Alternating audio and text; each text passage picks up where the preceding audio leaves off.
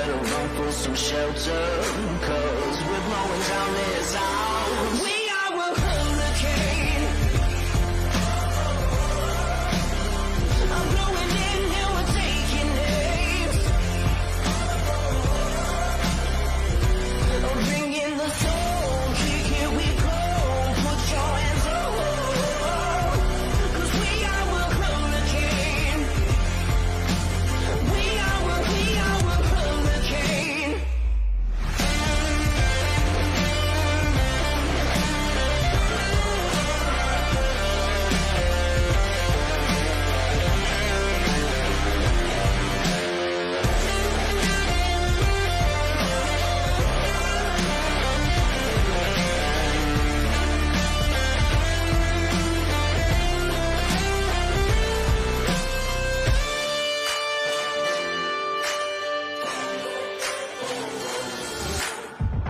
Better get your umbrella, 'cause this wind's gonna kill you. There's no stopping us now, we'll blow down this house, yeah. We are a hurricane. I'm blowing in and we're taking names. I'm bringing the soul, here we go. Put your hands up.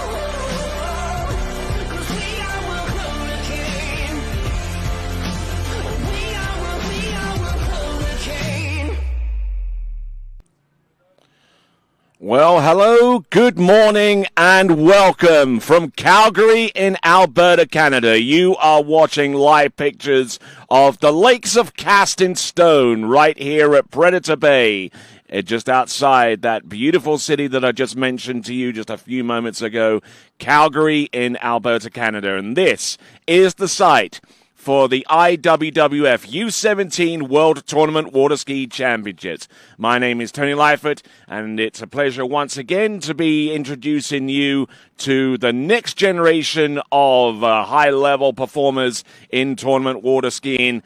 And there you see in the foreground the massive Bow River that cuts towards the exterior of our site here at Predator Bay. We've got a whole slew of athletes about to take to the water in 5 series of boys slaloming from Series 5 all the way to Series 1, and then we'll go on to Series 4 girls, and then we've got the Series 4 and 3 tricks elimination round. But I mean, just take this in, ladies and gentlemen. Just look at the lake. Absolute pristine conditions here at Predator Bay. A site that was created way back in 1997, and they dug out their first lake, the one that you're seeing right here, way back at that time, and then they completed the secondary lake, which is on the right hand side of the shot, just over the spectator bank over there. And the very first major tournament was the 2009 World Water Ski Championships, which were held here to high acclaim, and with plenty of records set and high performances achieved from many of the competitors whom we know today as being the world's top performers. So, just taking a brief look down our lake, we've got Jason Scholl with the controls with our drone shot going down the lake, and it's absolutely pristine. We also have our tower cam shot, which you'll see on the top right hand corner of your screen. We'll probably fly on up there and check out what Jeremy Scholl has in store for us as well. But some great pictures at this time of morning. It's about 10 minutes to 8 in the morning, and there we got that famous Canadian flag which adorns the tournament lake right here at the Lakes of Cast in Stone here at Predator Bay. So, I've given you the schedule for the event. We're anticipating the start time in about the next 10 minutes. So, why don't you grab your favorite beverage, grab your favorite seat, because we're about to throw down this morning with the very best junior water skiers from the world over who have assembled here at the Lakes of Casting Stone, right here at Predator Bay. It's the Junior World Championships, the U17 Championships of the World. We had a great tournament a couple of seasons ago when we were broadcasted this very event over in Santiago de Chile, and this is the next generation of performers in the World Championship level. And this is part of a series of World Championship tournaments which will be held here at Predator Bay next time around. When we go on to next season, we've got the U21 Worlds, and then the season after that, the over 35 World Championships. So they're certainly doing some great things here at the Lakes of Casting Stone. But for the moment, I'm going to give you an opportunity with the few minutes that you have left before we get started to grab your favorite chair, grab your favorite beverage, and get ready for some great skiing to come right here at the IWWF U17 Championships of the World. And we will be back right after this. What if I told you there was a place where the sounds of nature are only broken by the roar of a boat? Place where that summer feeling lasts all year long. Place where the Florida sun is only outshined by the smiles of the skiers. A place where first-time skiers can ski alongside world champions, and the world-class coaches work with all levels of skiers. What if I told you there was a place where life slows down, and your only job is to make lifelong memories? That place is Swiss Water Ski Resort.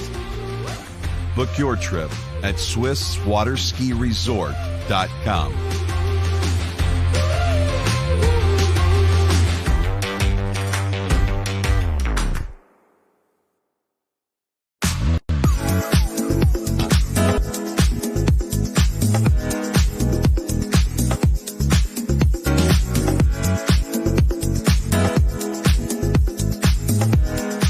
See you in Vienna.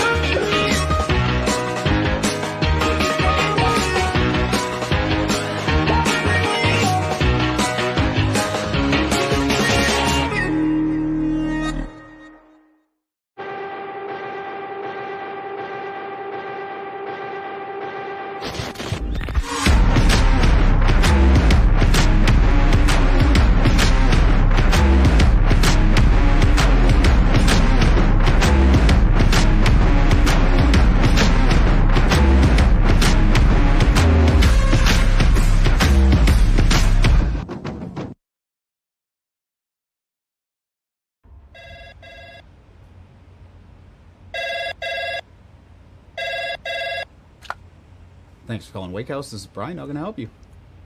Yeah, Will, can I let him know who's calling? All right, just a second. Will, I got a fill for you. Perfect. Give me just 1 second. All right, hit it. Thanks for holding. This is Will. Hey, how's it going? Good. All right, we see our official towboat of the International Water Ski and Wakeboard Federation, the Ski Nautique. Way back in 2009, they actually launched, they used that event to launch the Nautique 200, which is still plying its trade in various locales across the world at record capability tournaments. But this is the latest version, the Ski Nautique. It is the official towboat of the International Water Ski and Wakeboard Federation and is used at all titled events across the world. The Elite Worlds, the O35 Worlds, the U21 Worlds, and indeed the U17 World Championships. But let's have a look at our schedule in the meantime, shall we? We've got boys series 5-1 slalom in elimination round, girls series 4 slalom elimination round, and then boys 4 and 3 tricks. Now, I'm sure some of you out there have noticed that we're getting the boys slalom situated all of it today, and that's because that's the way the schedule panned out so far as the skiers are concerned. The boys 5 through 1 slalom actually represents the bulk of our entrance in this event, and the judges didn't see the necessity of having to remove buoys out of the slalom course and then put them back in and what have you, in a very frequent fashion, so they decided to go with the boys 5 through to 1, get that knocked out today, and then the schedule works out a little easier for the remaining time that they're out in the water for the next few days. So we just saw the running order for boys 5 slalom, series 5 slalom, and once we get through each series, we'll push out the running order for boys series 4, 3, 2, 1, as and when those series comes to light. So, with the honor of beginning the 2024 IWWF U17 World Water Ski Championships, we have a young skier who comes to us out of Chile, and his name is Cristobal Miranda. Nigel Sparrow is going to be at the helm of that towboat, and we'll see how things pan out. But first of all, we'll try and get a speed. I'm sure the line length is probably going to be either 18 or 16 meters. We'll endeavor to give those lengths also in feet and inches as well, which is 18.25 meters is 15 off, and 22 off is 16 meters. And we'll have that graphic up on the screen as and when the skier hits the water. So we'll bring on our first competitor. This is Cristobal Miranda, making that turn around the island. When the boat straightens up, he will be almost right on top of the pre-gate, and we'll see how things shape up. Looks like it's going to be 18.25 meters. That's fairly easy to tell from the amount of rope that he has to work with here. Through the entrance gate, 18.25 meters. Now, the juniors at a U17 level skied to max speed at 58K before they start shortening the line. And he's not looking... He's at 52K, so he's a little ways away from that distinction. But our very first pass of the 2024 U17 World Championships belongs to Cristobal Miranda. And just look at that all-star cast in the boat there.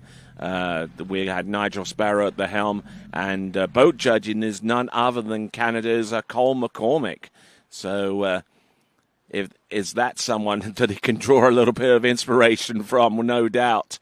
And just looking at this, Cole McCormick, as you know from the earlier part of the season, the Masters men's slalom champion from way back in May of this year, won that title, and he'll be looking at some of the juniors that will be hunting him down in the coming years, and the first of which is going to be Cristobal Miranda.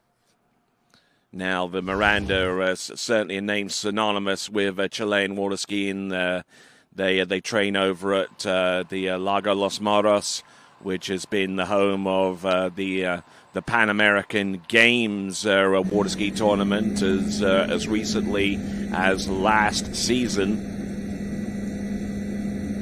I'm sure Cristobal Miranda took plenty of inspiration from that as well. This is 18.25 meters at 55k. A little late on the gate, though, I have to say, upon instant reflection there. But we'll see what how things shape up at 55k. He's late for 6, but he's going to have a pop at 58k.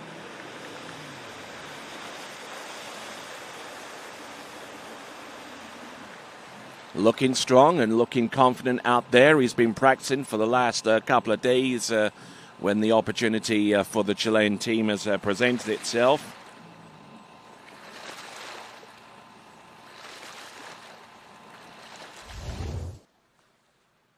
And just look at this beautiful drone shot here with the entrance gate and buoy number 1. Skiing this nice and wide and using width to bleed speed off, rather than trying to purposefully slow down, which is always the better way to go.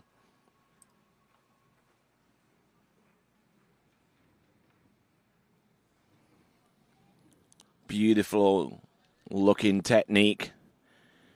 But he's still on 18.25 meters. He started off at 52. He ran that and then returned at 55k. Now, pass number 3. Let's see what this youngster can do. Our very, very first skier out in Boys Series 5.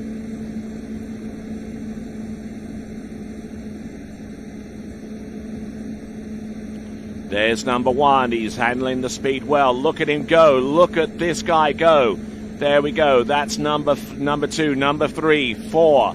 Does he make a play on 5? Look at him. Oh, man alive. This is some great stuff. Yes. Yeah, you go celebrate, young man. There we go. Cristobal Miranda already with a great performance right off the dock there. So fantastic skiing there for Cristobal Miranda as we take a look at our tower cam shot there, giving us a really, really good perspective here. And just look at that knee bend. Look at that counter rotation. He has gotten some slalom technique here. Look at this. Little bit of airborne action there going in towards number 3. But he controls it well enough into number 4. Keeping that ski out ahead of him, that D3 slalom ski. And I tell you what, he is on fire here. A little late into number 6, but as long as he gets the ski round it and through the exit gates, yeah. Beautiful skiing there in Chile. Certainly one of the great success stories over the last few seasons. Yeah. There you go, a little bit of hand clapping and cheering. Even the boat judges are not immune to a little bit of celebration themselves. Here we go. This is Cristobal Miranda. This is 22 off on 60 meters. Now, he's going to find that when he hits the rooster tail, he is going to get launched. But if he keeps it going, unfortunately not getting much beyond 2. But he appears to be celebrating really extraordinarily well. And that might even be a personal best there for Cristobal Miranda. So 2 on 16 meters, and that gets this championship off to an absolutely flying start.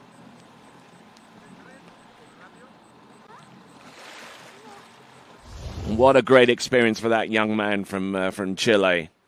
I'm not too sure how old he is, but I mean, he is just absolutely on fire.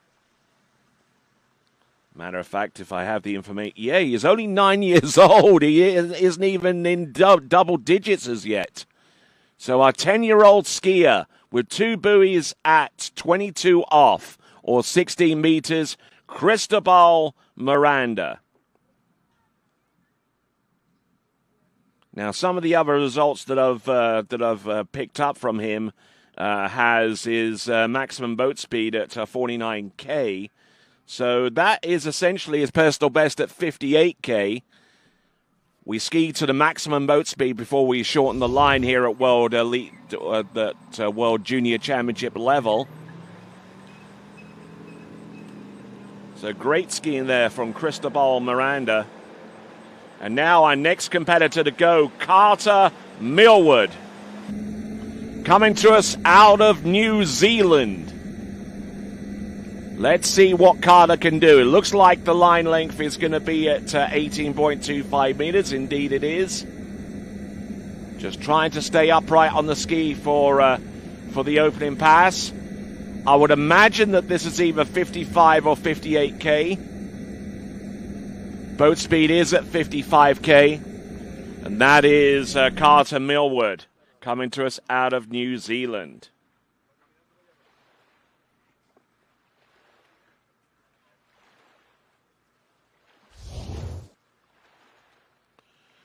So, skiing here at Predator Bay, right here outside of Calgary.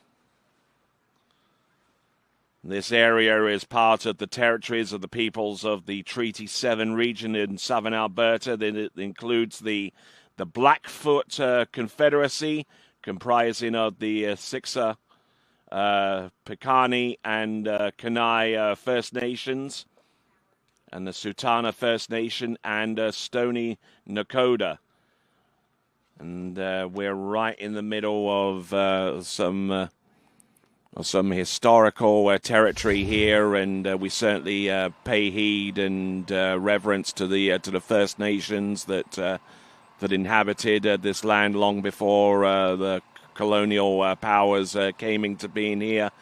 More particularly from the United Kingdom and from France, but that tells you about a little bit about where we are and how it relates to the local populace of this area. There we go. This is coming through Carter Millward, 58k, coming in from the opposite direction as opposed to Cristobal Miranda, but he seems to have gotten that pass nailed.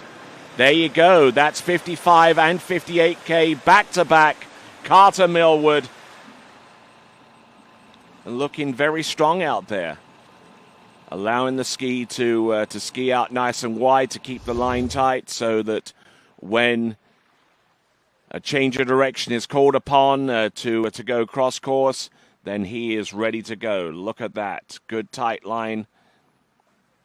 Almost felt that he carried a little bit too much speed into number 2. And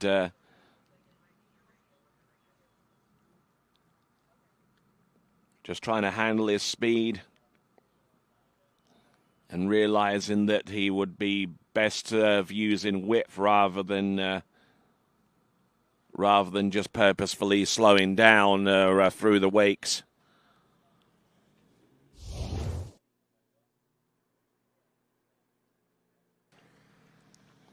All right, then.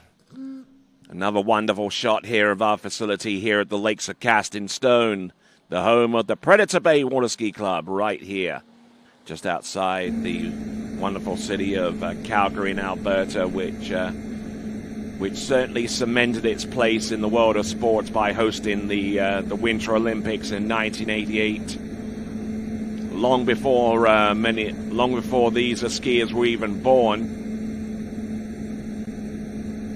But I'm sure that if any of them have ever found a VHS tape of Cool Runnings alongside the more recent movie of Eddie the Eagle Edwards, then they'll soon realize that how much of an impact this area had on the world of sports in around about that era of the late 1980s.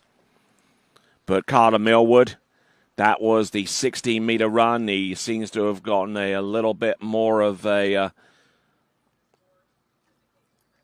better running here on number 1 and number 2. Good extension around number 3, just letting the ski run here and doing a fine job and just Just trying not to move around too much in the turn. Letting the ski do the work. And with that, Carter Millwood takes the lead in this competition with a 6-buoy count on the 16-meter line. If any of you are watching from all points around the world, you are most certainly welcome. We'll try and get to a few of your messages if you've posted already. Indeed, true to form, have a Lynette Bonney from Australia messages in on a regular basis for these webcasts, and this is by no means any exception. Here we go, Carter Millwood from New Zealand, looking good. This is 14.25 meters, getting a little bit twisted here. Can he make a play on number 5? Oh, he gives it a good try, but unfortunately unable to make it happen. But a great effort there from Carter Millwood. He is in the lead. He is in the lead of this competition right now with that score on 14.25 meters. I would surmise that it's going to be about either 4.25 or 4.5, but we'll get the. It's going to be 4.5.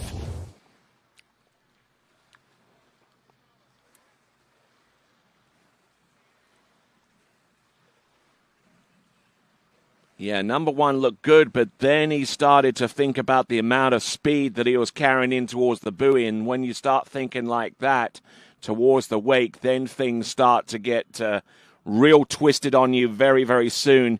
You lose the width, you lose the ski's ability to effectively make the turn. And before you know it, you're staring down the barrel of number 5, and you've got nowhere to go but down.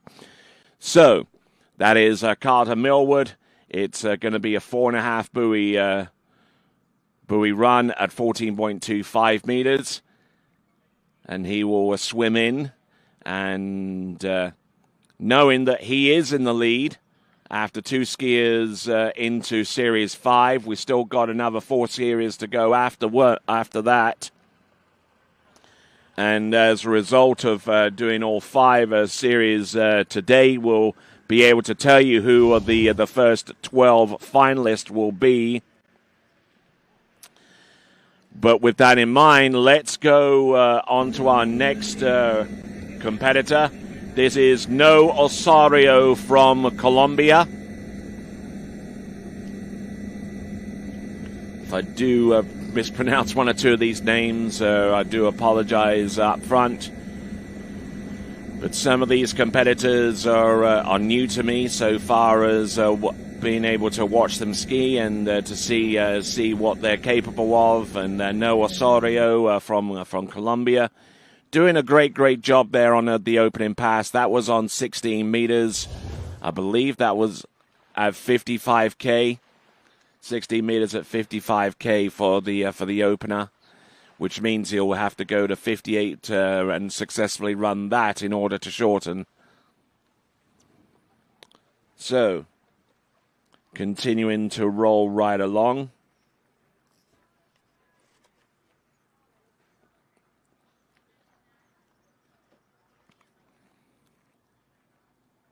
Beautiful skiing out there. Beautiful part of the world right here in just outside of Calgary in Alberta. The home of the greatest outdoor show on earth. Yep, the Calgary Stampede encapsulates the city's vibrant spirit and rich heritage, drawing over 1 million visitors from around the globe each July. The 10-day event celebrates Calgary's Western culture with rodeos, parades, concerts, agricultural competitions, and First Nations exhibitions amidst the Stampede's rodeo stars and musical acts as well. We'll find out a little bit more about this area, about Calgary, and you can actually find out more yourself by going to the Visit Calgary website. Here we go, and No Osorio. This is 16 meters at 58K. Now the boat's running full clip here for the slalom event. And gets it done. There you go. Good skiing there. And he's now going to have a crack at the lead. Anything more than 4.5 on the next pass will give him that. That's skiing number 3. That's No Osorio from Colombia.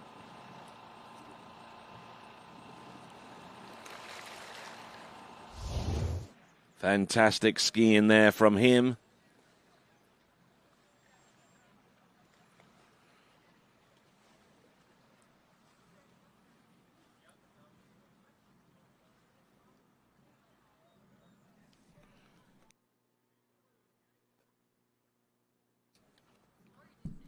Keeping everything moving forward and looking in very, very good shape there. Just a little late there coming into number 5, but he had enough room to spare, and he handled that one with very, very precise edge changes and skiing there. There we go. That's Noe Osorio from Colombia. But he's not done quite yet, though. 14.25 meters, and anything more than 4.5 will give him the lead.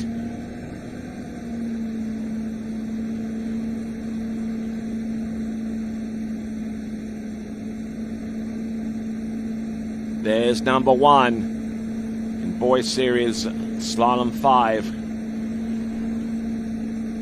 Looking in go.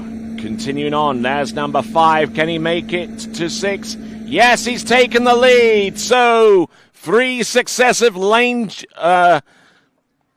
changes in lead between each of our 3 competitors, starting off with Cristobal Miranda, then Carter Millwood, and now Noe Osorio with his 6 buoy count at 14.25 meters. Barreling in a little bit into number 1, but looking in good shape beyond that. Beautifully worked there. Good backside turn there around number 2 there. And, slaloming is very, very much a confidence move out there on the water. Once you get into a rhythm and are able to maintain it, then it makes the whole process of running these passes a lot simpler. So there we go. That's Noe Osorio from Colombia. And there we see our scorer, Diego Restrepo. He is from Colombia himself, so he's probably very pleased with what he's seen out there from his compatriot out there. That is Noe Osorio. Here comes Noe Osorio from Colombia. This is to extend his lead beyond 4.5 at 28 off, 14.25 meters. And there we go, that's 2. He S-turns a little bit there, and he's pleased with that one too. So looks like the first 3 competitors are all pretty chuffed with what they've been able to do out there on the slalom course at this early juncture of the U17 World Championships for the year 2024. Not only is there a personal element, but there's also the team overall as it plays out as well. Noe Osorio, a member of the Colombian team, and Cristobal Miranda, also a member of his Chilean team.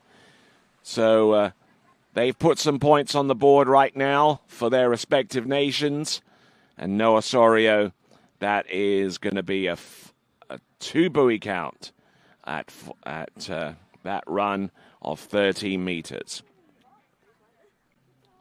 So already into 13 meters, and we're only 3 skiers into this deal right now.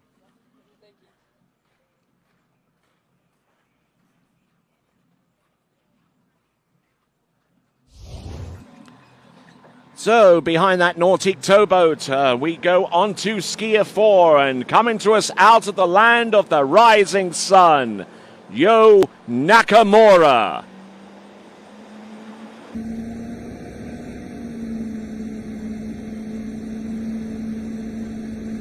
All right, here we go, folks. Yo Nakamura, this is 16 meters at 58k straight in at max speed. And Yo Nakamura, who skied in the Junior Masters water ski tournament a few months ago, this past May, jumping is his specialty, but no doubt he relishes the opportunity of representing for Japan in the slalom event. And 22 off. Looking good on the opener.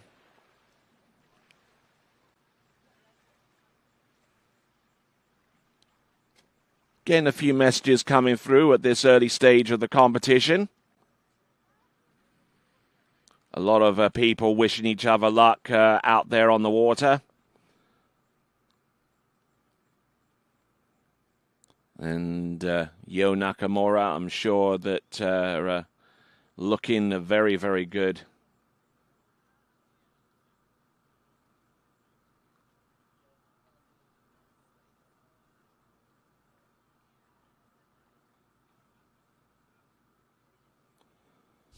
There we go.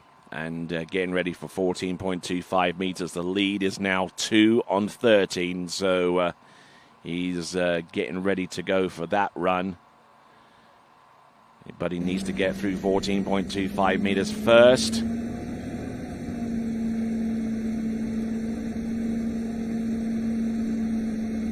Let's just see him roll the ski over and get across the wakes for buoy number 1 and number 2.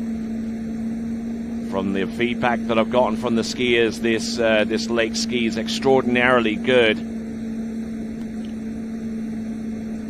And some good skiing there from Yo Nakamura from Japan.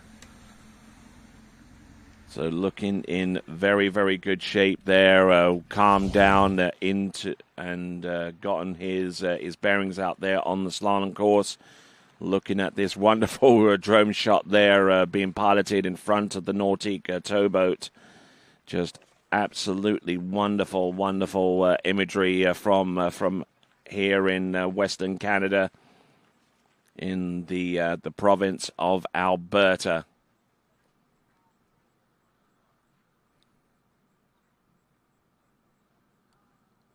Now, for those of you wondering what the course record is, well, I can give you that. The course record here, and it was produced in 2014. Nate Smith with his score at 9.75 meters, and that certainly puts this venue among the elite venues across the world for having scores into 9.75 meters for men. And 10.25 meters for women. The women's course record, Whitney McClintock-Greeny, that was set also in 2014. So, Yo Nakamura, this is 30 meters. Anything more than 3 will give him the lead. There it is. Look at him go. And another lead change. The first 4 skiers have swapped leads. There we go. Oh, and he tries to get that ski across course off of buoy number 5, but unfortunately running late down course, and things didn't go the way that they wanted to so far as Yo Nakamura is concerned. But it is the new lead. So 4 skiers out, 4 lead changes. And the lead is now 4.5 on 30 meters for Yo Nakamura.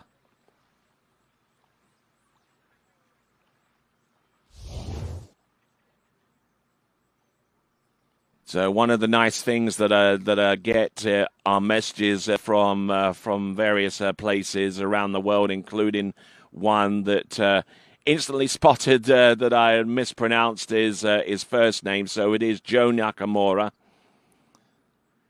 Joe Nakamura from Japan, who I'm sure we'll get to see him later on in his specialty jump event.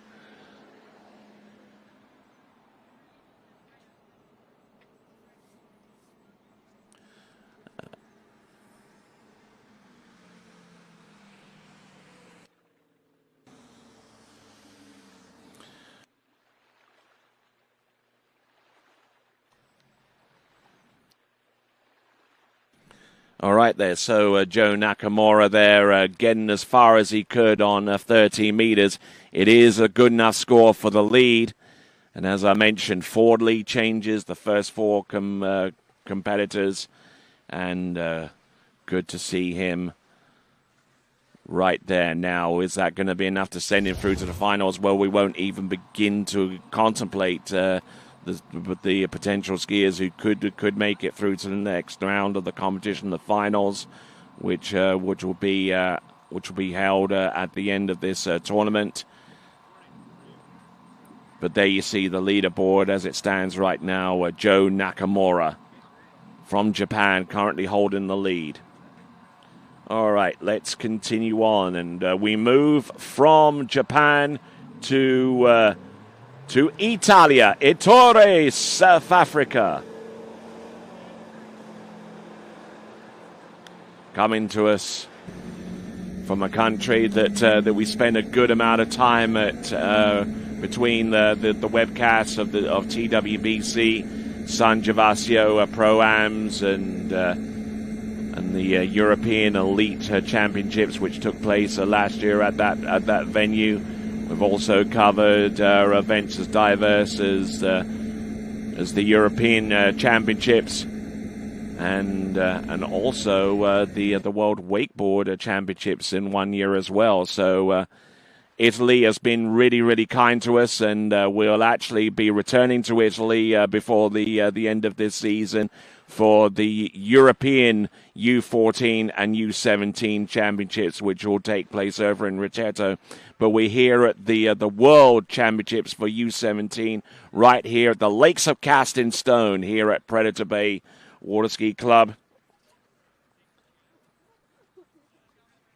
And we have to thank our good friend Simon for that scissor lift over there. Or is it a scissor lift? They call it a magic carpet from where I come from. It's a boom lift, according to the good folks in this part of the world. But it gives us these great shots high over the slalom course as we get ready for Ettore, South Africa from Italia, coming in with his second run.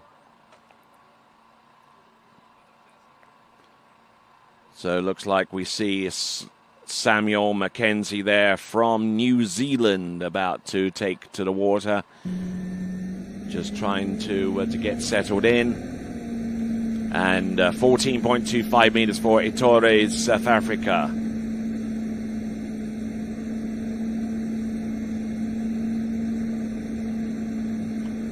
Looking good. A little stiff there into number 3. Little flat-footed into number 5 as well, but managing to get everything situated there on 14.25 meters, and now he is within a grasp of taking the lead away from Joe Nakamura of Japan. Even at this early stage, you know, we're still getting some really, really good slalom scores now. Now each series is based upon what the best average score coming into this competition. So Series 5 will feature the skiers that will probably excel in other events such as Joe Nakamura. We'll see him jump later on. He slalomed extraordinarily well, our previous skier to Ettore, South Africa, who is on the water right now. He's looking good. He's gotten through 14. Now he's going to get ready for 13 meters. 13 meters is 32 feet off the standard 75-foot line, for those of you that are wondering what these line lengths are stateside. Here we go, folks.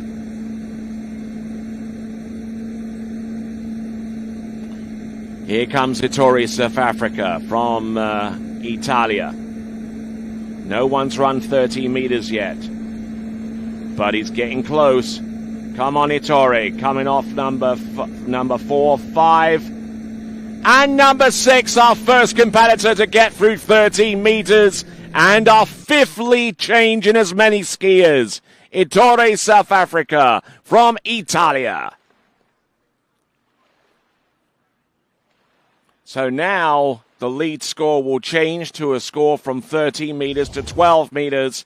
And Ettore, certainly a little tail heavy. There's no two ways about that. But he's at least able to keep a little bit of the front of that ski rolling, especially into his onside turns, which you see his approach into this number 4 on the instant replay.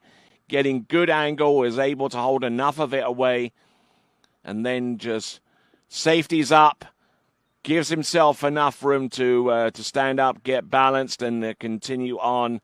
That is Ettore, South Africa. So, looking at dockside right now, and yes, you are on the screen right there. Some nervous faces around the dockside, and Ettore will now represent the 5th lead change in as many skiers.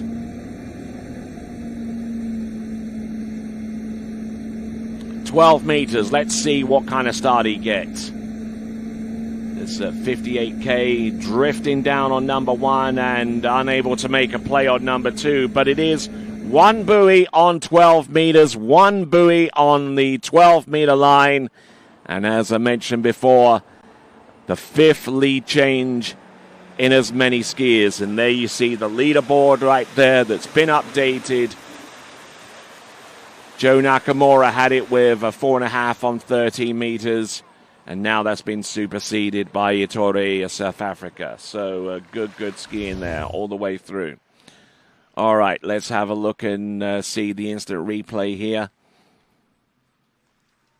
Just trying to control his speed, and but unfortunately, by doing that, he loses angle, he loses width, and loses the ability to have that ski whip round on him and backside that number 1 turn. There, even here, he started to flatten off into buoy number 1, and that set into motion a whole bunch of problems that he wasn't able to readily resolve at that time. So it is going to be a 1 buoy count on 12 meters, but it is the new lead, courtesy of Ettore, South Africa. All right, moving on from Italy to New Zealand, and we've got Samuel Mackenzie.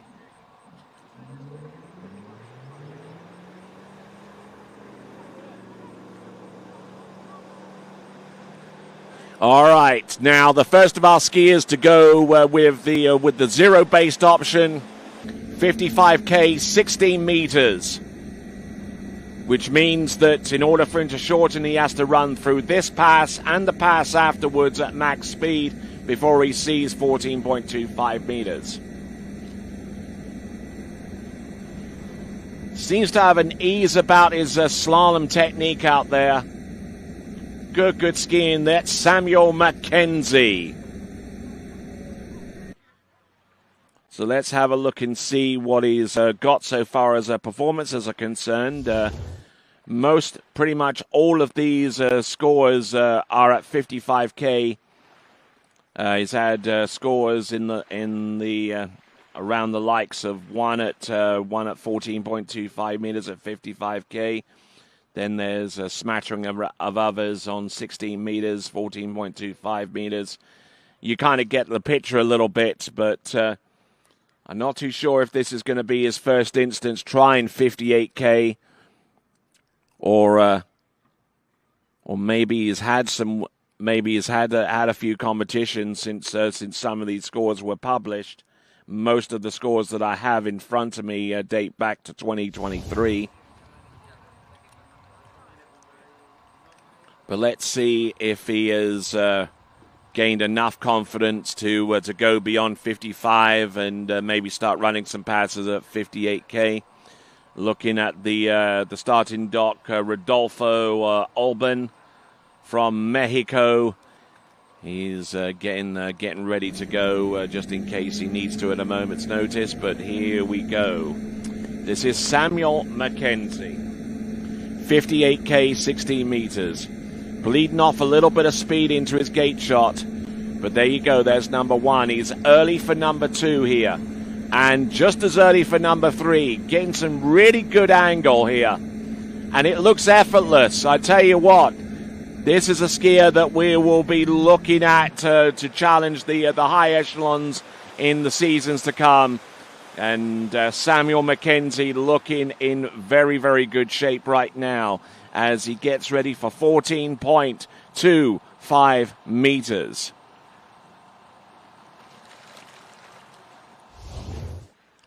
So whilst he gets settled into the water and the 45-second timer is activated, we're looking at Samuel McKenzie. A little bit of a shoulder dip on the inside off buoy number 1, but he arrested any negative effects that would have come from that glitch in time. He made the necessary adjustments to alleviate that completely into number 3. And round number 5, he safeties off on that turn and gets around buoy number 6. So there we go. That is Samuel McKenzie.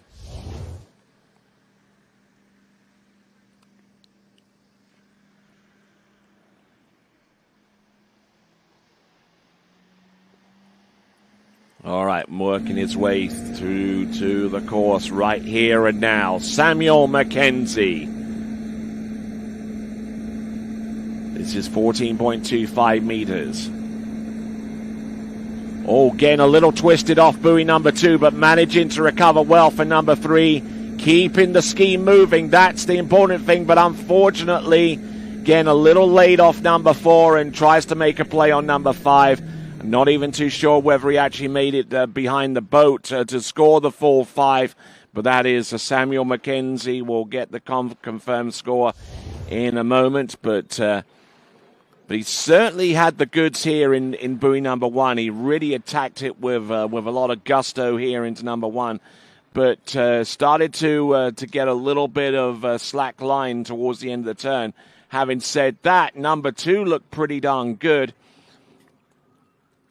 And then this is where things started to go pear-shaped for him. Number 4 brought the handle up, and even here he might have had a little bit of a chance to make a play on that one.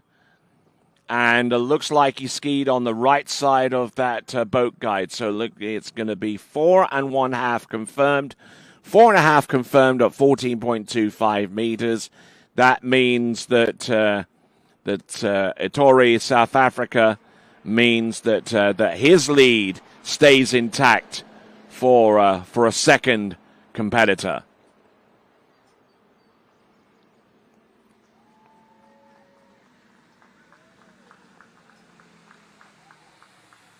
So there we go, Samuel McKenzie.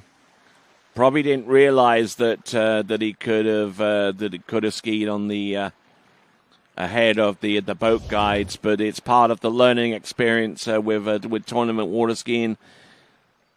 Sometimes you just don't have all of the answers at your disposal, and I mean, I'm sure some of you out there watching were probably said it that he could have easily gotten to number 5, but it's down to the skier in the end. And as we have a look at the beautiful facility here at the Lakes of Castonstone, the first major tournament was in 2009 in the World Water Ski Championships. A fantastic event that received a lot of media coverage across Canada. That iconic photo of Whitney McClintock-Rini winning the slalom event to add along with the tricks and the overall title in that year. And then there was the battle royale between the likes of Freddie Krueger and Ryan Dodd in the men's jump event. Of course, a lot of the coverage of the men's jump event was focused in on some other portion of that event, but the least said about that, the better. All right, there, here we go. This is Elben Rodolfo from Mexico.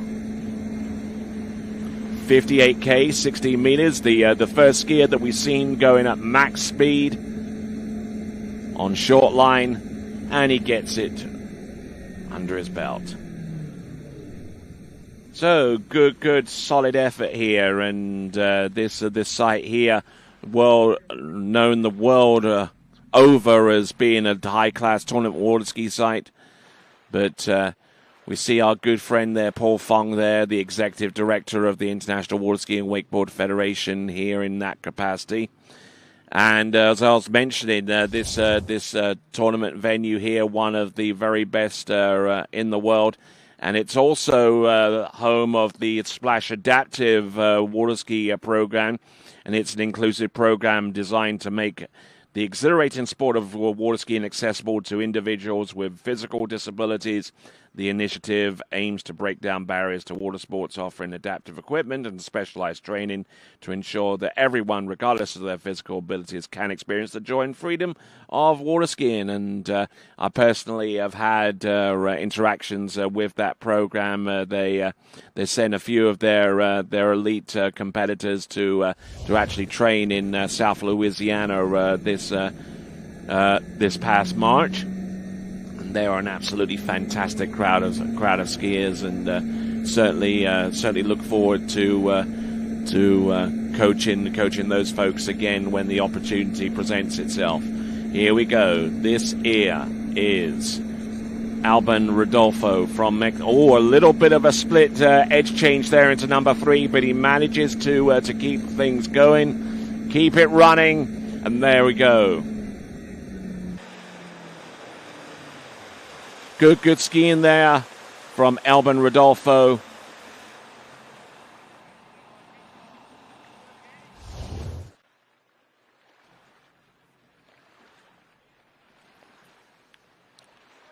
Carries the handle wonderfully into buoy number 1 and is able to ski directly back to it at a moment's notice. A little flat there going into number 3, and that's where one or two of the problems started to creep in, but it's looking pretty good.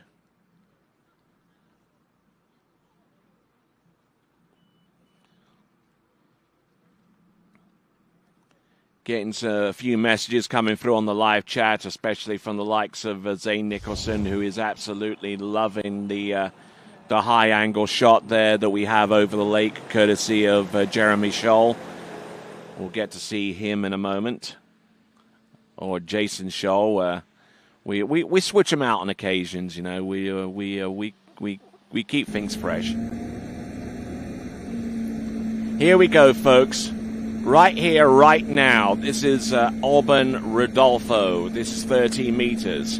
Only one other competitor has run this pass, and that's Ettore South Africa, who is the current lead with his score of 2 buoys on 12 meters. Looking good on 13, though. Yeah, there we go. The best looking 13 meters that I've seen so far in this competition. Alban Rodolfo, the lead, as a matter of fact, a correction here with 1 at 12 meters is Ettore South Africa.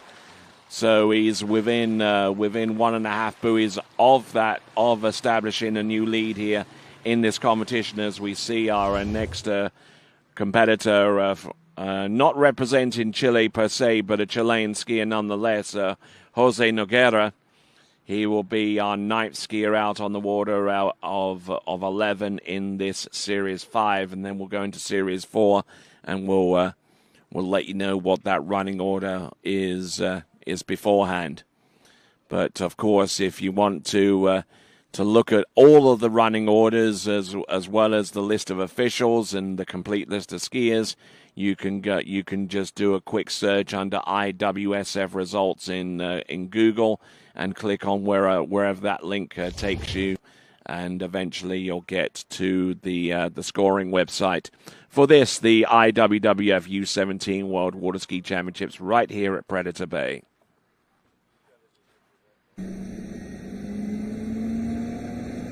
All right, so coming in.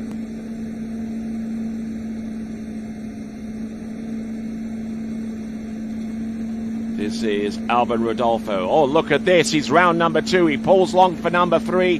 Does he make it to number 4? He does, but I don't think he got the ski on the outside. Otherwise, he would have made a more concerted effort to west turn and get to the wakes to score that buoy. But Alban Rodolfo is now your new leader, courtesy of Mexico. And great skiing there from him. It has to be said. A good, aggressive start there for buoy number 1. Managed to get the ski round and got enough resistance against the boat to make a good concerted effort to get round number 2. Now, this is where things started to go a little bit sideways on him, taking a big shunt there off number 3 into number 4. And I don't think he got round number 4. The score should be coming through very, very soon for Albin Rodolfo. Albin Rodolfo, who has had a whole slew of scores so far in this new competition season. But going back to last year, he was able to get onto 12 meters at 55K on number. Okay, so it looks like it is going to be a 3-buoy count for Albin Rodolfo, but it does give him a 2-buoy lead against his nearest competition. So there we go. And certainly if that ski had made it outside round number 4, as I said, he would have made a concerted effort to S-turn to get that extra point. All right, then, here we go. Coming in, we have got Jose Noguera from Chile. Looking good at 18.25 meters. I think this is either at 55 or 58. Boat's running a pretty high clip right now. But he gets the job done, and it looks pretty good right here. That was at 55K, so he's going to have to run one more pass at this line length before he shortens. That pass is going to be at 58 kilometers an hour.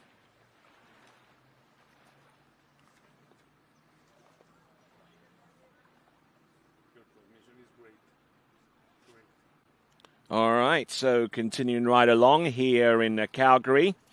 It's nestled in the foothills of Alberta's Rocky Mountains, and it experiences a variable climate characterized by long, cold winters and short warm summers with a notable amount of sunshine all the year round.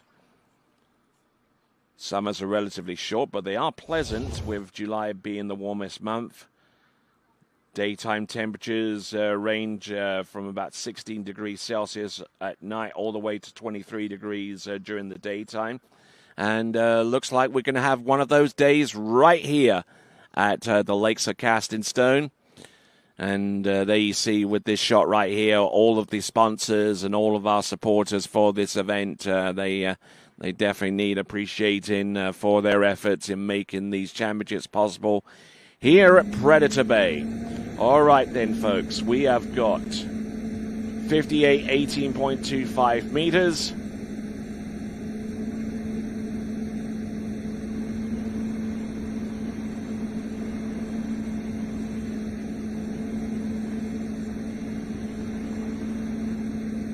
There you go, round number 5, 58, 18.25 meters. Really working on speed control more than anything else with that run, but it is effective. And that is Jose Noguera.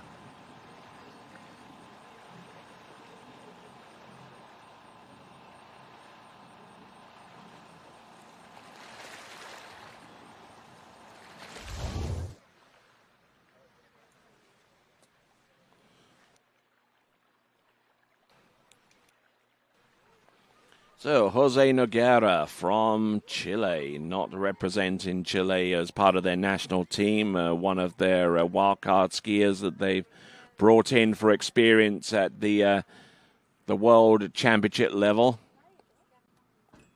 And just taking a look at this and, oh my word. Look at him go, and Jose Noguera, wonderful skiing up there at 18.25 meters at 58K. Charlie Fern from Great Britain is on dockside getting ready to take his run. Here we go, folks. This now is 16 meters at 58K.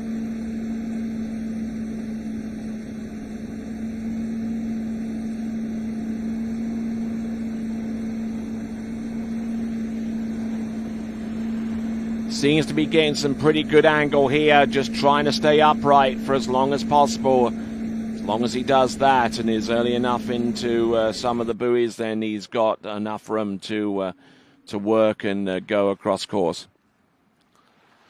So around about 62 Fahrenheit or 16 degrees Celsius, the current temperature right now. And it is expecting to be in the 30 degrees Celsius mark, which is about 87 degrees Fahrenheit, to the best of my recollection. But there you go. On the water is Jose Noguera. He's gotten through 16 and looking good for 14.25 meters coming up next.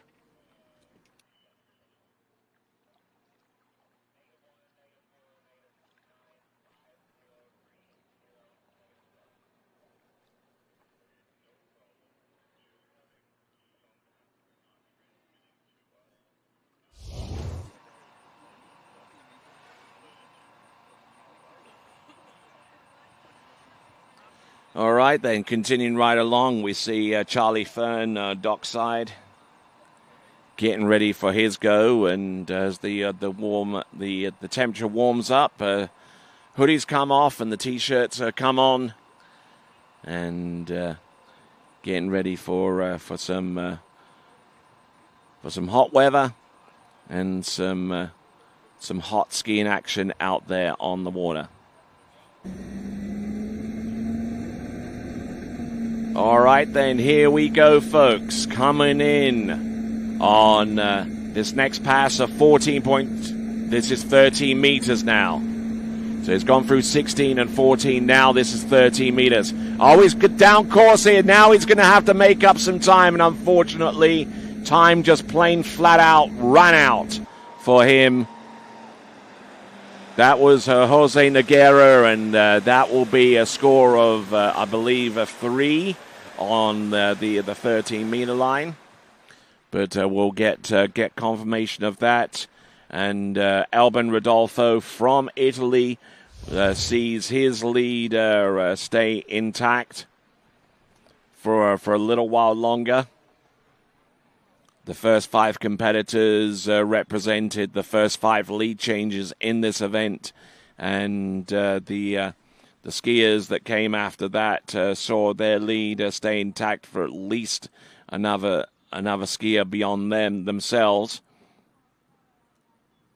So there we go. That is going to be, I believe, 3 on 13 meters. 3 on 13 meters. We'll have a look and see.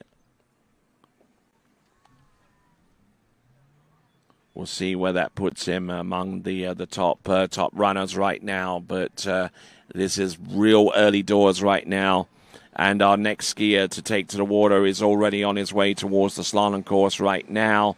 It is going to be Charlie Fern at 55K, 16 meters. Entrance gates around buoy number 1, our first skier from Great Britain.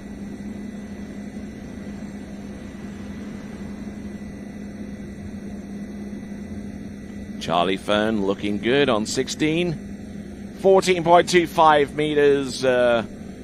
Won't be next for him, but he'll have to run one more pass at least at 22 off or 16 meters. And there we see our chief judge, Kerry Lee, making sure everything is running right with this tournament. And good to see her here. She's flew in a couple of days ago from Baton Rouge in Louisiana. One of my favorite parts of the world. Charlie Fern, for his part, looking pretty strong. I'm sure that there are some good folks there in the United Kingdom checking in on what Charlie's doing right now.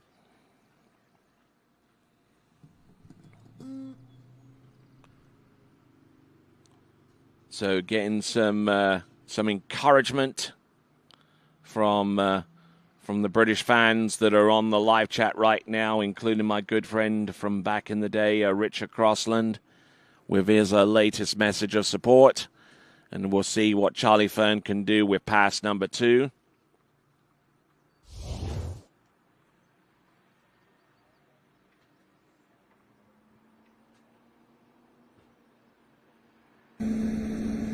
All right, here we go, folks. This is Charlie Fern. This now is 16 meters at 58K.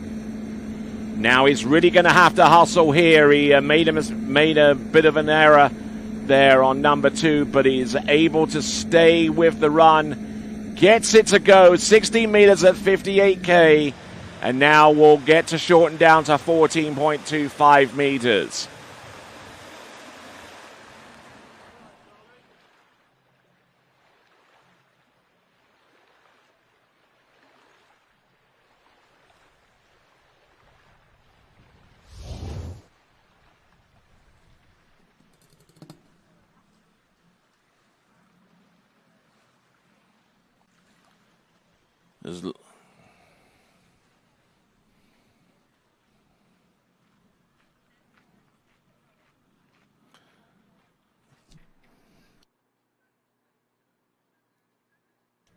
All right there, so Charlie Fern looking at this and looking at 16 meters at 58K. Now the boat speed is going to be the only constant thing working from pass to pass from this point onwards, because the rope is now shortened to 14.25 meters. Here is Charlie Fern from Great Britain.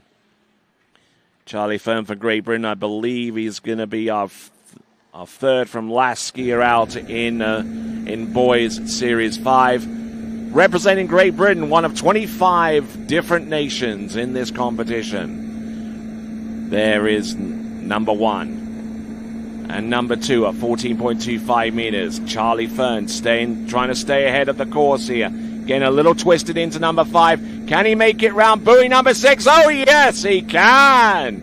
Oh, my word. He certainly left it late, but boy, did he ever make up some distance off buoy number 5 into number 6, and he gets that pass to go.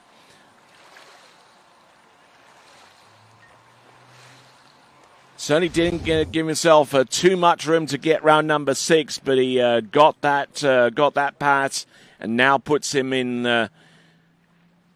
frame for a 13-meter attempt right here at the Lakes of Casting Stone.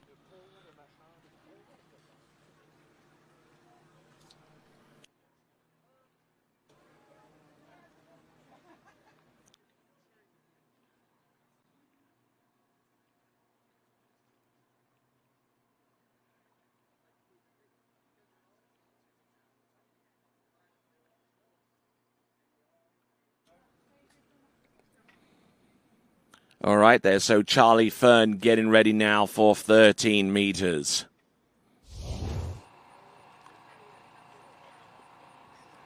See a few pensive faces along the shore side, including those from Canada right now. Here we go, folks. Coming in, this is Charlie Fern. Handle up a little high on the gate shot, but let's see what he's got. Round buoy number 1. Rears up on, he's still there on number 2. He tries to make a play on number 3. Oh, my word.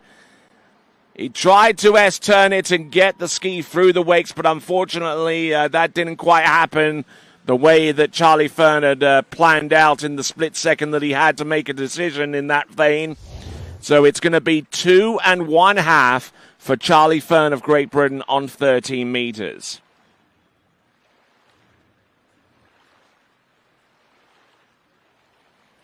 So looking good, looking strong for the most part. Charlie Fern, they broke over off number 2. He double pulled into number 3. Tried to take the strain here, but unfortunately got broken over, and looks like it is going to be 2 1/2. 2 1/2 on 30 meters. And he's somewhat happy with that. So Charlie Fern, a member of the British team, and these will be valuable points for the British team effort going forward. Charlie Fern, 2 1/2 at 13 meters. And the ski just released from the binding, just pure and simple.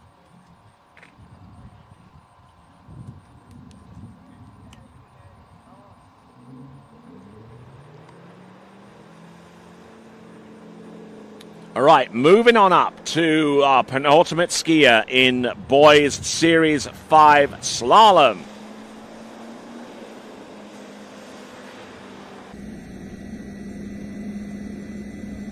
So, David Galindo at 55K, 18.25 meters. David Galindo, or David from Colombia.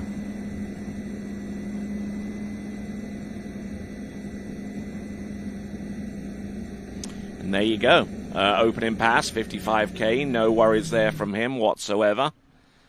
And he gets the job done.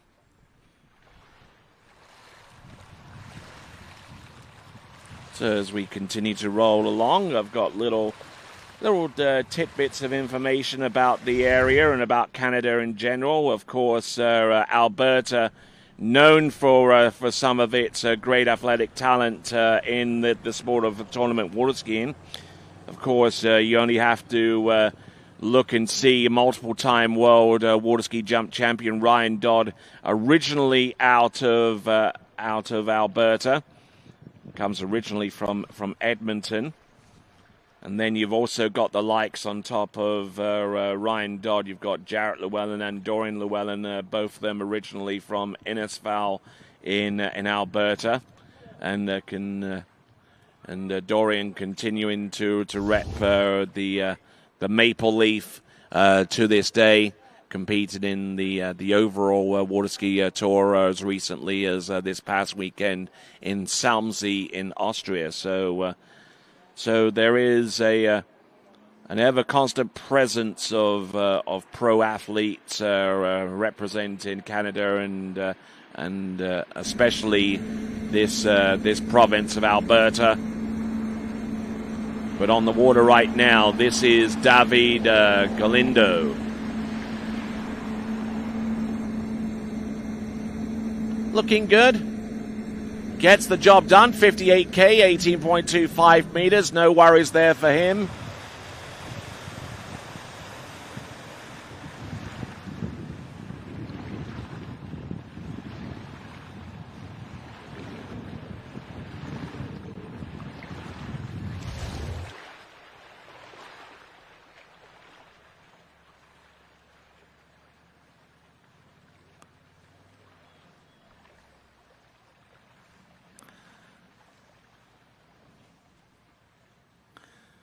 Just looking at this effort here.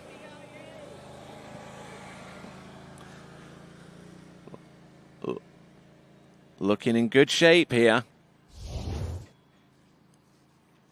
And great to have every single one of you on board watching this event. We got David Galindo from Colombia. Actually, our next skier is from Mexico. I was making a slight reference to that with Giuseppe Aguaviva. Our last skier to go in Boys Series 5, and we'll flash up the leaderboard in just a few moments to let you know where we stand on that. It took a score of about halfway down, 11.25 meters, to advance out of the elimination round into the boys slalom final.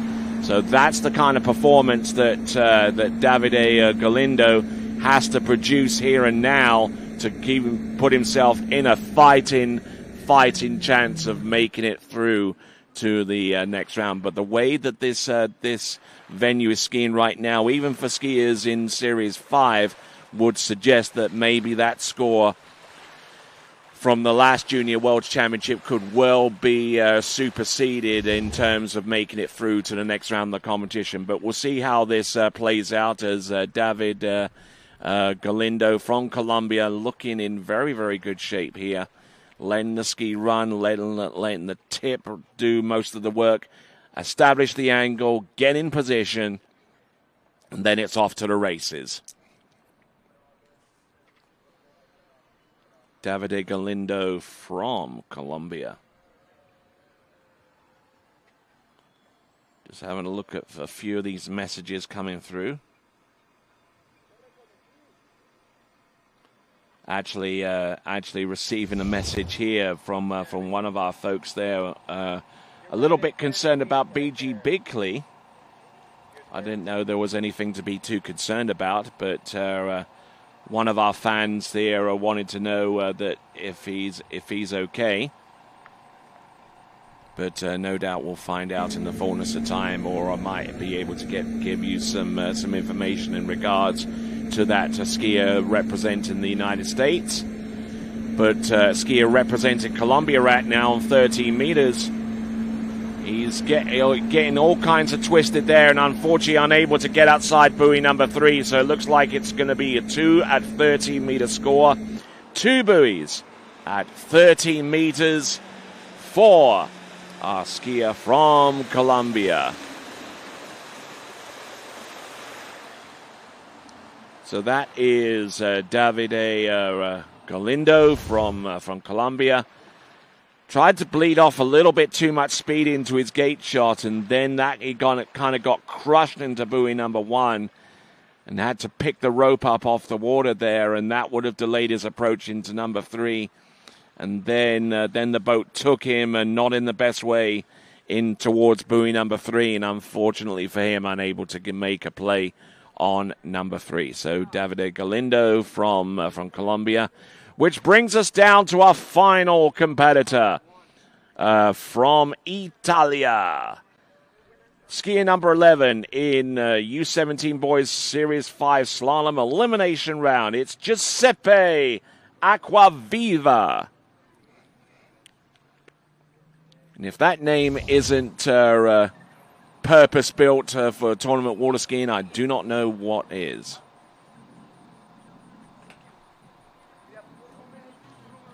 And try my best not to either allude to a brand of bottled water or to an aftershave. But it is Acquaviva from Italia.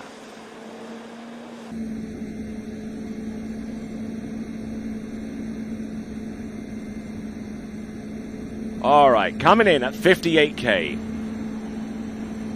18.25 meters. He'll go to the next line length shortening. Oh, a little bit of aerial edge change going on here. Loading up a little bit soon on his 135 side, but for the most part seems to have dealt with this opening pass very, very effectively indeed. That is Giuseppe Acquaviva.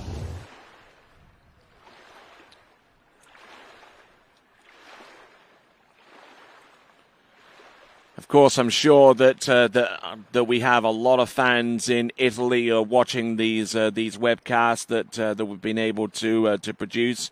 We certainly enjoy making our way to Italy on various occasions during the course of the season, and we're actually going to be back in Italy, specifically to the site of Rocchetto, the Italian national training facility. And we'll be there for the U14 and U17 European Championships, which is going to be in about 2 to 3 weeks' time from now. But we are at the U17 Championships of the World. And right here, about to make his turn back towards the slalom course, Giuseppe Acquaviva. 16 meters.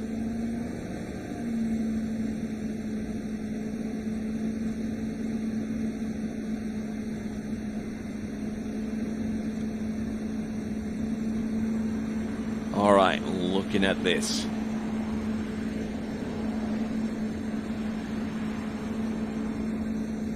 Giuseppe Acquaviva.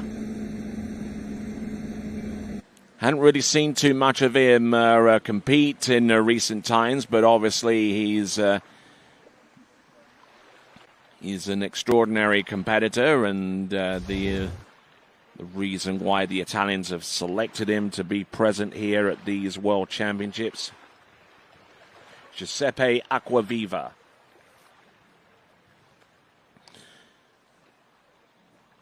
And seems to have an ease about his slaloming technique.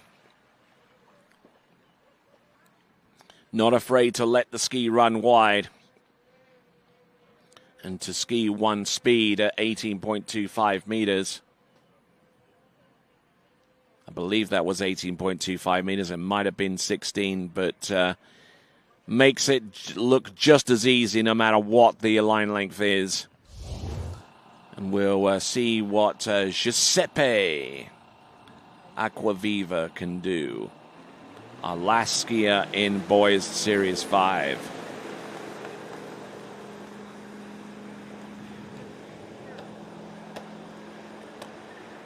All right, here we go. Final skier in Boys Series 5.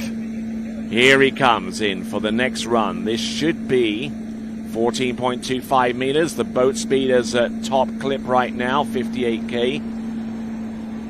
Nicely done off buoy number 2. Stepping through and looking very, very nice here. Handle up a little bit high, but I'm sure that will open his eyes a little bit there off number 4 into number 5, but he manages to cope with that extraordinarily well. From Italia, that is Giuseppe Acquaviva. Getting 1 or 2 messages, I believe, from Italia. Getting behind this young man. Giuseppe Acquaviva. And now getting ready for 13 meters.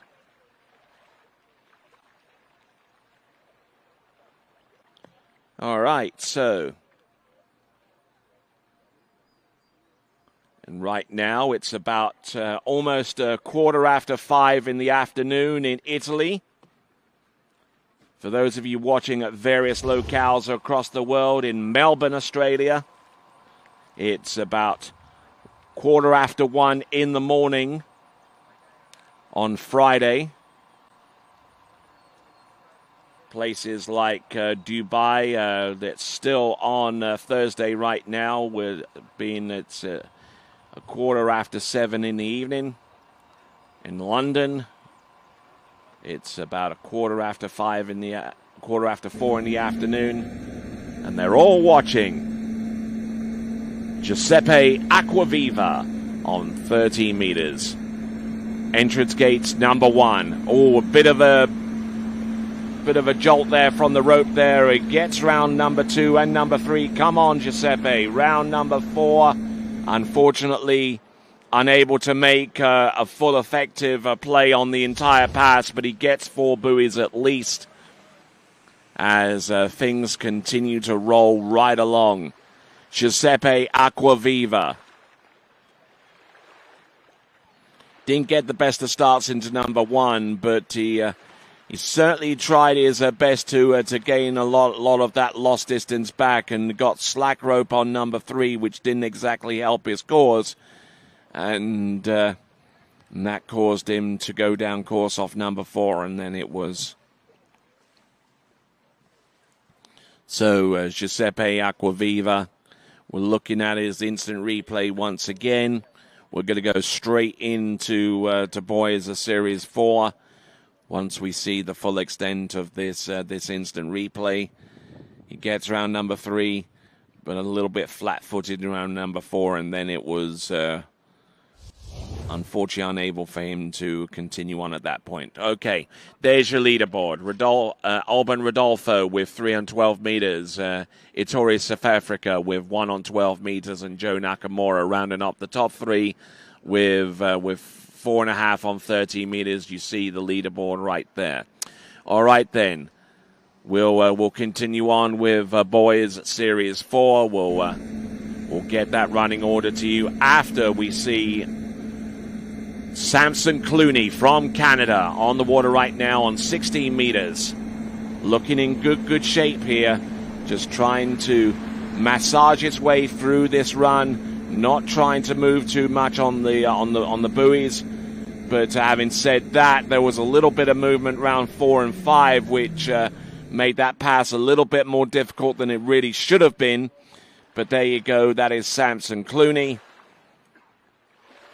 the first skier out in Boys Series 4.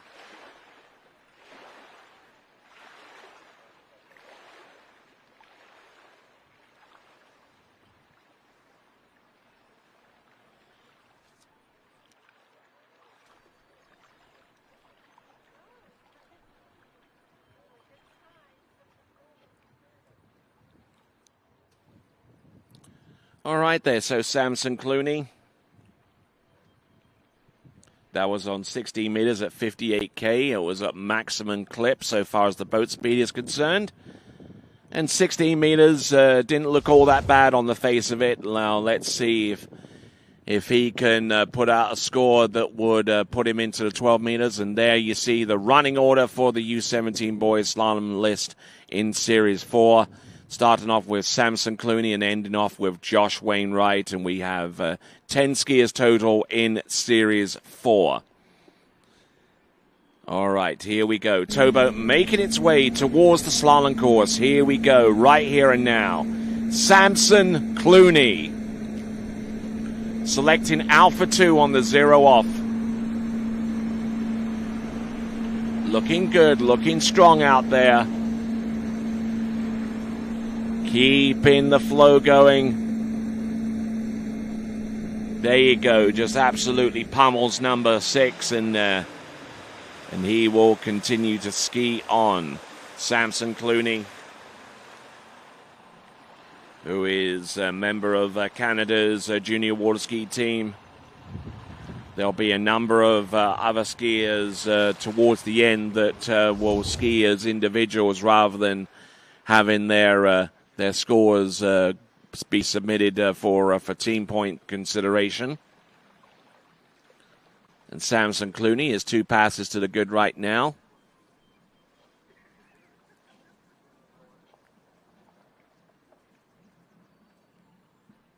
Just looking at that edge change, just looking at his drive across the back of that towboat.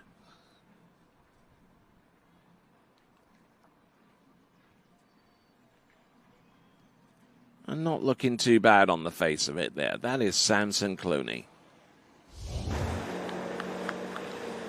All right, then, here we go, folks. Let's see what Samson Clooney has in store for us. He's got 2 passes under his belt.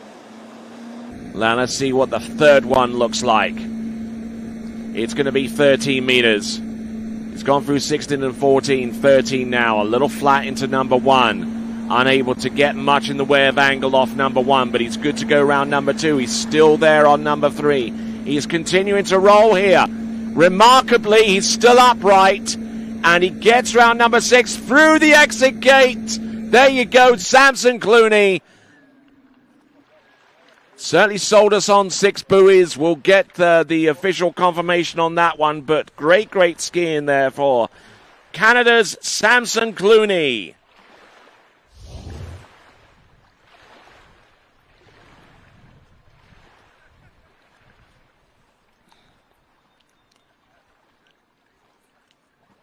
So, Samson Clooney, son of one of our great friends here from this part of the world, former World Championship bronze medalist Jim Clooney, and organizer of the Canada Cup, which will take place towards the tail end of August this season. And we look forward to be a part of that setup possibly next season. But we'll have a look at the starting dock. We see Matias Navarro from Mexico, and wise decision there with the earbuds. He doesn't need to be listening to me in any way, shape, or form before he goes out onto the water. But each to his own.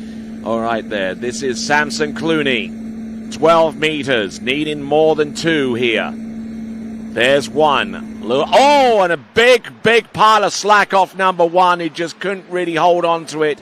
So it looks like it's going to be half a buoy there on 12 meters. And Canada brings on their first team scoring competitor. That is Samson Clooney with half a buoy on 12 meters. We'll have a look at that once again with the instant replay for Sam Clooney on the 12 meters. Now let's see where things started to go a little sideways on him. Got the turn, but brought the handle up, and that shifted his weight onto the back of the ski, and the ski couldn't angle enough or tighten the line up soon enough as a result. So that results in Samson Clooney getting half a buoy on the 12-meter line.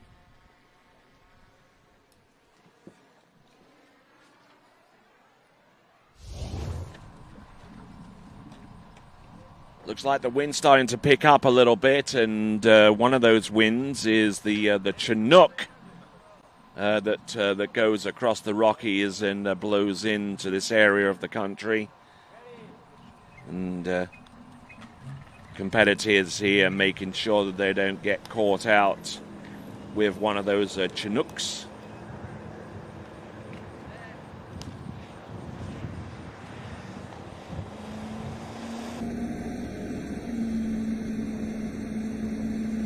All right, here we go. This is Matias Navarro. This is 16 meters.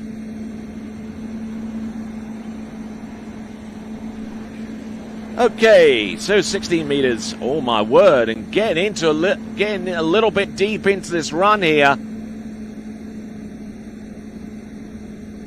Certainly leaving a little bit of that pass to chance. But able to get through it nonetheless, so no worries there for Matias and Navarro.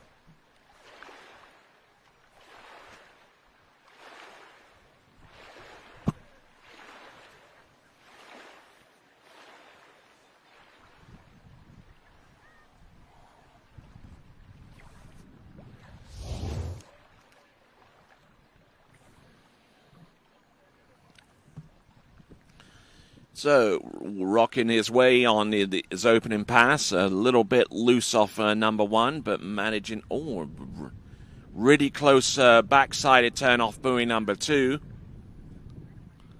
But just from that point onwards, just trying to stay balanced and just using the speed to give him the width. And a good little bit of counter rotation there into number six. Good stuff there. That is Matias Navarro.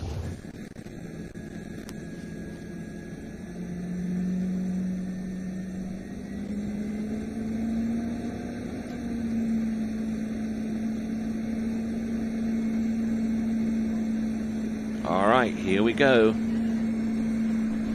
This is Matias Navarro. Oh, look at this. Getting a little bit buffeted on this run, though. 16 meters was the previous pass, and this is 14. And starting to get a little bit unraveled there, but able to continue on with that run for the most part.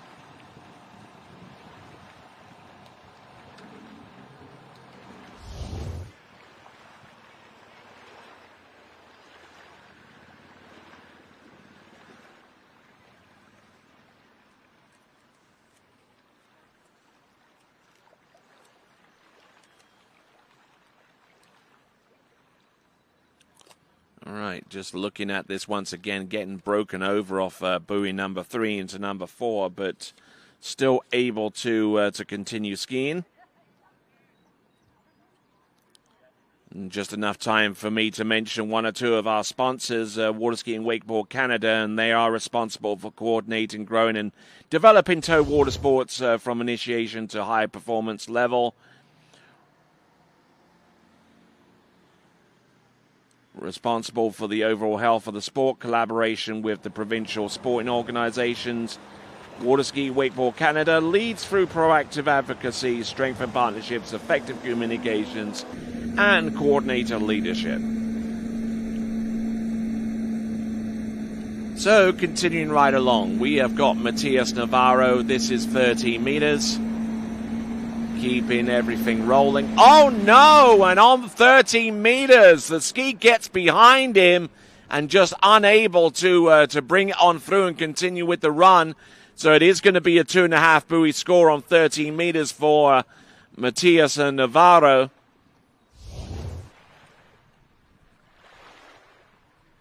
It looked pretty decent into buoy number 1, albeit a little bit back on the ski. Then he got round buoy number 2. Everything looked to be in position here. But then he extended, he left the ski behind him, and then it was all over by the shout in there for Matias Navarro. So looking at this instant replay one more time and seeing what Matias did there, and as I said, the first couple of buoys looked in good shape. I mean, every indication at that point was he was able to run the pass. But I suspect that when he threw the ski on his inside edge with the edge change, that it was just a little bit too narrow and was just unable to continue on. Okay, Albin Rodolfo still in the lead with 3 on 12 meters. Ettore South Africa with 1 on 12. And Samson Clooney with half on 12 meters. The top 3 as it stands. Just to let you know about our good sponsors here on TWBC as we go from place to place. Houston Cadillac, 6 at 41 wetsuits, Drew Ross Realtor, 2U Nutritional Bars, My Family for Pets, Day on Real Estate, Vasserski Veen, Dillinger Insurance, D3 Skis, Conley Skis, Pro Gear Gloves, Swiss Water Ski Resort, Francois Brunet, HO Syndicate, Wake House, Water Ski and Wakeboard Hall of Fame, and Hope Sound Ski Club. And we thank those entities very much indeed for their support going forward as TWBC continues to travel the world and bring to you live events such as this, the U17 World Water Ski Championships. Also, take the opportunity whilst you have the YouTube channel up on your screen to subscribe to the TWBC YouTube channel, and you'll be informed as to when live events take place live by hitting the bell icon as well. So, an 18.25 meters at 58K. Our next skier, also from Canada, Sebastian Heron.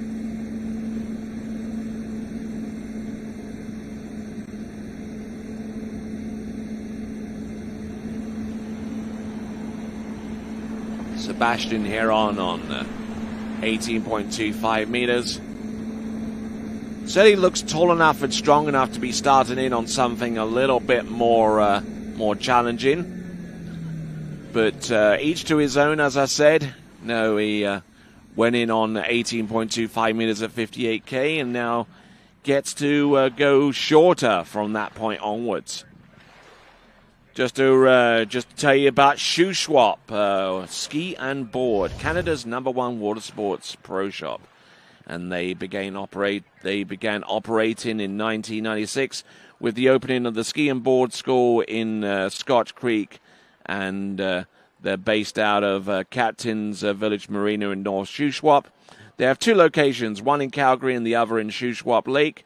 Owners Mike Gasley and Andrew Martin, superb supporters for our sport, and we thank those guys very much indeed. Also, Masterline Ropes, a leading name in the production of superior quality water sports tow ropes and equipment, is excited to sponsor the U17 World Championships with a long-standing tradition of innovation, supporting the water sports community through innovative high-performance products. Masterline Ropes seeks to extend its commitment to the sport's future by supporting this prestigious event that celebrates the dedication, skill, and potential of young skiers worldwide. Sebastian Heron, this is 16 meters now. Boat at maximum clip, 58K. A little early for number 2. Looking good for number 3.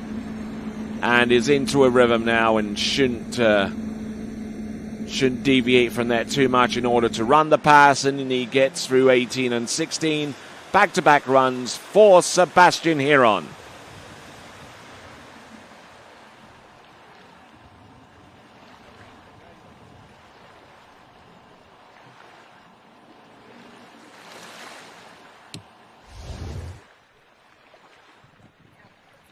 So Sebastian Heron, an individual competitor representing himself, coming to us out of Canada and looking strong, just allowing that ski to turn around.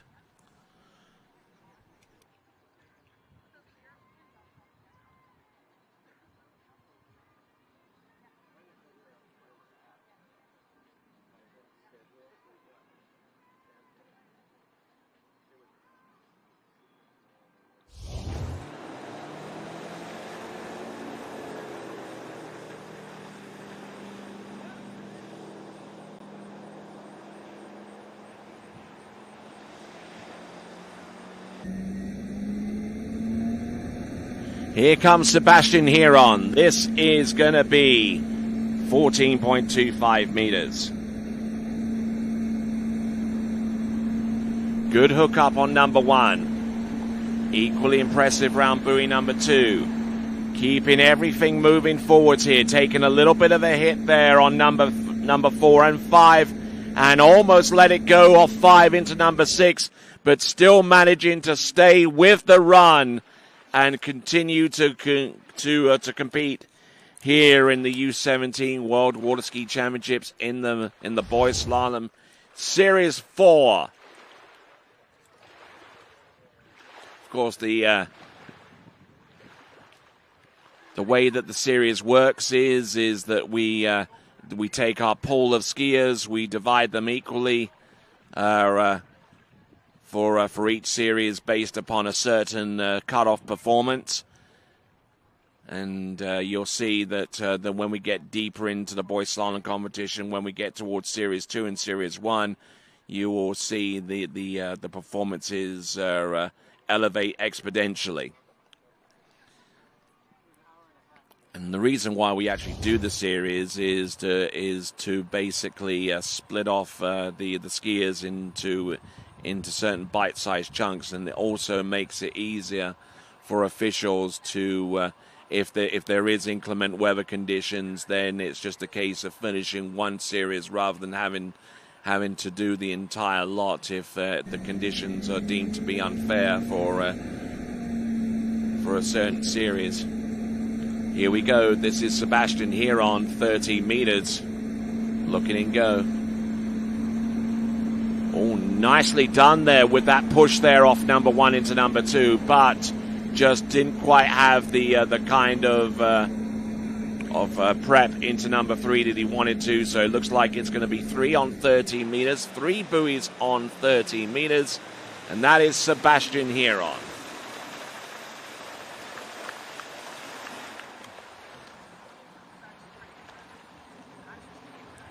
All right, so that is Sebastian Heron rocking towards the back of the ski.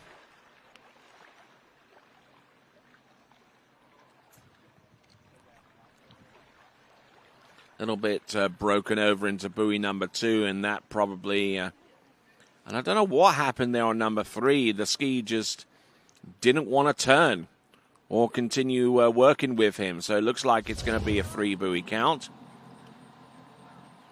3 buoy count on 13 meters, and there you see the remaining skiers on the running order for Series 4.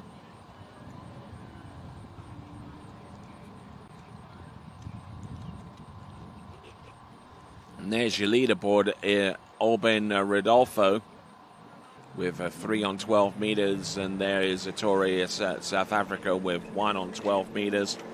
They represent the first 2 competitors, and then there was that score from Joe Nakamura.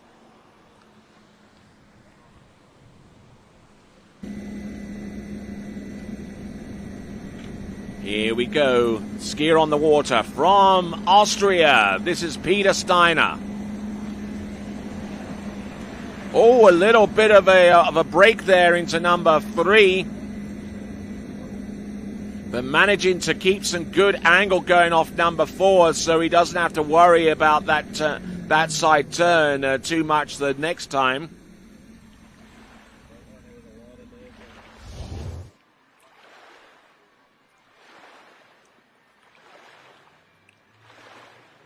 Started getting a little bit twisted into number 1 with that opening pass. I believe this was 16 meters.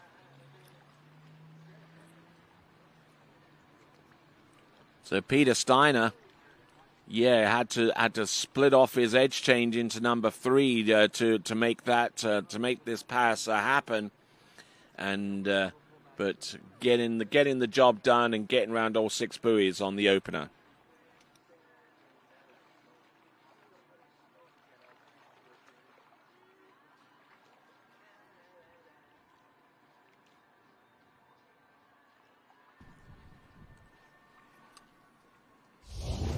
All right, so looks like we've got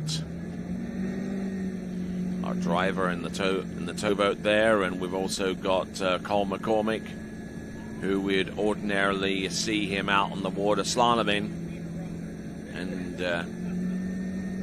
winning his first professional title this season, and skied in the Masters to achieve that.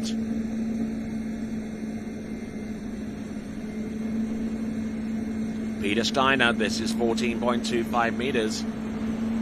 Okay, 16 meters at 58K. He started in on 18.25 meters, therefore.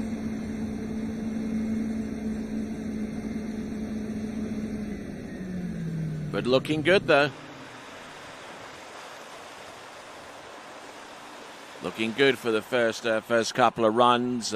Seems to be very, very confident in being able to gain good cross-course angle and using it effectively to slow the ski down and make a play on each turn. That's Peter Steiner.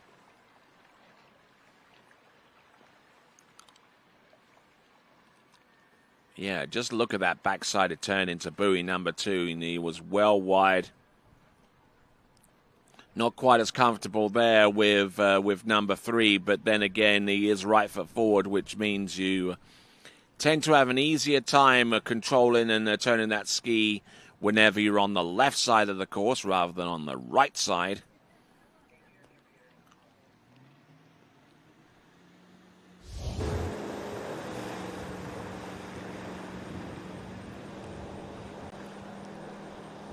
So, continuing on.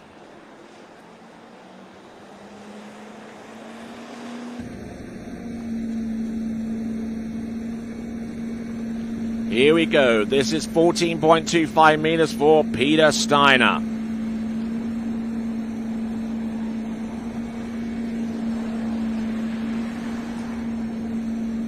Oh, look at this. I like the connection that he gets off 2-4.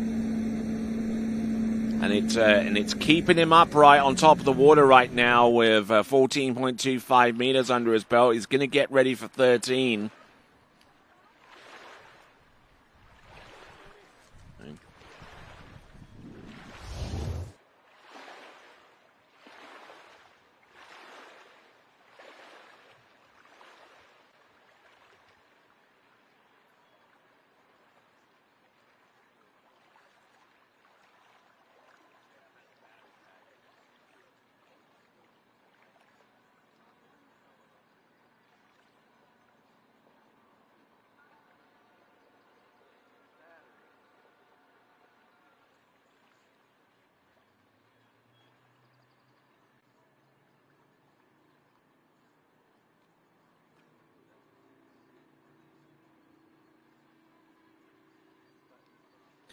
All right, so we've got some activity out there on the water at this time.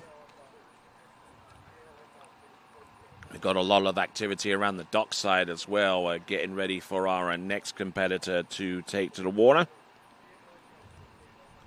We've got Axel Garcia from France getting ready to go at it. And on the water at this time, this is 13 meters for Peter Steiner. If he can get through this, then he might have a chance of snatching the lead away from Albon Rodolfo from Mexico. But look at this. He's really having to work hard to make this pass a reality, and he does so. Look at that. Austria's Peter Steiner coming through clutch and getting through 13 meters, and is now within about half a pass of taking the lead away from Albon Rodolfo.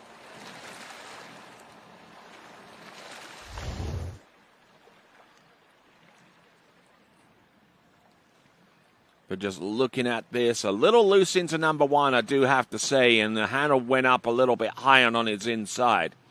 But once he realized that he was doing that, he was able to get settled in, brought the handle down nice and low, which is always a good thing. And getting around number 4 and number 5. Yeah, just keeping the handle down, just keeping it right by his hip pocket, and gets the job done. So there we go. That is our skier on the water at this time. That's Peter Steiner from Austria.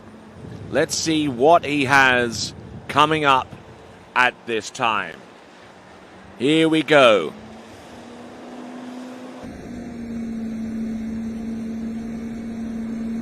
Peter Steiner from Austria coming in on 12 meters. Entrance round buoy number 1, handle up high. He's round number 2, he's still there. And it's going to be a 2-buoy count, I believe. But there we go, Peter Steiner. That puts him in the top 3 at this time. It might even put him in a tie for the lead with Albin Rodolfo of Mexico.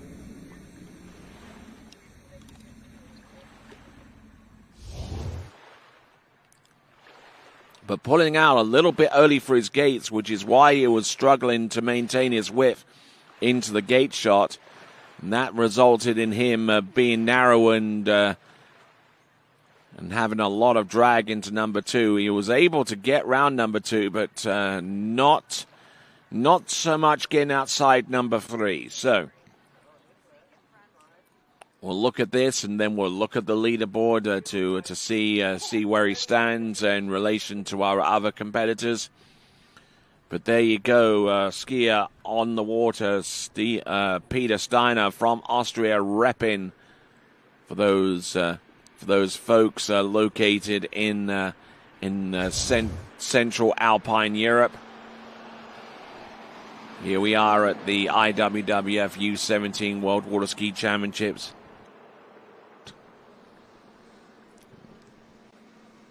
We'll take a quick look at the leaderboard as it stands right now. Albin Rodolfo currently, as it stands, with 3 buoys on 12 meters in second place. That score that we just saw there from Peter Steiner will be vaulted into the second spot. Then Ettore, South Africa, will round off the top 3, and then you see the likes of Samson Clooney and Joe Nakamura with 4.5 on 13 to wrap up the top 5. But Peter Steiner is going to be on there. It's going to be a 2 on 12 meter score, and we'll see how things pan out with our next skier coming to us out of France.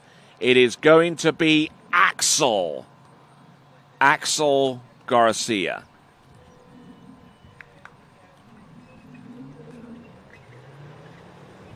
Axel Garcia, member of the French team, which means that whatever he scores here will be put on the French team tally.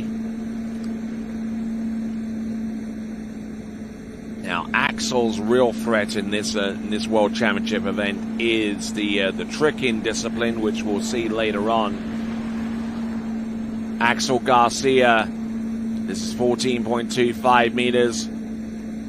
Certainly making a meal out of that pass, but plenty for him to feed upon and conjure up the goods. There you go. That is Axel Garcia.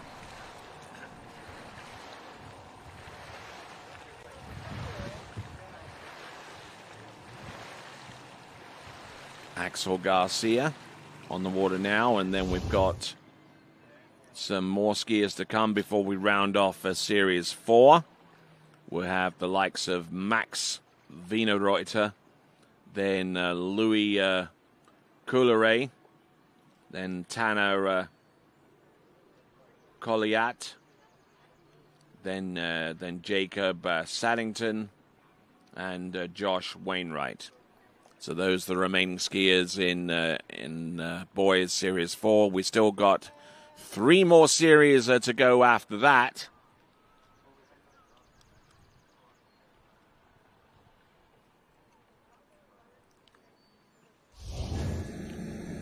So here we go. This is Axel Garcia.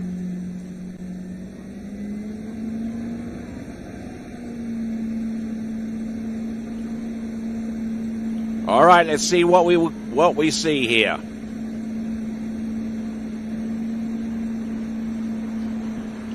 Axel Garcia. from France.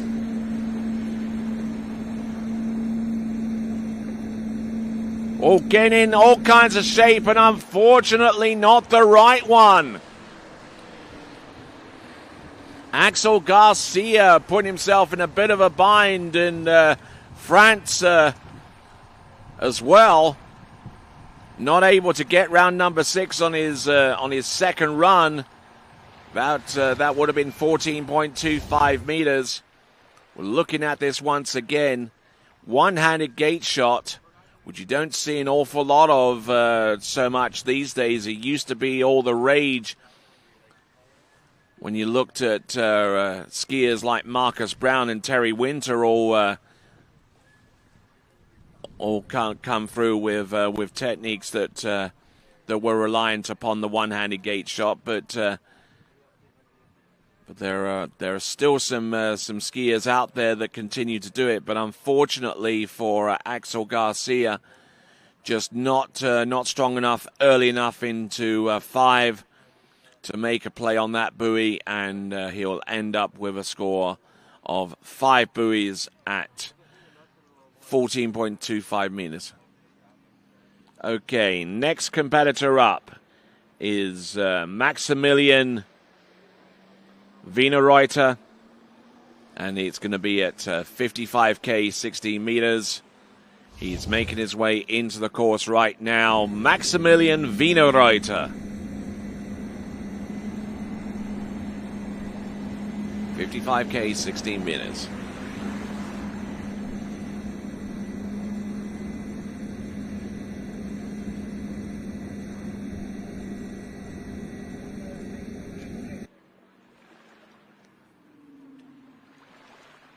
So there we go, 55k, 16 meters there for Wienerreuter, Max Wienerreuter, part of a skiing family. There are a number of Wienerreuters that have competed at this level and beyond.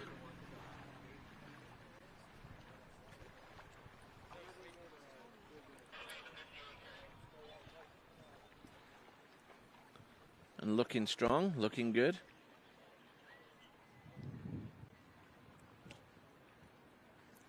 Just trying to maintain a good posture here.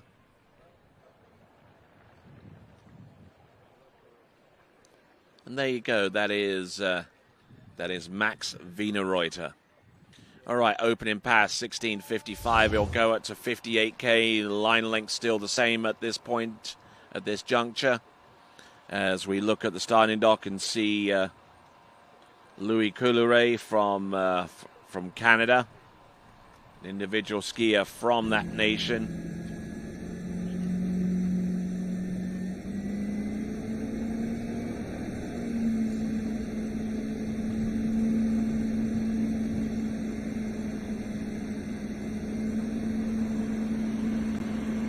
All right, not bad. The opening couple of buoys. All right, not bad at all. There, 2 passes under his belt.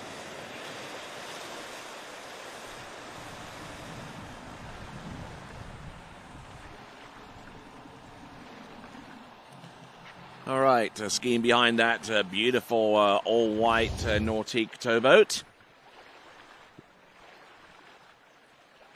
And using it to great effect here at the U17 World Water Ski Championships, coming to you live from the lakes of Castingstone, right here at Predator Bay.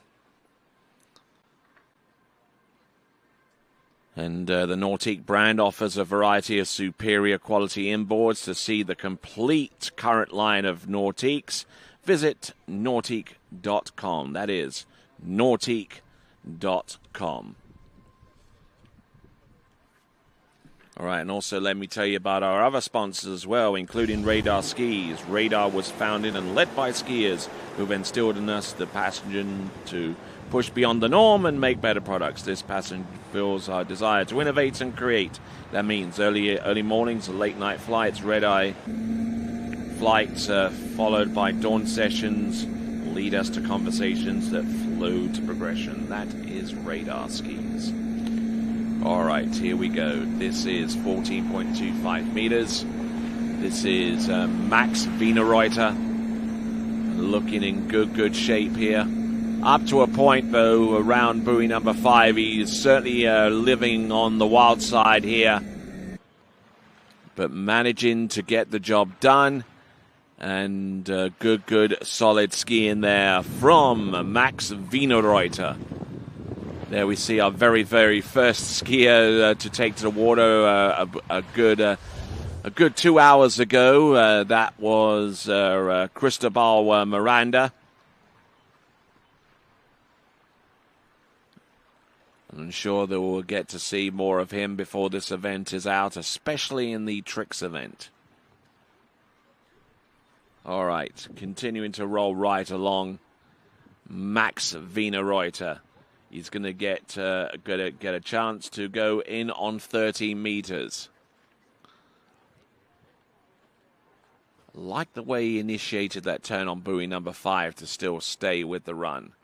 That is Max Wienerreuter. All right. We see a shot on dockside, and let me tell you a little bit about the Vern Oberg Legacy Fund. Vern was involved in Canadian water skiing for well over 5 decades. He first became a member of Water Ski Canada in 1959 and was involved in a number of various local, provincial, national, and international communities. And his legacy continues to be served today with his the support of his fund for championships such as these. As we see Max Wienerreuter get into a little bit of difficulty on the opening part of that 13-meter attempt, which should put him in about mid-order right now. But Max Wienerreuter probably realizes that he spurned an opportunity here to make an impact here on the slalom event, especially with that turn off buoy number 1. Kind of flat skied there on into number 2 and just didn't get enough angle to really press the issue after he got round number 4 and then saw the buoy go whizzing past. So it's going to be a 3 buoy count for Max Wienerreuter. That is 3 buoys there for Max Wienerreuter.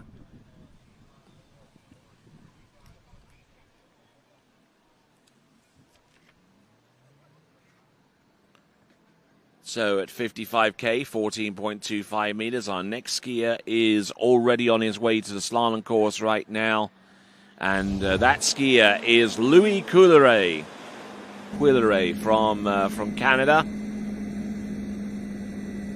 This is going to be 14-meter start. This is I believe this is the only skier that we've seen thus far decide to go in on this deeper line length shortening.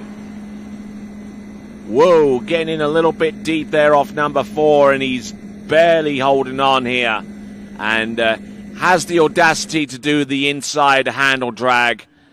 That is Louis Couilleret of Canada. Not representing the Canadian team per se, but representing himself as a Canadian. So Louis Couilleret. He certainly looked pretty good there into buoy number 1. He got the ski round, and this is 14.25 meters.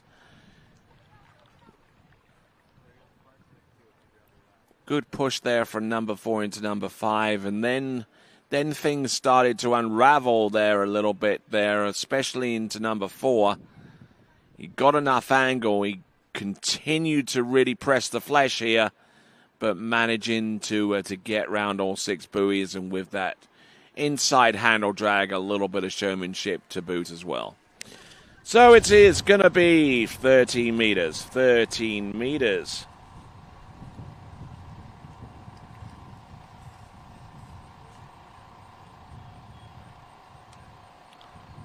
All right, with 30 meters.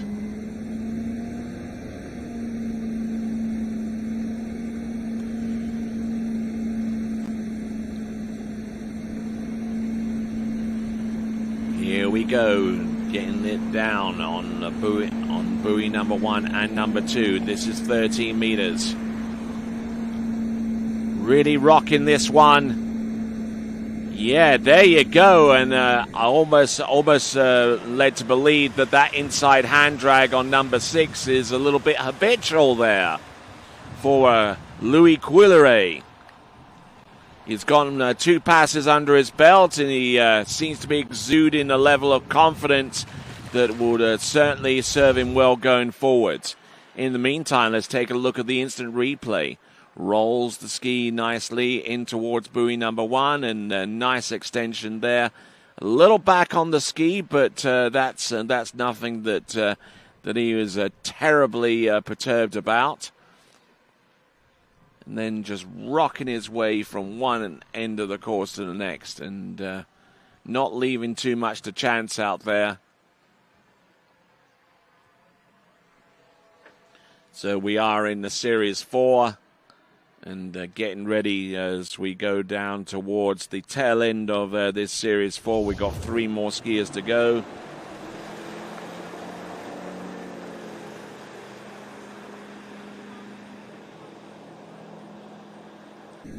All right then, folks, here we go. Louis Quilleray. This is 13 meters now, 58K, maximum clip here. There's number 1. And, a little bit broken over off number 2. Tries to make a play on 3, and it gets the ski round, but just not able to fully recover. And it looks like it's going to be 2 1/2 buoys on 13 meters, 2 1/2 on 13 meters. As the wind continues to blow here, and the odd-numbered passes, including the first one skiing into the wind, and the even-numbered passes beyond that skiing with the tail. For those of you wondering where the wind conditions are in relation to our athletes right now. So, Louis Quilleray with 2 1/2 on the 13-meter line.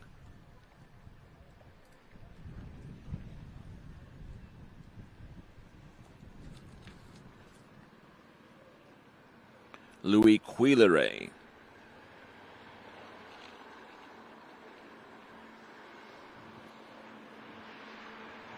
Yeah, just not getting the best of starts there. A decent off number 1, but number 2 didn't quite work out the way that he'd planned, and that puts him in the water.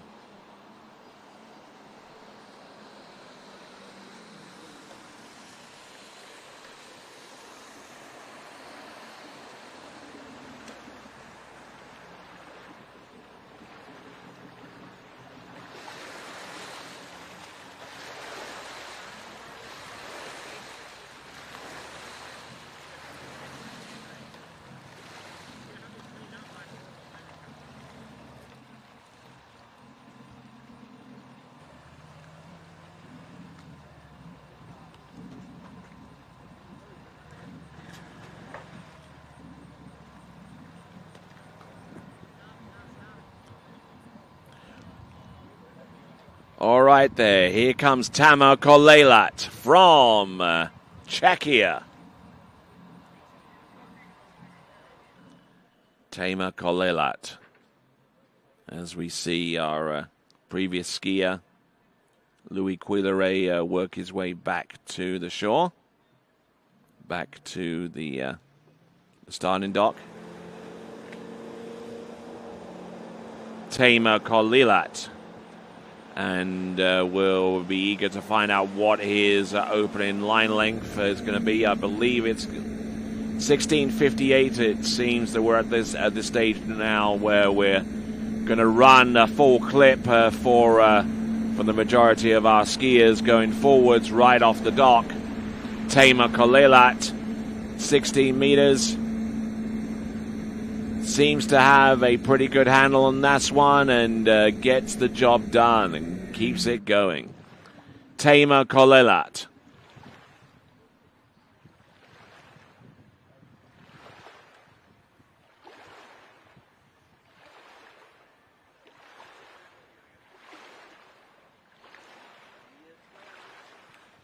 All right, Tamer Kolelat getting ready for pass number 2.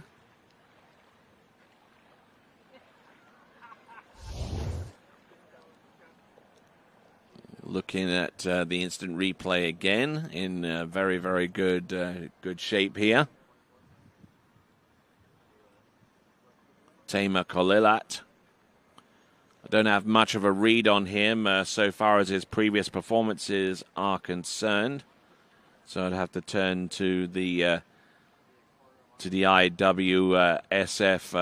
results service and see the performances that he's produced. He's produced something along the lines of 5 on 13 meters, and he got halfway down that run in the same tournament. Was actually skied in the youth nationals this year, where he got 1 on 12 meters. So he is capable of getting through the 13-meter run. He's done that on a smattering of occasions. But let's see what Tamer Kolelat has going for him, working his way forward. Representing the Central European country of Czechia, that is Tamer Kolelat.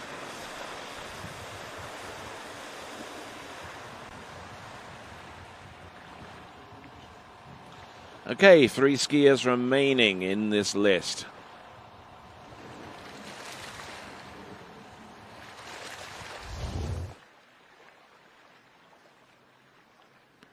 The instant replay giving us a forensic look at how he got through this run. Seems to like to switch edges pretty soon after the second wake, and then use that swing to get outside and establish his turn for the next buoy going forwards.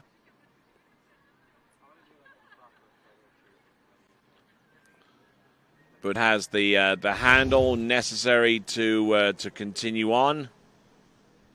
There's the Nautique towboat, and there are the specs. Pretty impressive piece of machinery.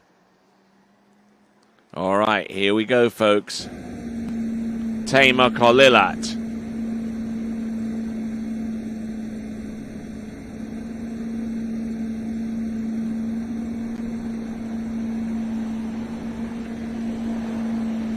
Getting it working and getting through this pass of 13 meters. All right. Now we see a challenger starting to emerge. Tamer Kolelat from Czechia. Alban Rodolfo from Mexico is still in the lead with a score halfway down the next pass that Tamer Kolelat will attempt.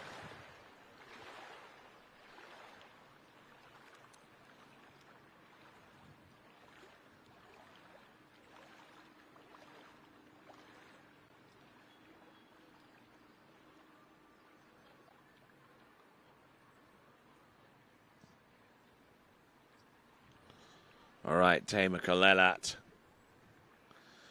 working beautifully towards the end of that run. Don't see too much wrong with that.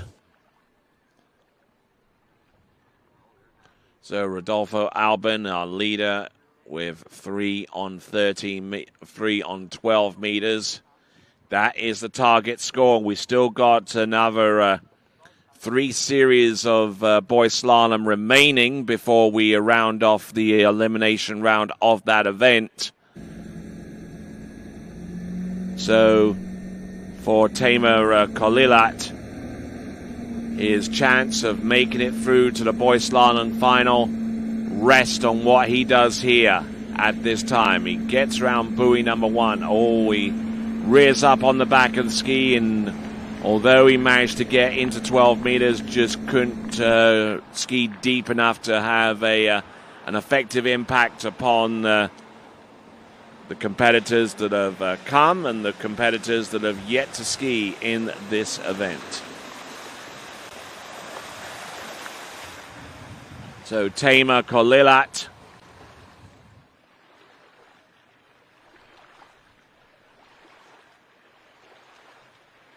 Looks like he will get one solitary buoy on the 12-meter line.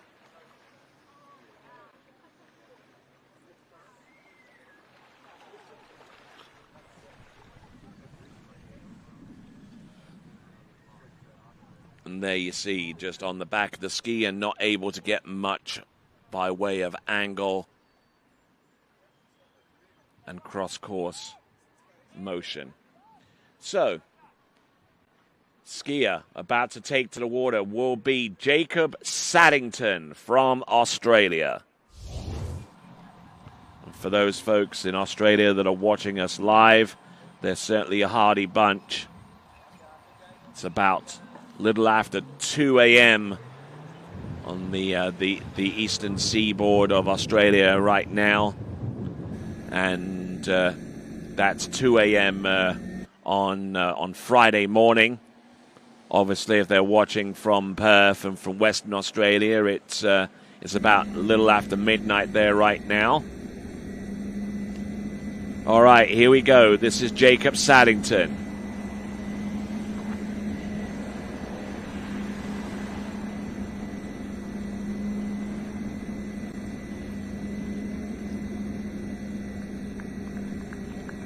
All right, Jacob Saddington getting things underway, looking very, very strong and consistent on the opening portion of that run. So, Jacob Saddington there.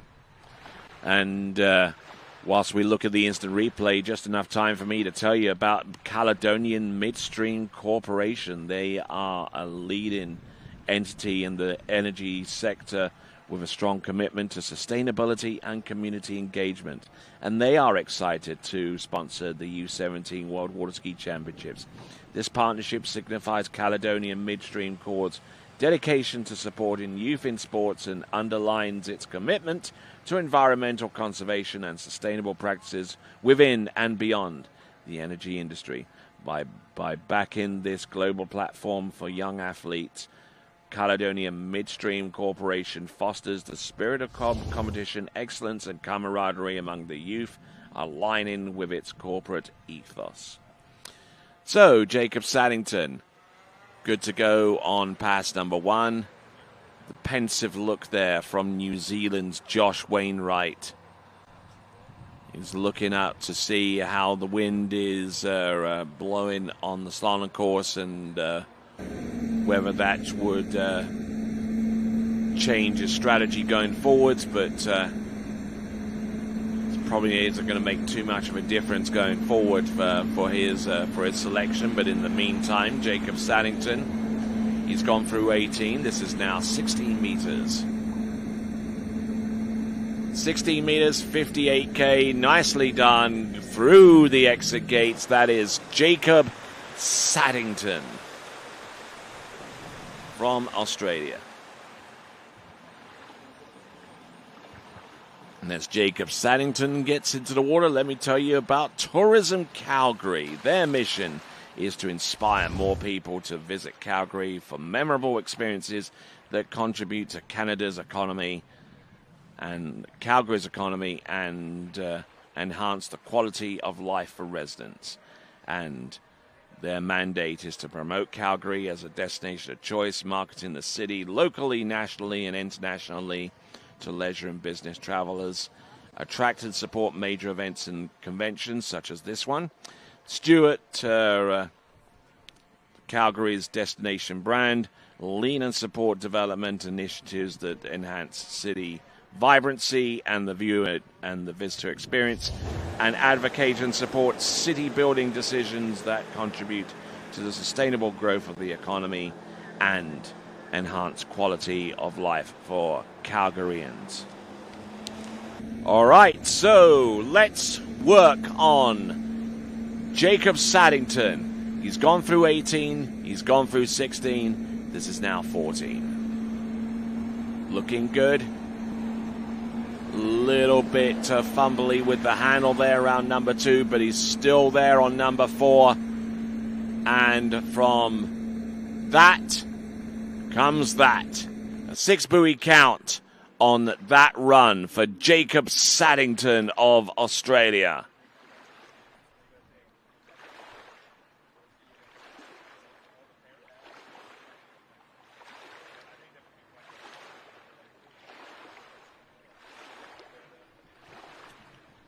All right.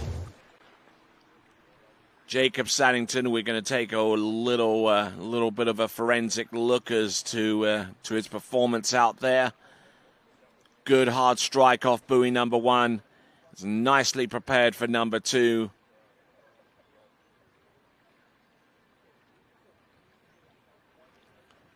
In good, solid shape here.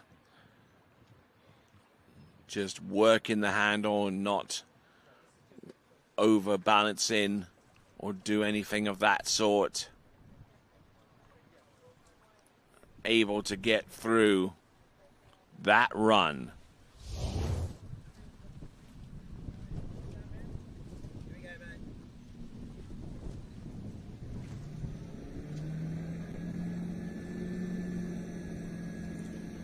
All right, here we go, folks. Jacob Saddington.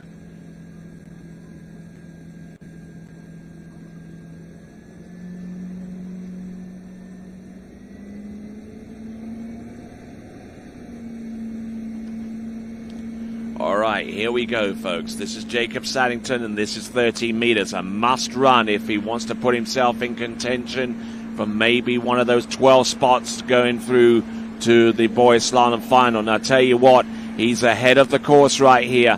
He's good to go for number 5. He continues to find some water speed as and when he needs it. Jacob Saddington of Australia.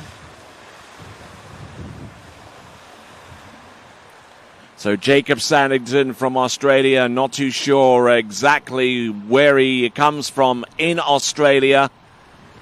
Certainly a big enough country. There are plenty of places where one could potentially ski and train in that nation, from New South Wales and all the way through to Western Australia. It encompasses several time zones and plenty of locations where someone of his caliber can train. Jacob Saddington might even be able to gain some information from the IWSF site. Actually, he comes to us from the state of Victoria, specifically the location of Bridgewater Water Ski Club, right there in the beautiful state of Victoria, which isn't too far away from the Moomba Master site of the Yarra River. I'm sure he's taken plenty of inspiration from the competitors that present themselves there each March, but unfortunately on 12 meters he gets round number 2, unable to proceed further beyond that point. So Jacob Saddington, our penultimate competitor in boys series 4 slalom, he'll swim into the shore.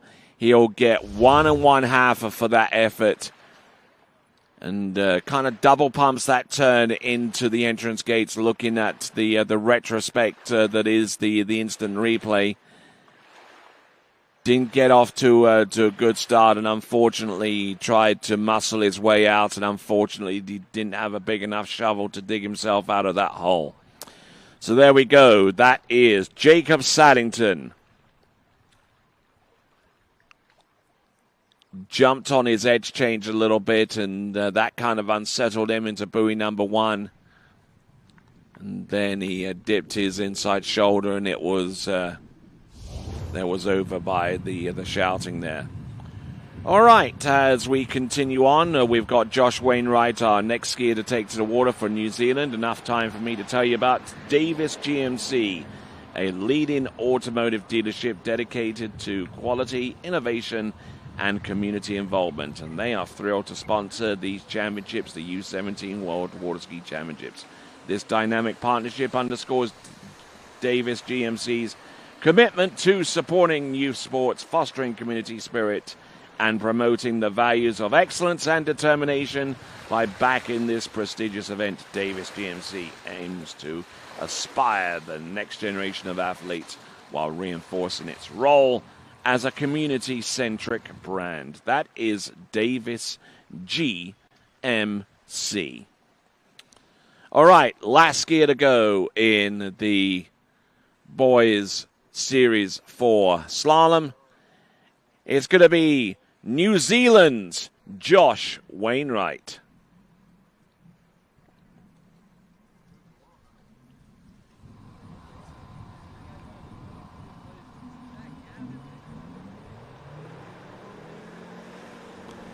All right, so Josh Wainwright.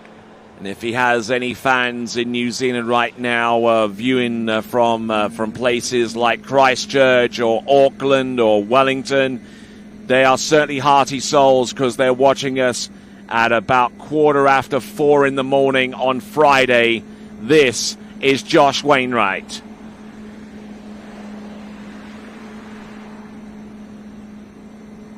Looking good. Not putting too much pressure out there to run the opening pass, but Josh Wainwright not looking. He's looking pretty good right now. He's looking confident, about his ability to throw down on that pass. That is Josh Wainwright. I believe that opening pass was at 58K. The question remains on the line length shortening, of course.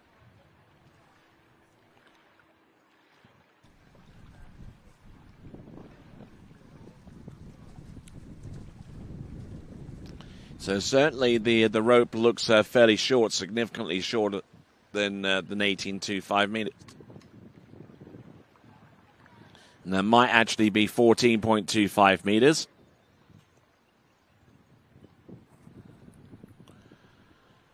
So decent skiing there for Josh Wainwright, and he's got the next pass coming up fairly soon. I'm Tony Lightfoot, and glad to have the pleasure of your company.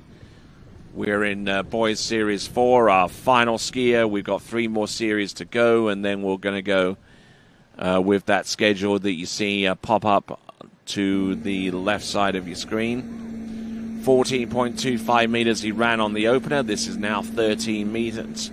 Actually, this is 14.25 meters. Again, he decided to go sub-max on the opening pass. Went in to go at 55K. And I don't see too much wrong with that there for Josh Wainwright. Gets the job done. 6 buoys at 55K. 14.25 meters.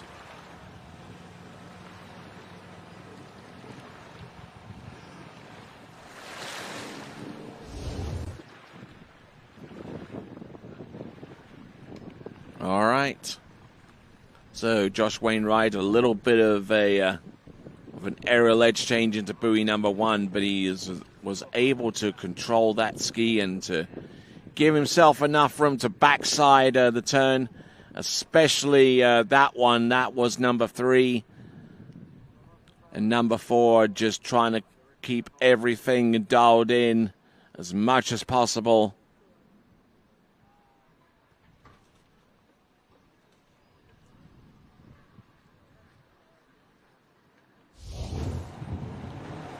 All right, here we go, folks. Josh Wainwright. Rodolfo Albon from Mexico there is still in the lead with 3 on 12 meters. Peter Steiner, 2 on 12 meters. And our previous skier, Jacob Saddington, with 1.5 on 12. Here we go, folks. This is Josh Wainwright. Oh, nicely done there. A little back-footed off number 1, though, but is able to continue on. Oh, my word. He gets into a big trouble off buoy number 3, and unfortunately cursing himself a little bit out there on the water. It's going to be a 3.5 buoy count on 30 meters. 3 1/2 buoys on 30 meters.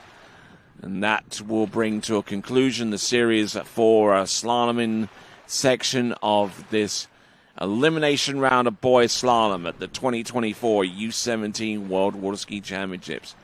Just took a little bit too much of a bite on there, number 4, and then tried to do the same thing after number 4, and there was nothing doing there for Josh Wainwright.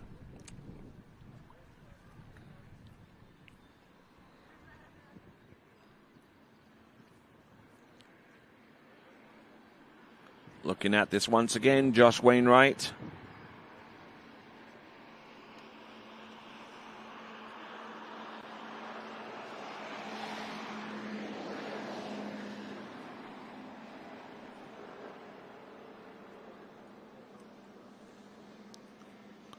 All right then. So looks like we'll take a look at the leaderboard. Rodolfo Alban from Mexico with 3 on 12 meters. Peter Steiner with 2 on 12 meters. Jacob Saddington with 1.5 on 12. Ettore, South Africa with 1 on 12. A two-way tie for fourth between himself and Tanner Coulier of Czechia.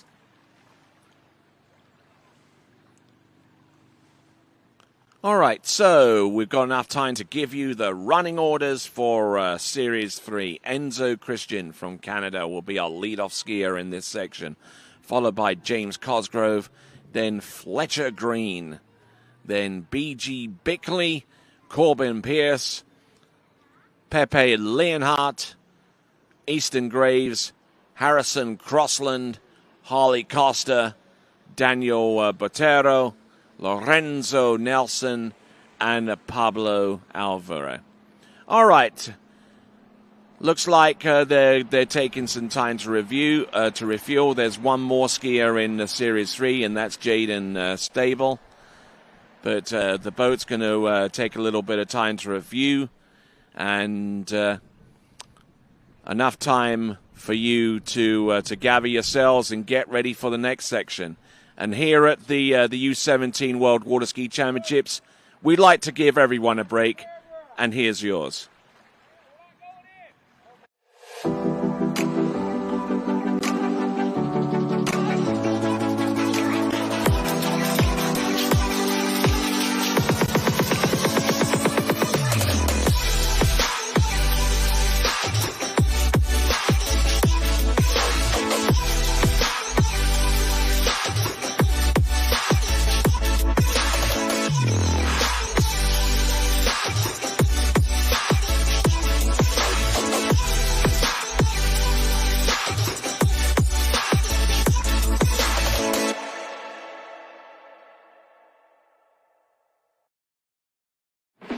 So excited to introduce to you guys the NR1.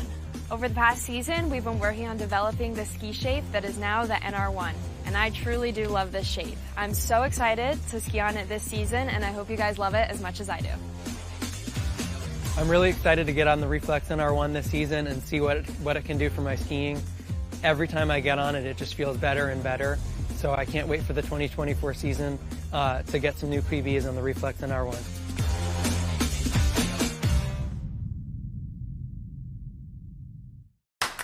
What if I told you there was a place where the sounds of nature are only broken by the roar of a boat? A place where that summer feeling lasts all year long. A place where the Florida sun is only outshined by the smiles of the skiers. A place where first-time skiers can ski alongside world champions, and the world-class coaches work with all levels of skiers. What if I told you there was a place where life slows down and your only job is to make lifelong memories? That place is Swiss Water Ski Resort. Book your trip at SwissWaterSkiResort.com.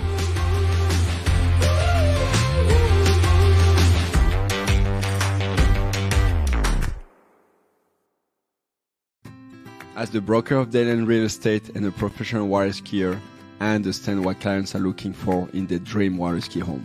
Our company is dedicated to helping you and your family invest in your future together in Florida. If it's time to move on to your next adventure, let us help you find the perfect match for your home. Our team offers service in English, French, Spanish, and German. Whenever you are ready, just give us a call. We will be suited up and ready to assist. Dayland Real Estate, where expertise meets passion.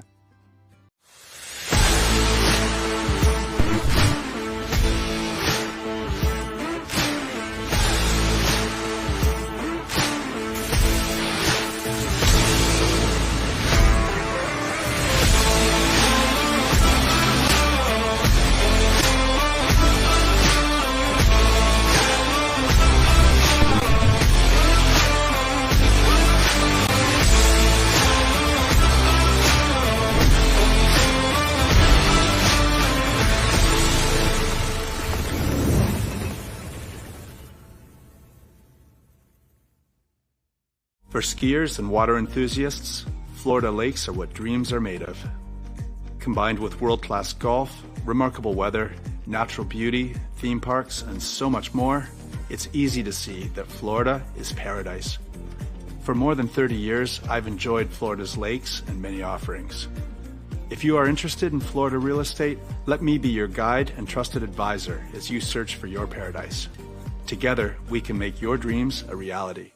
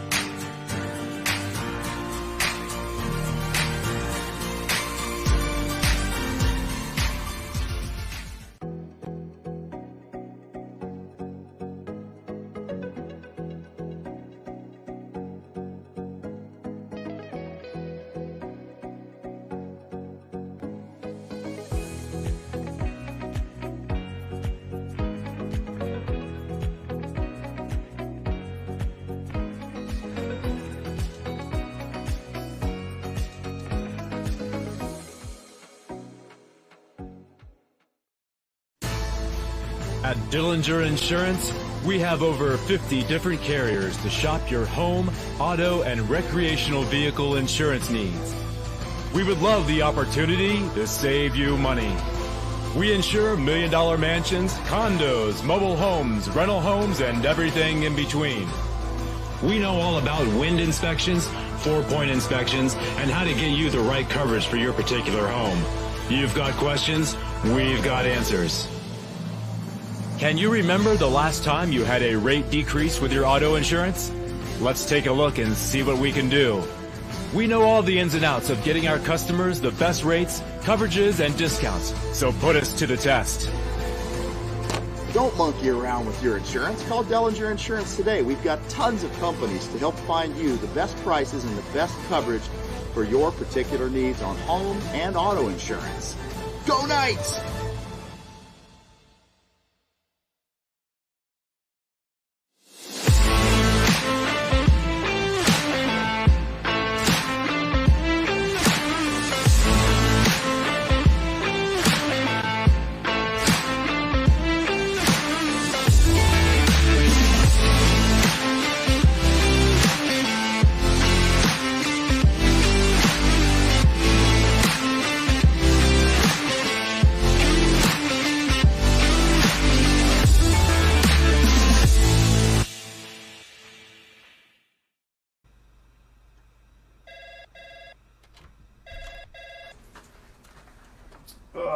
Morning, Ryan.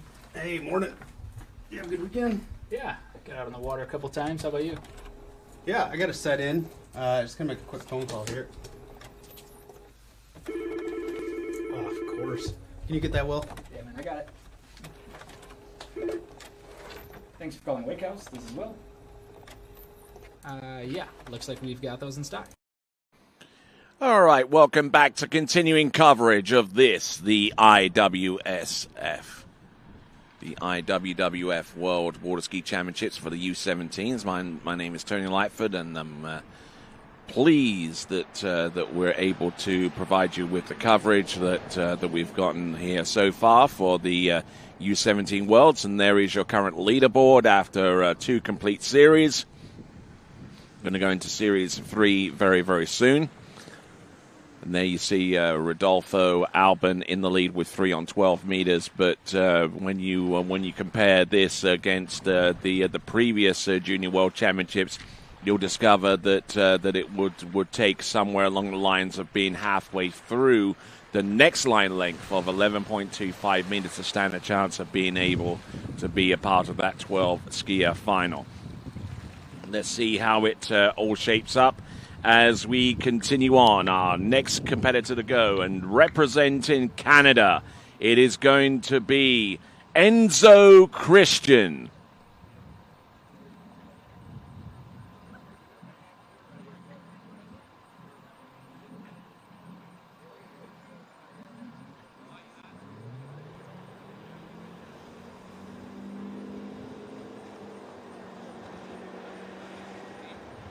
All right, let's see what Enzo Christian can do.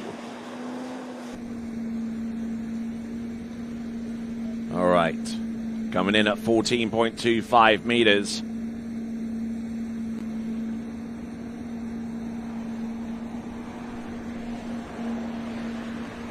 Enzo Christian, an overall competitor. We'll see how things shape up, not only here, but also in the overall competition as well. Looks like we've changed out our driver and our boat judge. Andrew Bergman from Canada is our chief driver, so to speak, and he's at the helm of the Nautic towboat as we continue to roll right along. Now, among our many sponsors for this competition, let me tell you about Pineapple Water Ski. Under the vision and shape design of professional water skier Nicholas Parsons and technical direction of Carl Denis, the Pineapple has redefined high-performance water skis for today's water skier. Our skis are designed to give you, the skier, more space and time in the course. Ski higher up on the boat for more cross-course control and speed. And every aspect of the shape and construction is designed to put you where you need to be to achieve smoother passes that result in progressing to the next line length. Parsons project represents the pinnacle of composite craftsmanship and are unsurpassed for their quality and attention to detail. That is the Pineapple Water Ski, courtesy of the Parsons project. Here we go. This is Enzo Christian, and getting in a little bit deep there on 13 meters. He started in on 14.25 meters. Oh, my word, and he goes down at about two-thirds the way down the run, and just didn't quite have it going on this morning, unfortunately. It's just going to be one of those days for Christian, for Enzo Christian.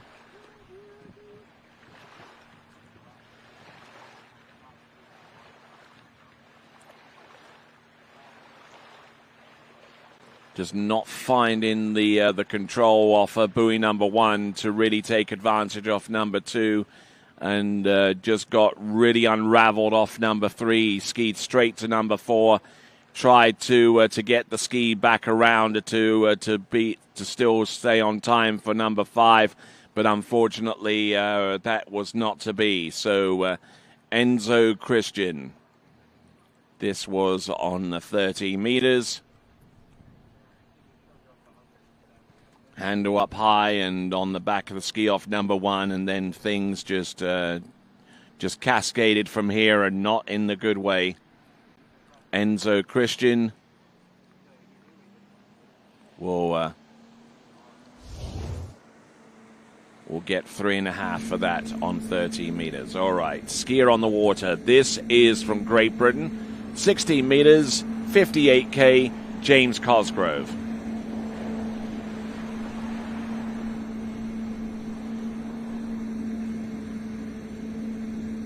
Wind starting to gust up a little bit here, but James Cosgrove equal to the task. James Cosgrove, who I saw just a week or so ago compete in the Oxfordshire Pro-Am, skied in the amateur sections of that competition, where he actually got 4 on the 12-meter line as his best score. And for most of this season, he's gone into 12 meters at least. So he'll be looking for something around about that range, if not a little bit more, to put himself potentially in a position of maybe skiing in the final round on Sunday. So this is James Cosgrove. looking good there on that particular run. So, for those of you planning ahead on watching the coverage in the final round, all of the finals are going to be on Sunday, starting off with girls and then boys, and then the same alternation for the tricks and the jump event on Sunday. But here we are on Thursday. This is day number 1. Here we go. Oh no, and on 14.25 meters, getting in really, really deep off number 2, and just couldn't really continue on with his momentum and his speed off number 2. A disappointing performance there for James Cosgrove. As we look at this once again, the gate shot into number 1 appeared to be pretty good. But he was just moving around way too much on that turn on buoy number 1, and that really unsettled him into buoy number 2. And for James Cosgrove, swimming in and just not feeling it out there this morning, one would surmise. Wind is a little up and down, still the same direction, and has actually kind of changed direction a little bit on us within the last few minutes. So the skiers have to be on their P's and Q's and to determine what line length, speed, what have you, they decide to go in on. To take advantage or at least mitigate the possible disadvantages of where the wind is blowing right now. 55K, 14.25 meters. The skier on the water is Fletcher Green. Fletcher Green, who comes to us from Western Australia.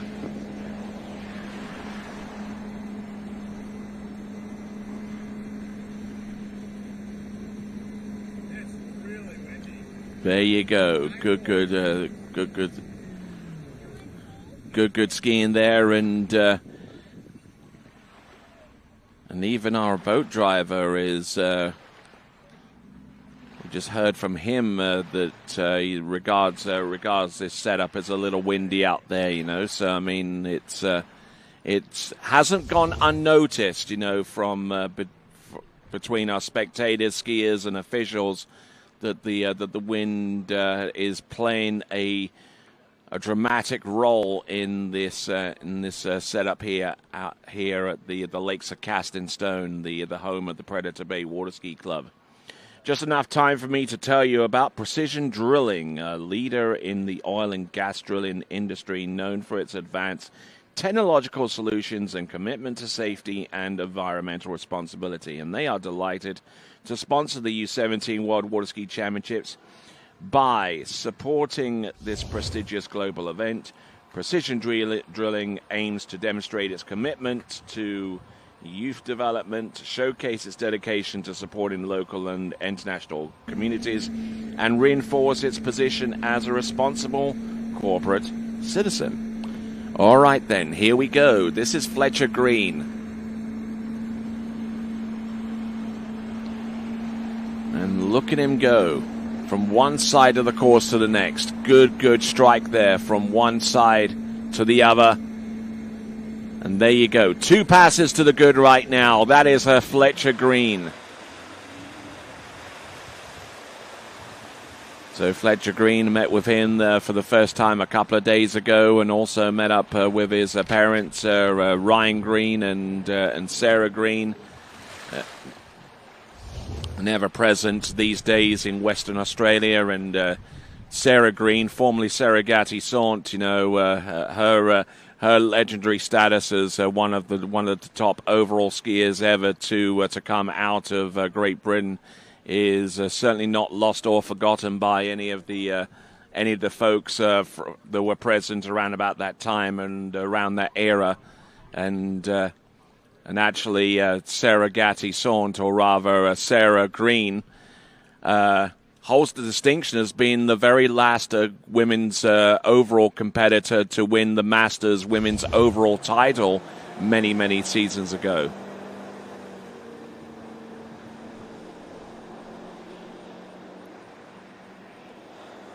So here we go. This is Fletcher Green.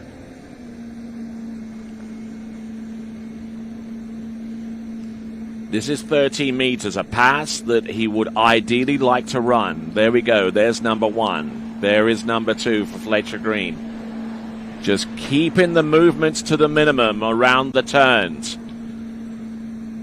Oh, and getting deep there. Does he make it round buoy? Oh, he makes it round buoy number 6, but getting really, really squirrely there. Looks like the score is going to be under review. We're trying to determine whether he got outside buoy number 6.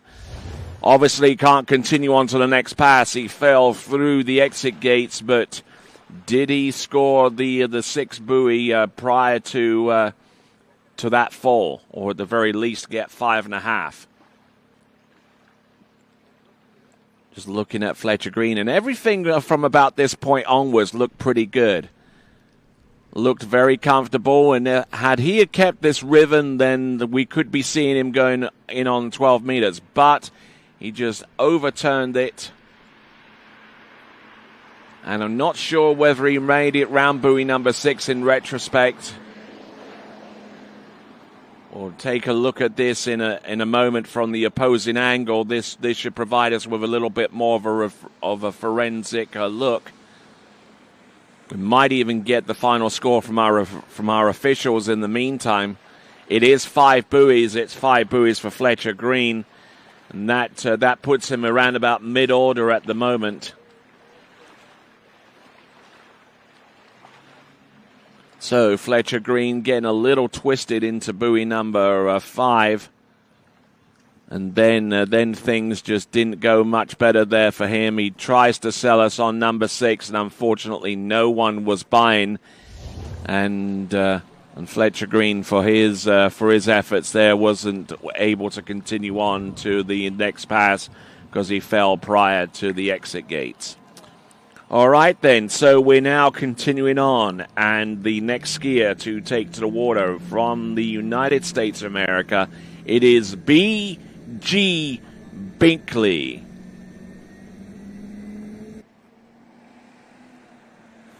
Of course, for those of you watching us on our YouTube channel, feel free to contribute to the live chat, as many of you have already done. I'll try and answer 1 or 2 questions that are directed at me or to anyone else for that matter.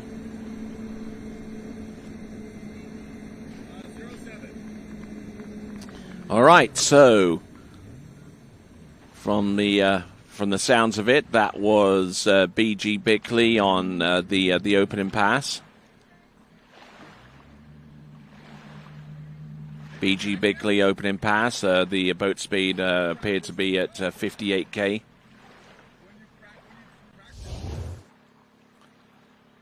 We're looking at this once again from B.G. Bickley.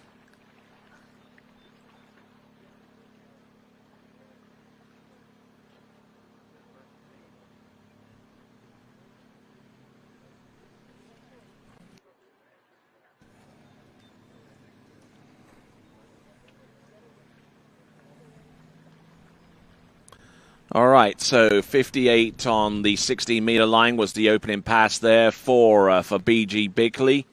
He's now going to come back in on 14.25 meters. Or for those of you watching in the United States of America, it'll be at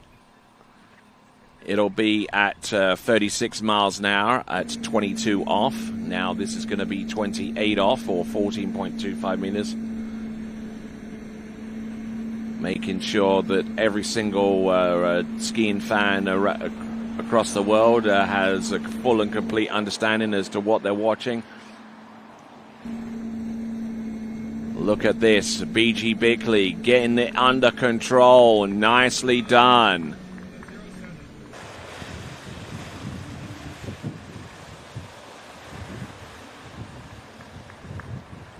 See plenty of potential here for B.G. Bickley going forward.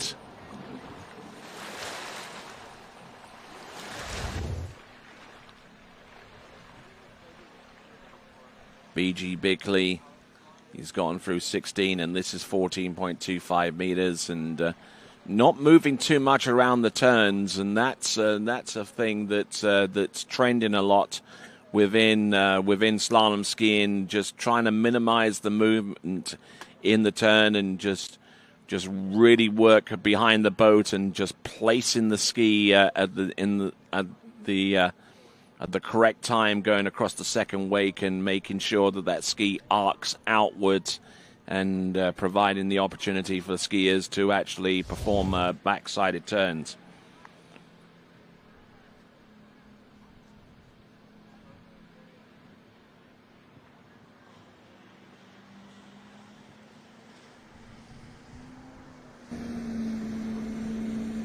All right, here we go.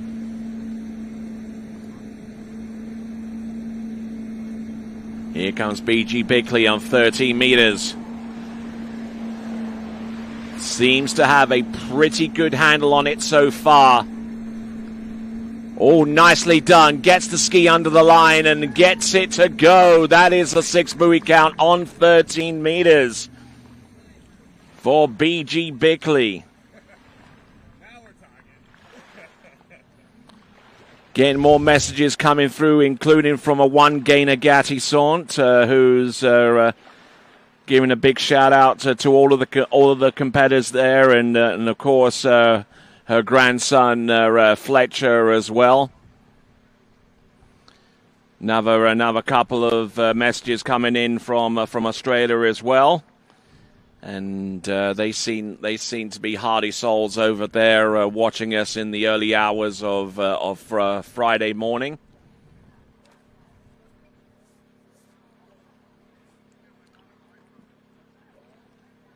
But great skiing that we've seen so far, and our leader is still out of Series 4, and that is Albin Rodolfo. Still with a score halfway into 12 meters, and that score has been the lead for quite a while now. And we wonder if that score is enough to maybe make it through to the next round, but we won't know until the next few skiers at least. This is 12 meters. Could B.G. Bickley be part of that conversation? There's one, there's two, and comes up about half a buoy short of the lead. That is B.G. Bickley. Again, a good round of applause from some of our folks along the short side. B.G. Bickley, an individual competitor from the United States of America, and trying to serve up his credentials here, possibly for an assault on the overall competition, quite possibly. And B.G. Bickley taking a horrendous fall off buoy number 3, but managing to get 2.5 buoys deep into that pass on 12 meters and putting himself in second spot right now. That is B.G. Bickley. Albin Rodolfo from Mexico is still in the lead with 3 on 12 meters. Peter Steiner relegated from second to third with 2 on 12 meters. Josh Saddington with 1.5 on 12 meters for fourth. And Ettore is South Africa with 1 on 12 meters. A two-way tie for fifth with Tamer Colliet. All right, now, the skier on the water at this time is going to be Corbin Pierce. 14.25 meters, a little stiff into number 2.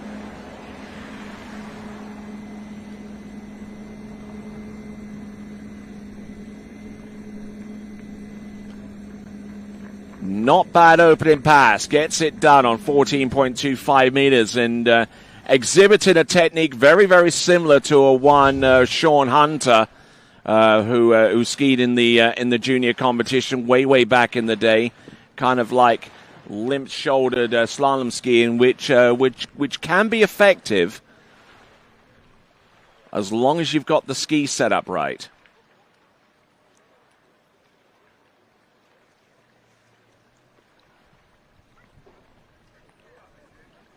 Corbin Pierce getting the job done, though, on 14.25 meters.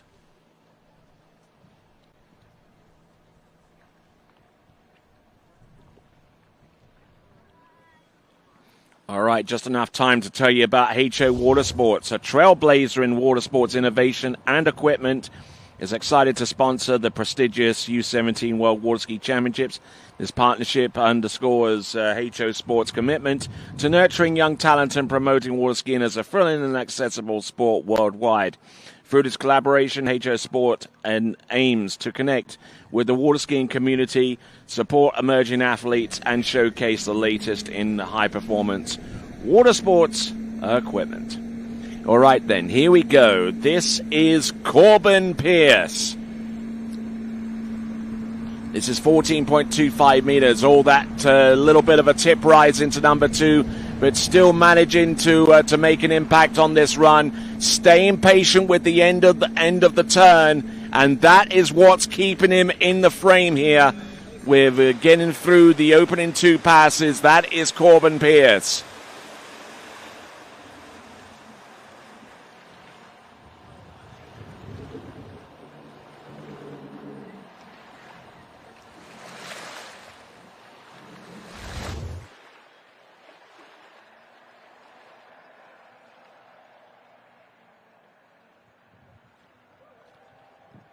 So Corbin Pierce, you see that tip rise at the buoy number 2. Now he mitigated the possible negative effects of that by keeping the angle of the ski going out really wide off number 1.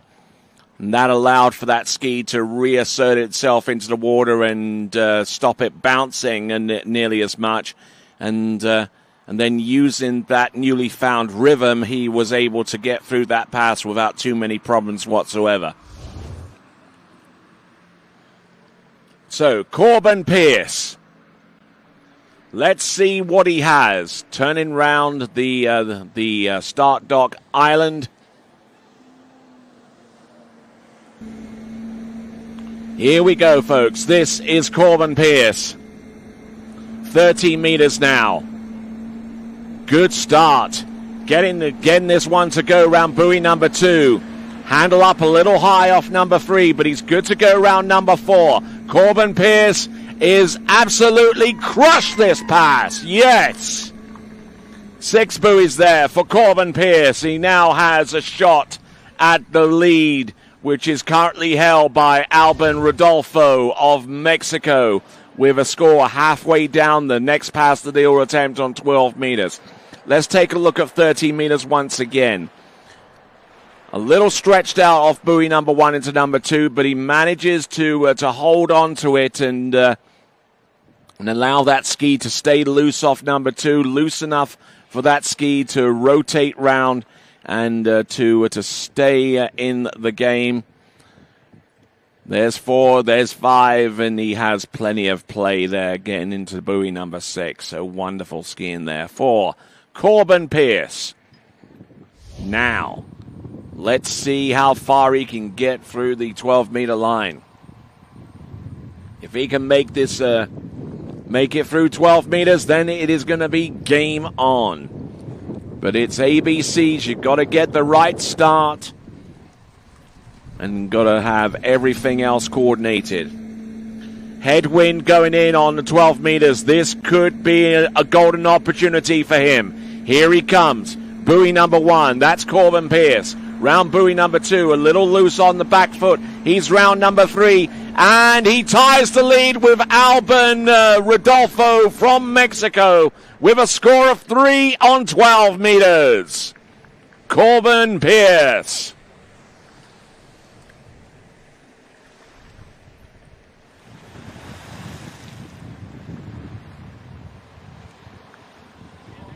So wonderful skiing there from Corbin Pierce.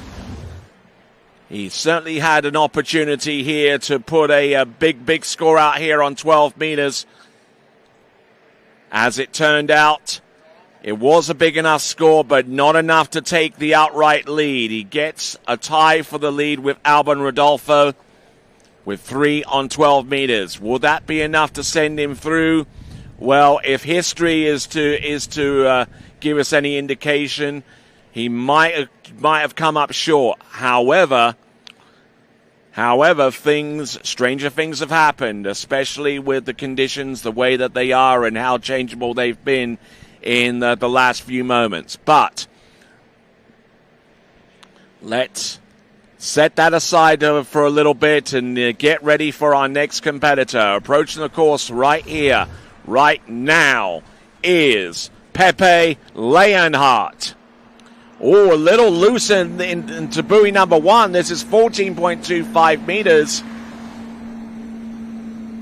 Skiing this one very, very narrow. Not the thing that I would advocate him doing right on the very first pass, but to each his own, of course. It is a 6 buoy count on 14.25 meters.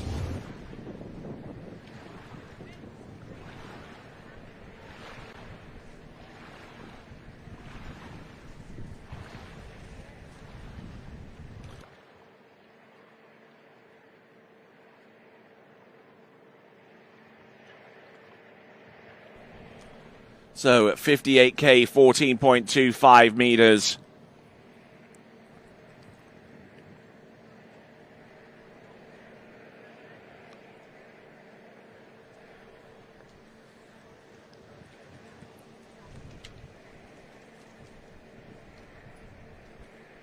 So getting through the opening pass, but let's see if the choice that he made to start in at 58K as opposed to 55K will yield dividends there for him going forwards.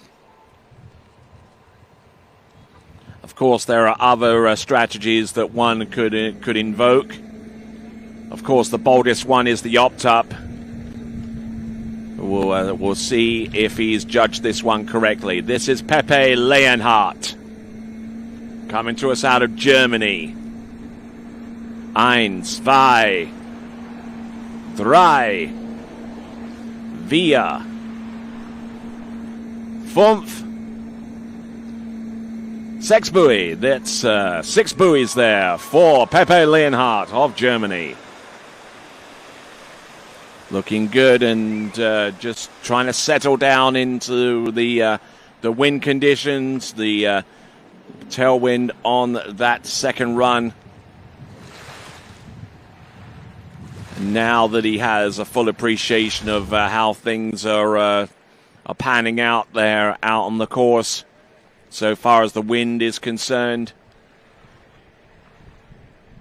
Let's see how much he can leverage with the next run, which is going to be the 13-meter line length.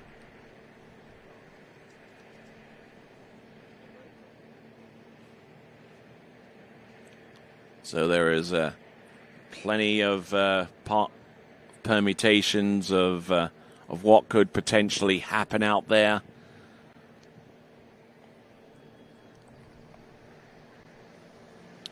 Of course, if he can get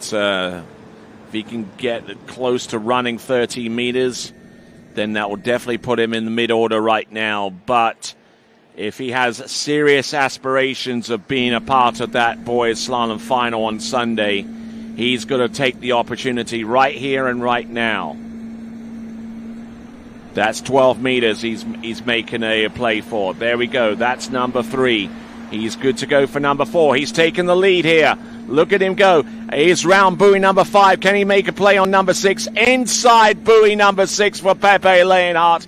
He's got the lead, but will it be enough to see him through to the boys slalom final? We're going to have a review of the score to see what the actual official score will end up being for Pepe Leonhardt.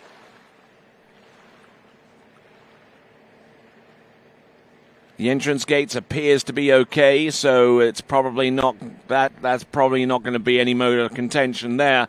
But there we go. That's round 1 and number 2. 3 appears to be fine from here. And then he gets the job done. Round buoy number 5. Again, a little bit twisted out on round buoy number 5. And then a delay there, and he just couldn't get a good approach into buoy number 6. So we'll get the official score in just a moment there. And it is going to be, apparently the score is 4 on 12 meters there. So gone inside buoy number 5, and that probably explained why he got a little bit down course. And as I said right from the outset, electing to ski this really, really narrow and not attempt. And there we go. He's still your leader with 4 on 12 meters, but that lead has been reduced from a potential two buoy lead to only 1 buoy at this time. And the Pepe Leonhardt will be sitting on the bank over there, ruin the opportunity to maybe go a little bit further down 12 meters, but he does have the lead at this time, and he has a small outside chance of possibly making it through to the next round of the competition if things continue to work out the way that they are doing at this time. All right, then. So we have got Easton Graves from Canada.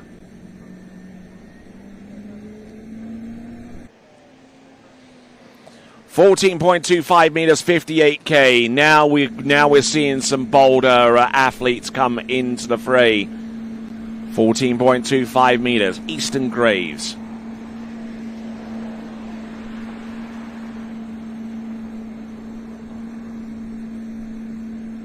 There you go. Good skiing. Nicely done. Opening pass. That is Easton Graves.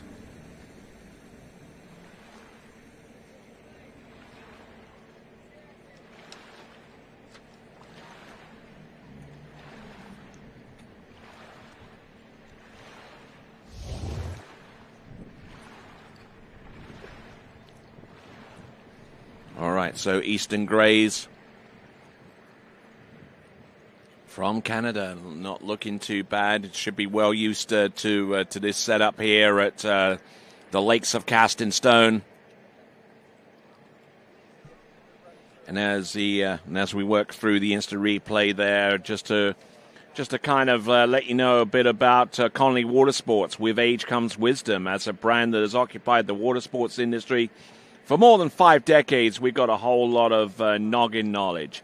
Since our inception in the 1960s, built in mahogany and white cedar skis to the 70s and 80s, when fiberglass skis dominated production, we've been revolutionizing the industry with technology and leaving a wake of legacy along the way. Experience makes a difference, and Connolly certainly were not born yesterday. All right, here we go. Coming in, Easton Graves. 13 meters. Getting everything situated and correct right now. Being a little bit patient with this. It is a headwind, which means that the ski can bleed off a little bit more of its speed a little more rapidly going into the turns. But you have to be careful with the headwind in making sure that you're aggressive off the second wake and able to keep a good tight line all the way through. This is the IWWF U17 Championships of the World. And there we see a good few of our skiers watching our big screen monitor, which is situated right next to the starting dock, so they get an up-close and personal look as to what's going on the water. So,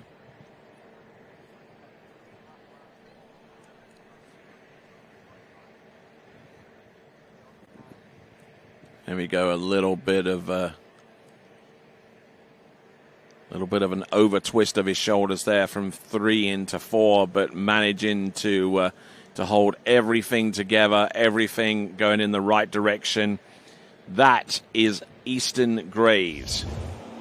Easton Graves, a team member for Canada, so his slalom performance would certainly be a good shot in the arm for the Canadian team right now.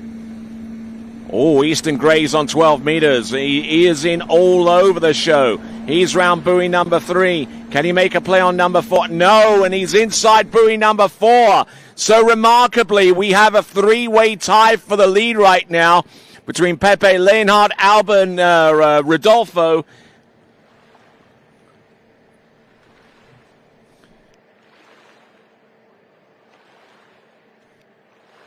So,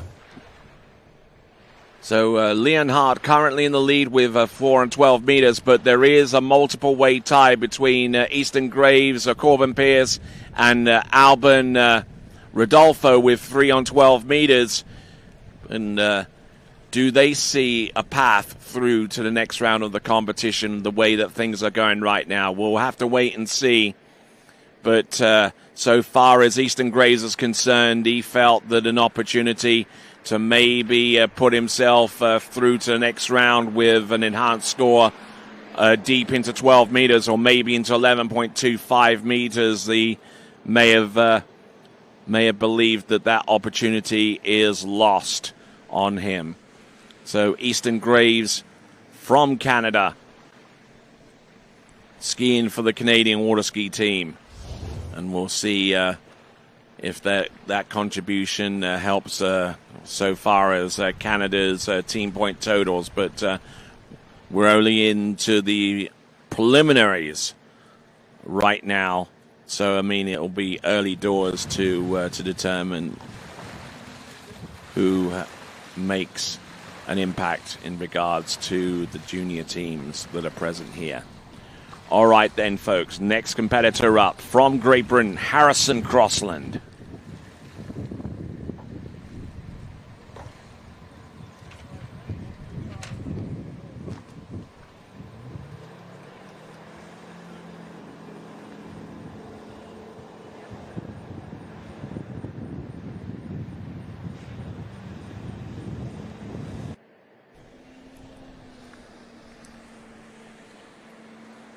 So coming in to the course right here and now, this is 14.25 meters, and this is Harrison Crossland. So Harrison Crossland, I already see similarities between him and Robert Hazelwood, with the outside arm going into each of those turns, and it seems to be quite effective on the opening passer, 14.25 meters. Robert Hazelwood has certainly had a season to remember with a couple of professional titles that he's recorded on the Water Ski Pro Tour.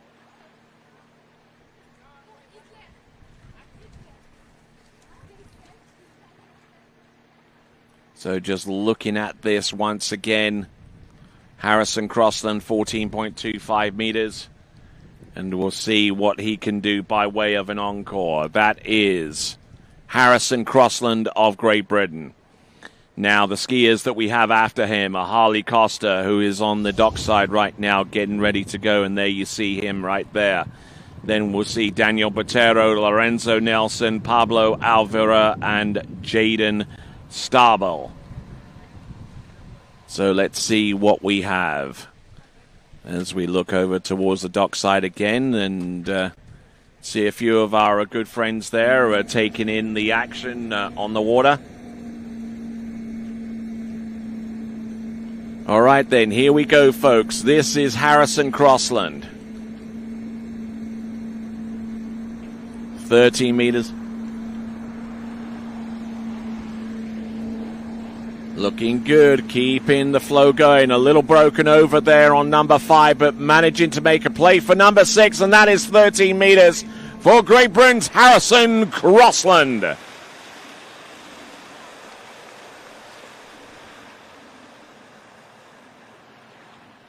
So Harrison Crossland, I'm sure he has fans from the United Kingdom watching him. I know there's one fan at least who is actually on site, and that happens to be his old man. Putting in messages into the live chat, and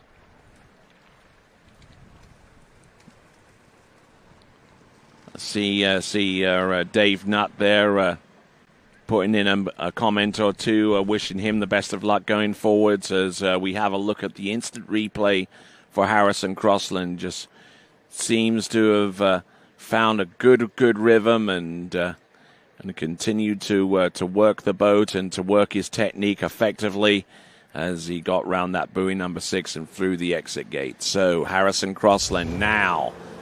Let's see what he has. He's gone through 14 and 13. 12 meters presents itself now. Harrison Crossland of Great Britain. Good glide there to set himself up for buoy number 1. He's good to go for number 1. Needs more than 4 on this pass to take the lead. And he's in all kinds of shape here. He gets it good to go round number 4, but unfortunately unable to get beyond it.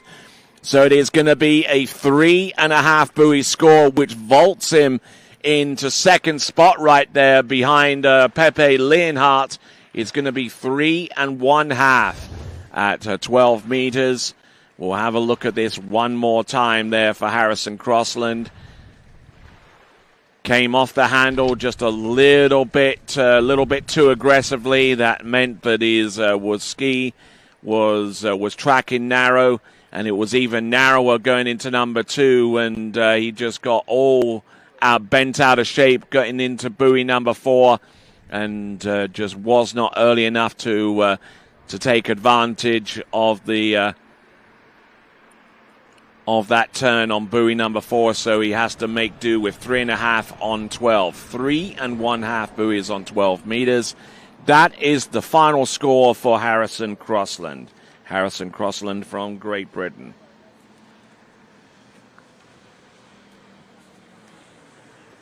All right, as we continue to roll along, a big shout out to the government of Alberta. They are proud to sponsor these championships, a global showcase of young talents in the field of water skiing, recognizing the event's potential to bolster community spirit, enhance youth development, and promote Alberta as a premier destination for international sporting events. This partnership underscores the government's commitment to fostering excellence in sports and supporting the holistic development of its youth. That is the government of the state of Alberta.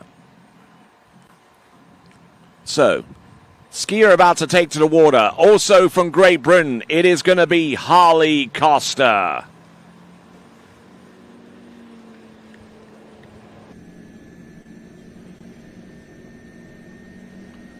.25 meters.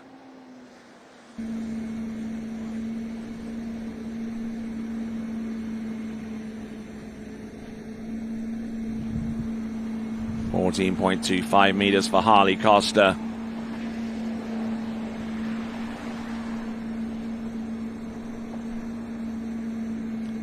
Just working his way. The edges look very, very good. Very, very precise. And Harley Costa getting through the opening pass of 14.25 meters.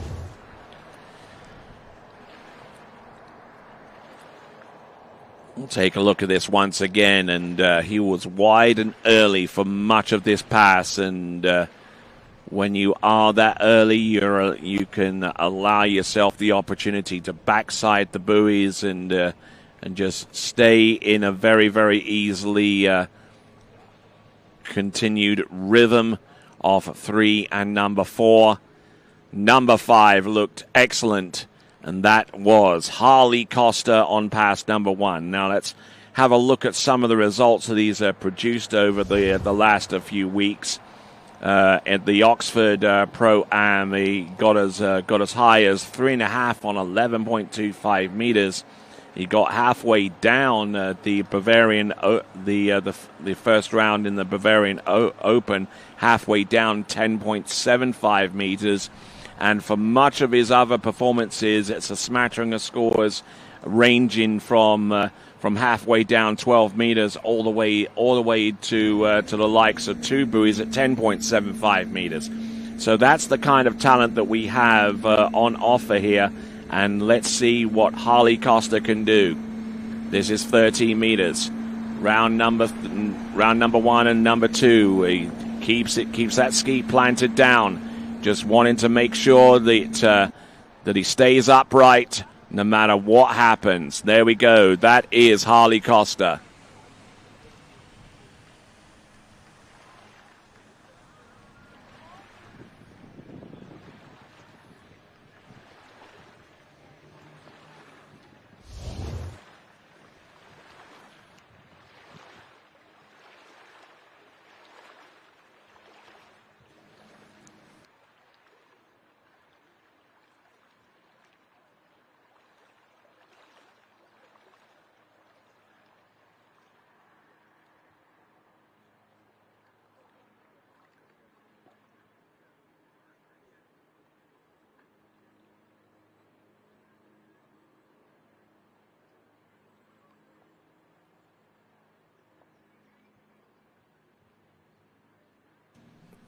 All right, then. So we just saw the tail end of that instant replay there, courtesy of Harley Costa. Now let's see if he can get far enough down 12 meters to make an impact.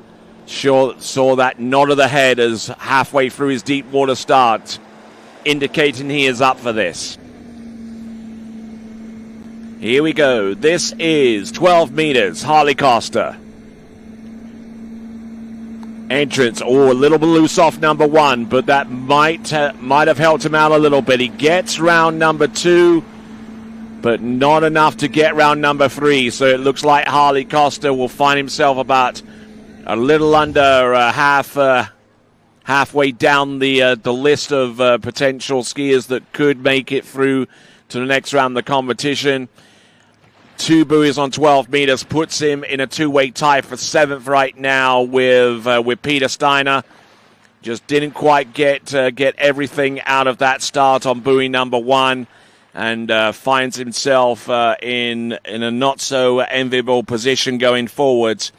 Pepe Leonhardt is in the lead with 4 on 12 meters. Harrison Crossland on 3.5 on the same line length, and then we got a 3-way tie for 3rd place between Rodolfo Alban, Corbin Pierce, and Easton Graves. All of them on 3 on 12 meters. So those are your top 5 right now. We are on Series 3 right now. We have 2 more series to go afterwards, and then we'll move on to our next event, which I believe is going to be the girls' Series 4 slalom. There's certainly plenty of wind going on. You can plainly see that directly behind me with the whip flags from some of our sponsors along the shoreline, providing us with an instant indication as to where that wind is blowing and at what intensity. As we now look out to see from Colombia, Daniel Botero.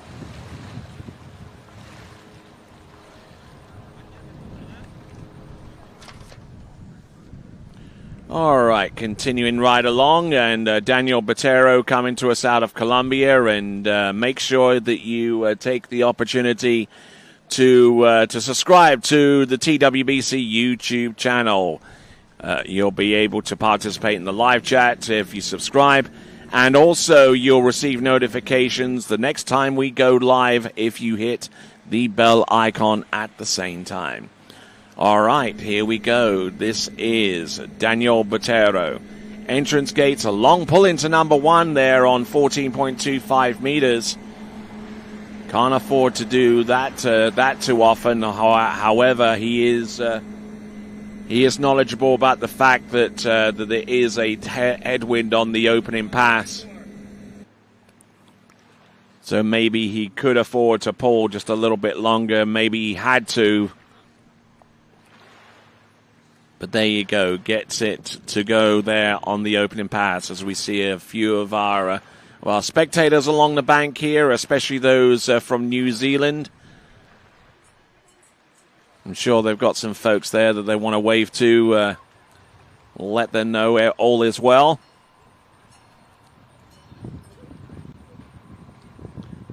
Okay, so Daniel Botero, he went in at 55K on the opening pass. Okay, so that was 14.25 meters at 55K, so deciding to go with the other option. And just like that, the wind has come all the way down and is in the process of changing direction. Yep, the Chinook is an ever-present here in this part of the world.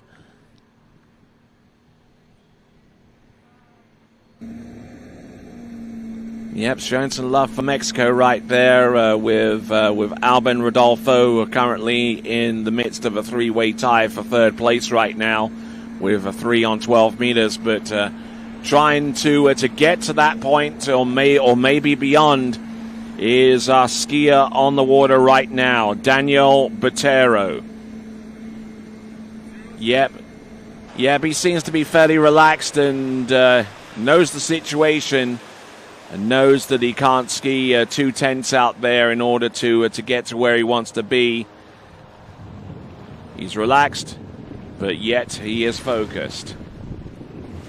Daniel Botero from Colombia.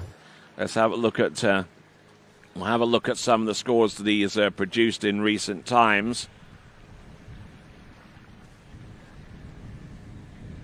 Daniel Botero, again a good hookup here. Hooking up well on both sides when we have a look at the retrospective shots of him in instant replay. Not looking bad. That is Daniel Botero. All right then, now getting ready for his pass. Coming back. Pass number 3. This is Daniel Botero, who's had scores into 12 meters within the last few months, especially in the Latin American Water Ski Championships. Let's have a look and see if he can conjure up something a little bit more than that. He has to get through 13 meters first. He started in at 55K, 14.25 meters, hence where he is right now. And now he's going to have a chance at 12 meters coming up next. That's Daniel Botero.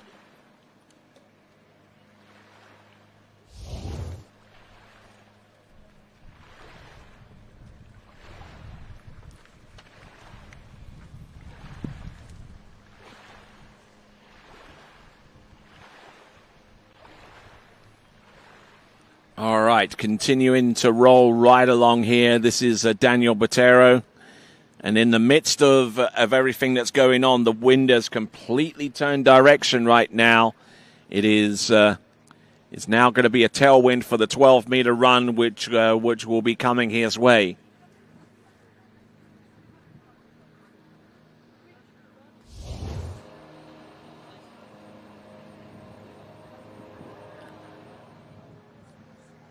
Looks like another skier from Mexico is about to take to the water. That will be Lorenzo Nelson. We'll see what he's got.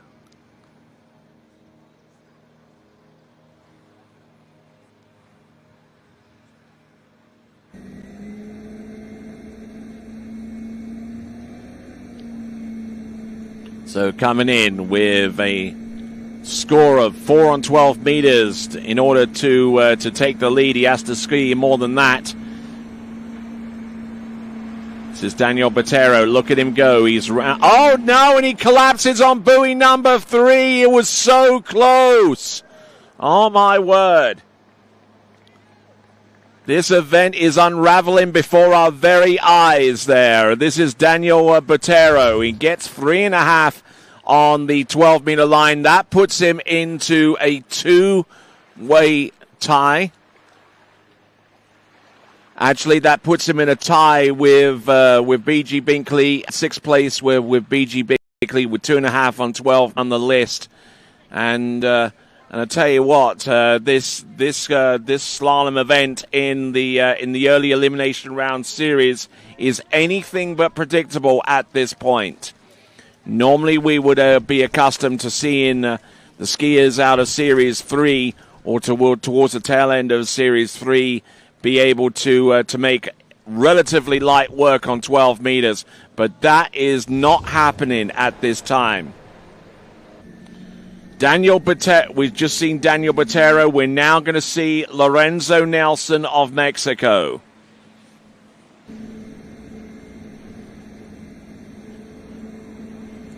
Lorenzo Nelson started in on 16 meters, not opting to go in on 14.25 meters.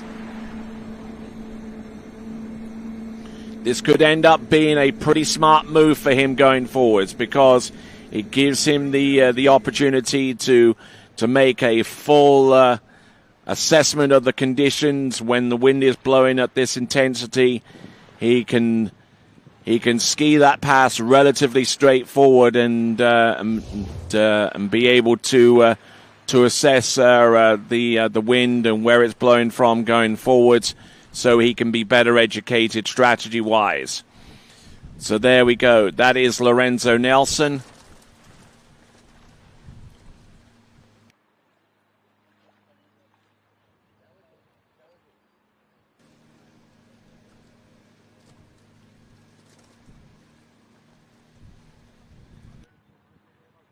Nelson. All right, then. So, Lorenzo Nelson, part of that extended Nelson family that has already yielded a junior world slalom champion in the last cycle, Nicholas Nelson, who won in that runoff situation in the last time the junior worlds were contested in Santiago de Chile. Yeah, beating off the challenger from Lucas Cornell in the previous World Championship.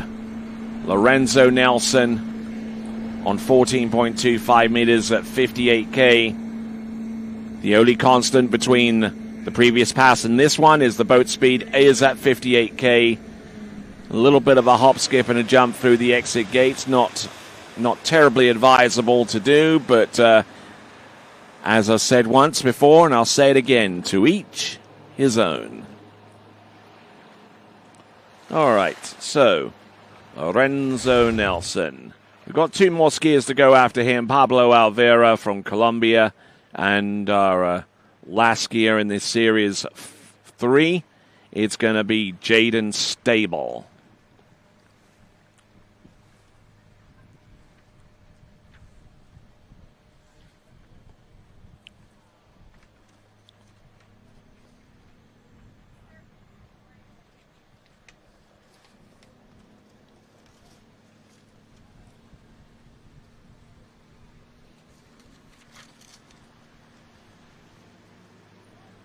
All right.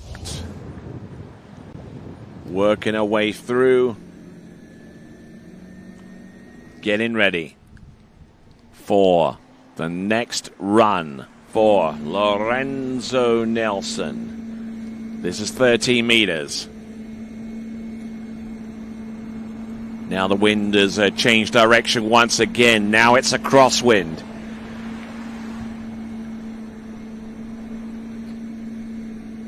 But so far, so good. Lorenzo Nelson is able to adapt, and he's now going to have the opportunity to come back in on 12 meters, albeit with a tailwind.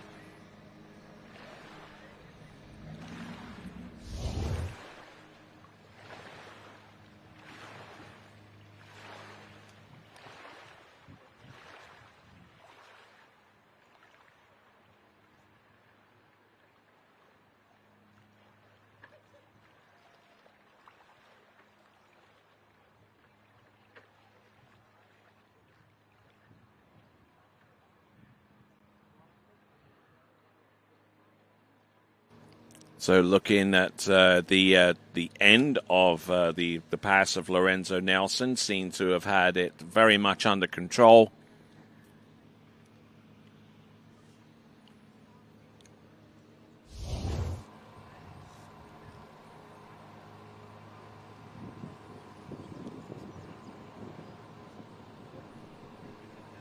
All right, here we go. Still a little far away from determining who could potentially make it through to the next round of the competition. The next round being the final, of course. Let's have a look at Lorenzo Nelson. This is 12 meters. He's round number 3. He's going to make a play on 4. He's good to go for number 4. He makes a play on 5. He's got the lead. Can he make it round 6? No, and even if he did make it round buoy number 6, he would not continue on to the next run because he didn't make it through the exit gates. Oh, my word. And 10 out of 10 for the dismount there, and 12 out of 10 for the camera person that managed to keep it in shot. Good effort there. But we do know, one thing we do know as a result of this performance is we do have a new leader. That is Lorenzo Nelson. He gets 5 at 12 meters, and this is how he did it. Broken over off buoy number 2. He was still ahead of the game for number 3. And he looked pretty good for number 4, although he probably came off the handle a little bit early into number 4, which resulted in him being narrow. And then he tried to safety, but did it way too much. and then was inside buoy number 5 and unable to run the pass, but he does have the lead, and with our one final skier to come after we've got Pablo Alvera of Colombia, then we'll have one more skier to come after him.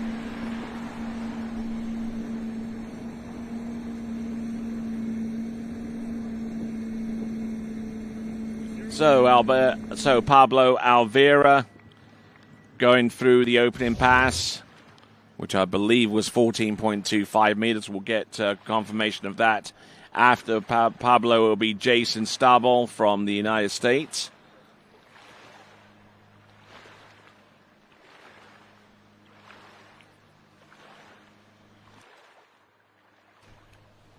Yeah, confirming that 14.25 meters was the opening pass for Pablo Alvera.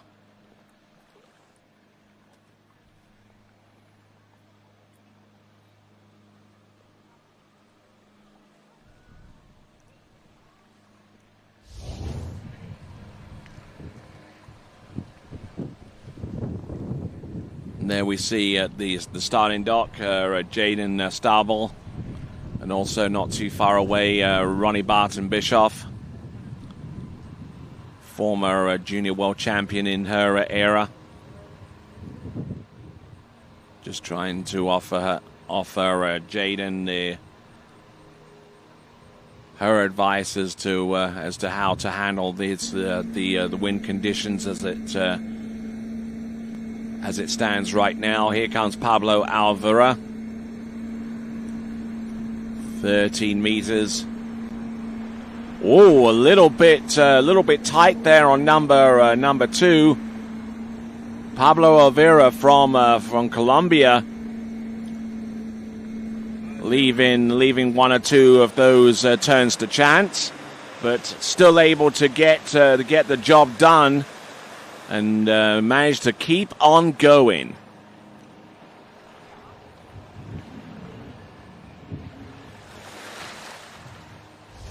So Pablo Alvera there, and wind still managing to maintain its current direction. It's blowing a headwind on the odd-numbered passes, but the wind does change direction on a dime. So what may be true now, just give it a few seconds and it could be the opposite direction.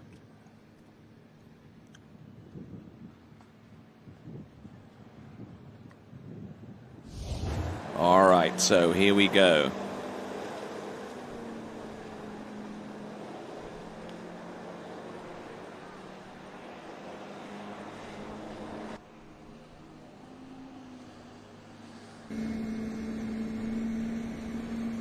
All right, here we go, folks. Pablo Alvera.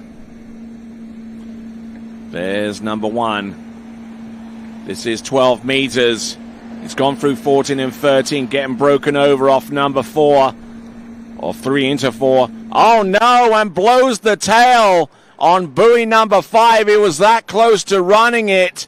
And that puts him with 4.5 on the 12-meter line. That usurps the score of Pepe Leonhardt, who's seen his score of 4 on 12 meters become a third-place score. And Harrison Crossland with 3.5 on 12 meters, currently in 4th. And there's that three-way tie for 5th between Alban Pierce and Graves with 3 on 12 meters. But still out in the lead is Lorenzo Nelson with 5 on 12 meters, and now in second place. This performance there from Pablo Alvera from Colombia. So close to getting through that 12-meter line, and that will be our penultimate skier in Series 4. We're going to go in Series. In Series 3, we'll go to Series 2 not too long from now.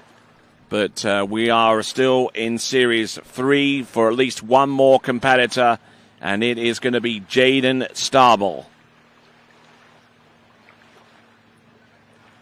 As you can see, for Pablo Alvera just getting into trouble there off number 4, and there wasn't much that he can do to arrest whatever came out of buoy number 4. Ends up with 4.5 buoys on 12 meters, and Lorenzo Nelson's lead of 5 on 12 meters still intact at this time, as we now get ready for Jaden Starbel.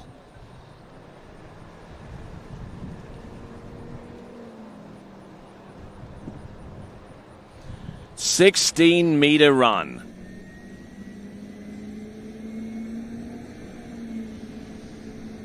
So obviously the advice that was given to him was to go in with an earlier pass of 16 meters so that he knows for himself what he's dealing with out there so far as the wind direction and wind intensity.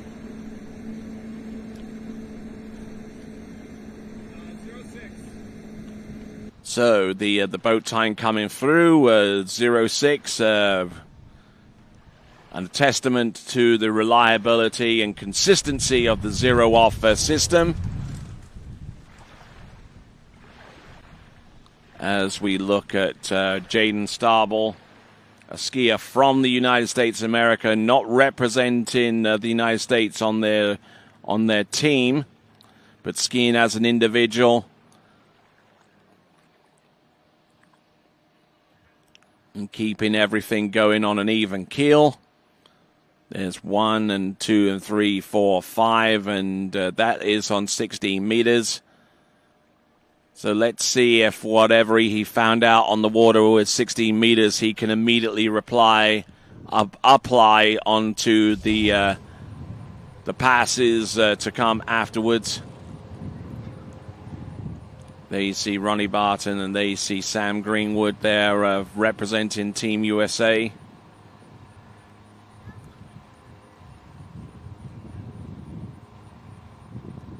So, we got Jaden Starbel. Good pull out there, nice glide, then rolls it in.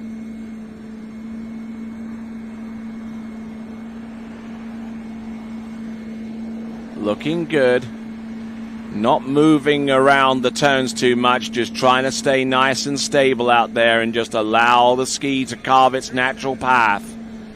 And he does that with gusto and now gets ready for 30 meters coming back.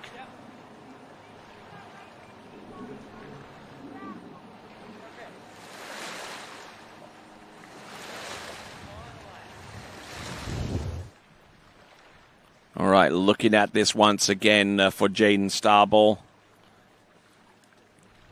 A little back-footed into number 1, but he manages to allow that ski to roll into the turn and just stay committed to getting some more angle as he gets closer and closer to the wake instead of trying to get it all at once. He allows the ski to do what it's designed to do, to turn on a dime. And then it's just a case of being resistant behind the boat and then continuing to roll. There we go. That is Jaden Starbel, and he's round the dockside turn. The boat straightens up for the pre-gates, and then from there it's down to the driver to make sure that it stays within the acceptable tolerances on the slalom course. Here we go. This is Jaden Starbel on 13 meters. A little flat-footed into number 3 and number 4, but he's able to get a good handle on this and seems to have found a rhythm that works. Not especially early for any of those buoys, but he's looking pretty confident in what he's doing right now. Final skier in Slalom Boys Series 3. We got 2 more series to go. 12 skiers advance through to the boys' slalom final.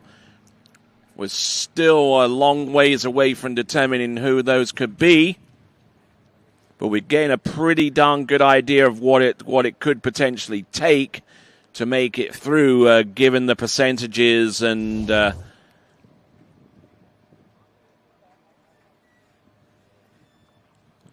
So, continuing to roll right along, I'm Tony Lightfoot, and glad to have the pleasure of your company here at the 2024 IWWF World Junior Water Ski Championships, coming to you live from the Lakes of Castinstone here at Predator Bay in Calgary, Alberta. All right then, folks, here we go. Coming in on 12 meters. The wind conditions are about as good as they can get right here and now. Let's see if he can take advantage of it. There's one. There's number two. There's number three. Flat-footed into number three. He's good to go for number four. He's still skiing ahead. He's round number five. Can he make a break on six? Yes, he can. Exit gates. First skier through the 12-meter line. Jaden Stubble.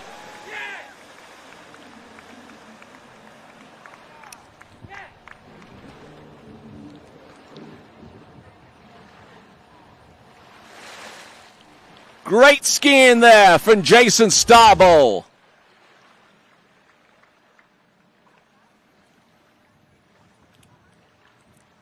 Certainly wasn't the smoothest of passes, but it didn't have to be. It just had to be resistant behind the boat and just had to stay upright on the ski throughout the turns.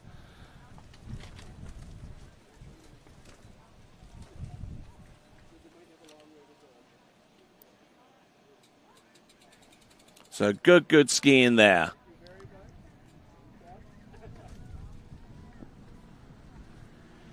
So Jaden Starball, I beg your pardon. Now, this is 11.25 meters. Could this be the performance of the championship so far?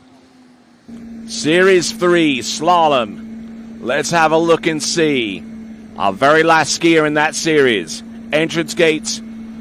And didn't even attempt to make a break on number one, so it's going to be a zero score at 11.25 meters.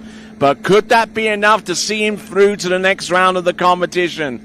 We'll have to wait and see. But Jaden Starball is your new leader with a score of 0 on 11.25 meters. Jaden Starball, 0 at 11.25 meters. Lorenzo Nelson with 5 on 12 meters is currently in second spot. And rounding off the top three with 4.5 on 12 meters is Pablo Alvira.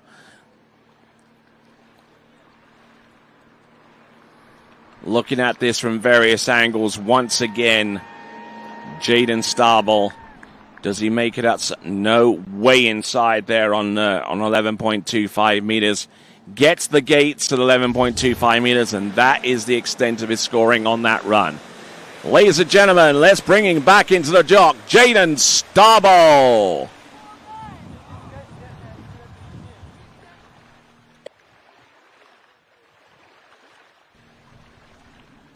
And there is your current leaderboard after 3 series of boys slalom. Jaden Starball with 0 at 11.25 meters. Lorenzo Nelson, 5 on 12. Pablo Alvira, 4.5 on 12. Pepe Leonhardt, 4 on 12. Harrison Crossland, 3.5 on 12. And those are your top 5 at this time. And looks like the boat is going to make a trip up and down the course at the very least, or it might even be going to get some fuel. And this is the list for Boys Series 2. Salvatore Maturana, Noan Borrell, Zach Bainbridge, Samuel Brown, Joshua Visagi, Luke Ruckerman, RJ Tita, Christaros Patropoulos, Finn Mitchell, Sebastian Turp, and Bryce Smith. Those are the first skiers to head on out onto the water in Boys Series 2. The boat is going to either take a run up and down or get some fuel.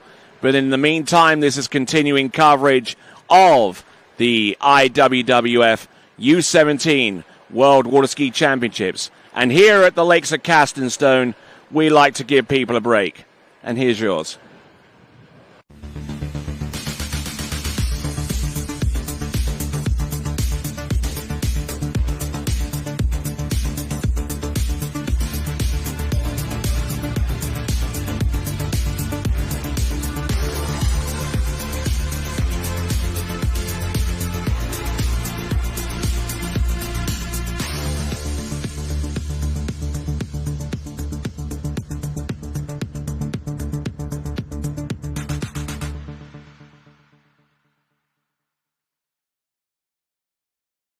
For over 20 years, Houston has been setting the standard of automotive excellence.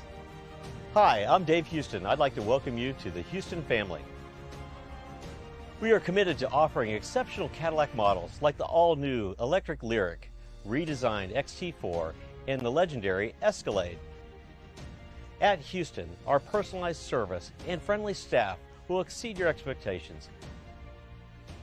Feel the thrill of buying a new Cadillac from Houston Cadillac.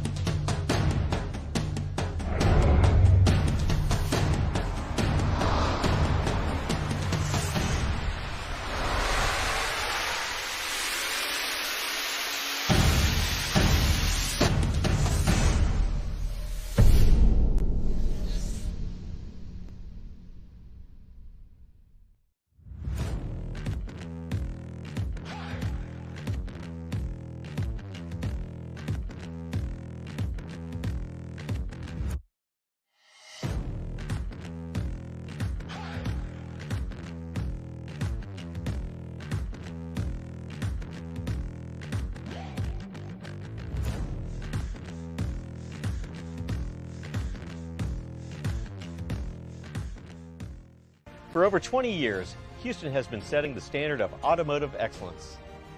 Hi, I'm Dave Houston. I'd like to welcome you to the Houston family.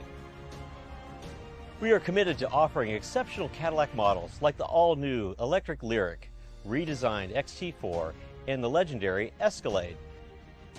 At Houston, our personalized service and friendly staff will exceed your expectations. Feel the thrill of buying a new Cadillac from Houston Cadillac. For skiers and water enthusiasts, Florida lakes are what dreams are made of. Combined with world-class golf, remarkable weather, natural beauty, theme parks, and so much more, it's easy to see that Florida is paradise. For more than 30 years, I've enjoyed Florida's lakes and many offerings. If you are interested in Florida real estate, let me be your guide and trusted advisor as you search for your paradise. Together, we can make your dreams a reality.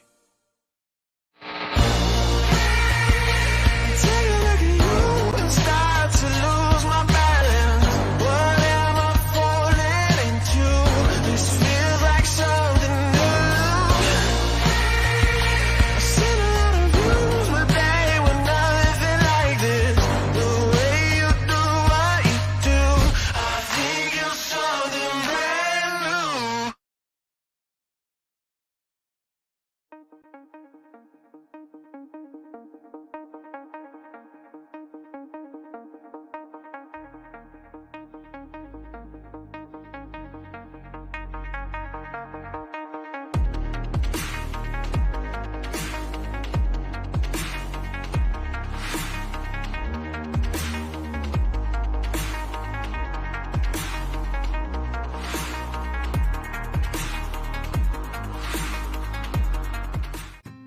As the broker of Dayland Real Estate and a professional water skier, I understand what clients are looking for in their dream water ski home. Our company is dedicated to helping you and your family invest in your future together in Florida. If it's time to move on to your next adventure, let us help you find the perfect match for your home. Our team offers service in English, French, Spanish, and German. Whenever you are ready, just give us a call. We will be suited up and ready to assist. Dayland Real Estate, where expertise meets passion. All right, then, with continuing coverage of this, the 2024 IWWF World U17 World Water Ski Championships. I'm Tony Lightfoot, and I'm glad to have the pleasure of your company as we get ready for the final two series of boys slalom. There is your current leaderboard as it stands right now. We've got Jaden Starbull with 0 buoys at 11.25 meters, our current leader by 1 buoy ahead of Lorenzo Nelson with 5 on 12. Pablo Alvera with 4.5 on 12. Pepe Leonhard on 4. Harrison Crossland on 3.5. And those represent the top 5 as it stands right now.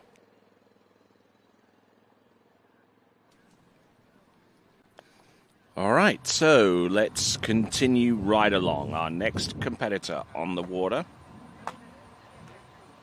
is going to be Salvatore Maturana from Italia. Now, Salvatore Maturana, I had the opportunity to see him ski on one or two occasions, and he certainly brings in a lot of power and a lot of precision. This is 14.25 meters. The wind's starting to gust up a little bit there. Headwind on the odd-numbered passes. And one thing that you'll notice is that, yes, we see a little bit more daylight in the towboat. Yes, they've taken the bimini off. Feel free to comment on the live chat with your opinions as to that happening. Here we go. This is Salvatore Maturana.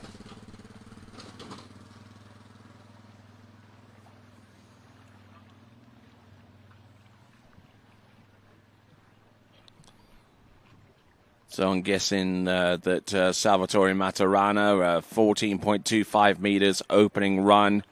And we'll see how things shape up for the remaining passes that he has potentially coming up. 13 meters will be up next. Again, a good few comments from you good folks out there, especially for the performances that are being produced out there on the water.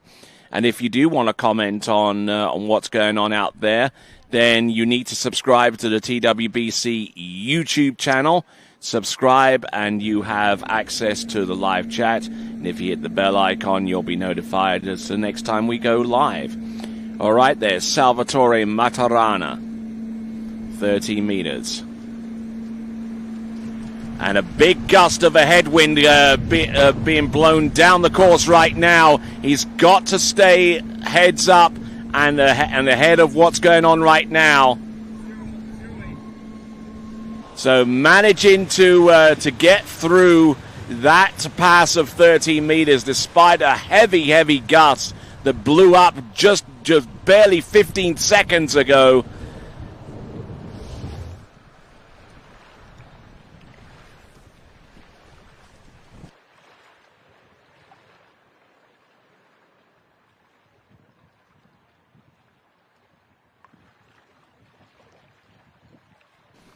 All right, there's Salvatore Maturana. Let me give you an idea of what he's done performance-wise over the last recent times. At the Trofeo PKB, he managed to get into 11.25 meters, half on 11 there. Got as deep as 5.5 at 11.25 meters. In the in the Campionate de Categoria Discipline Classique in Richeto, which I'm sure we'll see him again at the European Youth Championships, which will be also broadcast on TWBC in about 3 weeks' time. Here we go, Salvatore Maturana. This is 12 meters, broken over off number one, but he's good to go, round number 2. Oh no, and he goes down round buoy number 3, just trying to take too much of a turn round that third buoy and just unable to continue skiing. So it's going to be 2.5 there for Salvatore Maturana. That puts him in a multiple way tie for 9th with BJ Bickley, Daniel Botero, and of course now Salvatore Maturana.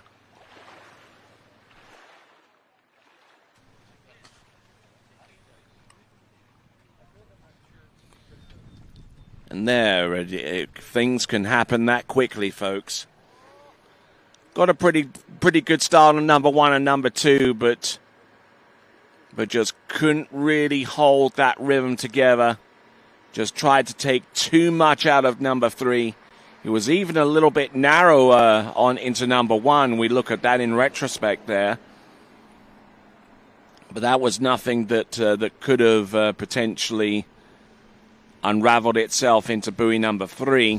So it looks like 2.5 there for Salvatore Maturana, putting him in a 3-way tie for 9th right now. All right, so as we work our way towards who could potentially be a part of the boys' slalom final,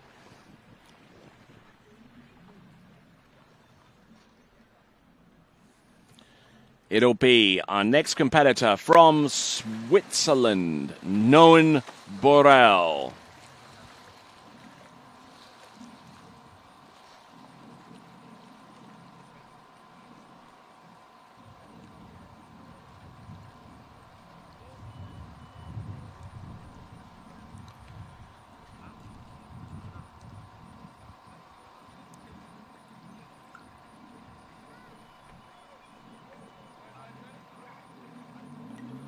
Here comes Noen Borel on top of the water right here, right now, representing Switzerland.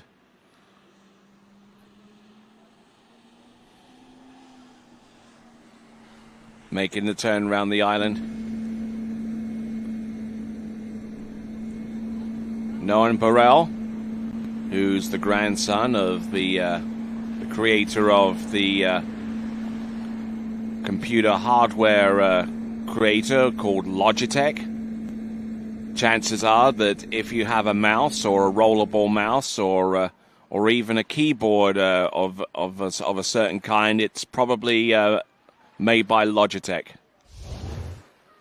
And yes, one of the innovators of the Bluetooth mouse as well. But let's see what Noen Borel himself can do out there on the water, having gotten through the opening pass.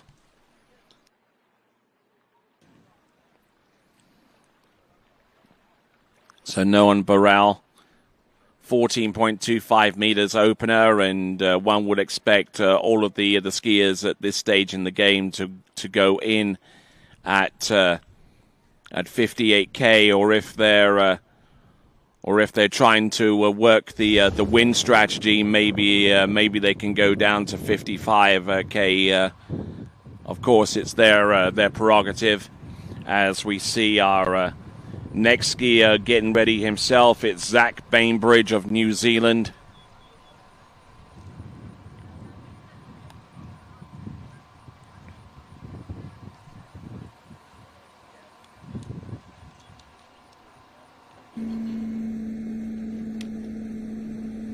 All right, here we go. Zach Bainbridge. Okay, we've got Noen Borel. I beg your pardon. Looking good. Just trying not to overwork the turns. Whoa, getting a little crushed off number 4, but managing to recover well enough to make the pass. That could have spelt trouble there for Noen Borel. But he's got an experienced pair of shoulders working those passes and use that experience to good effect there towards the end. The worst thing that he could have done is overreact there into buoy number 5, and thankfully he did not.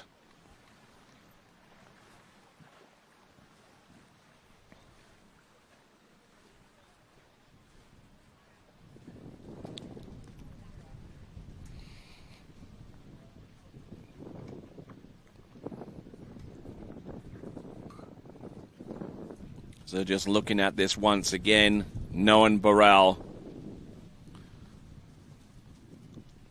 around all 6 buoys. But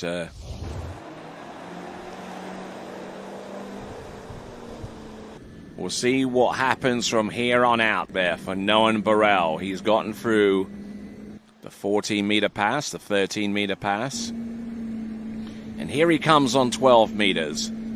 A pass that he would ideally like to run here. Little flat into buoy number 1. That's not going to help him. He's round number... Oh, my word! He overturns buoy number 2. And I even think that he lost the handle grip going off number 2 into number 3. So it'll be 2 buoys at best and probably a buoy and a half at worst. So we'll double check to see whether whether he let go of the handle before he got to the halfway point of that transition from number 2 into number 3. And here's going to be our best shot to see whether that happens. There's number 1. He was flat into that turn, and it didn't exactly help his cause all that much. He is round number 1, and oh yes. I believe, at least from my perspective, it was 1 1/2 buoys. Yeah, he let go of the handle before he crossed the halfway point behind the boat.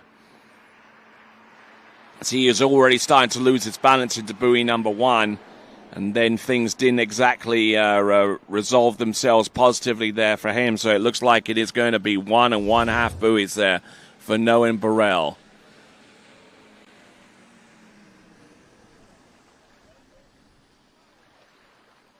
And the one thing that Canadians love in this part of the world is coffee.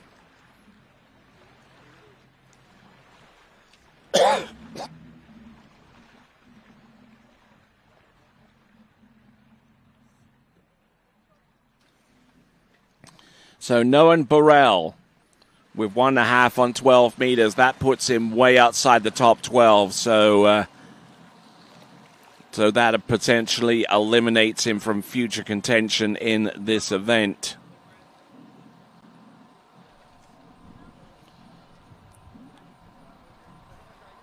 Currently in 12th place, actually a multiple weight tie for 12th place. It's going to be Harley Costa and Peter Steiner. They are currently in 12th spot at this time with 2 on 12 meters, so that kind of gives you an idea of where we are so far as the scoring is concerned. In the meantime, skier on the water from New Zealand is Zach Bainbridge, 14.25 meters.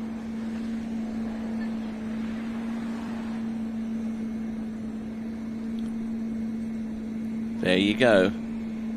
Zach, and really narrow going into buoy number 6 there. Now there are quite a few skiers here. I do have to say, and I'm being honest here, that they are living life dangerously, especially with edge changes and coming up narrow. So, and maybe it's not altogether their fault. It's just a case of the wind switching directions at a heartbeat, and it's whatever plans that you have on running a pass a certain way in a certain wind condition could all get thrown out the window.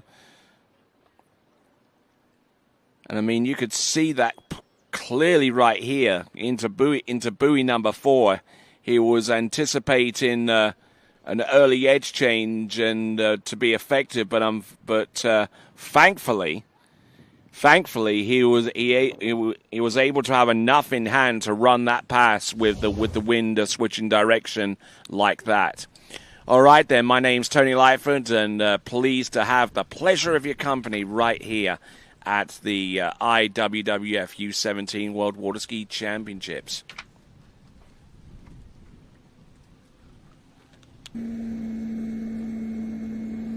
All right, then, folks. Here we go. Zach Bainbridge from New Zealand.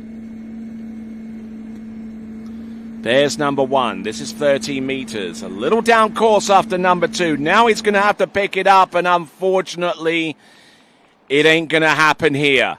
Looks like it is going to be 2.5 on 13 meters for Zach Bainbridge of New Zealand.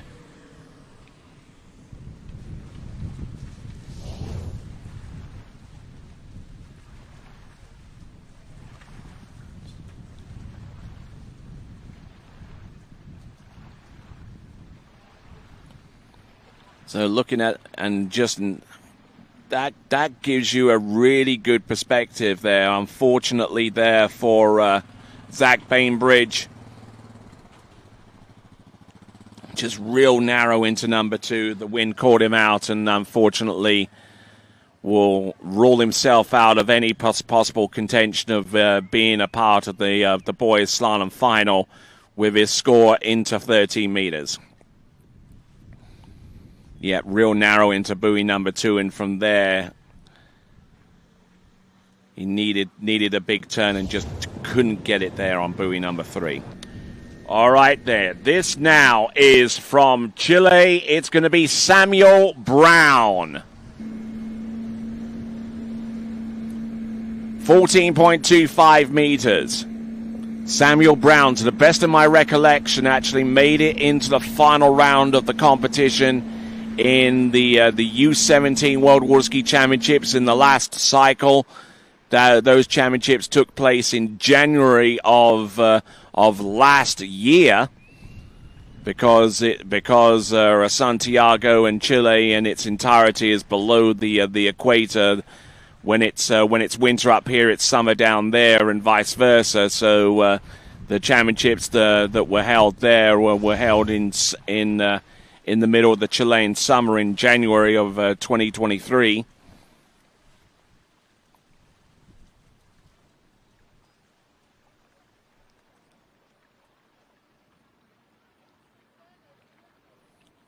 But there we go, Samuel Brown at 14.25 meters, making some great progress here out on the water. He has a plan. It looks like he's executing it very, very well indeed.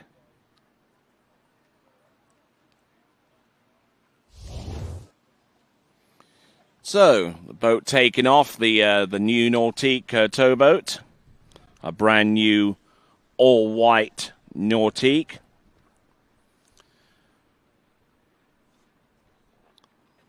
Here we go. This is now 13 meters. He's successfully gone through 14.25 meters. Now, he's seen a few of the skiers take to the course before, and he's very well aware of how much the wind is playing havoc with some of their performances. But in the meantime, this is Sam Brown on number 4 and number 5 on 13 meters, not looking bad at all. Getting through the exit gates and looking very, very strong there.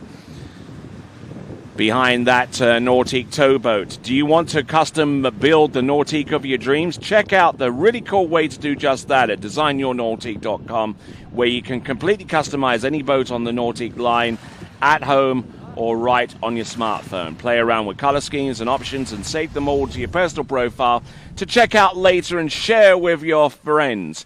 And to share with your friends, why not use the Nautique's boat's presence on Instagram, Facebook, Twitter, and YouTube.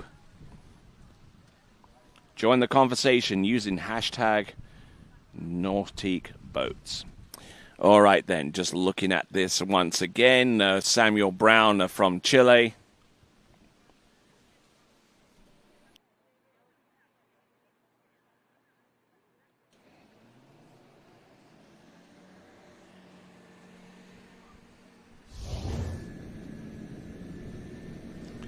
All right, here we go.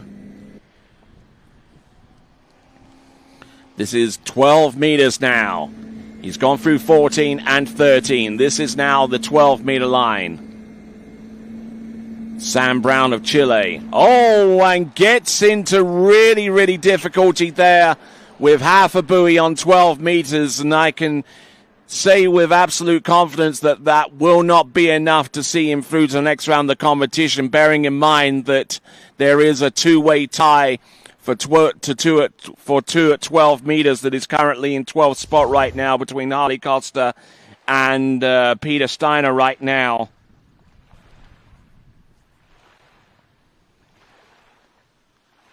Just didn't quite get the setup into number one that he wanted.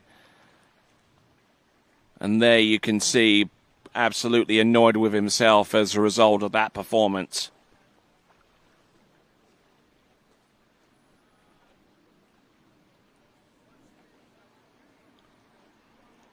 So there we go. That's going to be half a buoy there on 12 meters. One half of a buoy on 12 meters there for Samuel Brown of Chile. And now we move on to our next competitor.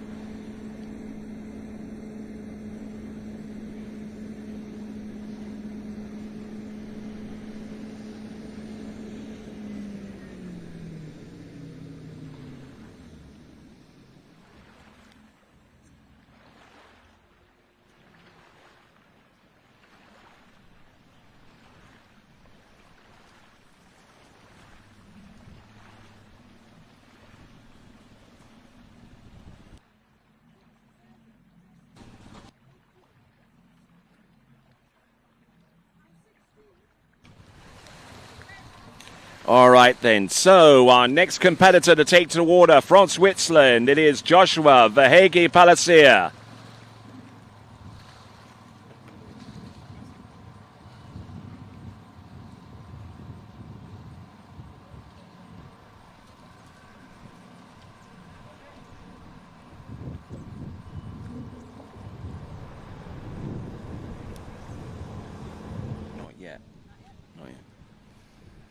All right there. So Joshua Verhege Palacia coming in on the opener. This should be 14.25 meters. It is 16 meters. He's obviously taken some cues from some of the other skiers that have opted to go in at an earlier pass to fully assess the wind conditions. Joshua Verhege Palacia and running that pass really, really loose and really, really late. So now he's got to try and dig deep here if he's to stand any chance at all at running any of the passes to come afterwards. Just rearing up on the ski and not really resolving himself to getting much angle at the tail end of the turn, skiing it long, skiing it narrow. But at least he skis it. At least he gets through the run, which is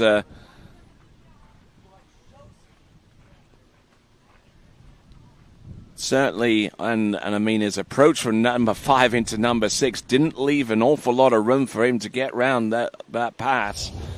But there you go. That is Joshua Verhege Palacia from Switzerland, and getting plenty of messages from you good folks there.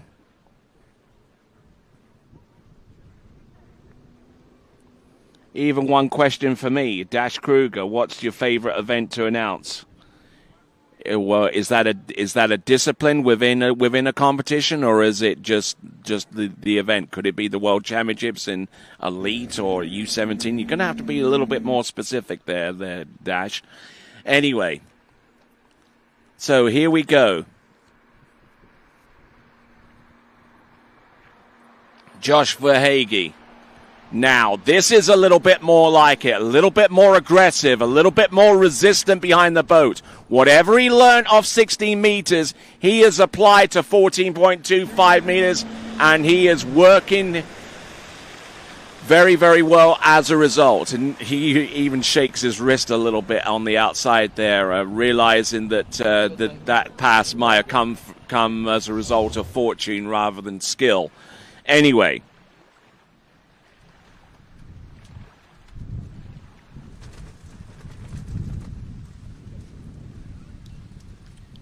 Wind starting to kick up a little bit more. It looks like it's turning crosswind from left to right for the next run for Joshua Vehege Palacia.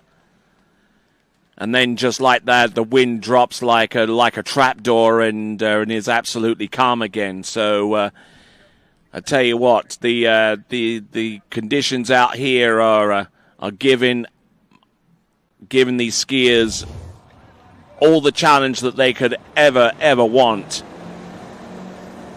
out there on the course here at the IWWF U17 World Water Ski Championships. I'm Tony Lightfoot and glad to have the presence of your company right here and now. This is Joshua Vehege Palacia from Switzerland. This is 13 meters, gets it to go around buoy number 1, gets a good tack there. There we go. There's number 2 into number 3. Oh, almost gotten broken over too much into number 4. And he goes completely out of sorts there. Joshua Vehege Palacia just couldn't get anything much of anything going on in the positive manner. And looks like it's going to be a 4 buoy count. And as you can plainly see, the unfortunate sight there of someone being visibly annoyed with themselves with the performance that they produced out there on the water. And there we go, Joshua Vehege Palacia. A little bit long down course off number 2, which wasn't a deal breaker at that time, but then he'd gotten brought over off number 3. And then tries to correct himself, but unfortunately a little bit too late. So it actually ends up being 3.5 instead of 4. I believe the handle was let go before he got to the halfway point after number 4.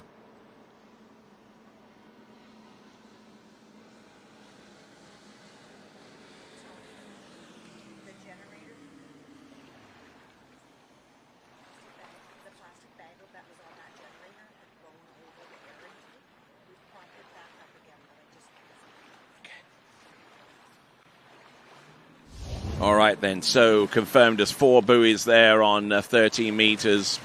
Actually on 12 meters, I beg your pardon. That was on 13 meters.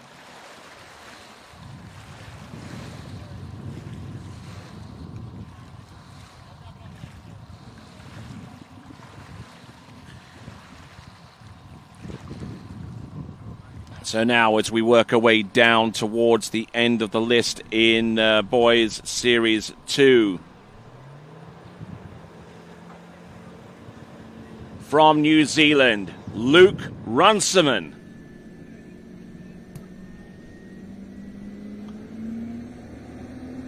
All right, let's see what he goes in at. 14.25 meters. Going in with this bold Luke Runciman.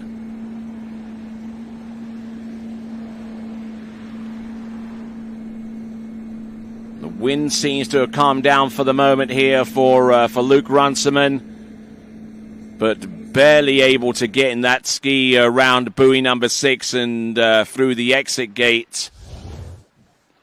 Luke Runciman.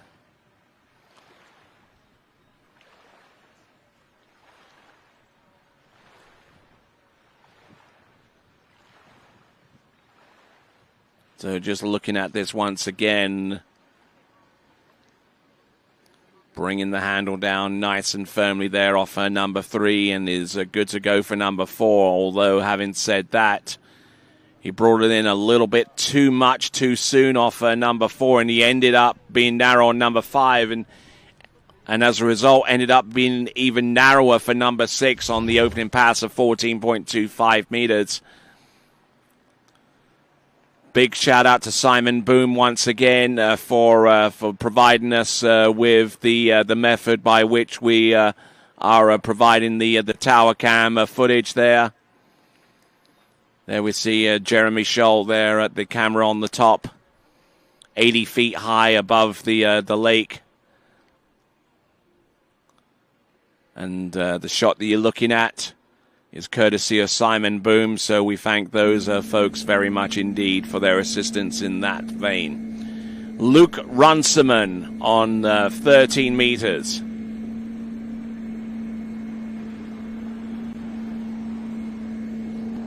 Now, this is a little bit more like it.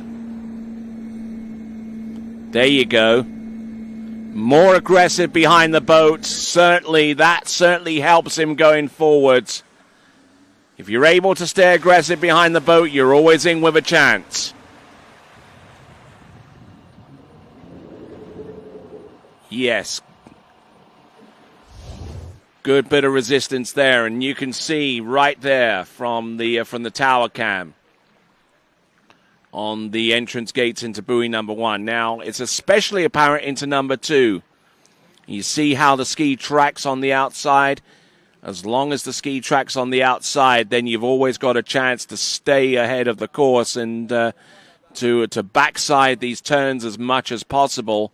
And by doing that, you always have a little bit of an advantage going forwards. However, having said that, he was quite narrow into number 4, but had enough in hand to get round 4, 5, and indeed number 6. So, good effort for Luke Runciman. Now, 12 meters, the critical run. Only one person has run through 12 meters, and that is Jaden Stabel. Let's have a look and see. Luke Runciman. Oh, my word, he's collapsed on buoy number 2.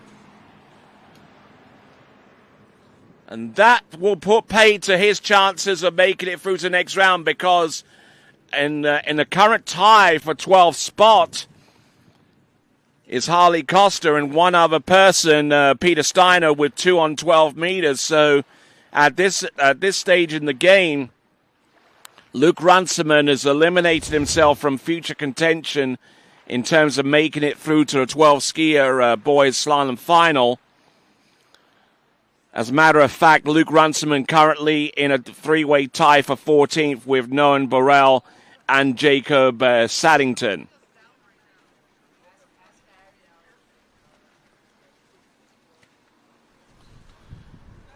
Yes, absolutely high drama going on right now as we continue to provide the coverage here for the boys' slalom elimination round. I'm sure one or two of you folks out there and watching this coverage here at the U17 World Water Ski Championships have a comment or two to make, and you can do that with the live chat, which is on the right-hand side of the YouTube player on the TWBC YouTube channel.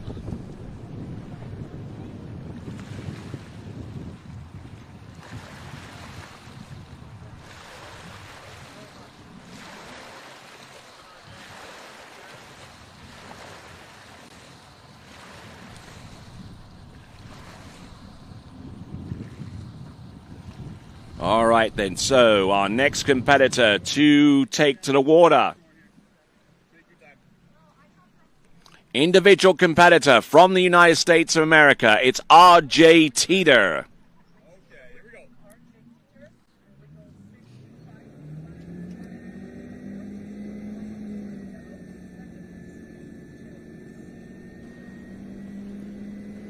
All right, here we go. R.J. Teeter coming in. 55K, 14.25 meters. I see a lot of wisdom with this approach. Means it doesn't have to work nearly as hard or get spooked nearly as much by going in at 58K. Yet, the line length being as short as it is, though, gives him the ability to be able to basically dial himself into the conditions and really work on his resistance behind the boat, but do it without so much pressure right from the get-go. So, there you go. That is R.J. Teeter. That was at 55K, 14.25 meters.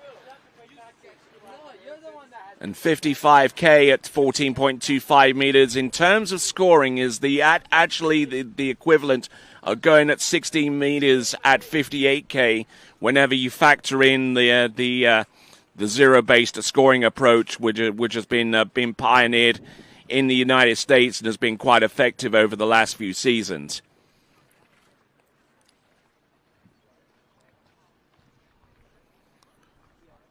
R.J. Teeter from the United States of America. We've only got about 4 more skiers to go in this series, and we're getting closer and closer to the point where we can start to make some speculation as to who has made it through to the next round.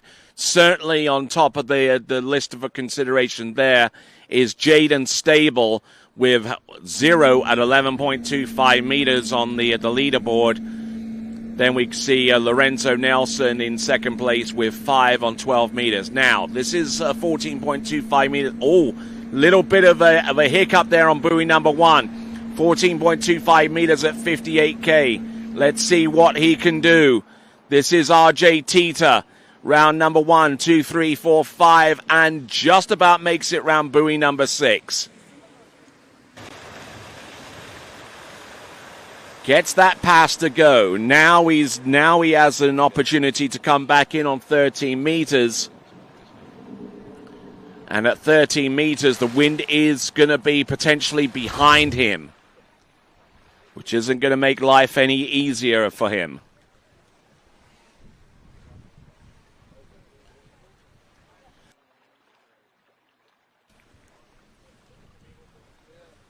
Not looking too bad there, R.J. Teeter, who I'm sure will be present during the U.S. National Water Ski Championships, and that's another event that TWBC will be providing live and exclusive coverage for in about 2 weeks' time.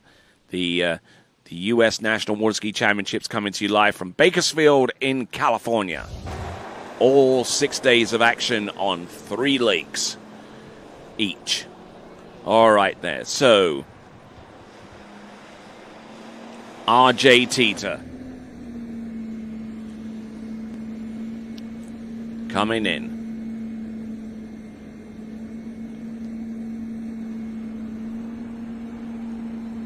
This is 13 meters. Rearing up a little bit there on number 3 into 4, but managing to stay controlled and stay composed, even though the buoys are coming up a lot quicker than he typically anticipates for. But good, solid skiing there for R.J. Teeter as we continue to roll away through this competition. Some of you may have had 1 or 2 questions about this facility. The Predator Bay Water Ski Club is a member-based organization which actively fosters a supportive and inclusive water ski community for water skiers. It offers various programs and teaching and coaching opportunities for its members, ranging from introductory ski lessons to novices and advanced coaching for competitive athletes aiming to improve their skills and performance levels. So, continuing right here, the Lakes of Cast in Stone. This facility was built starting in 1996, was completed in 1997,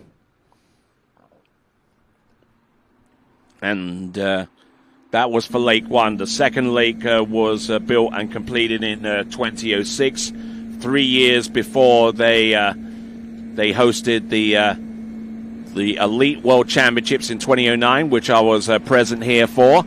There's 12 meters for R.J. Teeter. Look at him go. It's not the best looking 12-meter pass or even close to being run, but there's R.J. Teeter, and that is going to be 4.5, 4 1/2 for R.J. Teeter on the 12-meter line, and that currently puts him into a 2-way tie for third place right now with Pablo Alvira.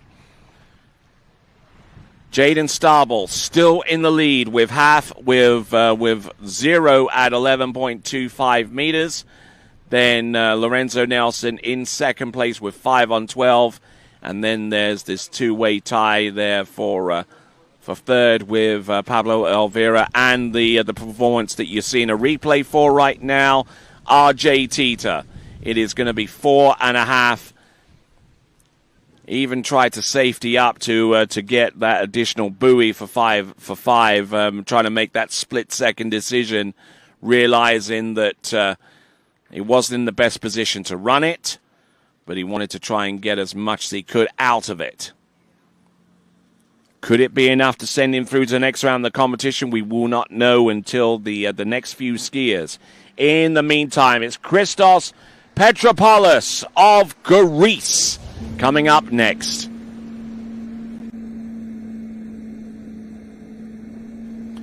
$14.58.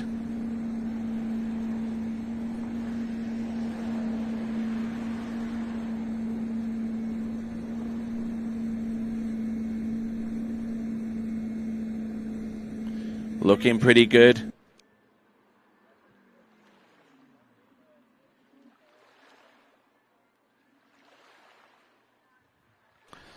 Okay, so skiing with a style that's very, very similar to Philippos Kyprios, who I'm sure is watching his compatriot from Greece.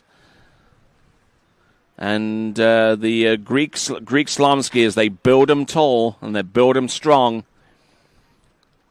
And Christos Petropoulos doing a fine job with the opening pass at 58K on the opener and 14.25 meters.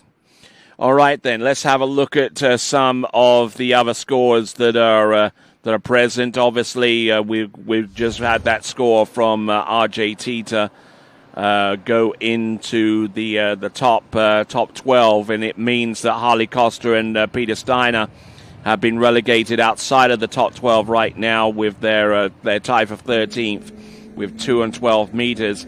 Now under serious threat are some of those scores on that tight situation between BG Bickley, Daniel Botero, and Salvatore Maturana with 2.5 on 12. They being out on the outside looking in. Here we go. Christos Petropoulos from Greece. This is 30 meters. Oh, almost getting broken over there off number 5, but he had enough presence of mind to arrest any further forward movement off number 5 and at least survive long enough to get round number 6.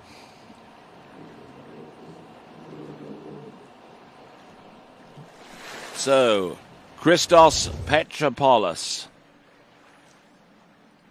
We'll have a look and see some of the scores that he's produced so far this season. He's been he skied in the Linz Open where he managed to get halfway down the 12-meter line, and he's about to attempt 12 meters, incidentally.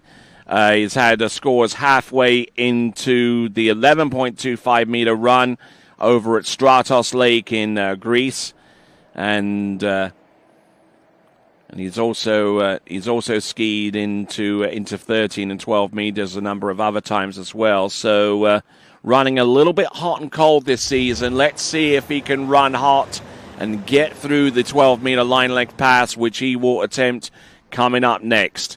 Here's the boat making its way around the turning island closest to the starting dock. All right, here we go, folks. This is Christos Petropoulos coming in. 12 meters, getting a decent start. Now, not overworking this pass, trying to use a little bit more of his height. There he goes. There's number 4. Little on the back of the ski. Round number 5. Can he make it? Round buoy number 6. Oh, yay! From Greece, Christos Petropoulos.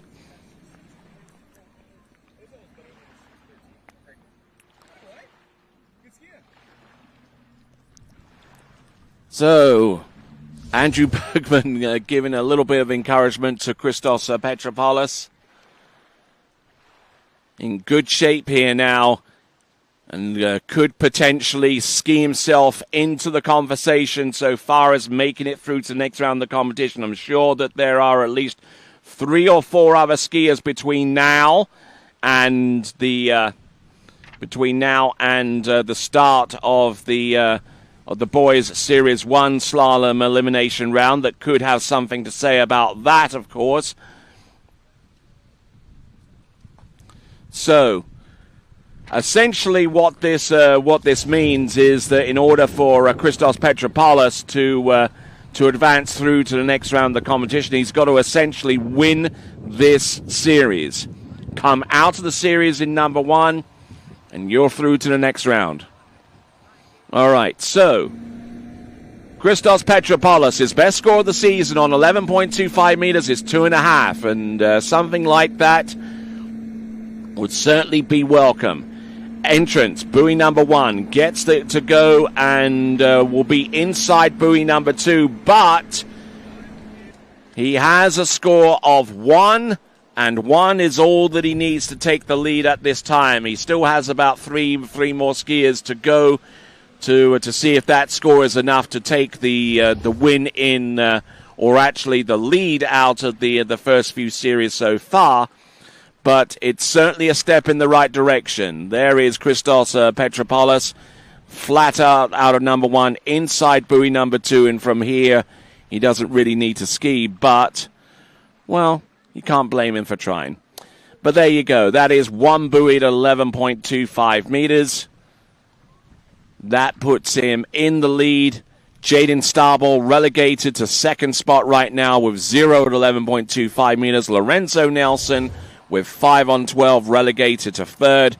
And now we see a two-way tie for fourth between Pablo Alvira and RJ Tito, both of those characters with 4.5 on 12 meters. All right, individual skier from Australia on the water right now.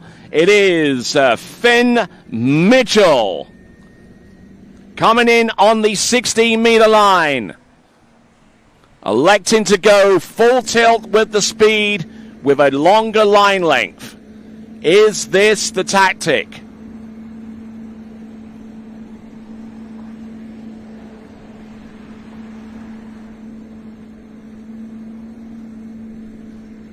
Finn Mitchell looking good, getting through 16 meters at 58K. Now he's going to shorten the line down to 14.25 meters. Finn Mitchell from Australia. Let's have a look and see if we can grab some of his scores from as recently as last season based upon the IWSF scoring system. Back last year, he was able to get 1.5 at 13 meters at the Aussie National Championships. Got 2 on 12 at the Australian Junior Masters over at Latrobe. And that is the highest extent of his scoring last season. I'm not too sure what he's done this season. I don't have any records or of anything that he's done in 2024, but I think you get a pretty darn good picture of what he's done, and we'll see if he's improved upon that from last season. In the meantime, about to take to the water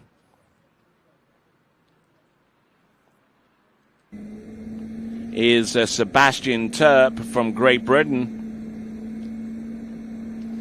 Here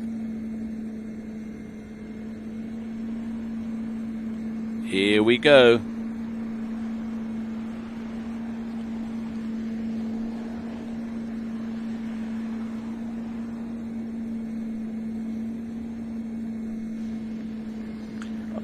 Here we go. Finn Mitchell getting through the first 2 passes and elected to go on 16 meters. Went in longer on the opening pass instead of staying with 14.25 meters or even reducing the boat speed to accommodate the shorter line length run. So there are at least 1 or 2 tactics that are in play here between our competitive athletes.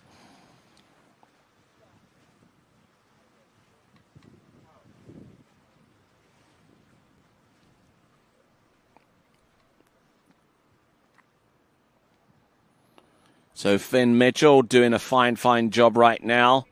Just a little narrow into number 5. Had to pull extra long there just to make sure that the skier tracks on the outside. And then safety's up and had enough to work with to get round buoy number 6. All right. Finn Mitchell.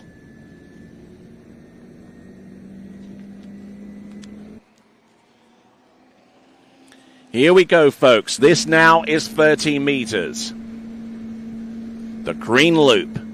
Let's see what he has in store. There's 1. Taking a big hard stab off number 1. There we go, round buoy number 2. Flat off number 2. He's got to stay in this. Round number 1, 2, 3, 4, 5, and gets it to go. So he now has an opportunity to get to deep down on 12 meters. Wind starting to kick up once again.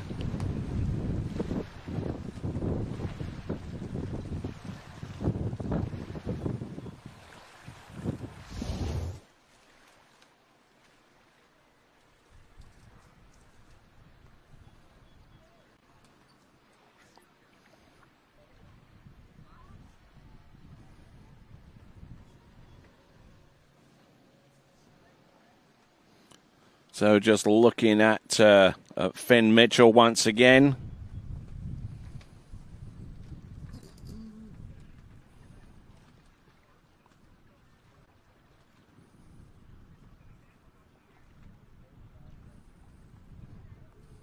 And going through the list of messages, we've got a message coming in from Freddie Winter of all people. Thanks. Good luck to all of the skiers, cheering you on from England. Obviously, making reference to the British competitors, no doubt. And says, "Keep it up, Tony, Vince, and the TWBC gang." Oh, isn't that nice? Hopefully, he's doing well and getting better as each and every day. As we see Finn Mitchell on 12 meters, continuing to run here. This is, on 12 meters, he collapses off buoy number 3, and that gives him a score. Collapses on buoy number 4, I beg your pardon. So it ends up being 3.5. Now, if that's the case, that puts him into a two-way tie with Harrison Crossland. We'll get the score any moment now, but we'll take a little bit more of a forensic look to actually determine whether he actually made it outside buoy number 4 enough to where he could potentially tie with Harrison Crossland. He gets round buoy number 2, and I'm quite confident that he gets round number 3. Now, does he get outside buoy number 4?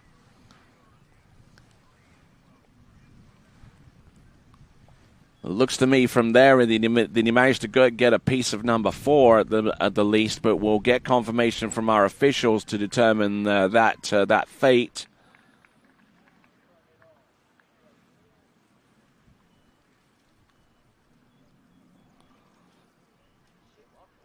Got a pretty good start, but was a little narrow into number 4, and he had to complete that turn long.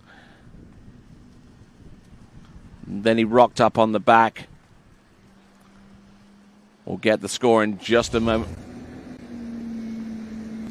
Okay, so whilst we work on the score, from Great Britain, here comes Sebastian Turp.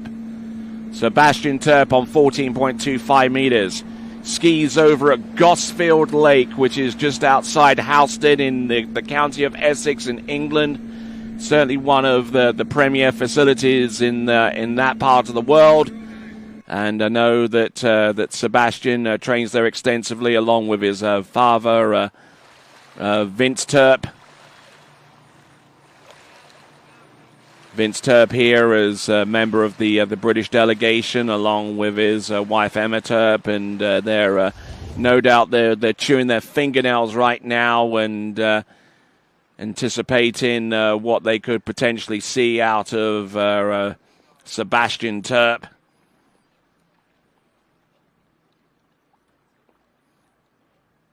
Okay, so the score is approved at 3 buoys on 12 meters for Finn Mitchell.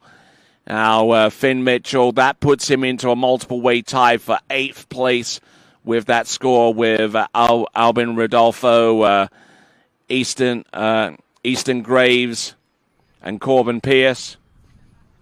So 4-way tie for 8th place there for Finn Mitchell, as we look over towards the dock and see our next skier to determine who that is going into the tail end of the series number 2. That is Bryce Smith. But let's concentrate on Sebastian Terp. Good pull out, good glide there for number 1. He's gone through 14. This is now 13 meters. Oh, look at this. He's getting aggressive. He's getting resistant behind the boat. That's how he's going to survive this. There you go. It's a 6 buoy count. Fantastic effort there for Sebastian Terp.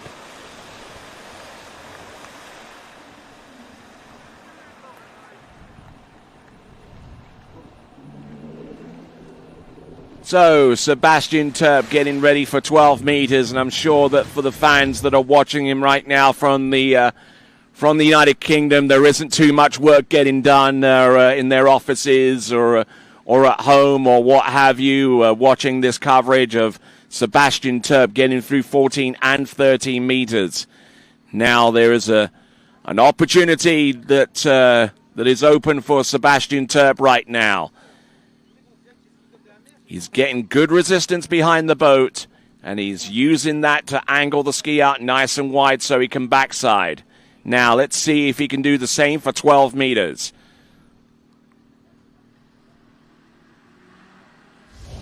More messages coming through from the likes of Nathan McGarry and Hillary Winter alongside Freddie Winter and David Nutt. All getting behind Sebastian Terp as he now pulls out into the glide for 12 meters. Gets it to go around buoy number 1. Gets a good start on number 1. He's excellent for number 2. He's good for number... Oh, and just on the back of the ski off number 3. And gets 2.5 for that performance. 2 1/2 there for Sebastian Terp. And that puts him in a multiple way tie for 12th right now. Sebastian Terp is now in a multiple way tie for 12th with B.G. Bickley, Daniel Botero, and Salvatore Maturana. Certainly the opportunity was there, but unfortunately, as has been the case for many a skier in this event, the conditions proving to be a little bit tough for a few of our competitors, and Sebastian Terp unfortunately unable to do much of anything about that at this time.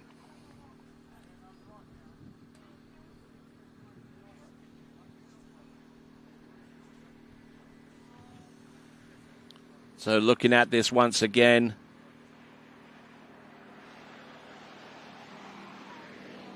coming up narrow on number 3, having to turn long and realizing that he was late already off number 3, but unfortunately unable to get back into the game.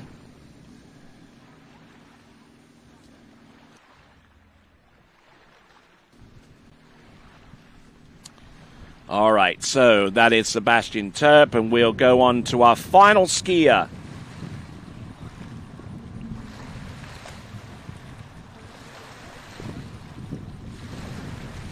Our final skier in Series 2, it's going to be Bryce Smith.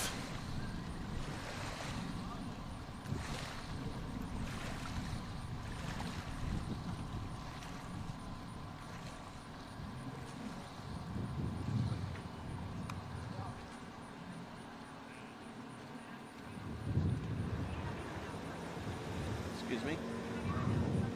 Yeah.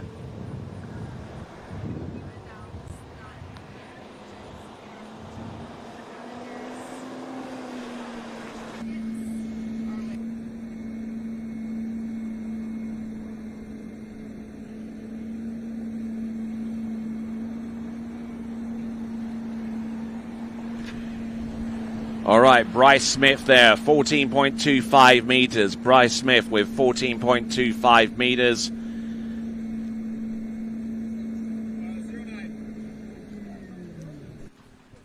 All right, then, as we continue on, the team captains and representatives are informed that the lunch tickets are available to be collected, courtesy of Kyle Hunter. For the team managers and team representatives, the lunch tickets are available to be picked up from Kyle Hunter. As we see Bryce out there on the water, Bryce Smith.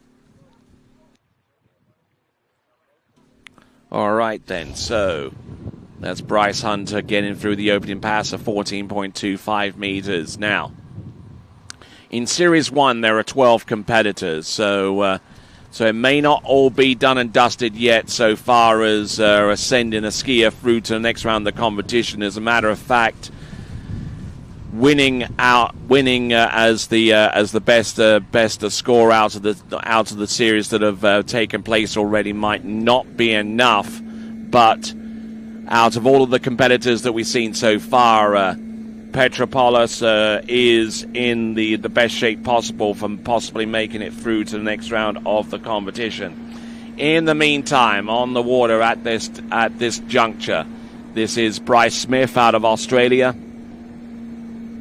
Looking good and getting through 14 and 13 meters.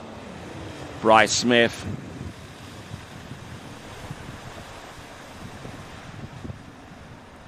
So, some nervous times here. We've got Bryce Smith. He's gone through the opening 2 runs. For our team skier from Australia.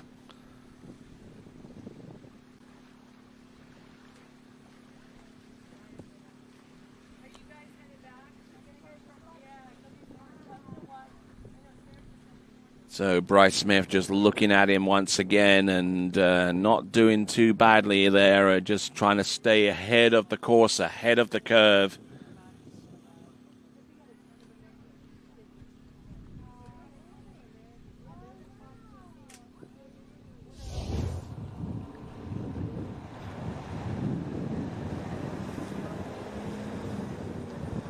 All right, then, now working his way towards the course right here and now. This is Bryce Smith out of Australia, our last skier to go in the Series 2 boys slalom eliminate. Oh, horrid turn off buoy number 1, but he's still there. He's staying aggressive. This is the key here. He's round buoy number 4. Bryce Smith out of Australia. He's all over that ski, but he manages to make it all the way through. Good stout effort there from him. Not the prettiest slalom skiing that I've seen, but in terms of possibly making it through to the next round of the competition, it doesn't have to be. He just needs to get as many buoys as possible. Doesn't have to be pretty. He's working extremely hard behind the boat to stay with the course. As soon as he gets that ski round, he's just absolutely pounding the wakes and just keeping that ski angled away, especially off number 5 into number 6. Just enough room to where he can just suck up his knees at the end of the turn and go through the exit gates. So he's gone through 14, 13, and 12. Now, if he can make his way out of this round with a score in excess of 1 on 11.25 meters, he will set the bar.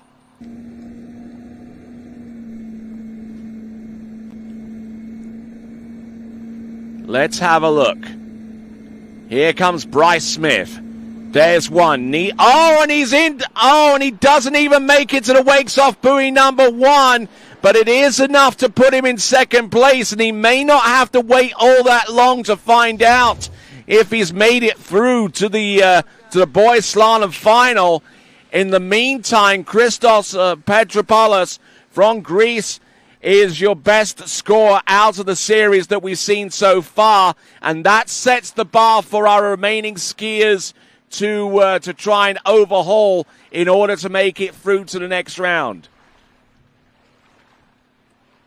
Bryce Smith gets round buoy number 1, leaves the ski behind, is over the tip of it. So there we go. Christos Petropoulos from Greece. 1 buoy at 11.25 meters, or 1 at 38 off. In second spot right now, Bryce Smith. You just saw that score with half a buoy at 11.25 meters. Jaden Starball with 0 at 11.25 meters. And those represent the top 3. And here are your final 12 skiers to go in the elimination round.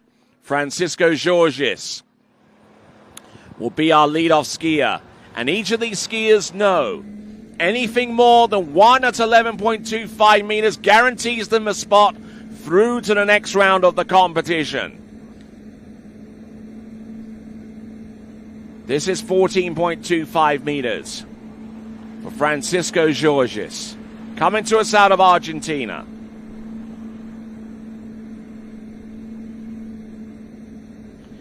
And just a correction there, 16 meters, a C through the scoring system, 16 meters at 58K to open things up.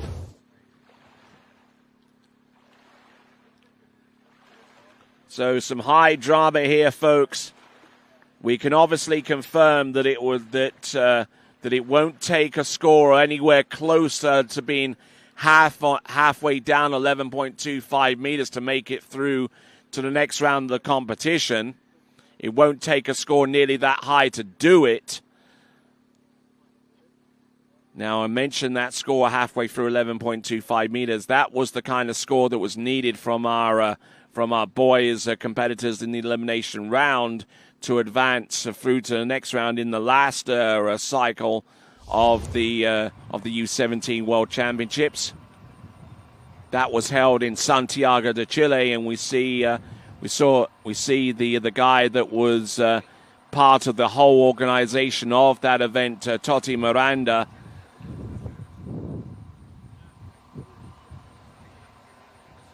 So he did a fine job with that event, and also many of the other events that took place around about that time.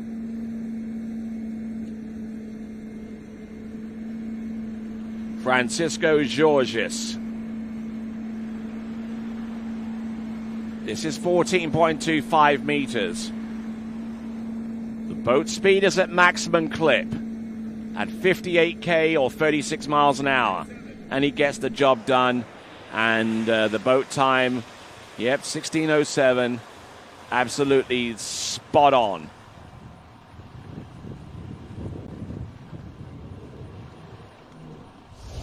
So there we go, Francisco Georgis.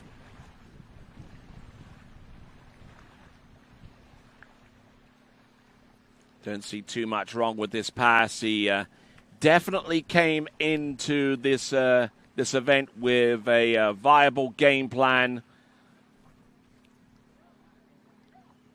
Francisco Georgis, younger brother to Tobias Georgis.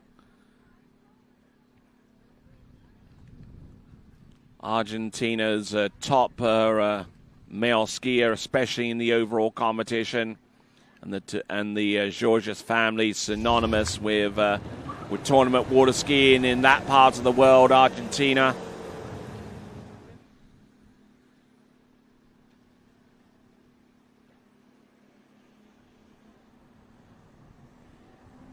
Here we go. This is Francisco Georgis. He's gone through 16 and 14. This is now 13 meters. Can't afford to put too much of a foot wrong here. If he comes up short of 1 at 11.25 meters, then we'll send Christos Petropoulos through to the next round as the lead score with 11 to go. But Francisco Georgis reminds us out there that he has something to say about that.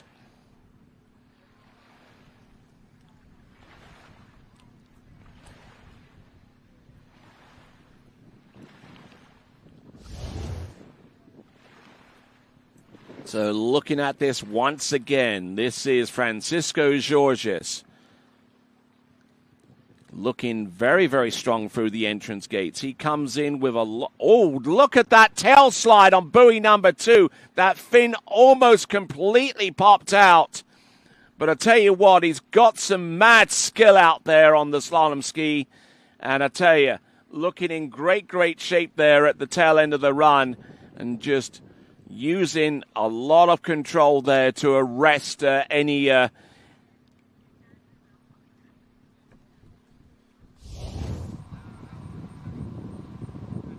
I tell you what, some great, great skiing there from Francisco Georges.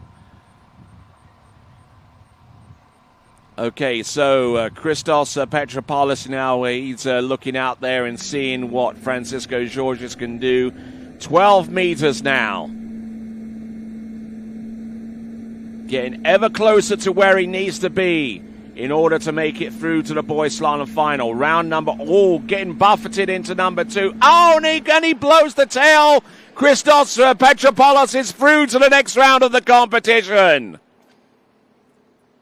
And that means the bubble score is half at 11.25 meters, courtesy of Bryce Smith of Australia, as a result of the score that you're seeing right now on your screen.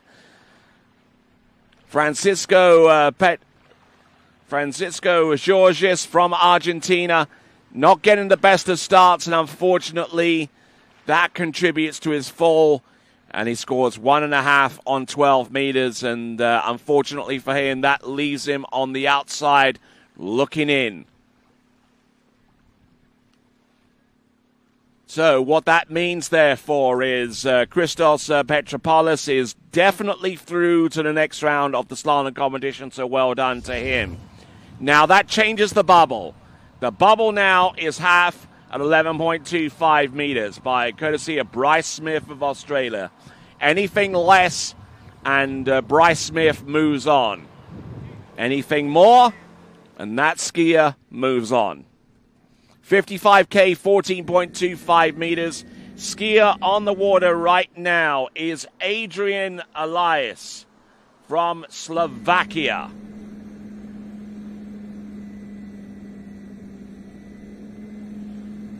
$14.25 meters at 55K.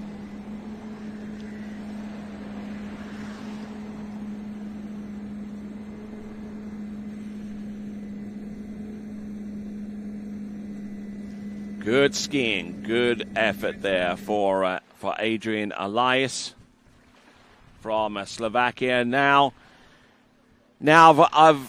I've seen a whole bunch of strategies that have been implemented. I've seen people go into the course at 58K on 16 meters. I've seen people go into the course at 14.25 meters 58. I've seen them going on that same line length at 55K. So there are a number of viable strategies out there, and they could all potentially work. But then it comes down to where the wind is blowing and how intensely it blows. You know, I mean, it could either work for you or it can completely ruin your day. So far as Adrian Elias is concerned, he's gotten the job done. 55K, 14.25 meters.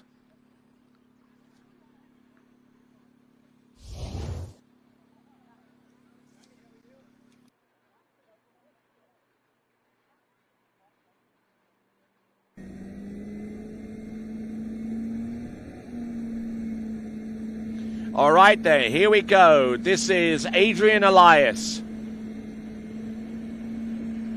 coming to us out of Slovakia. Taking some huge hits here, but he's able to roll with the punches. There you go, nicely done. Adrian Elias from Slovakia, an Eastern European nation. And for many years, Slovakia, their best performer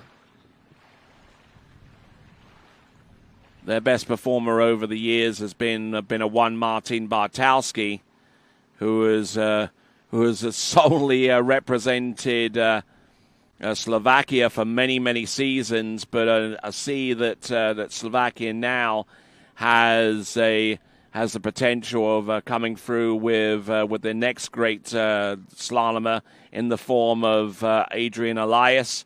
He's gone through the opening passes of 14:55 and 14:58. He's now had a pretty good idea about the conditions at the slower speed and at the quicker speed. He's now going to go round the start dock turn island, and that boat is now going to accelerate up to 58k. That's the only speed that's going to concern him from here on in. And now the line length is going to be 13 meters.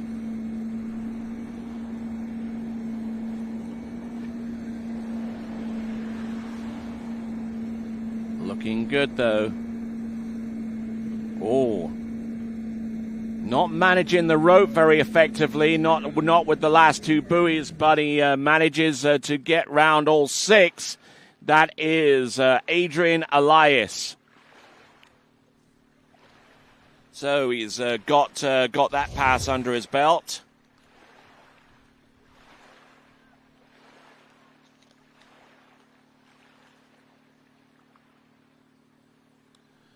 So the one thing we do know about our slalom finalists, we've only have one that is absolutely guaranteed of making it through to the slalom final. That is Christos Petropoulos with one buoy at 11.25 meters.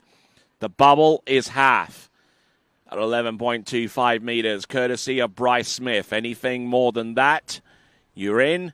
Anything less, he's in. All right, so pensive look of our next competitor to take to the water, Landon Stischer, independent competitor from the United States of America. So whilst we wait for him to make his appearance out on the water, we'll take a look and see what Adrian Elias can do from Slovakia. Entrance, number one. Oh, horrible start off number one. He's round number two. And he's inside buoy number three, which means that Australia's Bryce Smith has advanced through to the next round of the competition at the expense of Adrian Elias, who will ponder what could have been with a score of 2 on the 12-meter line. So 2 at 11.25 meters puts him in a multiple weight tie for 17th with Harley Costa and Peter Steiner. Adrian Elias, 2 on 12 meters. Just dipped the handle in and just lost a whole bunch of distance there on buoy number one and tried to get it back off buoy number two.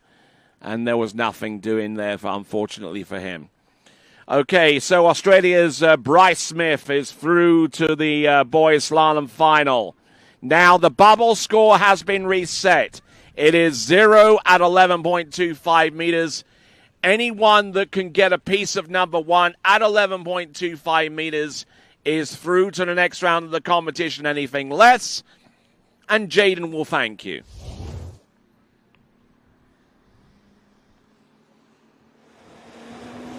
All right, then. Here we go. Coming in. Opening pass.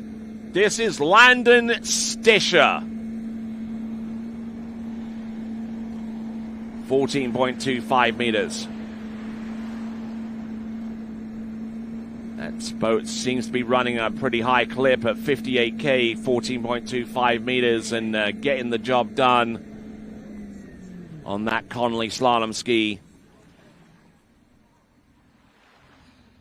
Looking good, though. And so, too, is Andrew Bergman at the helm of that towboat.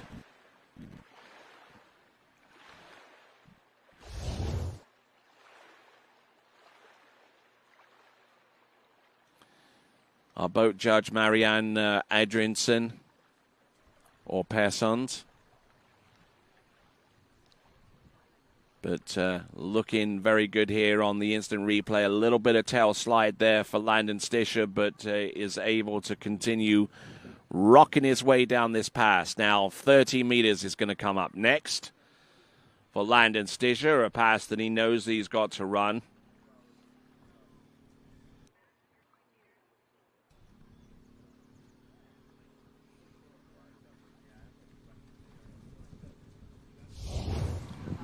All right, so pacing his way up and down is Matteo Georges of France.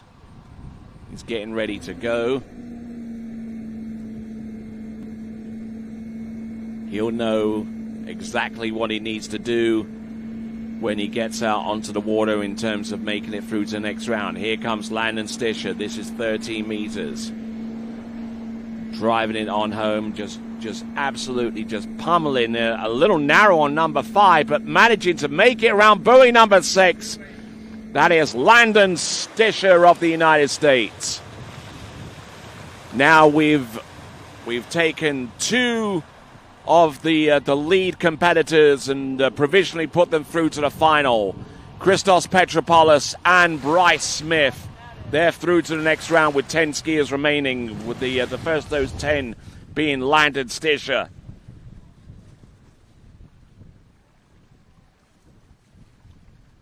And Landon Stischer, for his part, allowing the ski to turn, and then he can get into the position, then off to the races he goes.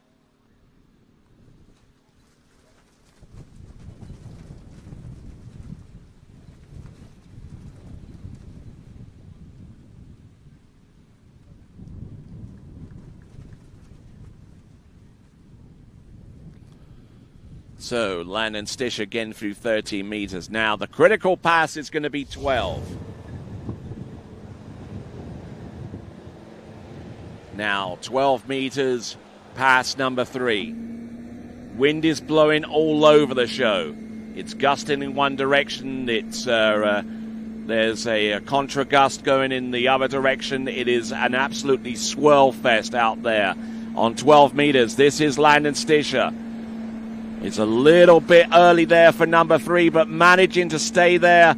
He's good to go. Whoa, and he gets round number 5 and to the wake, and that means that Jaden Starball is through to the next round of the competition with his score of 0 at 11.25 meters. And guess what the bubble is now? 5 on 12. A two-way tie between Lorenzo Nelson and Landon Stischer. You can't write this script. Looking at Landon Stischer once again, taking a huge hit off buoy number 2, but he was still strong enough to take number 3. Pulled long into number 4, taking a hit off number 4. But managing to get round buoy number 5, but unfortunately unable to make a play on number 6. So, Jaden Starball, he's through to the next round of the competition at the expense of Landon Stischer, who has found himself now in a two-way tie for 4th place with Lorenzo Nelson. And that brings us to the double bubble. 5 on 12 meters. But in order for those 2 competitors to make it through to the next round, they have to see 2 scores of less than 5 on 12. 2 of them. Hence the double bubble.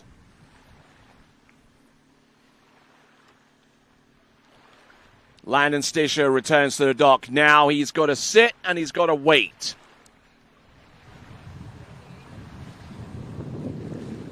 All right, so now our next competitor to go, representing France, will be Matteo Georges.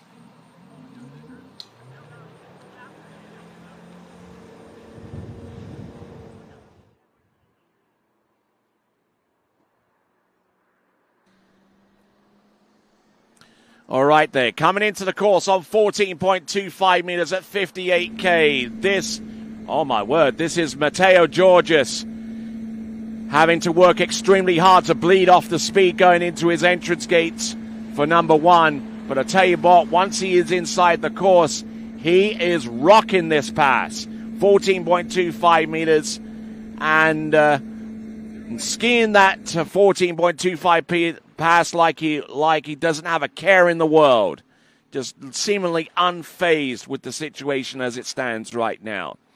And the situation that does stand right now is Christos Petropoulos, Bryce Smith, and Jaden Starbel are all through to next round of the competition. The bubble score, the double bubble, is 5 on 12 meters.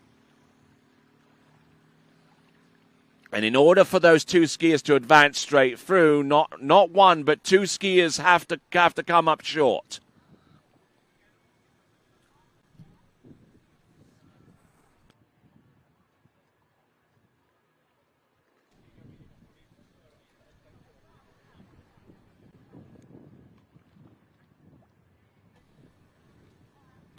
All right, so continuing right along, next pass for Mateo Georges is going to be 13 meters. We see on the starting dock, see a skier that we don't see an awful lot of in international competition slaloming. That is Matias Gonzalez. You see him more often than not competing in the tricks event, and he's getting very, very close to the world tricking record. Not just the world junior tricking record, the world record period. Here we go. Mateo Georges from France. Oh, yeah. Yeah, he's got some aggressive stuff out there. Rocking and rolling. There we go. Mateo Georges coming to us out of France. Mateo Georges. Let's have a look at some of the scores that he's produced.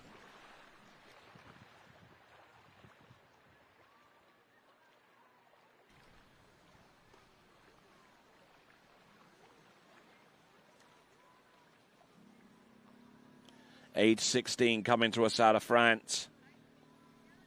And so far as this season goes, he's gotten into 11.25 meters on a number of occasions. It's gone as high as 4 on that line length. So Mateo Georges, he's certainly a skier with a lot of potential going forwards.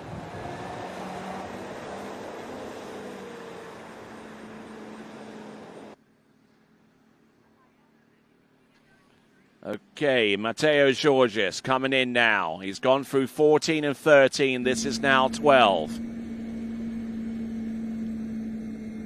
He's essentially got to run this pass to advance. There's 1. There's 2. There's number 3. He's 2 buoys shy. There's number 4.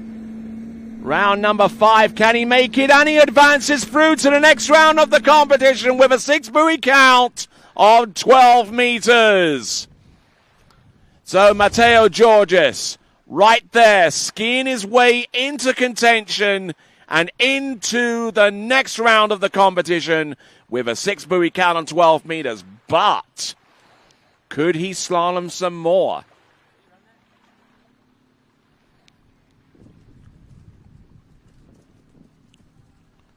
So, Mateo Georges done exactly what he needed to make it through to the next round of the competition. But could he become the proverbial Pete Mitchell out there? Knowing that you had one target to get to, but then was prepared to push it a little harder, a little further.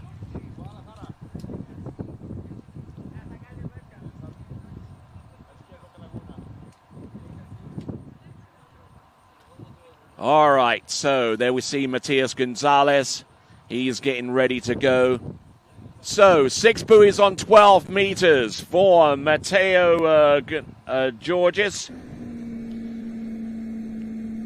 If he wants to move up, he can score something on here, and he will. There's one. That puts him in third. There's two.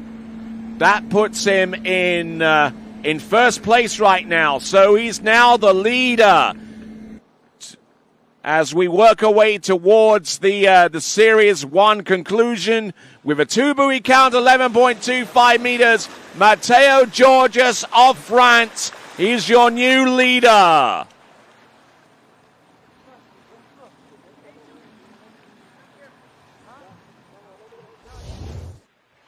So that was 11.25 meters. And he gets 2. And he is the leader. The double bubble is still very much in play. With 5 on 12 meters, a score that is needed in excess of in order to make it through to the next round of the competition. But so far as Matteo Georges is concerned, he has just made sure that he will not be among the first to get out onto the water. As a matter of fact, he'll probably be the fourth person out in the 12 skier final, unless his score of 2 on 12 meters does not get exceeded by anyone between now and the end. Here we go. This is Matias Gonzalez. This is 14.25 meters. Oh, and look at this counter rotation. He's counter rotating so much that he just twists his upper body and just turns it directly behind the boat wash. That is some pretty hardcore stuff there from Matias Gonzalez. 14.25 meters. If you want to see counter rotation, you either look at some old tapes at Jamie Bouchain, or you look at this.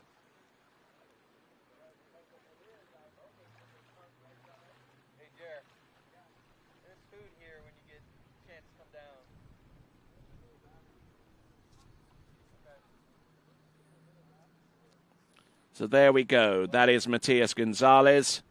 See a few of the messages coming through. Most of them congratulating Landon Stischer on his score, but it's still not cut and dry quite yet because Lorenzo Nelson and Landon Stischer all part of that double bubble. We got a good crowd there watching the monitor right next to the starting dock.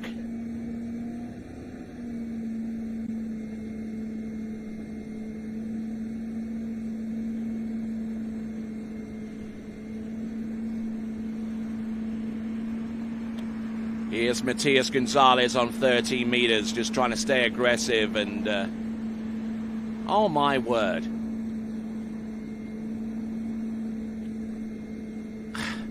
I don't know about you guys out there that are watching this, but I mean, I look at Matias Gonzalez and I have to say that my back hurts every time I see that. I thought Robert Pagozzi was something, but this...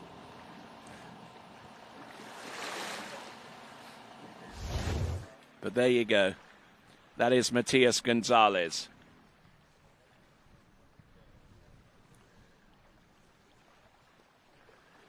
So just looking at this once again. Bam. It helps that he's light too.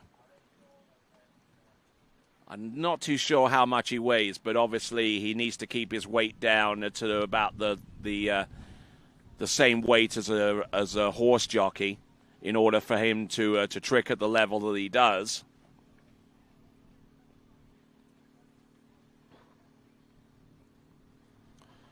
Here we go, folks, coming on in.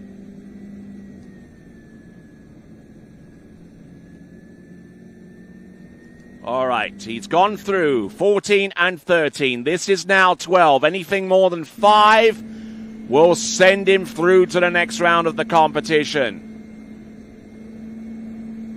There's 1. Gets that one to go. There's 2. There's number 3. He's 2 buoys shy. There's number 4. Can he make it outside 5? Yes. Can he make the pass? Yes. And it's a 6 buoy count on 12 meters. And Matias Gonzalez, he is through to the next round of the competition on the strength of that run.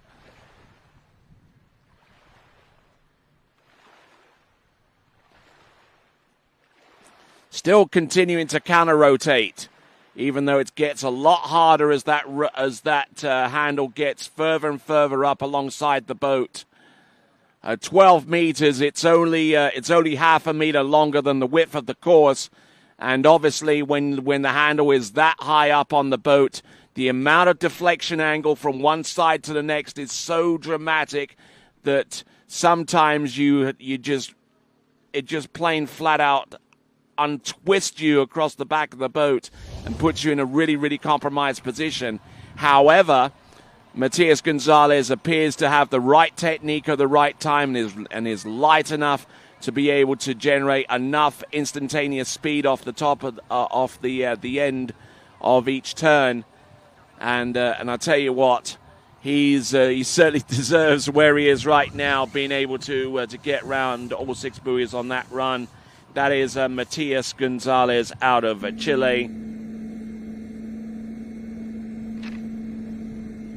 All right there, coming in. This is 11.25. Oh, look at that turn on number 1. He's good to go for number 2. Oh, and he drops it from 2 to 3. But he's good to go there. It looks like it's going to be 1.5, and that puts him half a buoy shy of the lead.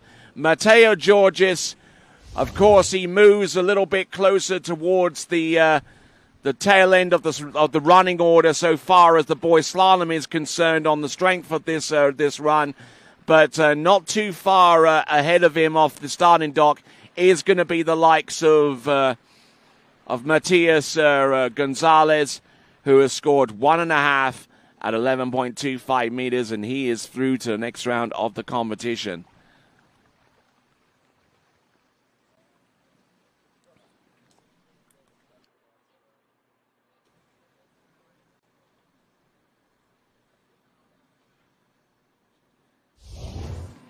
All right, so.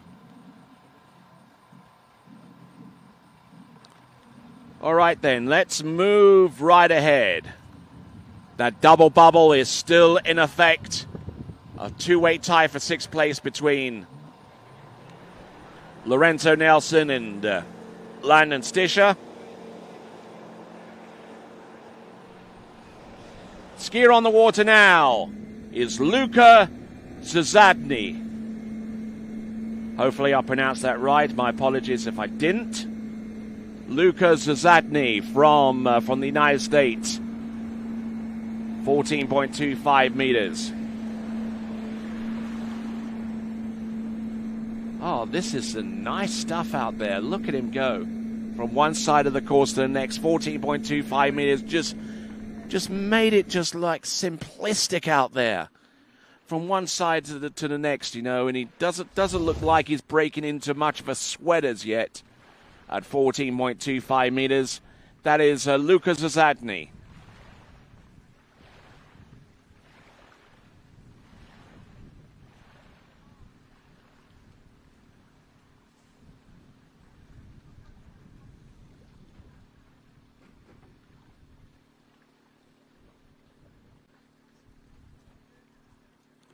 Okay, so look at Luka, looking at this instant replay, looking in very, very good shape. I mean, it's just absolutely remarkable.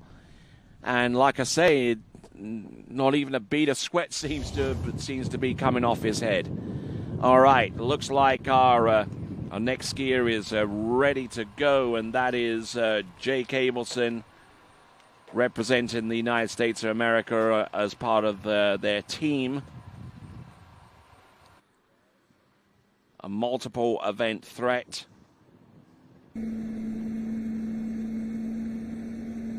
Luka Zazadny.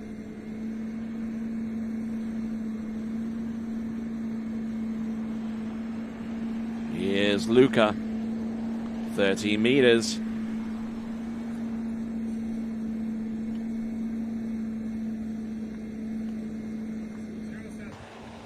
Nicely done. Getting the job done just spectacularly on that one. There we go. 14 and 13 back-to-back. Wonderful skiing there for Luca.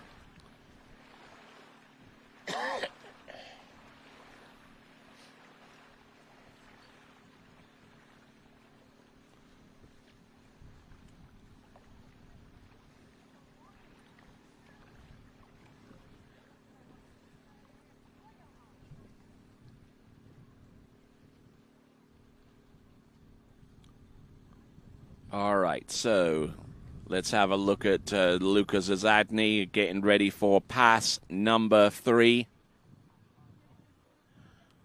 A very, very slight tailwind as it's come up a little bit as he gets ready to approach the course right now. The wind's been blowing this direction, that direction, and every other direction in between. That wind vane and anemometer are working overtime.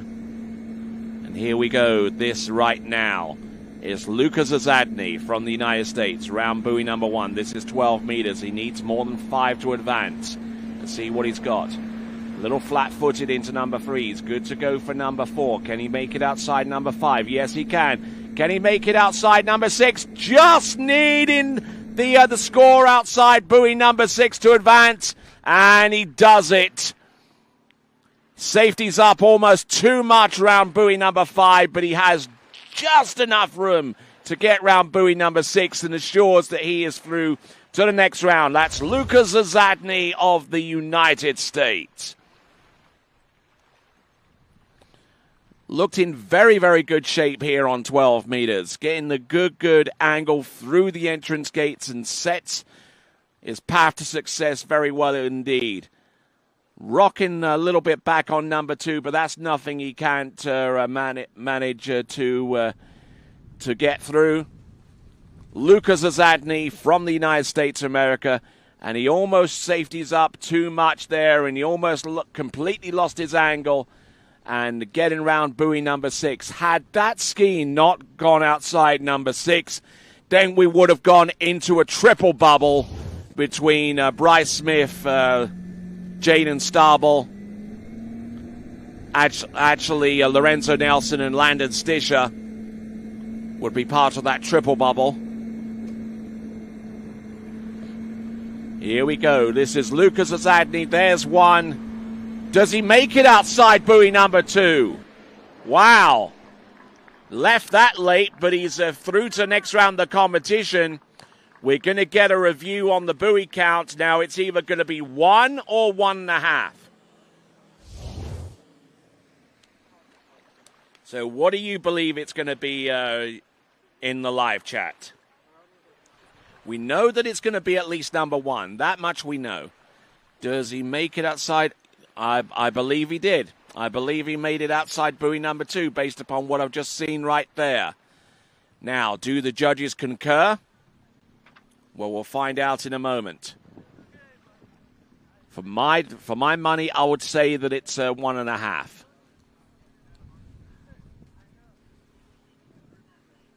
But he gets round buoy number 2. And it should be enough to score 1.5. Now we're going to have the result of that review right up at the top of your screen as we get ready for our skier to take to water. This is Jake Abelson. Just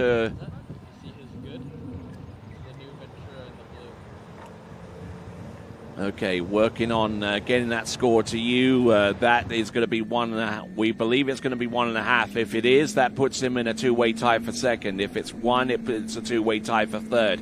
But on the water right now, coming to us from the United States of America, he's a team member, and this is Jake Abelson.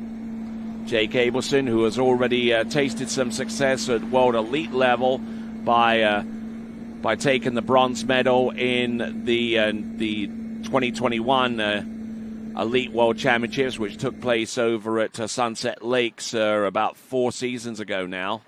Man, that sounds like an eternity ago. But like I said, Jake Abelson Certainly, here the tricks event is the best event out of the three, but he's no slouch on the slalom course either as he gets through 14.25 meters to open up his account. We're just waiting on that review on Luka Zadny.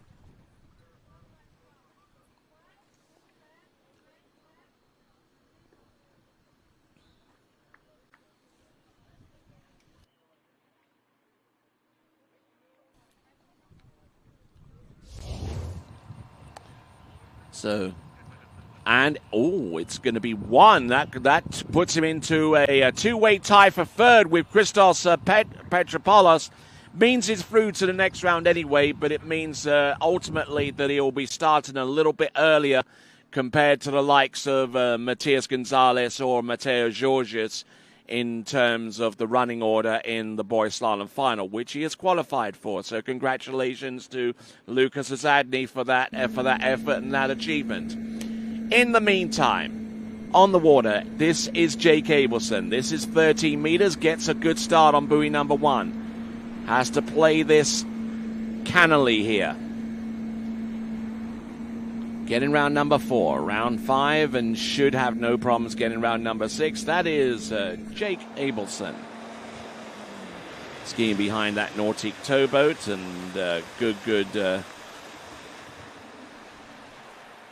good effort there. And in addition to building the world's best towboats, Nautique has been dedicated to making a difference off the water, working with charitable organizations all around the world as part of the Nautique Cares initiative, the world's best ski boat, the world's best wakeboard boat, and a country that cares. That's Nautique. Go to nautiquecares.com to find out more. That is nautiquecares.com. All right, so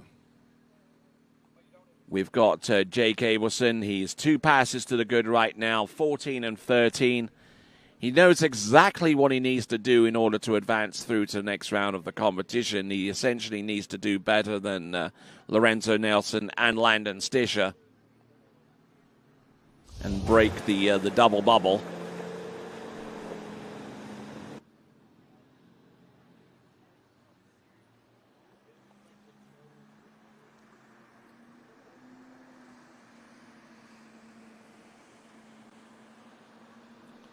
Here we go, folks. This now is Jake Abelson, 12 meters. Gets the start that he needs. Here is number 2. It's a little bit down course off number 2, though. He's jumping all over the ski here. He's getting later, but he's still in control. And he gets... Oh, no! And he gets round buoy number 6. And that was just one hop too many there for Jake Abelson. He was hopping his way through the wakes on each one of those transitions from one buoy to the next. It worked for him for the first 5 buoys. It didn't work for him so hot around buoy number 6. He's through to the next round. Let's not deny him that. But you see there's a little bit of a hop there off number 2 into number 3. Does the same thing off number 3 into number 4 to try and get the ski to go giddy up on him right there into number 5. Now look at him go from 5 into number 6. He's up and he's straight back down again. Gets round number 6. Tries the hop again. Nothing doing. There we go. It's going to be 5.5. That puts him in 5.5. That vaults him into, I believe, in 6th spot right now.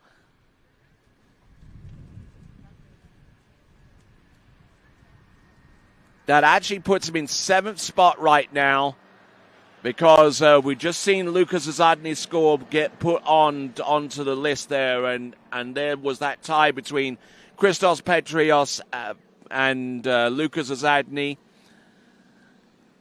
Jake Abelson is now in 7th spot on 5.5 on 12 meters, and still the double bubble is in effect. And I'll explain what that means in just a moment.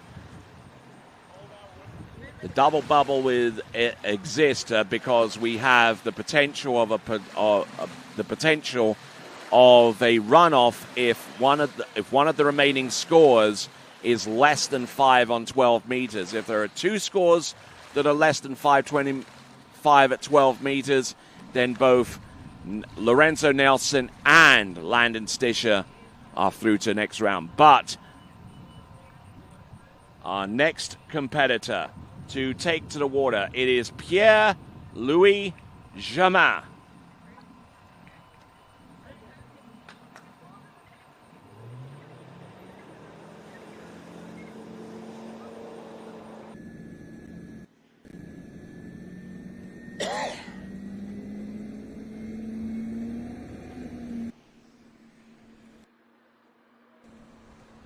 All right. Okay. So here we go. This is Pierre-Louis Germain.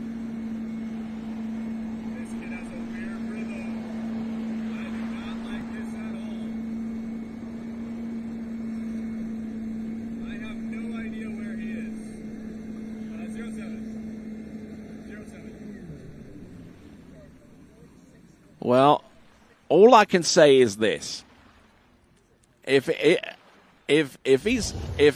Andrew Bergman is, I don't know, but he might want to keep his thoughts to himself a little bit there. But I mean,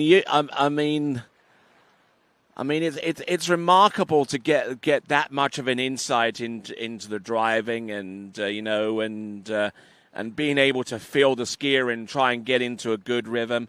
I mean, that's not to say that Andrew Bergman is. What do you say to that? I mean, someone who's still able to drive, still able to keep that boat on the straight and narrow, even though they can't feel the skier. What do you say to that? Anyways, probably the folks along the shore side probably do not have a single bit of clue what was being referred to there. But for those of you that are watching the webcast watching it either live or recorded, you just got an insight as to the inner workings of one of the world's best slalom drivers. That's Andrew Bergman coming to us out of Canada. And on the water right now is Pierre-Louis Germain, 13 meters. Looking good. Hopefully, for the sake of Andrew Bergman, the rhythm is a little better this time. Maybe that's all that it takes.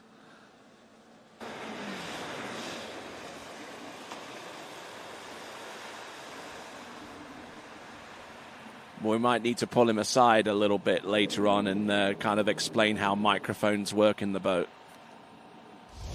Anyway. We got on the water, we've got Pierre-Louis Germain, almost completely detracting a little bit from the performance that's on the water, but we get him back into it anyway. He's gotten through 14 and 13, and looking very, very solid from the upper body point of view, just tensing up his core, just holding that position. He isn't really moving anymore across the back of the boat than he is, moving around the turn. He just turns, holds, and then just doesn't put any more pressure on the ski or allows the ski to turn anything more. But he seems to have that faith and that technique, and realizing that, if you do a certain thing right, then everything else will fall into place. That's basically the point that I'm making. Anyway. Here we go. This is coming in. Pierre-Louis Germain. This is 12 meters, and anything more than 5 here will see him advance. And it looks like it's going his way so far, but oh, look at this. He needs to play on 6, and he advances through to the next round of the competition. How far into the boys slalom final will he advance? Well, he's already ahead of Jake Abelson with his 5.5 on 12 meters. We know that. So he will not be the first person off the dock in the boys slalom final. As it stands right now, Jake Abelson would be the first person off the dock in the boys slalom final. Based upon what we've seen right now, we haven't even taken into consideration the scores that that have yet to come, the potential there. But so far as our skier on the water as it stands, 6 buoys on 12 meters, continuing to ski, Pierre-Louis Germain.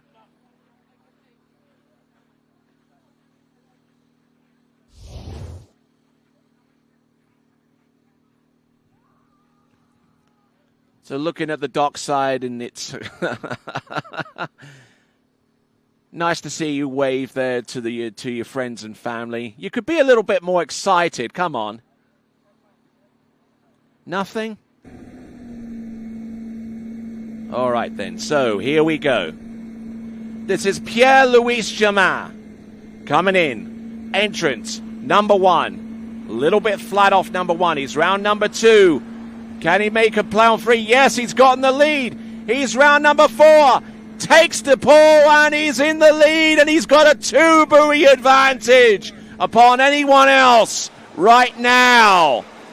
He beats out his compatriot from France, and he is now your top slalomer and guaranteed to at least be leaving the dock in the boys' slalom final, at least halfway down the list, depending upon whatever other scores are coming to play here. So, Pierre-Louis Germain didn't exactly have a best start on buoy number 1, but I tell you what, that being right foot forward certainly helped him on buoy number 2, and he just absolutely just almost completely lost it into number 4, and he realized in time that he needed to tighten up on that rope and ski for the wakes in time for the number 5 boat guides. It is a 4-buoy count, and your new lead skier is Pierre-Louis Germain.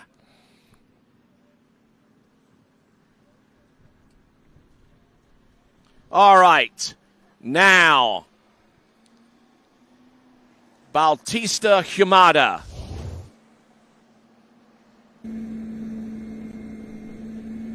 Bautista Humada on 14.25 meters.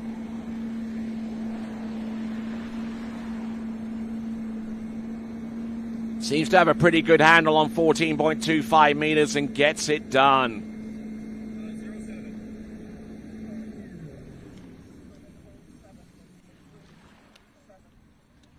Gets the job done, and I'm sure that Andrew felt that one. All right, then. So, Bautista Humada getting through on the opening pass.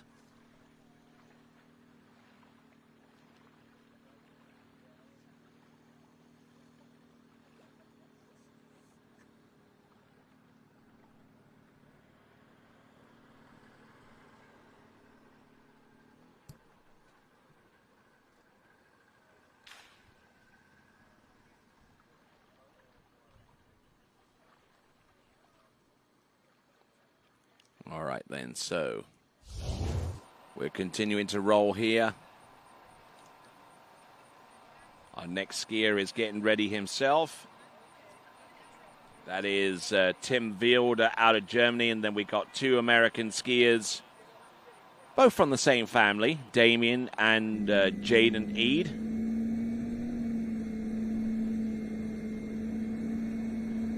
All right, let's see what Bautista Humada can do.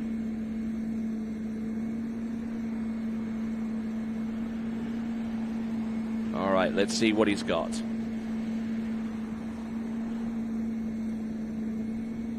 Looking good.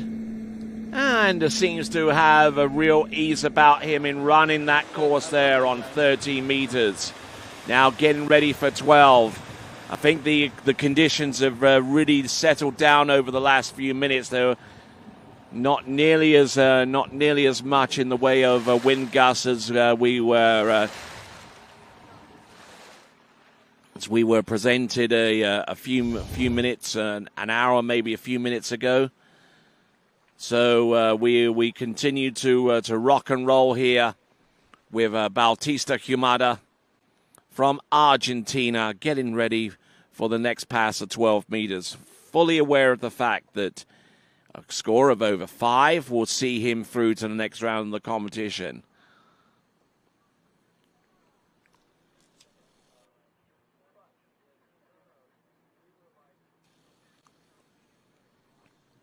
All right, looking at this tail end of the run with the instant replay. Just a really, really good shot there from the tower, giving us the full forensic treatment there. Bautista Humada, this is 12 meters, needing more than 5 to advance, getting the first one to go. There's number 1. Little down course off number 2. Now he's in panic mode here. Look at him go. Oh, he's round number... Oh, and he's down on buoy number 5. The double bubble is in effect, and there is a potential for a runoff for the 12th and final spot as a result of Bautista Humada's score of being less than 5 on 12 meters. So, those skiers involved, Lorenzo Nelson, Landon Stischer, be on alert. They could be involved in a runoff for the 12th and last spot as a result of this score from Bautista Humada from Argentina.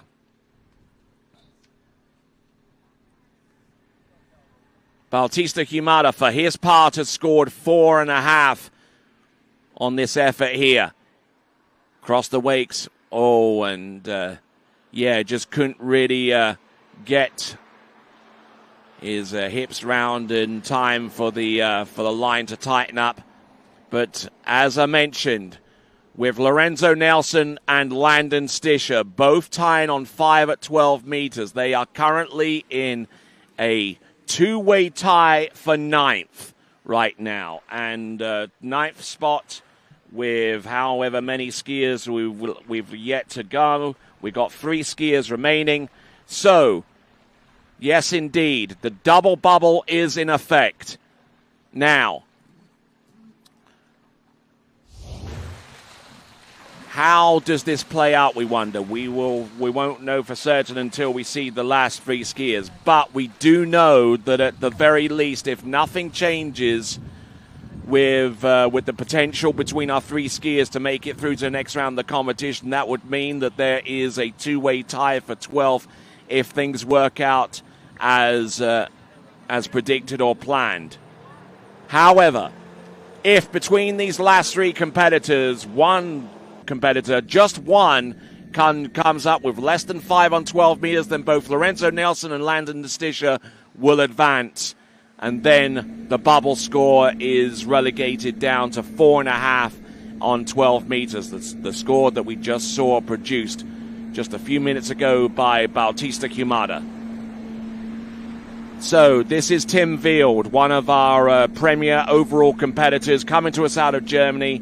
And, looking to try and do a little bit of history repeating, because the very, very first world overall U17 champion was one Stefan Wield, way back in 1986 at the Idroscalo in Milano. And I was front and center for all of that, because that was the one and only world championships in which I competed in. Didn't do particularly well, I do have to say, but it was certainly an experience to be cherished, as I'm sure that everyone here is doing likewise. But Tim Wield getting through the opening pass of 14.25 meters, and now getting ready for 13 meters coming back.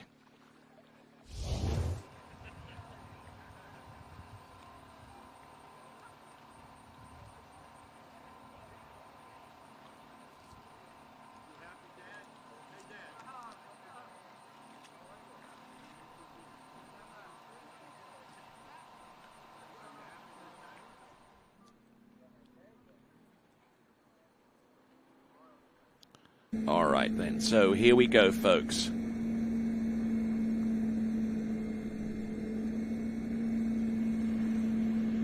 This is Tim Wield on 13 meters. just to keep you in the frame and keeping you informed that Seth Stischer and Landon Stischer, I beg your pardon, and Lorenzo Nelson both tied. Could be with 5 on 12 meters, and with the amount of skiers that we have, there could be a potential tie for the 12th and final spot to advance through to the final. So those skiers have got to be on standby for a potential runoff if the remaining 3 skiers all ski more than 5 on 12 meters, and thus each of them qualifying for the next round of the competition, the boys slalom final.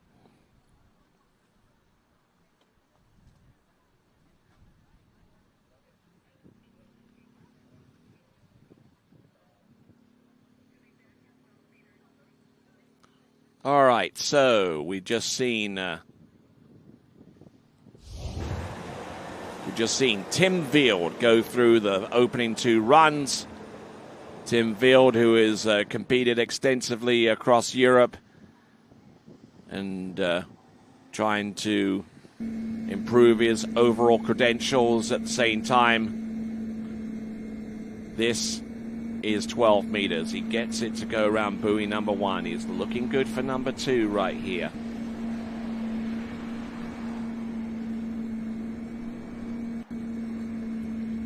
There's number 5. There's number 6. He's through to the next round of the competition. He therefore drops Lorenzo Nelson and Landon Stischer down another spot because he has skied more than them, on the strength of the fact that he has scored more than 5 on 12 meters. Now, he's also outskied Jake Abelson, who scored 5.5 on 12. And if Tim Wild just puts a score out there on 11.25 meters, he'll go more than Jaden Stable. If he gets more than half, essentially, to the wakes and scores 1, then that puts him ahead of Bryce Smith. Anything more than 1, that puts him ahead of Christos Petropoulos and Lucas Azadny. If he scores more than 1.5, he goes more than Matias Gonzalez. If he scores more than 2, he gets more than Mateo Georgis. And if he wants the coveted top spot going through to the next round of the competition, he's going to have to essentially run the pass because Louis Germain has scored 4 on 11.25 meters, and he currently holds the lead. So let's see what Tim Wild can do. Entrance buoy number 1. There's 1. He continues to move up the ladder now. Look at him go. He's round number 3. Look at him go for number 4. He's still there.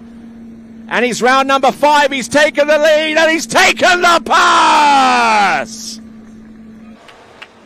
Yeah!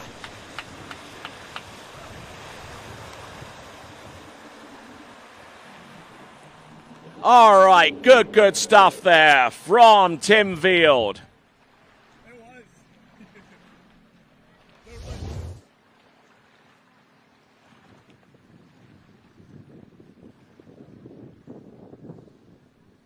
Fantastic skiing all the way throughout there from Tim Wild.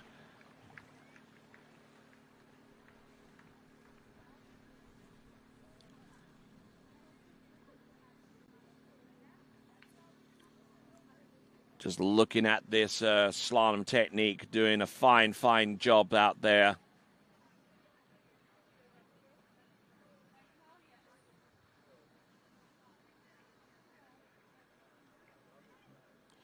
All right, let's see what he's got. Tim Wild, remarkable performance. He's already ahead of schedule so far as the boys' overall world record is concerned. However much that he can slalom there will take the pressure off his tricks and consequently the jump as well. But there he goes. That is 10.75 meters. He gets 1. But the score is under review. We're trying to determine whether he gets 0 at 10.75 or a 1 buoy count at 10.75 meters. And there we see our German contingent there celebrating the achievements of Tim Wield.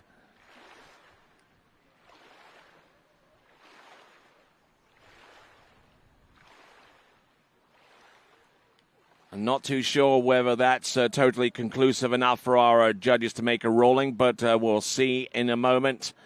This is a more forensic look there on his score at 10.75 meters. Yeah, that looks inside, at least from my vantage point. And if it is, then it's a 0 count at 10.75 meters. And there it is. The officials have ruled likewise that is 0 at 10.75 meters. And Tim Wield has vaulted himself up to the next round of the competition.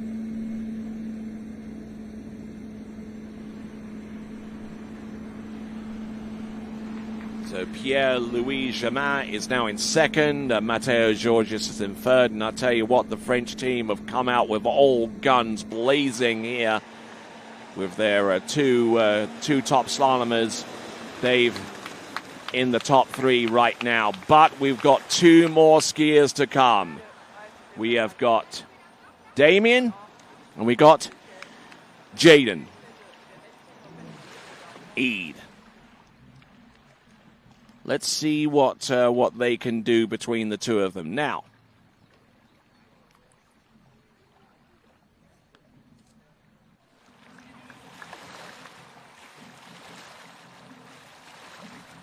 all right then, so we're down to our final 2 competitors in regulation in the boys' slalom elimination round, but we've still got some slalom to take place, not only with the girls' Series 4, but before that, we've got to resolve the tie that exists between Lorenzo Nelson and Landon Stischer.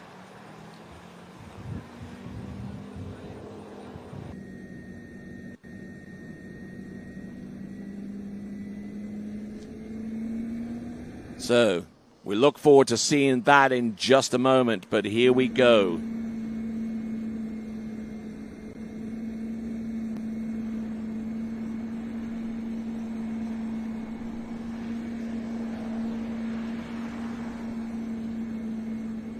Okay.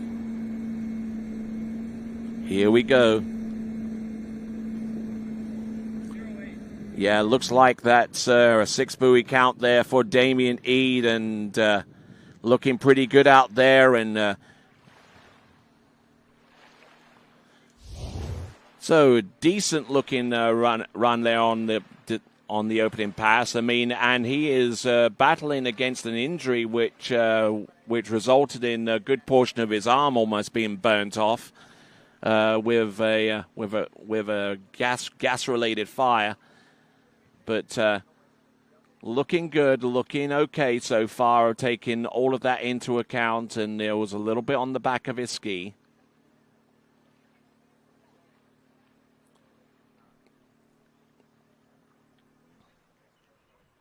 So decent skiing there from Damien Eade.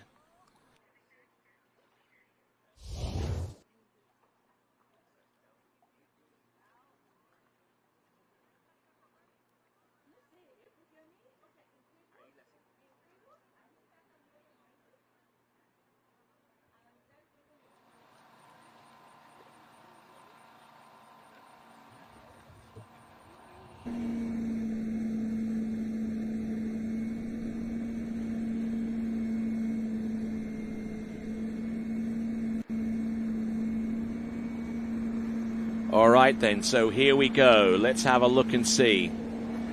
This now is Damien Eade, our penultimate skier. We've still yet to... we've got some slalom in to do after we get done with regulation.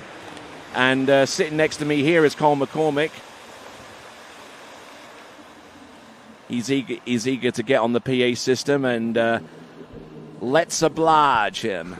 I thought I'd come down here and be your friend, Tony. You look lonely. Okay, that's nice. That's nice. I've got a few skiers before I have to get in the boat and judge the first series of women's slalom, so I thought I'd come down and hang out with you. Absolutely. What better place to hang out than right in the middle of Alberta in Canada?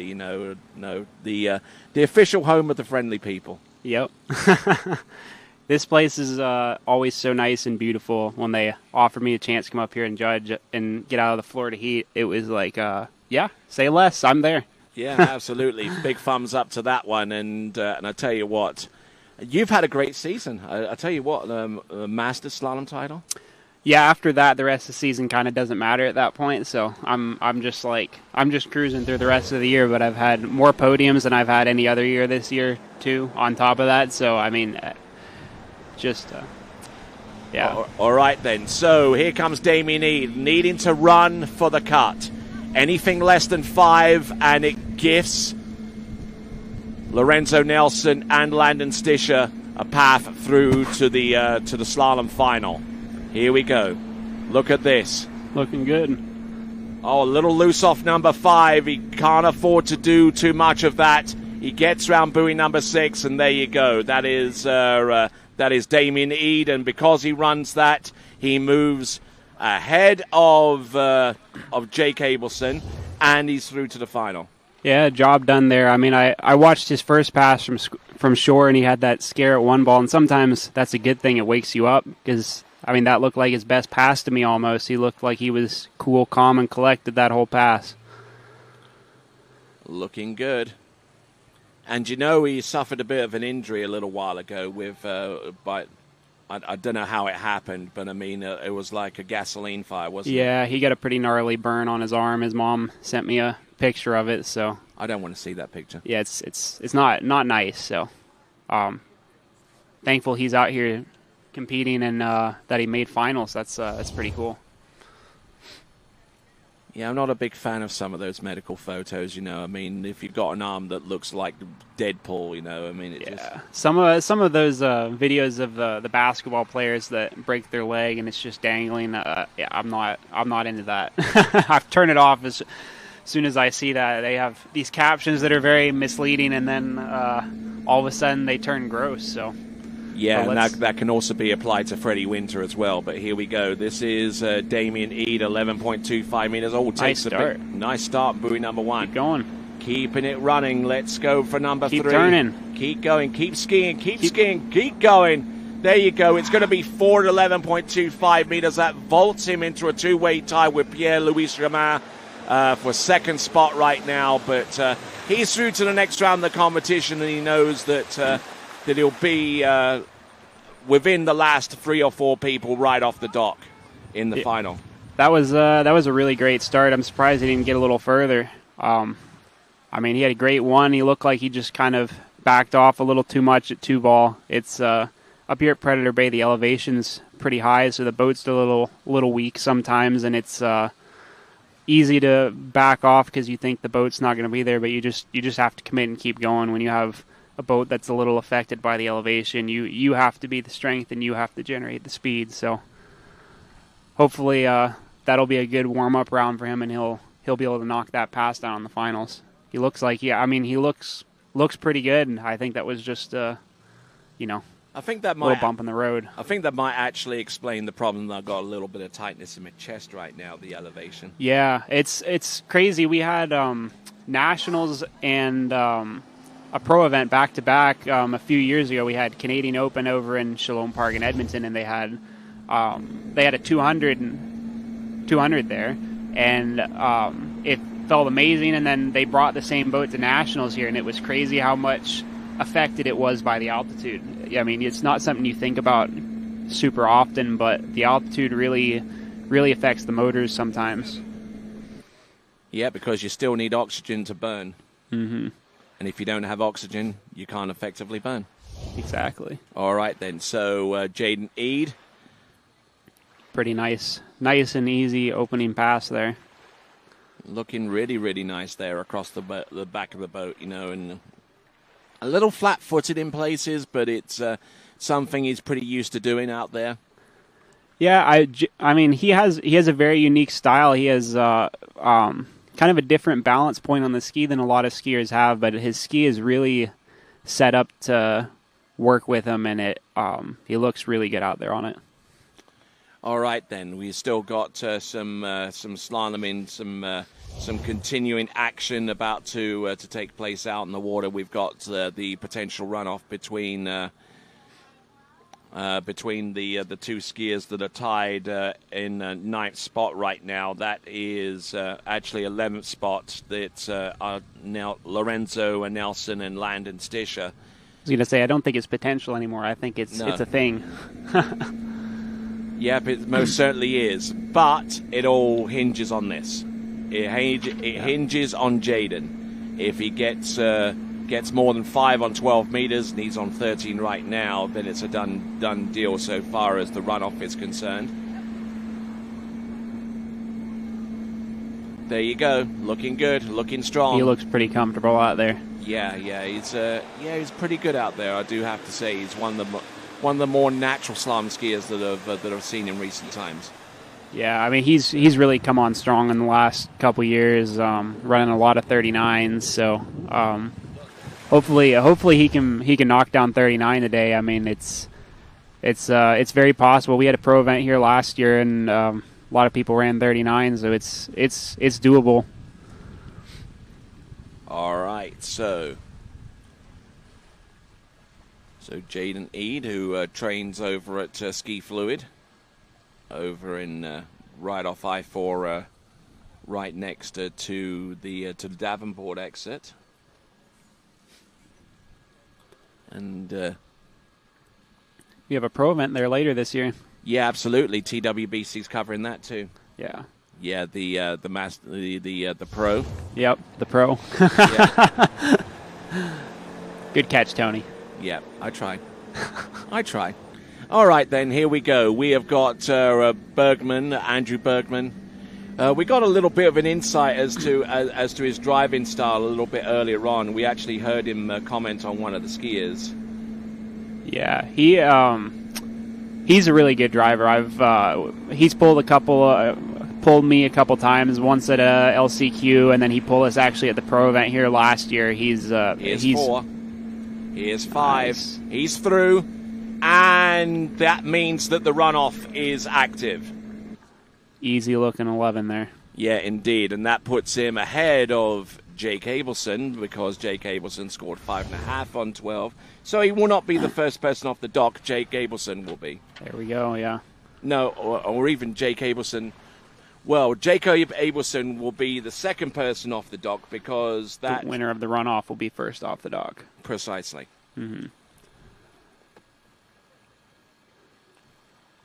So taking a bit of a hit there on buoy number 3, but he's still able to keep the ski moving. Now that's the thing. A lot has changed in slalom skiing over the last few years, but the thing that seems to be predominantly in my mind is just keeping the ski moving, not letting it bog down. It's all about maintaining your speed, and especially like perfect pass versus zero off. Perfect pass worked off of an RPM based system, so whenever you would turn and bog down the boat, it would wait until the RPMs the RPMs were affected, and then it would correct. So it was actively a good thing to have the slam dunk style turns, and now is zero off and it corrects faster. It's not a good thing. But let's watch here.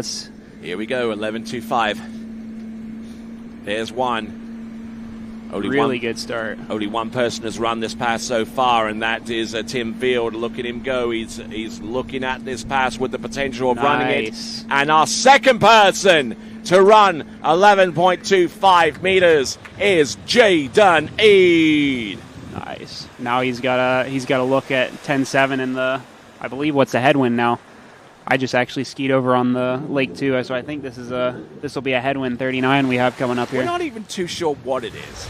It's headwind in one direction, tailwind in the other, and then you switch it round about 30 seconds later. It's swirly. It comes right down the big path that comes down to the lake. The wind comes right down there, and it swirls down here. Talking to the jumpers last year at the overall event they had here last year, it's tough to get a read on the wind here, because it can look like one thing on the water, and then when you actually get out there in the air, it feels different. Gotta love those Chinooks, huh? Yeah.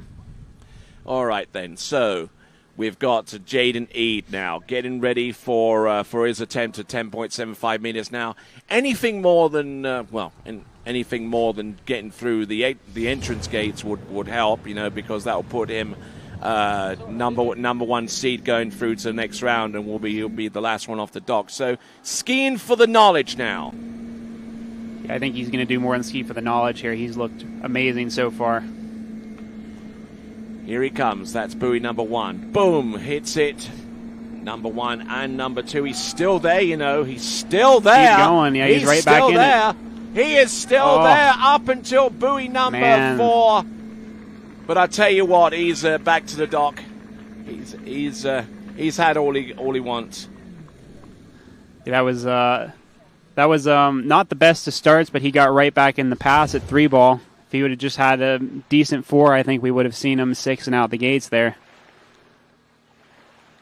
And I noticed that over the last few seasons, we've seen a lot more of these passes at 10.75 meters, and they're not perfect. No, I mean, one of my favorite things Chris has told me is you only need three good turns to run 39. And I know that sounds crazy, but it's you really don't need much more than that. You need 3 good turns and 3 turns where you survive, and I think that's why you see a lot of lefties thrive, right? Because we have 3 good side turns. Indeed. He's a lefty. Look at this number one. Now, in most years past, that would have only resulted in 2. But for someone like Jaden Eade, who's light on top of the water and makes that ski move with 0 off, anything is possible. Yeah, that 2 ball I think is a result of a lot of learning he's done skiing the pro events the last 2 years, coming in hot. Normally he might have tried to turn that, go hard, make it all up there at one spot. And he just survived 2, got over to 3, turned 3 ball really well, got back in the pass. It's all about making it up in increments. If you try to make it up all at once, that's usually where things tend to go wrong. All right, then. That's the end of regulation. Now we go into overtime. Yes, indeed. The double runoff. This is exciting. Yeah, 1 spot open, 2 skiers competing for it. Those 2 competitors are Lorenzo Nelson. And Landon Stischer, I think. And Landon Stischer, yes, absolutely right. And who gets to go first? I think I saw Lorenzo jump on the water. I believe you're right. Yeah. And they go in at the last complete pass, which was 13 meters. Yeah. Which should be a cakewalk for some of them. Should be easy. We got a headwind 13 here off the dock, so as long as... Yeah. Oh, yeah. Yeah, he was in Series 3, so it's been a bit, but if he just goes out there and stays aggressive, I think he'll get through this. All right, then. Let's see whether all of those factor into the ultimate score in the end. 30 meters, Lorenzo Nelson, the brother of the reigning U17 World Slalom Champion, Nicholas Nelson. Oh, man. There you go. A little bit of showmanship there. Yeah, he did that the last time as well. Yeah, some people like that inside hand drag. I'm not about that. I'm not a big fan of it either, because I tried that once at the European Juniors and it didn't work out so hot. Yeah, I've tried the inside hand drag, I think twice, and the first time I ever tried it was at 38, and that was not a good life choice. I was very sore the next day after the large hit I took out the exit gates. Now, if you were doing it at 18 miles an hour and you're riding a hovercraft, that's one thing. But whenever you're pushing the ragged edge and the limits, probably not the best of choices you could make. Well, honestly, I think it's probably better if the boat's going faster. It's tough when the rope's short because you're reaching with your outside hand. If you're going slow, then and you're leaning over that much, it's probably easier to fall over if you're going slow. But the short rope definitely makes it difficult. All right, then. We got a good few folks there on the video screen right next to the starting dock there. Oh, they're all taking in the action, and here we go. There's Andrew Bergman at the helm of that Nautic towboat, and here we go. This is Lorenzo Nelson, 12 meters. This is going to set the target for Landon Stischer.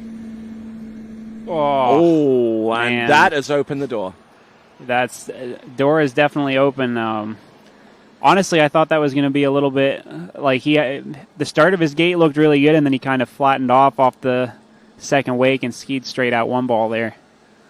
So that's kind of unfortunate. I thought the timing on his gate was a little bit better there, and then he looked like he just didn't really commit like he needed to at one ball, like he did at the 32.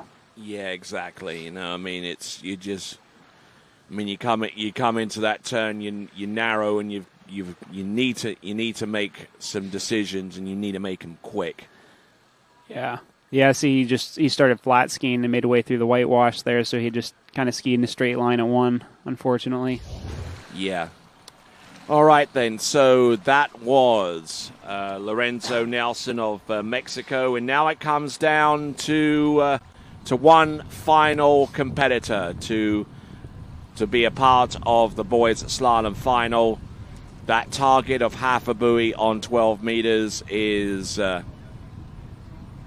up for our next and last skier in the runoff.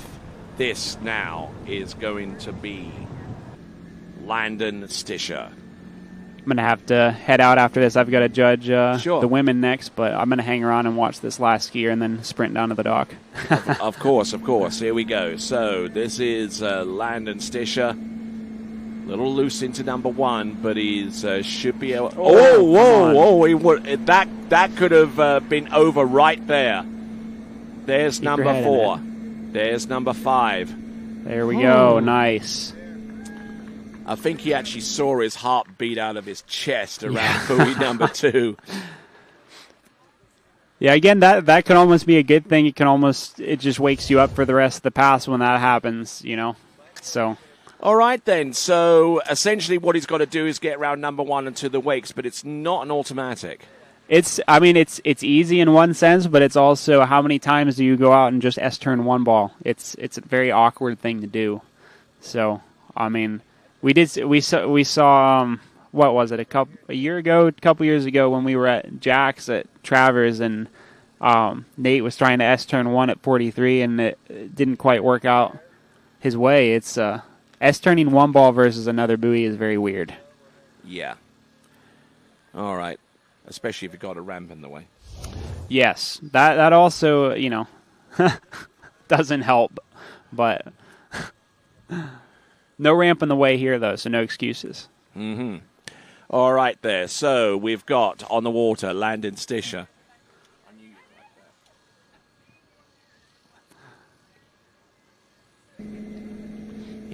Here we go. Needs 1. Pulling out, nice little glide here. Coming on in. Entrance. And there. Oh! Goodness. Oh, that would have gone into a double runoff. Yeah, that would have been. That's all right. It didn't happen. He got through it, and he'll be first skier off the dock in the finals. All right, then. Excellent stuff. Thank you for coming on over to guide us through the remaining slalomers, including the runoff situation. I'll let you get on. You've got some judging to do. That's your capacity. Thanks. I'll see you guys later. Not a problem. You take care. And that concludes the boys' slalom elimination round. Our final skier has made it through to the next round of the competition. That's in the form of Landon Stischer. So, with that in mind, we're going to go into the girls' slalom Series 4, and then we'll have some tricking to come afterwards as well. But some great skiing nonetheless. We're going to take a quick look at the leaderboard to confirm the 12 spots awarded to the finalists in the boys' slalom competition. There we go, folks. Jaden Need is your leader with 4 at 10.75 meters. Tim Field with 0 at 10.75 for second. Pierre-Louis Germain with 4 on 11.25 meters, tying with Damien Eade. 2 at 11.25 meters for fifth. Sixth place, Matias Gonzalez, 1.5 11.25 meters. A two-way tie for seventh between Christos Petropoulos and Lucas Azadny with their scores of 1. Bryce Smith, half on 11.25 meters for 9th. 10th place, Jaden Starbel with 0 at 11.25 meters. Jay Cableson, 5.5 on 12. And Landon Stisher with his original score of 5 on 12 meters, but making it through via a superior runoff score. All right, girls series slalom preliminary rounds, and then we've got 2 series of boys tricks. You are watching continuing coverage of the 2024 IWWF U17 World Water Ski Championships, coming to you live from the Lakes of Casting Stone at Predator Bay in Calgary, Canada. And like I say, we love to give breaks here, and here's yours. Where do competition standards meet the highest culinary standards? Where do the old masters meet the new masters? Where do first-class conditions meet first-class hotels? Where does the purest joie de vivre meet the purest drinking water quality? Only 30 minutes from the airport and Vienna city center.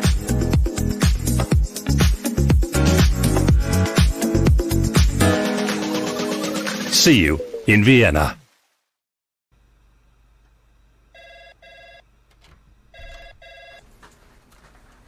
Morning, Brian. Hey, morning. You have a good weekend? Yeah, I got out on the water a couple times. How about you? Yeah, I got to set in. Just gonna make a quick phone call here. Oh, of course. Can you get that, Will? Yeah, man, I got it. Thanks for calling Wake House. This is Will. Yeah, looks like we've got those in stock. At Dillinger Insurance, we have over 50 different carriers to shop your home, auto, and recreational vehicle insurance needs. We would love the opportunity to save you money. We insure $1 million mansions, condos, mobile homes, rental homes, and everything in between. We know all about wind inspections, 4-point inspections, and how to get you the right coverage for your particular home. You've got questions, we've got answers. Can you remember the last time you had a rate decrease with your auto insurance? Let's take a look and see what we can do. We know all the ins and outs of getting our customers the best rates, coverages, and discounts, so put us to the test.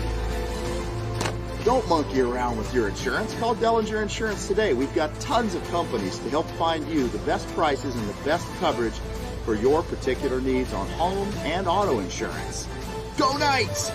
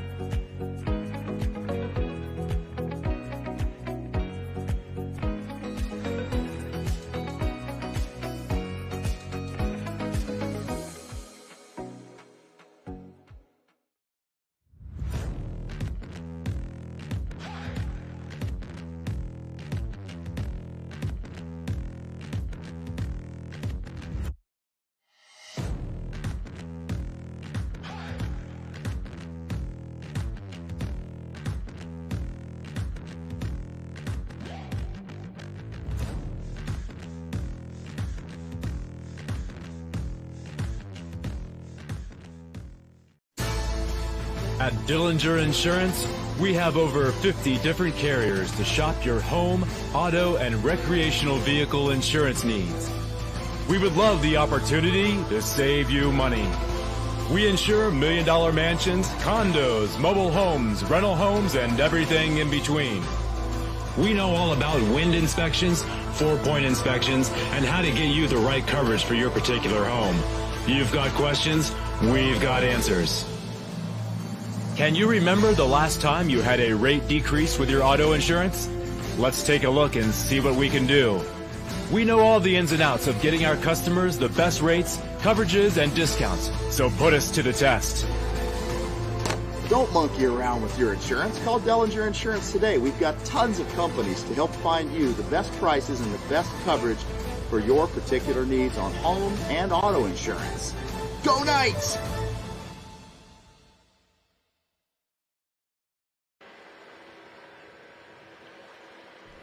Well, hello, ladies and gentlemen, and welcome back to continuing coverage of this, the 2024 IWWF U17 World Water Ski Championship. My name is Tony Lightfoot, and I'm glad to have the pleasure of your company, and we're going to go into Girls Series 4 tricks. Susie Torrenson will be our lead-off skier, followed by Isabel Cosgrove, then Maria Spaventa, then Laura Hayes, Sophia Pelkey, Andrea Andal, Milagros Vara, Paulina Torres, and Kaylee there from New Zealand will round off the trick skiers in Girls Series 4.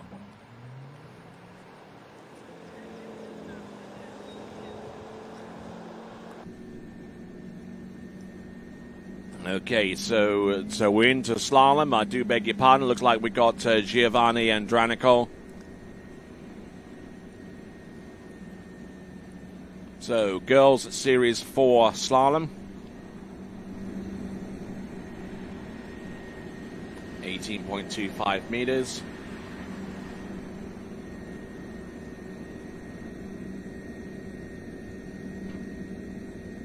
So, coming in at 52k, sub-max speed for these young ladies. 18.25 meters. The boat speed will go up one more time before the line length starts to shorten from this point onwards. So not looking too bad there. 18.25 meters, pretty easy to get wide on. It's not quite as easy to bleed off the speed, therefore.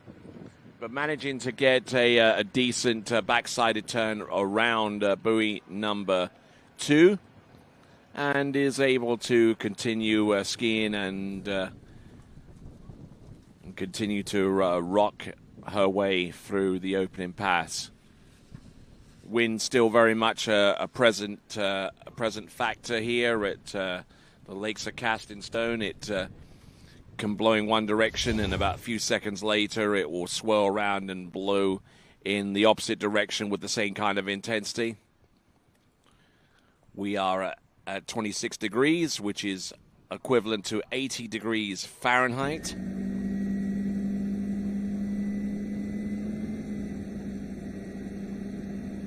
So let's see what skier can do. This is Susie Torrenson. This is at 55k, 18.25 meters. Minimum starting speed is 49, but she's already run 52 as her opener. All right, and she gets to go to 16 meters for the next run. There you go. That is Susie Torrenson.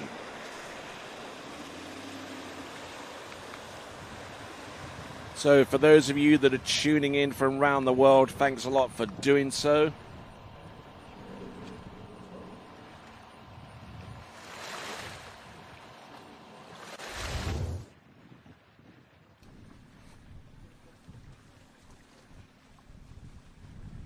So just looking at this instant replay with the entrance gate.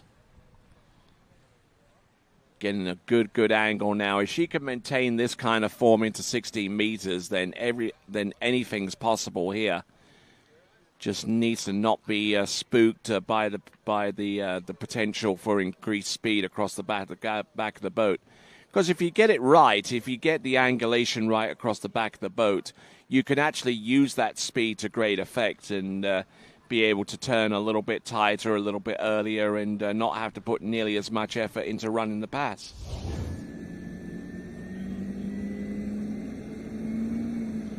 Giovanni Andronico from Italia, one of our drivers in this competition. 16 meters. Oh, and handle coming up a little bit high, and unfortunately she's lost her stability going into the turn. So that drops her in the water, having scored half a buoy at 16 meters. Our first female slalomer in these World U17 Championships. And that is the conclusion of the performance there from Susie Torrenson with half a buoy at 16 meters. And with that, we'll have a look at the instant replay from the opposite direction.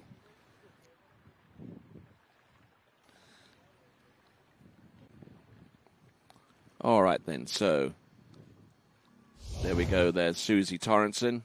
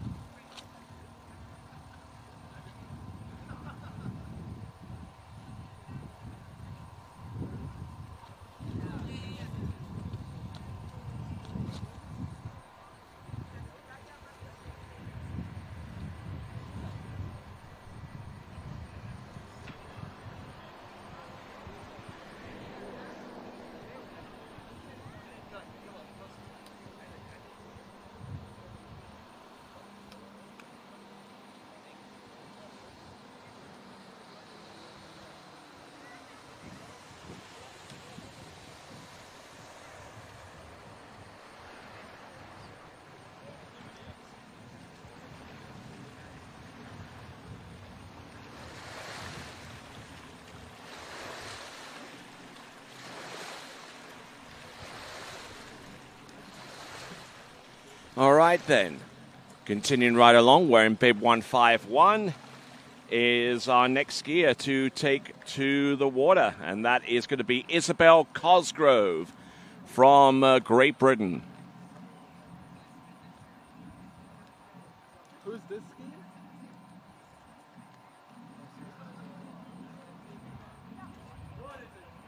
She fell at 1 at 22.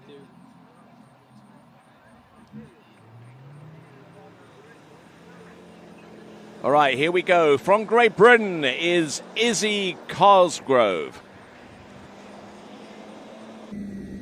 Isabel Cosgrove, who last competed at the Oxfordshire Pro-Am in the amateur divisions, scored as high as halfway down 30 meters. 52K for Izzy Cosgrove. Oh, getting in a little bit deep here with some of these turns on 16 meters. But by the sheer fact that she ran her opening pass, she does have the lead now.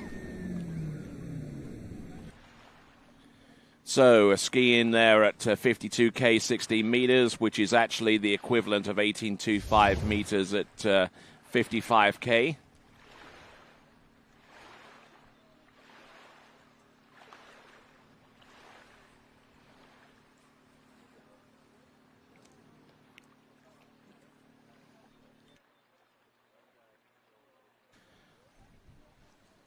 All right, so looking at this performance there, the 6 buoy count at 16 meters at 52K actually lines up with a 6 buoy count of 55K at 18.25 meters whenever you put in the factor in the zero-based scoring, which means that that so far at the moment Izzy Cosgrove is about a half a buoy away from taking the lead in this competition.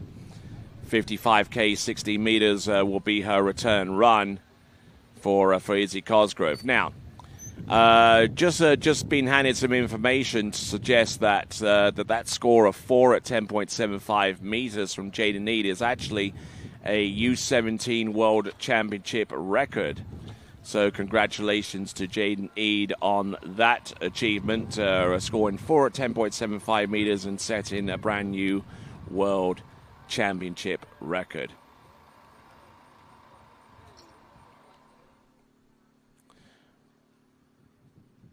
Okay, looks like we've got a little bit of a hold up in the judging tower, and looks like it is back up and running, and looks like we'll continue to score. We'll continue to bring on Izzy Cosgrove, who has run 6 buoys at 52K 60 meters. She'll come back at 55K on the same line length. Eager to get her run situated. Looking at some of the other scores that Izzy Cosgrove has produced. In her first ever foray of skiing into 55K, she got 3 at 13 meters. She actually got about half a buoy on 12 meters, but that was at the reduced speed of 52K, skiing in the under 14s, and she'll be skiing in the under 14 European Championships not too long from this competition. She'll be skiing there in Rocchetto, representing Great Britain, and you can see that live and exclusively on TWBC in about 3 weeks' time. Izzy Cosgrove will be part of that setup in the U14s, but she skis in the U17s, and as such, she has to ski all the way to the maximum boat speed and run that in order for the line length to be shortened. And looking pretty pleased and chuffed with herself right now, with a 6 buoy count at 16 meters right here at the World Championships. And by that virtue, she takes the lead. And she has the potential of putting another great performance out there. Izzy Cosgrove also skied in the U14 competition at the San Gervasio International Competition. And skied at a number of other competitions, such as the April Turns in Orlando in Florida, and the British Youth Trials, among many others. So, that's Isabel Cosgrove, Izzy to her friends. And here she comes, coming in at this next line length, which is going to be 14.25 meters at 55K. Here she comes, Izzy Cosgrove. There's number 1. There's number 2. Now, this is only a second tournament at 55K, and she's doing remarkably well here. Round number 4 and number 5. And another pass at 55K, and getting ready for 13 meters to come back. That is Isabel Cosgrove.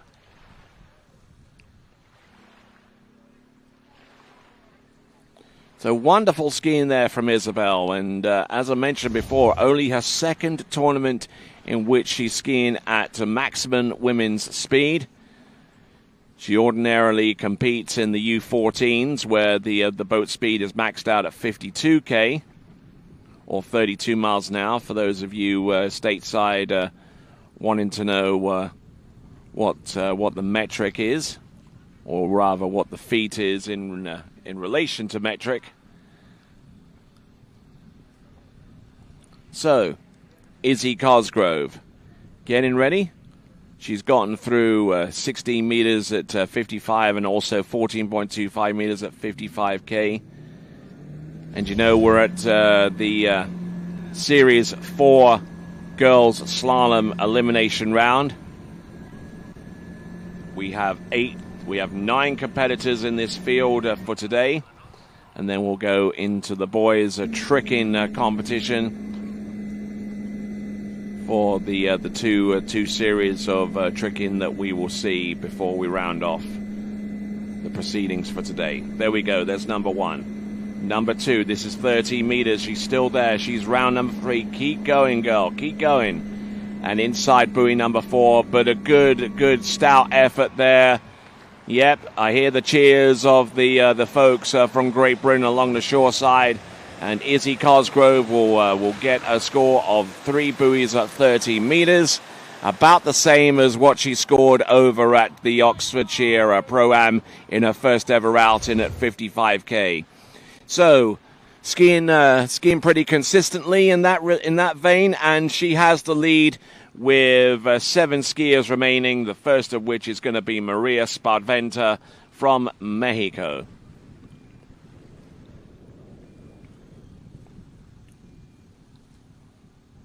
Just not resisting enough behind the boat, and unfortunately she let the boat drag her down course, and as a result she gets 3 at 32 off or 30 meters. But like I said, only a second tournament in which she has been skiing at the max speed of 55k. So there's still a little bit of work to do, still a lot of practice sets to take with the new max speed. But we'll see what she does in the U14 European Championships, which will take place in about 3 weeks' time.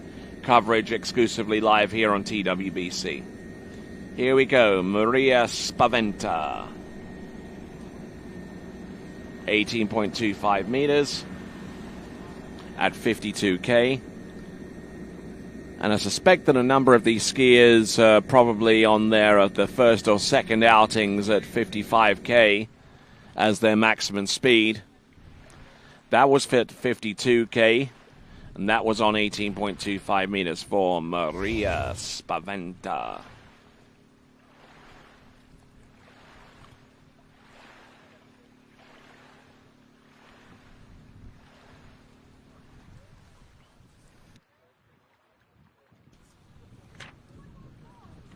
So Maria Spaventa opening up with a clean pass at 52k, 18.25 meters. Makes it look remarkably simple, as it should be.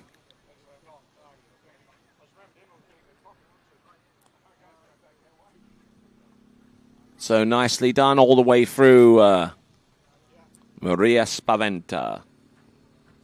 All right, so continuing right along, we've got a great host of sponsors, and all of them are listed on the poster below me here at the desk. I'm Tony Lightfoot, and it's great to have the pleasure of your company. We've got great sponsors from great sponsorship support from the likes of Visit Calgary, from also the Alberta provincial government as well. So we have great support from a number of different sectors for this event, and we appreciate their efforts and and the time that they offer us in making this U17 World Championships a success at the organizational level. Here we go. There we go. That is Maria Spaventa, and that is 18.25 meters at 55k. Looking good, our Mexican skier, Maria Spaventa.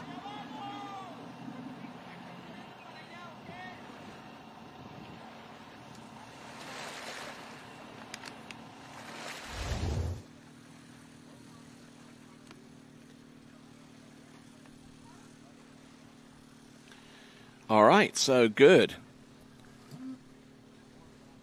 So yeah, look at that backside turn off number 1. That's one of the things that's the hallmark of a good slalom skier. Their ability to be able to take the angle and send the ski out and use that as a way of bleeding off speed into the turn, rather than skiing, rather than using minimal effort and almost zero angle across the back of the boat, which doesn't make for encouraging slalom skiing. If you do it right and you get good angle across the back of the boat and you're able to direct that ski, then you can generate more room, and more room allows for you to slow down. It's It's like the highway code, you know. I mean, if you increase the stopping distance, then there's probably a good chance that you will stop. But if you leave yourself with not enough space, then the chances are you won't be able to stop unless you hit something.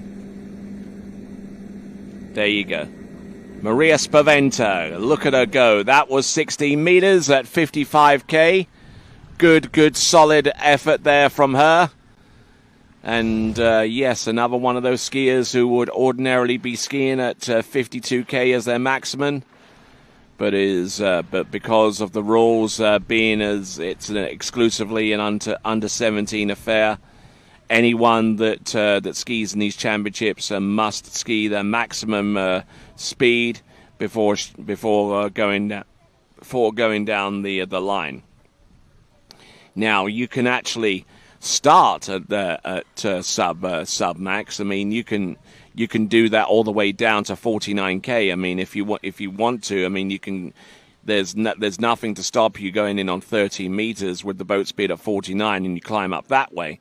But you know, common sense has to take a stand at some point. But with the zero base scoring, which was pioneered in the United States some years ago, there is always that option open to the skiers going forward, and it's especially good for skiers that don't particularly like the extended line length of 18.25 meters. That would rather go in on 16 at a slower speed than have to contemplate that. Here we go. This is 14.25 meters at 55k, letting herself go down course a little bit. But I tell you what, she's still there, you know. She's round buoy number 4 and running out of time and running out of room. So still in the lead is Isabel Cosgrove with her score of 313. But that score there for Maria Spaventa might actually be her personal best there on that particular line length and that particular speed. Maria Spaventa with a score of 4 buoys at 14.25 meters at 55k.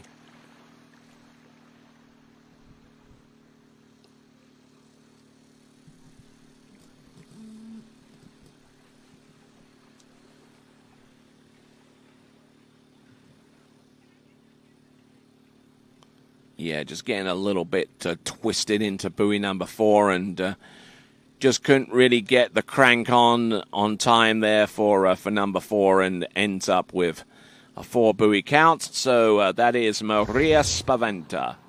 Laura Hayes from Australia is coming up next. Laura Hayes out of Australia.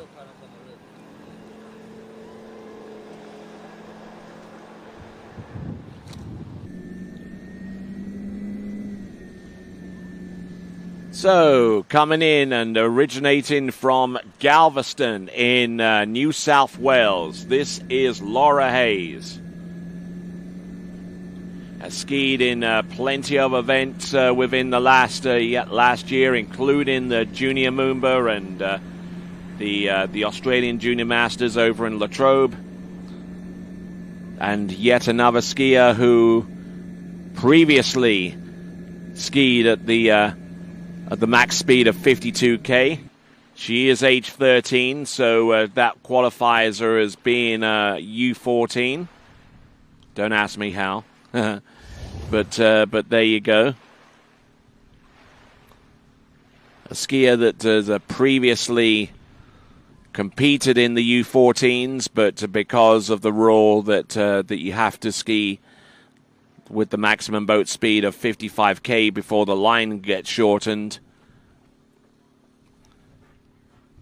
then the skier has to abide by that proviso. But having said all of that, Laura Hayes doing a grand job out there with the opener. Nice turn there on number 5 and is well ahead for buoy number 6. So good effort there, and I'm sure that she's taken plenty of practice rides, not only here, but also in her native Australia. Or maybe not so much in her native Australia because it's the winter there right now, and it gets a little bit chilly there in New South Wales around about July. Check back with them around about December, and you'll see a little bit of a turn in the weather. All right there, Laura Hayes 18.25 meters. She started off at 52. This is now 55.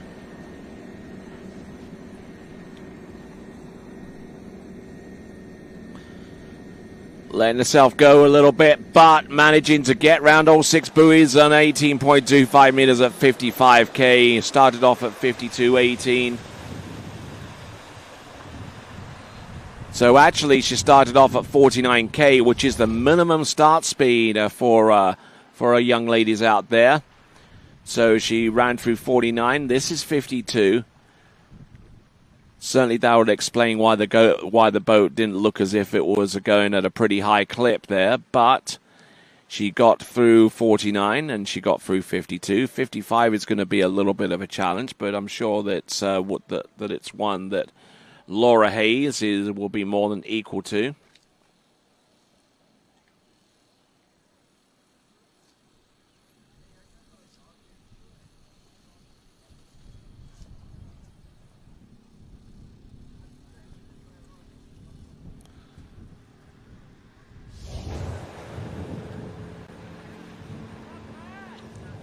All right, so working away.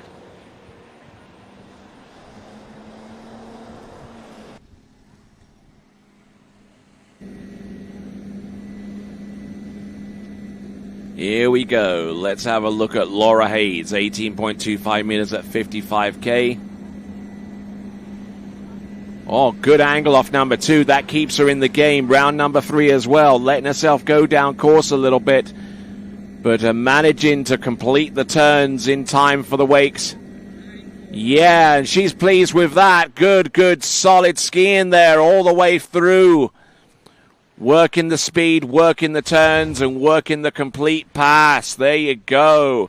That is Laura Hayes of Australia from the state of New South Wales, which constitutes much of the eastern seaboard of Australia, all the way down towards the south coast, right next to where it meets up with the state of Victoria. But there you go. Good job there from Laura Hayes, and now she'll get a chance to have a crack at 22 off or 16 meters.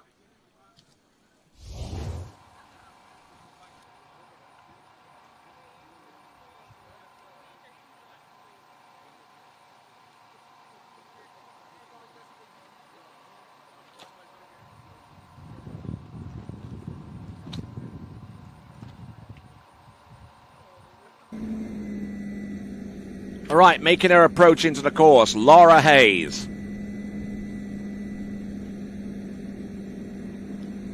Entrance number 1. Oh, a little bit too squatted down into number 1 and just couldn't really move an awful lot out of that position.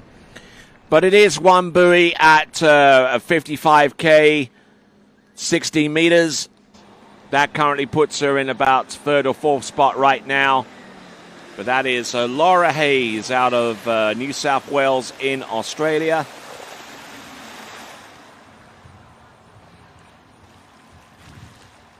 But good, excellent skiing there from Laura Hayes. With one buoy count on 16 meters. We are about to cross over into the second half of our list of skiers in Series 4 Elimination Round Slaloming. We'll see the likes of Andrea Undai, Malagros Savara, Paulina Torres, and Kaylee Barnes-Lawton to ski in a few minutes. But before them, it's going to be Sophia Pelkey.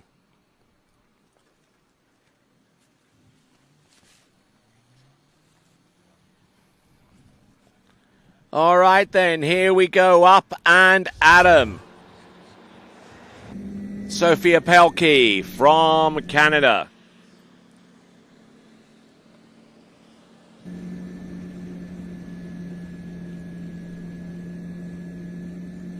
Entrance, buoy number 1. Sophia Pelkey, the younger sister of the reigning U17 World Girls Overall Championship.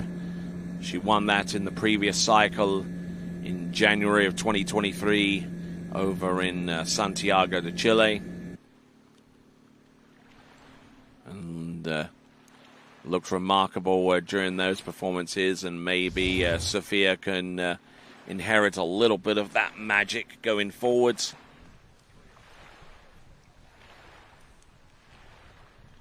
Handle down nice and low. Not extending too much from one side of the course to the next. Just trying to keep her outside hand as close to the handle as possible.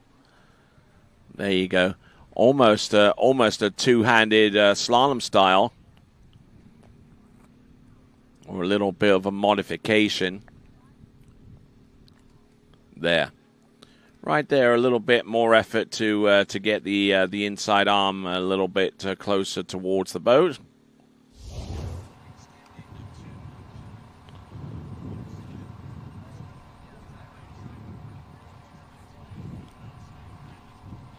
Looks like on the starting dock we see Andrea Anday from Chile.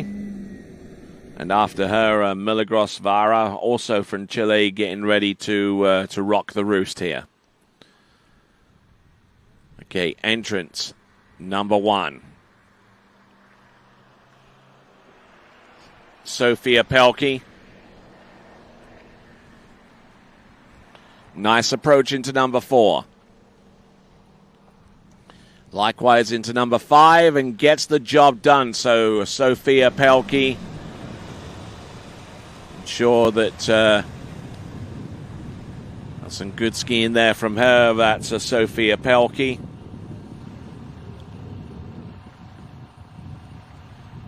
Scored 6 at 49 on the opening pass. That was at 52, so she'll now go to max speed for a next run.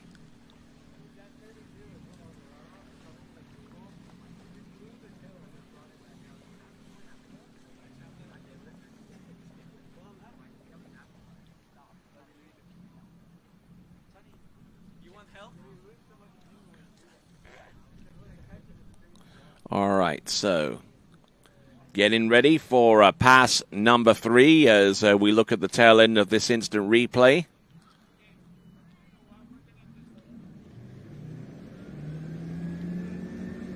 Now, Sophia Pelkey with 6 at 52 to her credit. Now the boat speed is going to be jacked up from 52k to 55, the maximum speed.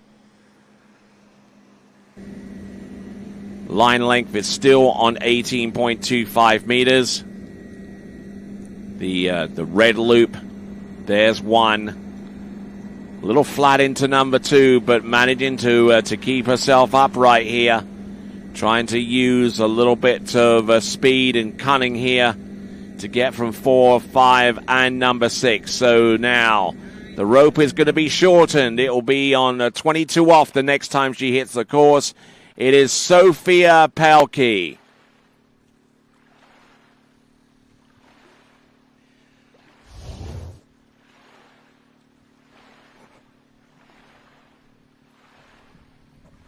So wonderful skiing there, and good approach into number 1 there. She really laid everything down there on that turn to get her up and running, and she didn't hit the panic button on number 2, which is a really, really good sign of experience out there on the water, especially as you start to work your way from 52 to 55. Everything's a little quicker, but as long as you don't panic, then things can only get better going forwards.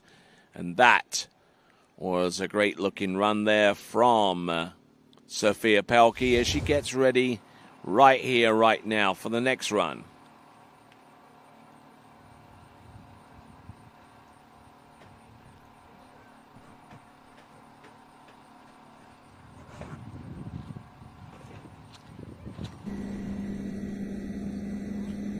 All right, here we go, coming in. This is a 16-meter line at 55K. Takes a bit of a hit on number 1, but she's still there, you know.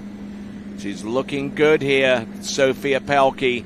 Round number 4. Round 5, she's still there. 5 and number 6, and early as you like there. Great effort there for Sophia Pelkey.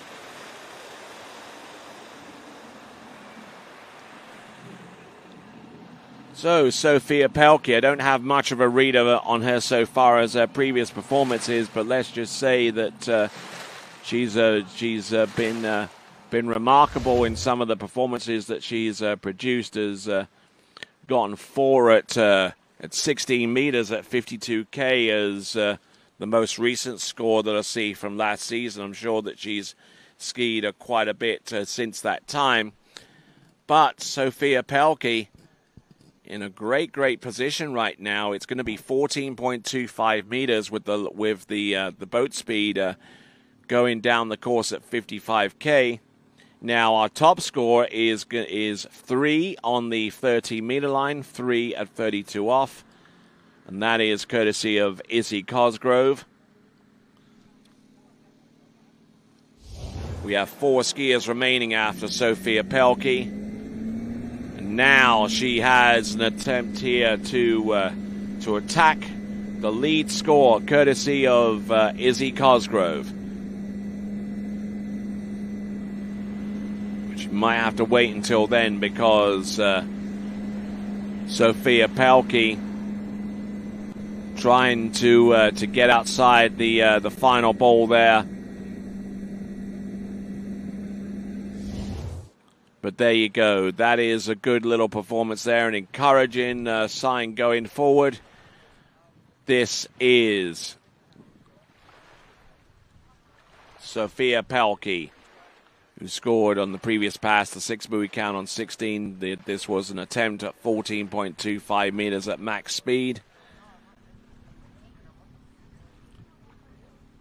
So it looks like it's going to be a 3 buoy count, at least from where I'm sitting right now. So it looks like it is going to be 3 buoys there for Sophia Pelkey. Let herself get drifted behind the boat a little bit, and from there it was going to be a struggle to get the good swing and get a decent whip in towards the turns. But there you go. As I mentioned, Sophia Pelkey inside buoy number 4. All right, then. She has our next competitor. Our next competitor is going to be Andrea Andai.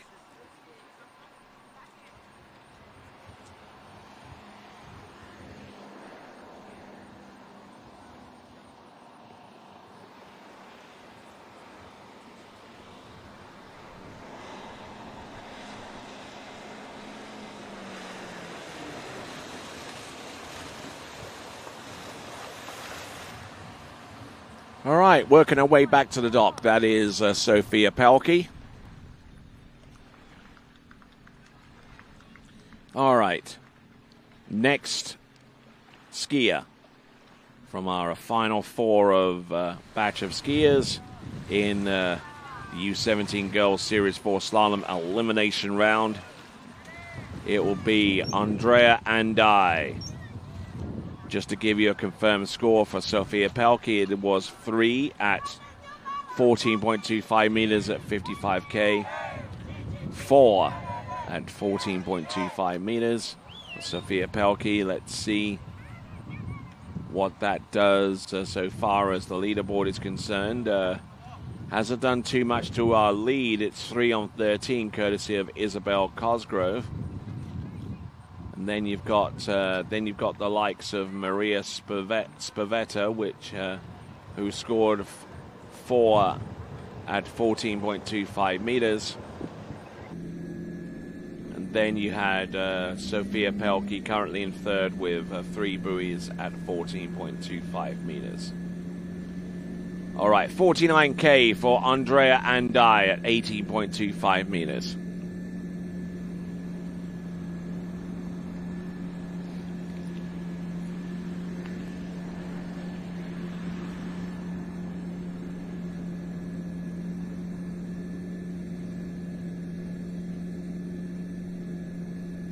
Don't see too much wrong with that on the opening pass. That was Andrea Andai from Chile.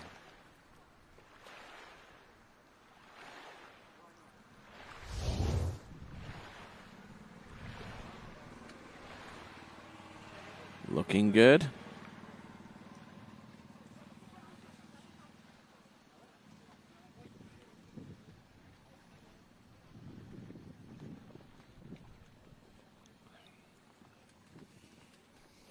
Just looking at this effort once again for Andrea Andai from Chile, one of a number of Chilean competitors brought in for this event, although not necessarily for a team score. They believe it's necessary for competitors who aspire to meet the top elite level as they get to experience what it's like to compete at world title level, and that kind of policy continues on to this day, and Chileans have certainly come up in leaps and bounds as a result. Let's have a look and see right here, right now.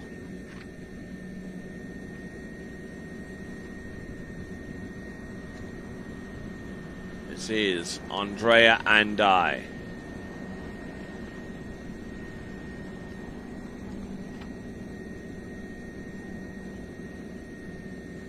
All right, getting the job done and making it look great at the same time.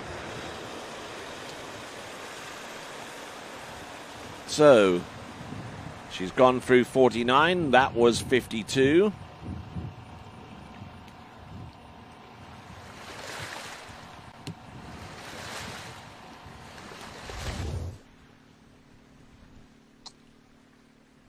Trying to chase down the lead, which has been put out there by Izzy Cosgrove with 3 at 13 meters.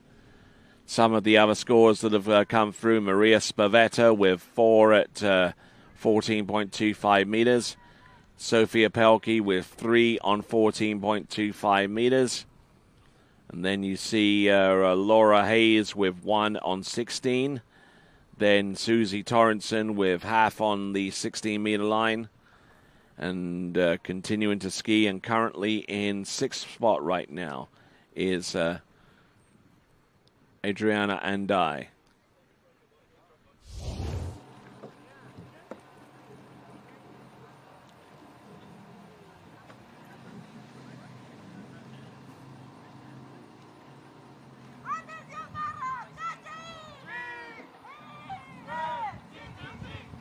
All right there, so Andrea Andai will get the score. Looks like it's a 0 buoy count at 52K, so missing the gates there on pass number 2. So 0 buoy count there for her, and that concludes her scoring. That leads the way clear for Milagros Vara. Milagros Vara, our second and final Chilean competitor in this section of the competition, the under 17 girls series 4 slalom. Milagros, and get into a horrid start there, and unfortunately just not able to get wits about her on time to get round a buoy number 1 or indeed number 2. So it looks like it's going to be a 1 buoy count on the opening pass there for Milagros Vara.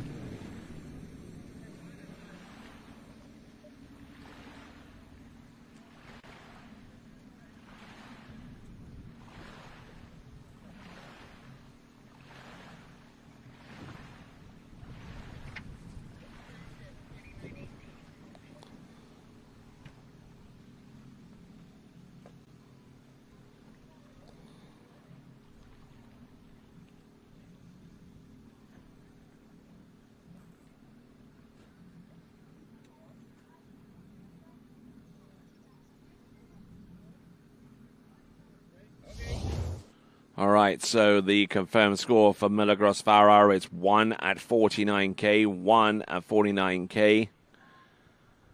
Just looking at this once again, and just not having much faith in that ski being able to turn and to gain angle and just being able to hook up correctly and go cross course. And unfortunately for Milagros Vara, she'll have to make do with one at 49K. All right, there. We now come down to our penultimate skier in the Girls Series 4 elimination round starting order.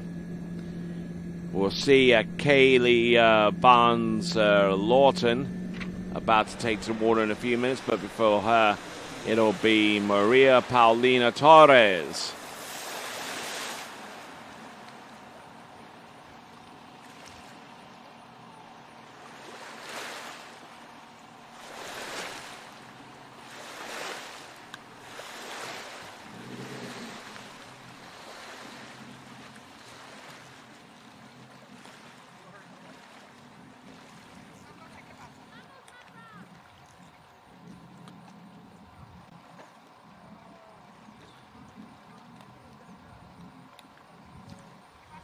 All right, then. So we continue to work our way through this event. Our next skier to go is Paulina Torres.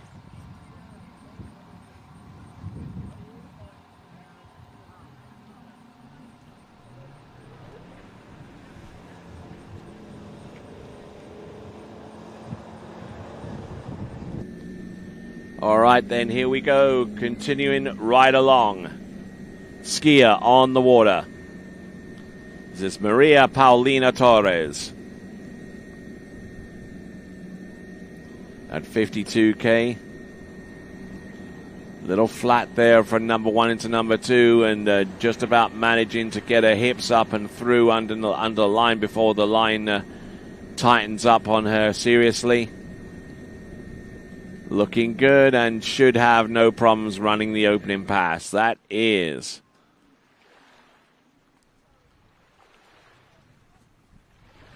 Paulina Torres.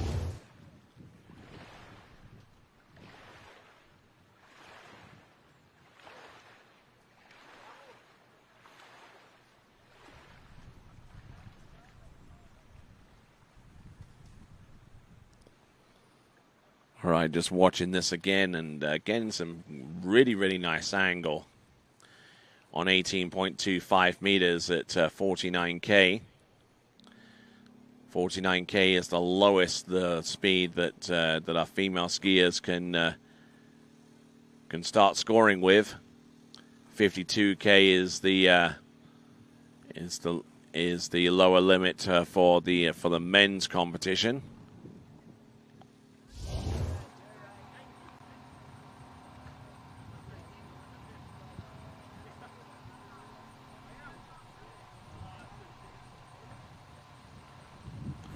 Watching on dockside is Kaylee Barnes-Lawton.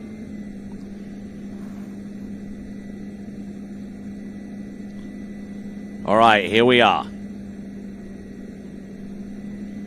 Paulina Torres. Looking set. Looking good.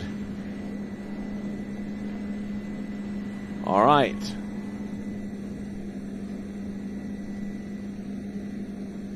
All right, seems to have gone through that one. It all looked very, very clean to me.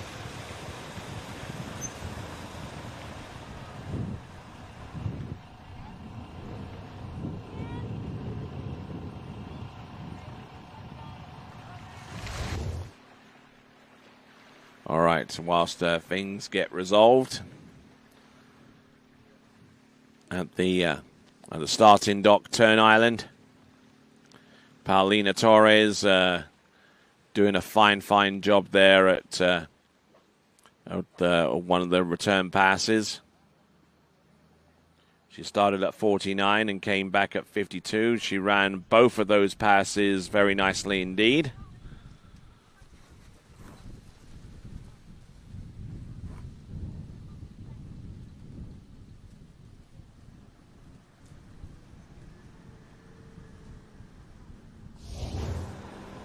All right, here we go.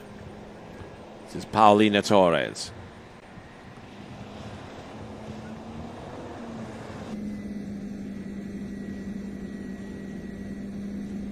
All right, coming in on pass number 3. This is Paulina Torres.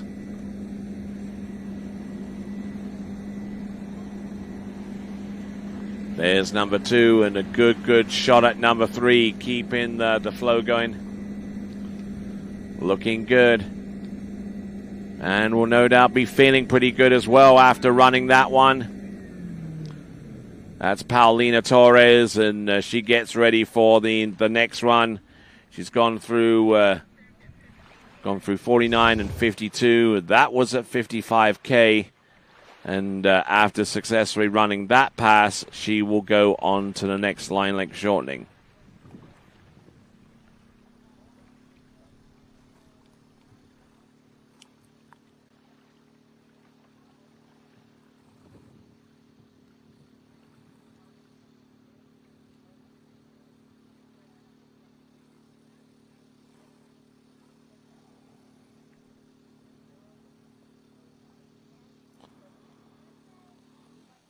They're watching at the tail end of that run. Some wonderful slalom all the way around for Paulina Torres. That was at 55K, and now the line gets shortened. From this point onwards, every pass that she runs will be on a shorter line. The boat speed is now at max.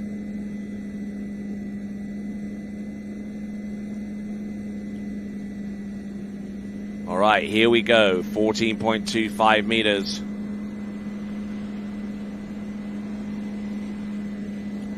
All getting broken over there, but that's a decent little performance there. She'll be pretty pleased with that. Paulina Torres, who's skiing in one of our first tournaments at 55K or 34 miles an hour. That certainly appears to be consistent with a lot of the female skiers in this group.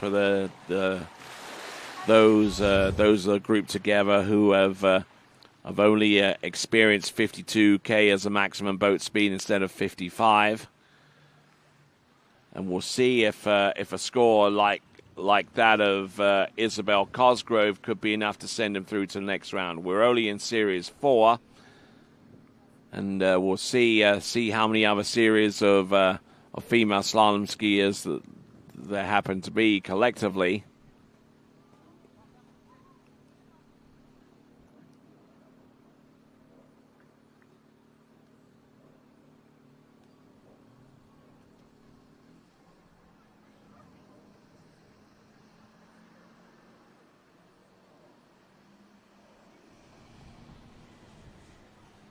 All right, coming back in on pass number 4. All right, as we confirm the score from Paulina Torres of being half of 3 at 14.25 meters. The skier on the water is Kaylee Barnes-Lawton.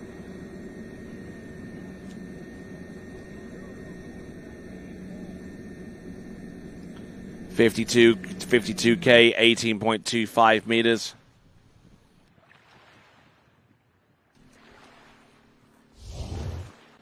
So there we go with that opening pass looking very, very nicely there at 52K. 18.25 meters. Oh, look at that backsided turn there around number 2. Getting a good advance there on number 3. And as long as she maintains that kind of rhythm, she'll do pretty well here in this this opening salvo of female slalom skiers, those in Series 4, currently in the lead. And unless she gets a serious challenge there from Kaylee Barnes-Lawton, the current leader is Isabel Cosgrove with 3 at 3 on the 13-meter line at 55K. Paulina Torres, for those of you wondering, has scored a 3 at 55K, 14.25 meters, and that keeps her in 3rd place right now alongside Sophia Pelkey. So Sophia Pelkey and Paulina Torres both in a tie for third place right now. And in amongst those competitors is Maria Sapaventa from Mexico with 4 buoys on 14.25 meters. All right then, so Kaylee Barnes-Lawton. Looks like there is a little bit of an issue with her performance there on the opening pass, but we'll get the score coming through in just a moment. So 6 buoys at 52K confirmed as the score on the opening pass, and we'll see what she can do at 55K on the return. Boat line length is at 50. Line length is 18.25 meters.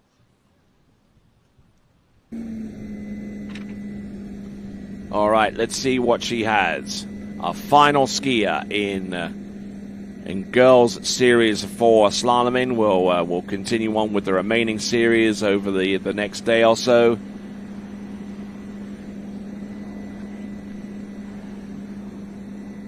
And nicely done at 55K. Really slicing and dicing her way through that run. Yeah, nicely done. And Kaylee Barnes-Lawton, another skier who's aged under 14, and for whom this is a whole new adventure, skiing at max women's boat speed of 55K. She's gone through 49 and 52 now. Or rather 52 and 55, I beg your pardon. But this is a wonderful shot right here that gives you an idea of how much pressure the skiers are exerting across the boat and how much angle they're willing to take, and continue to work towards getting better on the slalom ski and getting more comfortable with the speed that is generated as a result of the boat speed being a little bit higher for the girls in the U17 World Championships. All right, here we go, folks. From New Zealand, this is Kaylee Barnes-Lawton. Entrance, round number 1 at 16 meters. She's still there, you know. Oh, taking a very quick turn off number 3, but she's good to go for number 4. And there you go. Look at this, 16 meters. Does she make it through? Just about. There you go. Kaylee Barnes-Lawton. 52.55 and 55.16 on pass number 3. Now getting ready for 14.25 meters on pass number 4. And looking to try and create a little bit of magic for herself at the last moment before we close out the girls' slaloming elimination round for today.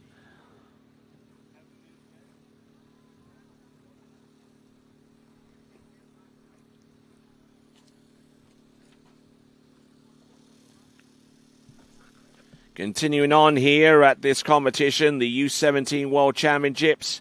Right here at the Lakes of Cast in Stone, a site that includes 2 man-made water ski lakes to accommodate a water ski season that begins at the beginning of May to early October. Opening week sees the water temperatures in the mid-50 degrees Celsius, that's 10 degrees C. Topping out in the mid-80s or 26 degrees Celsius in the heat of the summer. And beautiful, beautiful lake facility, and much of what was dug out to accommodate these lakes that was used to create the Deerfoot Trail, which is one of the main arteries in Calgary, as we see Kaylee Barnes-Lawton ski into the shore and getting a score into 14.25 meters. So she's going to be pretty chuffed with that, I would imagine. as we put a button on the Girls Slalom Series 4 event. And we've got plenty more series of women, of girls slaloms. So we've got the Girls Slalom Series 4. We're going to go into U17 Boys Series 4 and 3. Now, for those of you wondering when the girls are going to be complete so far as the next series, that will actually take place tomorrow. That is going to be our third event to take place on the schedule. Girls Series 3 and then 2 and then 1, and that will be in the middle part of the order there. Now, Girls Series 4, there you see the leaderboard. Isabel Cosgrove will have the overnight lead in the girls slalom event with a 3 buoy count on 13 meters. Maria Sapaventa from Mexico with 4 at 14.25 meters. Sofia Pelkey and Paulina Torres with 3 at 14.25 meters, finishing off the top 3 in the girls slalom event. All right, we still got some skiing to come. We've got U17 Boys Series 4, U17 Boys Series 3, as we continue on with coverage of the 2024 U17 World Water Ski Championships, coming to you live from the Lakes of Castingstone right here at Predator Bay. And as I've said before, and I'll continue to do so, we are about giving people breaks here, and here's yours. Where do competition standards meet the highest culinary standards? Where do the old masters meet the new masters? Where do first-class conditions meet first-class hotels? Where does the purest joie de vivre meet the purest drinking water quality? Only 30 minutes from the airport and Vienna city center.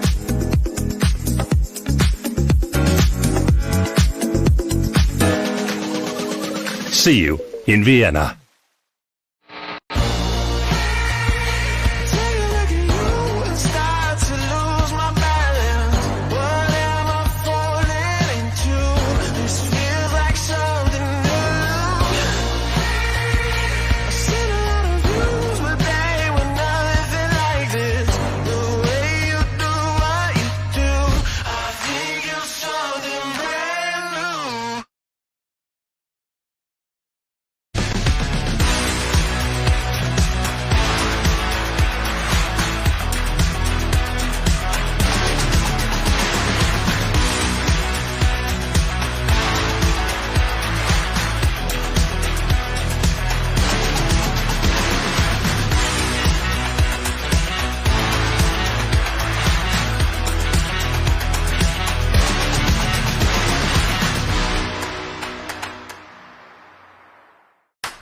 What if I told you there was a place where the sounds of nature are only broken by the roar of a boat, a place where that summer feeling lasts all year long, a place where the Florida sun is only outshined by the smiles of the skiers, a place where first-time skiers can ski alongside world champions and the world-class coaches work with all levels of skiers.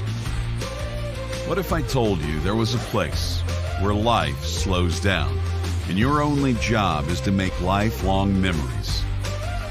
That place is Swiss Water Ski Resort. Book your trip at SwissWaterSkiResort.com.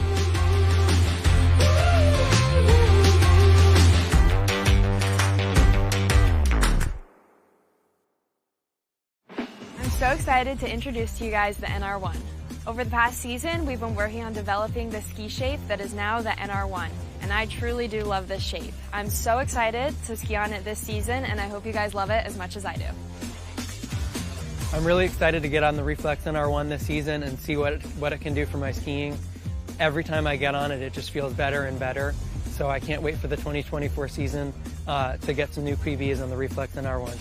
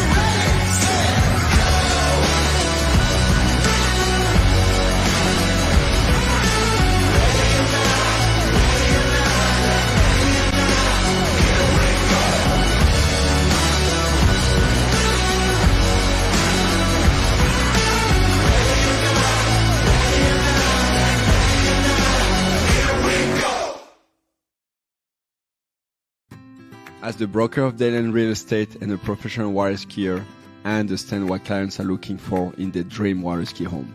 Our company is dedicated to helping you and your family invest in your future together in Florida. If it's time to move on to your next adventure, let us help you find the perfect match for your home. Our team offers service in English, French, Spanish, and German. Whenever you are ready, just give us a call.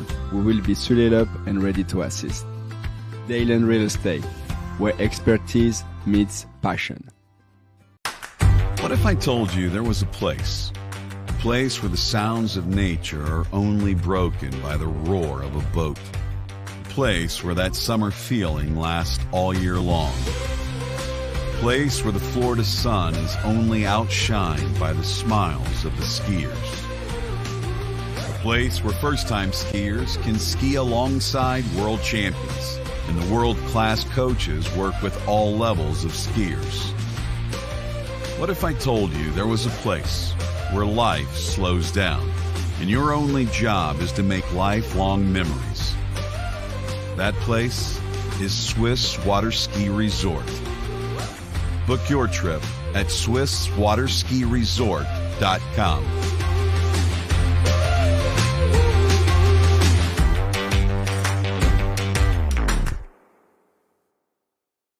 For over 20 years, Houston has been setting the standard of automotive excellence. Hi, I'm Dave Houston. I'd like to welcome you to the Houston family. We are committed to offering exceptional Cadillac models like the all-new electric Lyriq, redesigned XT4, and the legendary Escalade. At Houston, our personalized service and friendly staff will exceed your expectations. Feel the thrill of buying a new Cadillac from Houston Cadillac.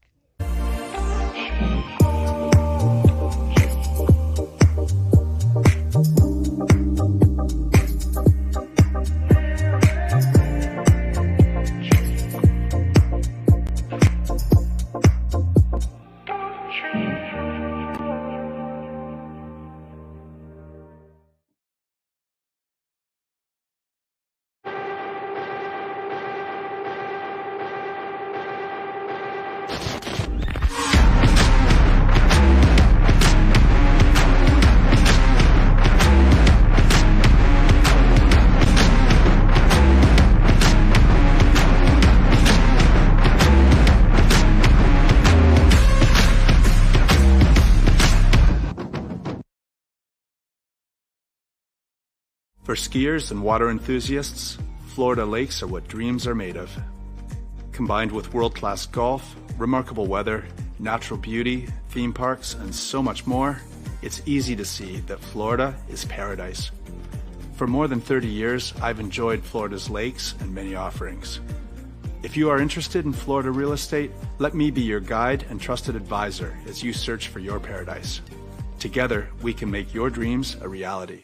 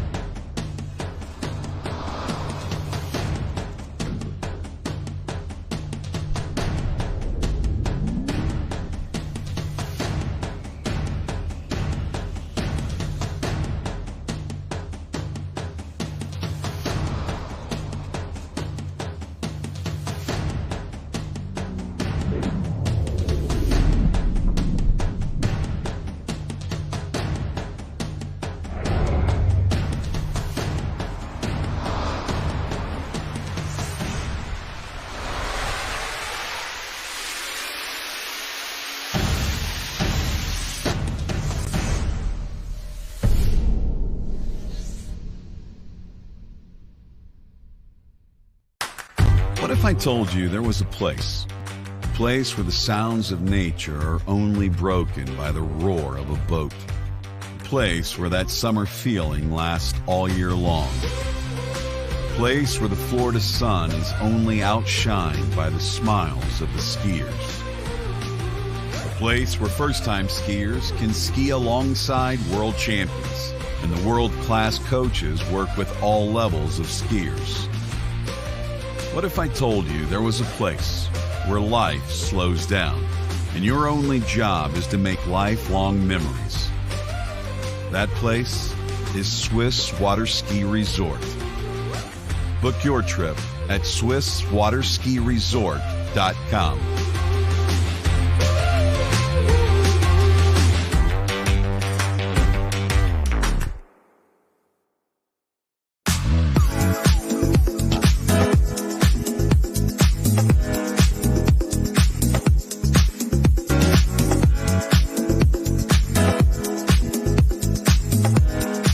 See you in Vienna.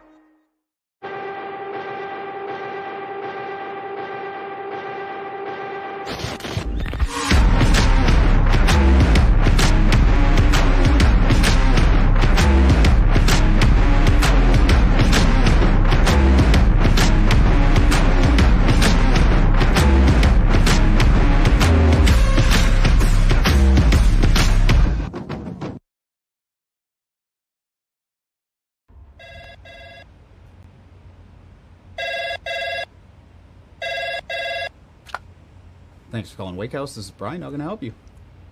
Yeah, Will. Can I let him know who's calling? All right, just a second. Will, I got a fill for you. Perfect. Give me just 1 second. All right, hit it. Thanks for holding. This is Will. Hey, how's it going? Good.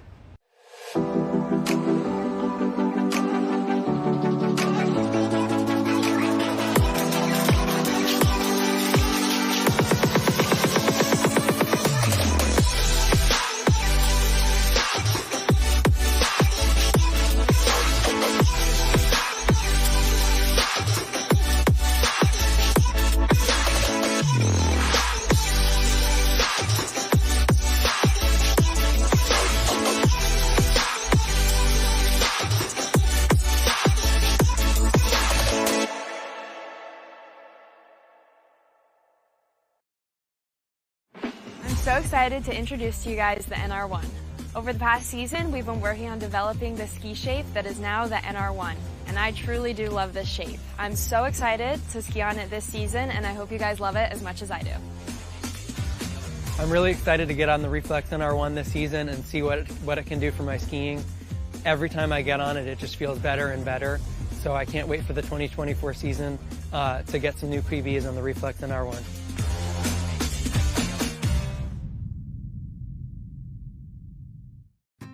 As the broker of Dayland Real Estate and a professional water skier, I understand what clients are looking for in their dream water ski home. Our company is dedicated to helping you and your family invest in your future together in Florida. If it's time to move on to your next adventure, let us help you find the perfect match for your home. Our team offers service in English, French, Spanish, and German. Whenever you are ready, just give us a call. We will be suited up and ready to assist. Dayland Real Estate, where expertise meets passion.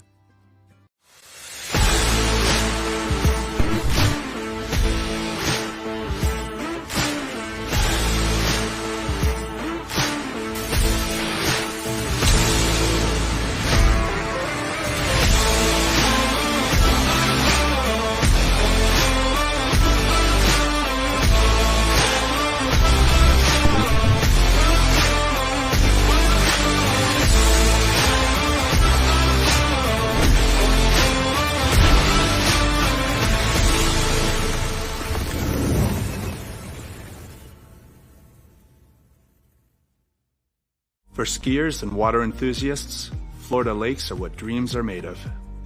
Combined with world-class golf, remarkable weather, natural beauty, theme parks, and so much more, it's easy to see that Florida is paradise.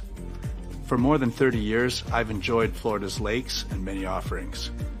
If you are interested in Florida real estate, let me be your guide and trusted advisor as you search for your paradise. Together, we can make your dreams a reality.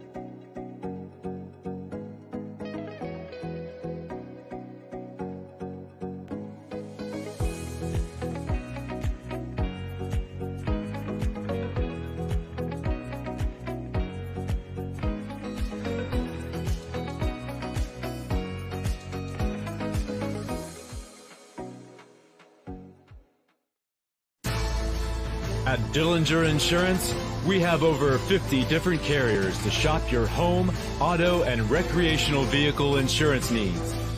We would love the opportunity to save you money.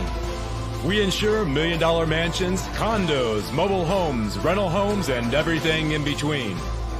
We know all about wind inspections, 4-point inspections, and how to get you the right coverage for your particular home. You've got questions, we've got answers. Can you remember the last time you had a rate decrease with your auto insurance? Let's take a look and see what we can do. We know all the ins and outs of getting our customers the best rates, coverages, and discounts, so put us to the test. Don't monkey around with your insurance. Call Dellinger Insurance today. We've got tons of companies to help find you the best prices and the best coverage for your particular needs on home and auto insurance. Go Knights!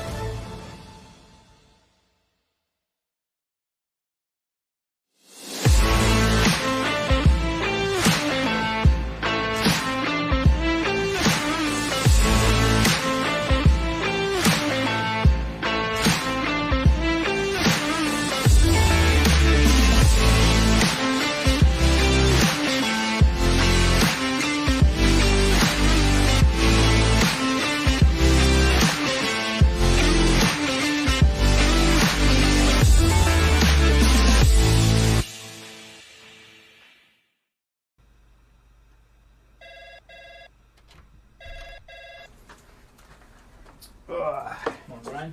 Hey, morning. You have a good weekend? Yeah, got out on the water a couple times. How about you? Yeah, I got to set in. Just gonna make a quick phone call here. Oh, of course. Can you get that, Will? Yeah, man, I got it. Thanks for calling Wake House. This is Will. Yeah, looks like we've got those in stock.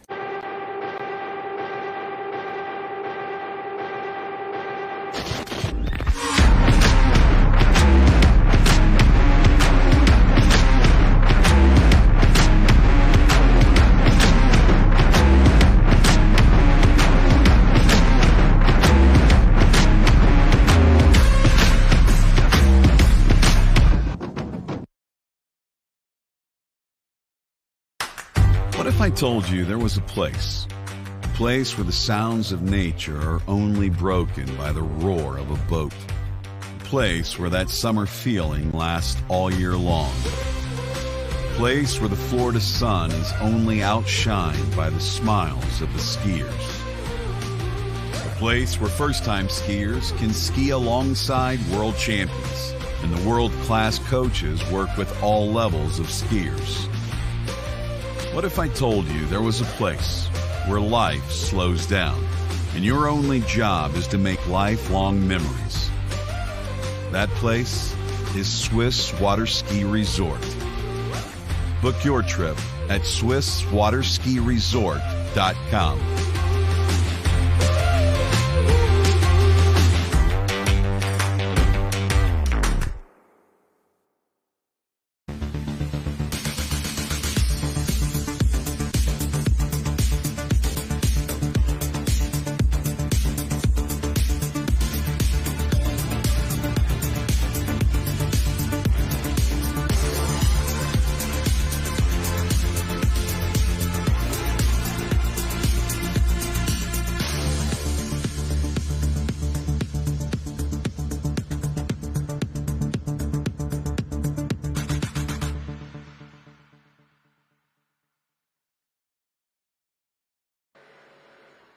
All right, welcome back to continuing and live coverage of this, the U17 World Water Ski Championships, coming to you live from the Lakes of Castingstone right here in Predator Bay.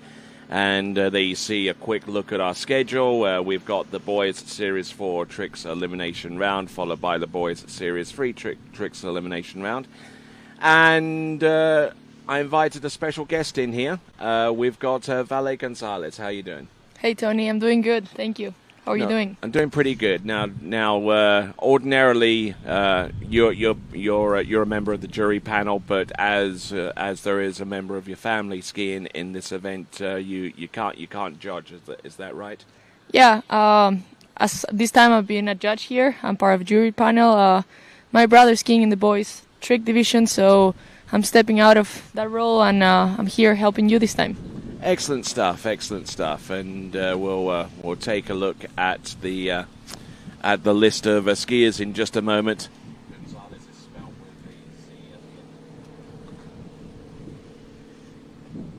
So, we've got a fresh pool of skiers. We've got a Series 4 Tricks Elimination Round, and from what I'm hearing from the officials, we anticipate finishing off today's proceedings a little bit earlier than what we anticipated for, which gives plenty of time for our skiers to get all dressed up and nice and neat, for the opening ceremony and what have you.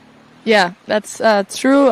We're running the event really smooth, and conditions have been good, scores have been good, and we're getting ready for these 2 series of boys tricks, and later on the opening ceremony.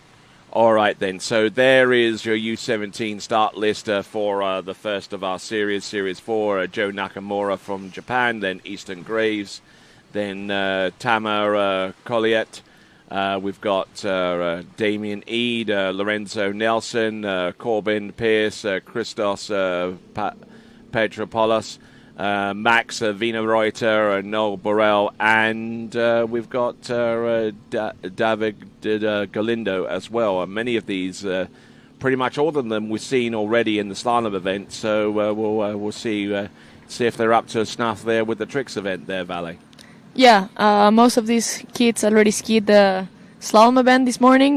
We had 5 series of boys slalom, and now we have Joe from Japan, the first skier in the trick prelims. It's really fun to have Joe here. He's the only one from Asia here at this World Championship, so we wish him good luck and to have fun.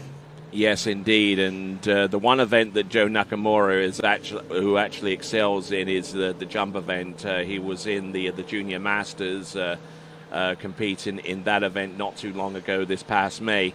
But it'll be interesting to see how he fares in the tricks event, and it looks like he's going to get wrapped up for something along the lines of, I believe, maybe a toe five back. But we'll see. Yep, the rope going back behind the leg, and here comes Joe Nakamura. There we go, toe 5 back, and looking very stable here for the most part. There we go, toe wake back to back, toe wake front. There we go, reverse toe back. Just trying to wind in toe 5 front. Toe O out. Oh, and slipping out the back there with the toe O, and we're using I-Trick for the very first time in the Junior World Championships, and there you see the scores filling up now. The 2 elements for I-Trick is first of all identification of the tricks for starters between our panel officials, and then once they've identified the tricks, then they go back and they actually score them to determine whether the tricks are credit worthy or not. Yeah, here we have Joe on his toe pass. He was looking really smooth. He probably have a little bit too much rope in the toe 5 front, but as you can see in the screen, you have the scores right away, and it's a new system. It makes the sport faster and more entertaining for people watching, so it's exciting to have this new I-Trick here. All right then, so good little performance out there for Joe Nakamura. They're reviewing the score to make sure that it's correct. Currently, the provisional score stands at 1,630 points, and should only take a few moments for that trick score to become official, as our towboat has picked him up and delivers him to the other end of the lake. I see in the back there of the towboat Christophe Duverger, who not only coaches Joe Nakamura in tricks, but is also part of the German program. And it looks like 1630 is a committed score. So, and yes, we were able to confirm the point scores on each pass that quickly. So, Joe Nakamura, we'll see what he can do with hand tricks. I'm sure this is going to have a flip or two attached to it, and yeah, it's going to be quite intense there, Valle.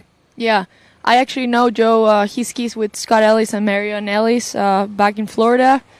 He's a great skier, great jumper. He skied Junior Masters. I know he can do a front flip, so hopefully he can put it on his hand pass right now and get a good score on his second pass. Yep, that front flip worth 800 points, so we'll see where he goes with that. But obviously, having 1,630 points probably isn't the best trick run that he's produced in toes. So we'll see what he can do by way of recovery, and we'll also entertain any questions that are presented in respect to the tricking event as we move on forwards. Wind gusting up a little bit, with it's going to be a tailwind for the second pass, and yeah, the wind changes directions. I don't know, every 15 to 20 seconds, so it can be a little bit deceptive out there. Yeah, I was actually sitting in the slalom tower, which is kind of high, and we could feel winds coming from the tail, from the head, a little bit everywhere. So hopefully by tomorrow we can take a decision and either be a headwind or tailwind. Or no wind at all. Or no wind. Okay, this is Giovanni Andranico, the boat driver for the men's tricks event in Series 4. So let's see what he can accomplish here, Joe Nakamura. Now, setting himself up wide. Okay, here he comes. There's the backflip. 500 points apiece, so that's 1,000 right there off the first couple of tricks. And looking very, very strong here. Here's the flip twist, front to back to front. There's the front flip. Oh, it barely manages to survive that one. And there's the reverse front flip.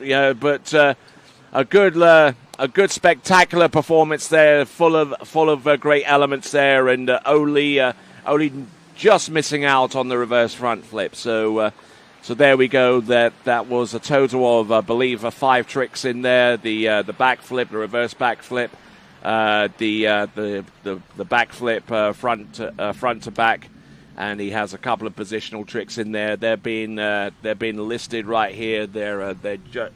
First of all, they're judging. They're identifying the tricks first, and then they go back and actually score them to see whether the tricks were performed within the specified dimensions. But there we go. It's cool. The first gear of the day for tricks, already doing 5 flips, following his 6th flip. So it's going to be an exciting semifinals. All right, they're reviewing the tricks right now. This shouldn't take too long with the tricks, with the flips. I mean, with the front flip, it's relatively simple. You either do it or you don't. Pretty much. Looks like they're still reviewing we're holding the boat at the starting dock, and then once and then there's this third element in there as well. It comes down to timing as well. So the judges are looking at the timing to make sure that they're within, and I don't think timing's going to be an issue because, I mean, Joe Nakamura basically fell at about the 13 second mark of that pass. But we'll get the point scorer coming up very, very soon, and once that comes up, then we'll get the green light for a towboat to move forward and continue on with this event, the Tricks Elimination Round in Series 4. Just seen Joe Nakamura. He scored 16:30 on pass number 1. We'll get the total for pass number 2 in just a moment or so. But in the meantime, on the water, we have Easton Graves from Canada.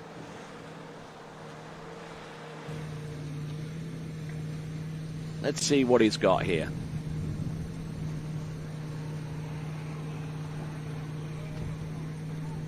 Wind still kicking up a little bit here, and he's deciding to go with hand tricks for the first run. There's the positional to the back, then the surface back-to-backs, wake back-to-back, a little flat there. The judges won't look upon that too favorably. There's the Waco, here comes the backflip, boom, hits that one. Here's the reverse. No, he doesn't go for the reverse. He goes for the wake back and wake front.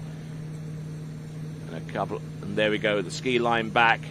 And I think about 20 seconds should expire around about that time. But what did you think of that one, Vale? Yeah, here we can see that the trick's actually coming from iTrick straight to the screen. I think the judges are going to review a couple tricks, and we should have the score in the next 30, 40 seconds. Yeah, indeed. They're judging the scores right now, and we'll see how things play out. We've got the score for Joe Nakamura with 48.50, 4,850 points for him. Obviously, he's in the lead after one complete competitor, and we're seeing the backflip here. And for those of you wanting to know more about iTrick, you can go to iTrick.ski, or splasheye.com. where you find out more about the complete suite of computer-based scoring solutions with the brains of Donnell Connolly. So, looks like they're reviewing these a lot of these tricks, 1490 so far, and that score should be committed very, very soon. All right, so anything in particular you see there? Yeah, I think first couple tricks were a little bit not fully to the 180 rotation, so I think judges are probably going to look at those tricks and determine if it's credit or not. It's cool to see the program like calculating the score on its own. I think it will make water ski more entertaining. Uh-huh. And maybe we'll be part of Olympics one day. Maybe, and yeah. Yeah, maybe we should all ski on the Seine in Paris. I mean, if the triathletes can swim through that muck, then I'm sure that skiing on the Seine is not a big deal breaker. Yeah, like Mumba, we ski in the river. Yeah, exactly. You know, on the Mumba Masters, you have to slalom around refrigerators and other kinds of gross stuff. 1130, 1130 on pass number 1 with the toe trick, with the hand tricks, and here he comes with toes. He's coming into the course rather close to the shoreline, I would have to say, though.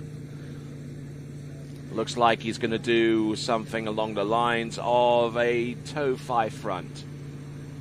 At least judging by the wrap it is. Setting the boat speed up. 20-second starts around about now. There we go. A little bit of a partition spin. I think you could count that as 2 180s rather than even a 360 at this point. But one suspects that he's a lot more comfortable with the hands than he is with the toes. Toe wake back, toe wake front, couple of toe sides, and basically fighting for survival here, Valet. Yeah, I think he was trying to do some toe back-to-backs there at the end. Didn't finish the first one, so he probably went for a toe side slide. Yeah, so I don't think he's going to score that highly with the toe tricks, at least not compared to the hands. Oh, oh, you got to love that. All right, then. So continuing on with the remainder of the event, we should see the eye trick display. We've got the officials judging right now.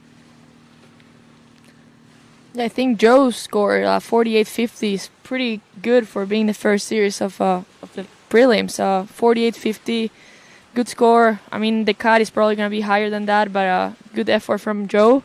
And it's great to have him here, having skier from all over the world, all the regions, all the continents. So, absolutely, and looking at some of those scores that we'll put on the screen right there, about little over 800 points as a result of the tricks that he produced on this run. So, if he makes it past the 2,500 point mark, I think it will be basically a win for him.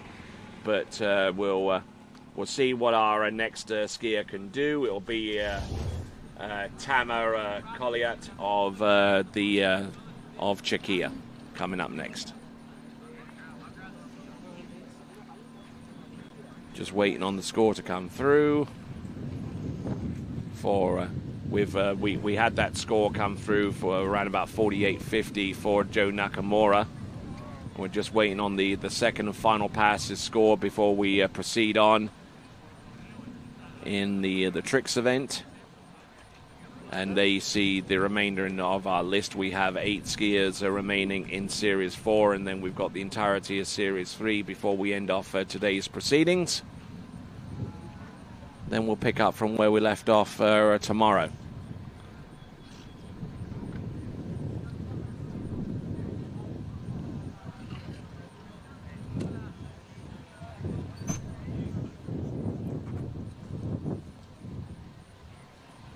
Okay, just to say that so far as our officials are concerned, the eye trick is a relatively new system. They got a crash course in it yesterday, and pretty much all of our officials, given enough time and enough practice, they'll be able to be a little quicker and a little bit more with it with the system, But it's making its debut here at the U17 World Water Ski Championships, and. It's like many new things. Whether you're driving a new car, whether you're riding a new motorcycle, what have you. It takes a little while to get used to the whole mechanics of it. Yeah, I think the more you practice, the easier it gets. You start getting used to knowing where the tricks are on the screen. It's like little tablets, and you just watch the pass, and you start clicking on the tricks that the software gives you. So it's a really cool program. We all practice before coming to this event. We had to pass some tests, and then here yesterday we had individual practice with Donald, and then we did team practices where all 5 judges were doing trick runs and seeing how it works. Absolutely. So here we go. We've got on the water Tamer Koliat from Czechia. And the boat speed appearing to be a little slower compared to a lot of our other competitors. He seems that ski seems to be sinking a lot into the water right here. There's the positional wake front. There's the wake back, reverse wake back, and some surface turns. And what does he have remaining here? Surface O, surface O. Tries the surface 5 back, and line front. Does he have anything more? I think 20 seconds will expire around about now. But he stands up all the way through, and that's always nice there, Vale. Yeah, stand-up pass it's always good. When you stand up your first pass, you have no pressure for the next one. When you fall on your first pass and then you gotta go all in for the second one, you add a little bit more pressure. So you have more nerves, but that was a good pass. That was solid. I don't know what his PB is, but hopefully he can be close to his PB.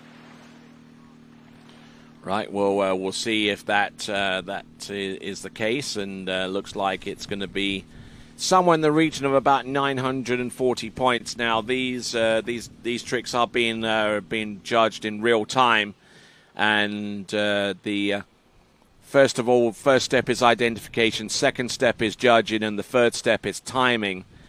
In that sequential order, that's the way that the iTricks runs. We just wait for our next tricks to come in. Looks like it's going to be in the region of about 1,100-1,200 points, and some decent skiing there from him. That is Tamer Koliat from Czechia, behind that Nautic towboat, and not looking too bad on the face of it. And now, look at the beautiful lake. Yes. This place is amazing. Indeed, and as we continue to roll right along and celebrating over 60 years in production, the record-setting Ski Nautique is the ultimate free event tournament ski boat. To learn more about it and other Nautique models, visit nautique.com. That is nautique.com. All right, Tamer Koliat.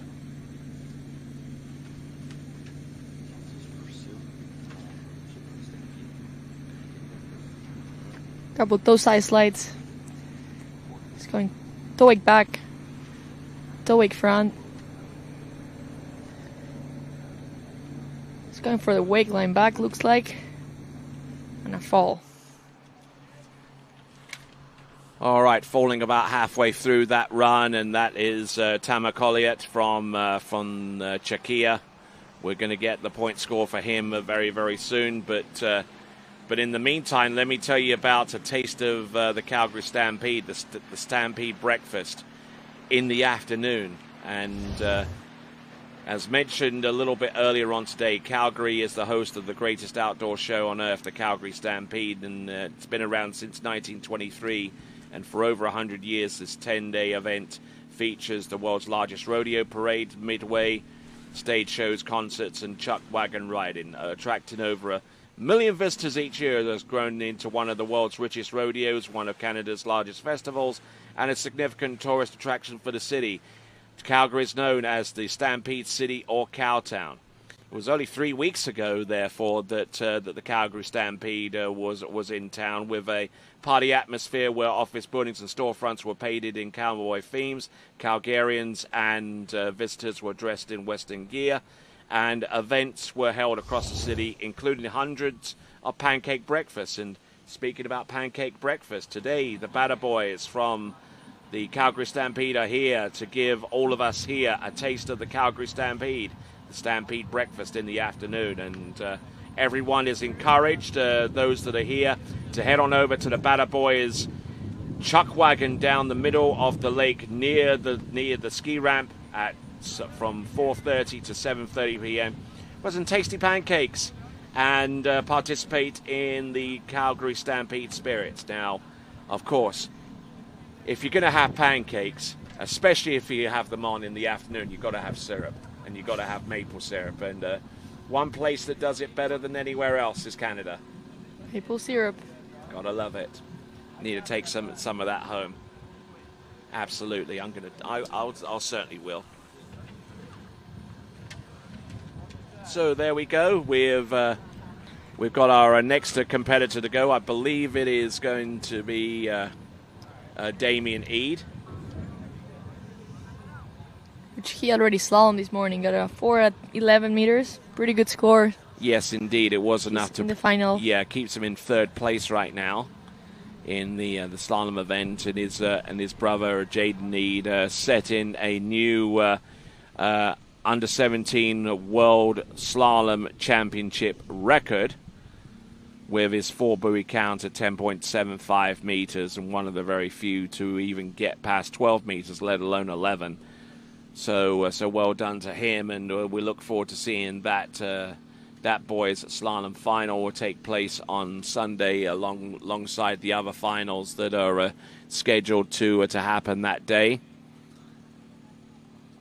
Of course, I know, Valet, I mean, your specialty is the jump event. Care to tell us a few memories about your time in the Junior World Championships in the girls jumping competition?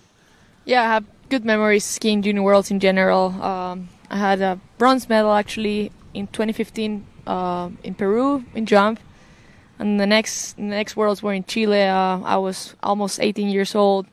I came with the second place in overall, and in jump I was training really good, jumping big, and unfortunately I had a crash in my second jump. I still went for a third jump. I made the final and I came 5th, but good memories always skiing Junior Worlds, not only because of the result skiing, but from the memories that you make with your friends, friendships that I still have. And water skiing just makes you travel all over the world and meet great people. So great memories, and I hope all these kids take good memories home from Canada, from this side, and from this tournament. All right, so as we work our way along, we're just tabulating the trick scores as they become available. It's also going to be entered into the IWSF scoring system. We've got Joe Nakamura, who's in the lead right now with 48.50. Easton Grays with 15.60, and Tamer Koliat from Czechia with 11.70. Though I suspect that score of 11.70 might actually go up a little bit higher, considering that I believe that one of these passes is yet to be completely scored. But in the meantime, we'll go on with Damien Eade, skier number 4 of 10.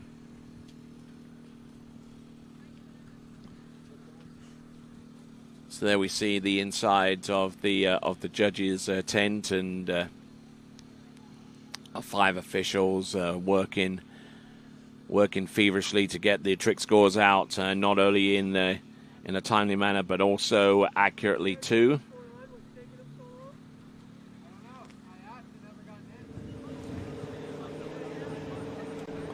All right, so Damien Eade, and wearing that sleeve, which has become necessary for him because he had an accident with a can full of gasoline and a flame, and unfortunately got kind of burnt up a little bit, and that's why he is wearing that black sleeve on his right arm. But hopefully that won't deter him too much from what he's about to do. It's good to see him here and skiing. Absolutely, of course. Damien Eade from the United States, wake back to backs. The reverse. It's an O, reverse O, side slide and reverse. Oh, goes for the Waco towards the end as the points continue to pile up there. Already have 4 or 5, 6 tricks credit as we continue to add up the point totals. Now it identifies at least a couple of tricks as being repeats that were produced earlier. And they're just handle getting away from him a little bit with the tricks that he has performed on pass number 1. Almost getting towards the 1,200 point range, but I think a time went out on him with that attempt at a Waco towards the end, and 1,100 points. They're reviewing that score, and once our judges review each trick to see if it was performed properly, then they'll look into any issues regarding the timing of the run, and kind of go from there. So it looks like 1,100 points is going to be the eventually the point score for Damien Eade, and of course we have to make mention that this is the first elite. This is the first titled event in the IWSF U17 World Water Ski Championships to utilize this system. And looks like in the review that 1 or 2 tricks was reviewed to be non-credit, so that's why the point score reduced from 1,100 to 950. And it looks like the score is committed as 950 points on pass number 1. 950 points on pass number 1. So anything you saw there that kind of jumped out at you, Vale? No, I think that was a pretty solid and credit run for Damien. As I said before, probably the first skiers is going to take more time to get the score out. Especially, I've been practicing with it, and I think on bigger runs it's easier to use the program. Smaller runs a little bit harder, but the more you practice, the better you get, and it's like skiing, right? The more you practice, the better you get. So Yeah, here's coming for pass 2 now. Yeah, practice makes perfect, as they always say. Here we go, Damien Eade, and let's see what he does with toe tricks. There's the toe back and toe front.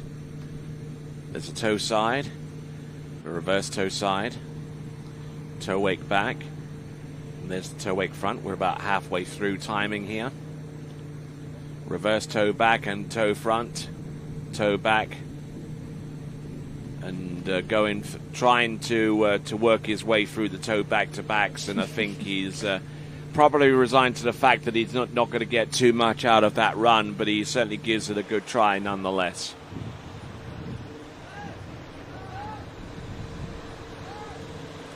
So he makes his way back into the dock. More tricks are being identified, and as I said before, the tricks are identified first, and then they are judged, and then once you have the complete runs judged and reviewed, then if there are any issues regarding timing, then the timing system comes into play as well. Trying to do those toe side slides, just trying to keep the toe foot as close to the standing leg as possible. But I like the toe wake back, and like his commitment there to the toe wake front, just hanging on to that. It was starting to fall out the back, but he was working hard to rescue it. Tony, I have a question for you, since you know everything. Do I now? When and where was the first Junior World Championships? 1986, Idroscalo, Italy. I know because I was there. Wow.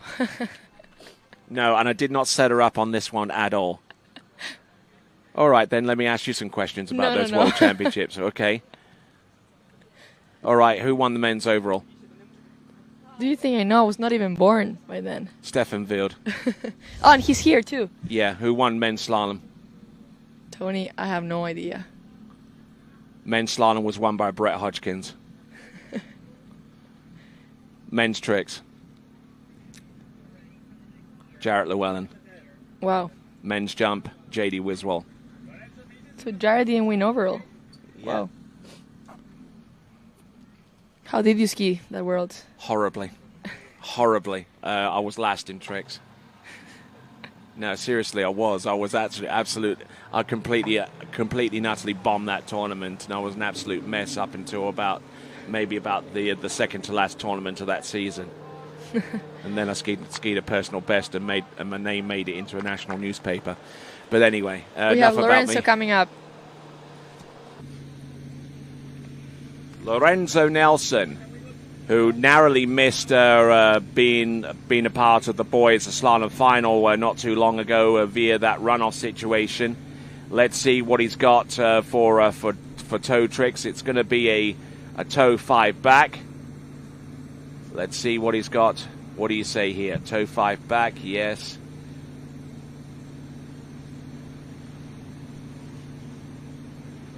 Toe wake front. Toe side, toe back, toe front. Oh, nice. Ooh. Oh, he tries the toe 5 front, and the rope getting a little bit too close to his ski, and it kind of like pulled, when the line got tight, it pulled his ankle forwards instead of his knee or upper part of his body. And unfortunately there for Lorenzo Nelson, he's in the water, and we'll see what he can do with hand tricks. So what do you reckon to that little performance there? I think that was a good pass. Here we can see from the drone shot his toe pass, starting with a toe 5 back. Then he'll go to toe back, and then he's going for toe wake back-to-backs. Yeah, nicely done there with the toe wake back-to-back, and doesn't do the toe wake back-to-back reverse though. Look at this. Toe back and toe front, and let's see what he's got here with the reverse toe back, and tries to spin into this one. Oh, that was a close one. A little too much rope in the front, and he had a little too much rope in the front, and had to fall to the back. Absolutely. So he's in the back of the boat, it's being transported towards the opposite end of the lake, and at the same time we should get a little bit of a read, a little bit of an accurate read as to what he's done point-wise.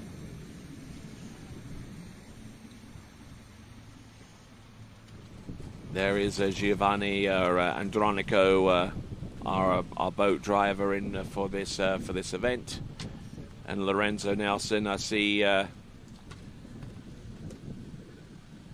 one of the La Madrid brothers there in the towboat, the team coach for Team Mexico.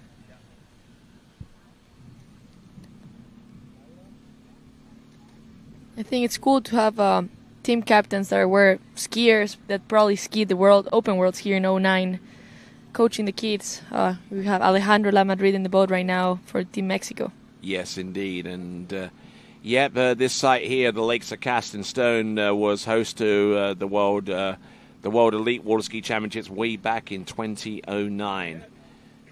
And you probably have a better memory of that one than the 86 Junior Worlds. Not surprising. I know Javier Julio won overall. Yes, one of the very first. Well, I would say the very first person from Latin America to win the World Overall Championship was in 1975 with Carlos Suarez, and I think Javier Julio was actually the second one to achieve that aim.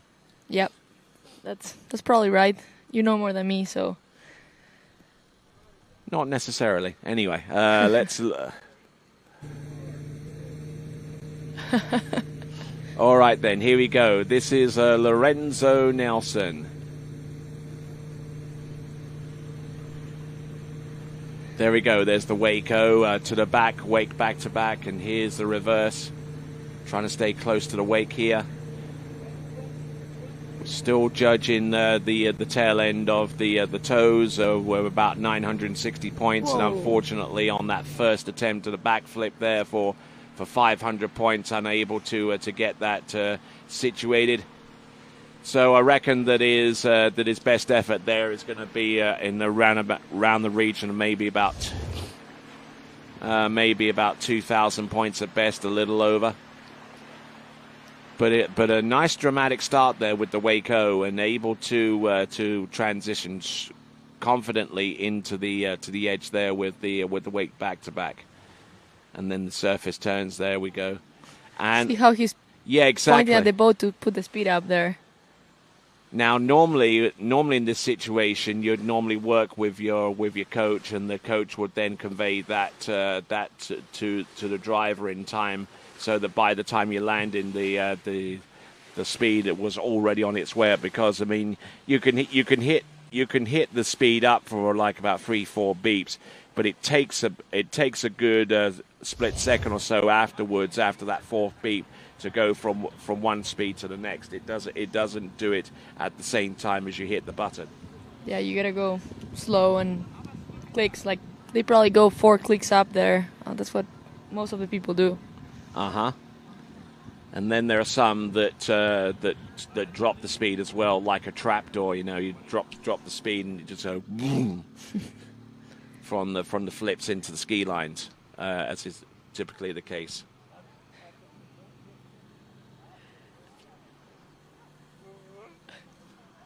All right there. So our next skier about to take to the water. This should be Corbin Pierce from the United States of America, one of our younger skiers in this event.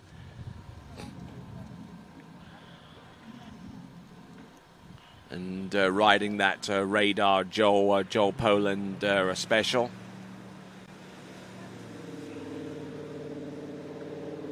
Joel Poland still holds the U17 world overall record.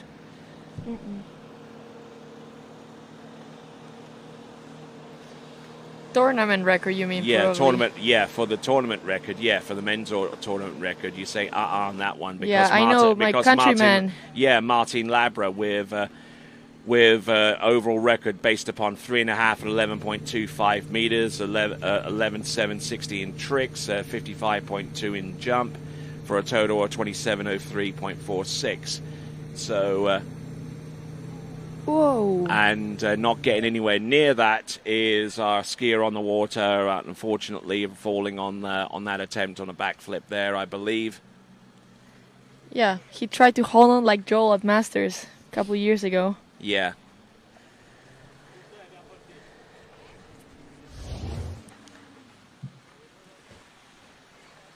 There we go. The surface turns didn't look all that bad. Getting good elevation there. Especially with that one now, he works his way out to the side of the wake.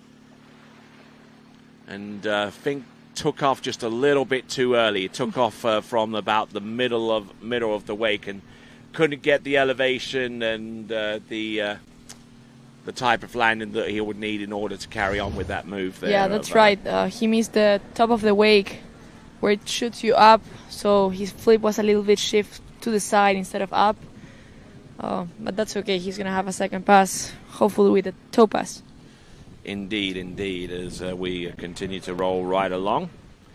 And just for the sake of fairness, I did mention the world overall record in U17 boys. What about U17 girls? They need some exposure as well, with a score of 2 at 10.75, 86.70 in tricks, and 43.5 meters in jump, for a total of 27.54.70. That record is still in existence, courtesy of Brooke Baldwin. Yeah, yes. I know.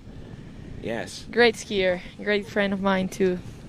Yeah, and that record is probably going to stand for a good while at least, unless we see something really, really out of the ordinary between now and the end of this tournament.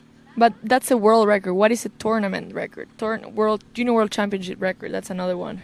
I'll need to dig a little bit deeper to get that one. All right. But yeah, I mean that kind of level is absolutely incredible from the likes of Brooke Baldwin. Because we already saw one of those records broken this morning with the men's slalom. Yes, with indeed. Jaden Eat getting 4 at 10.75. Absolutely, and here we see the leaderboard of our first confirmed scorers. Joe Nakamura with 48.50, and they see the remaining scores, of course, so you can keep up with the scores as they're updated by doing a Google search on IWSF results, and then clicking on whatever that link takes you to go to the international results. Then you can navigate your way through to the Junior Worlds, and then from there you'll see live scoring. All right, here we go. This is Corbin Pierce.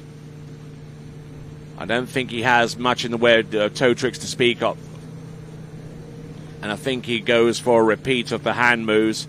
There you go, ski line back and to the front, and unfortunately unable to get anything more out of that pass than he'd already done originally. So there we go. That is Corbin Pierce.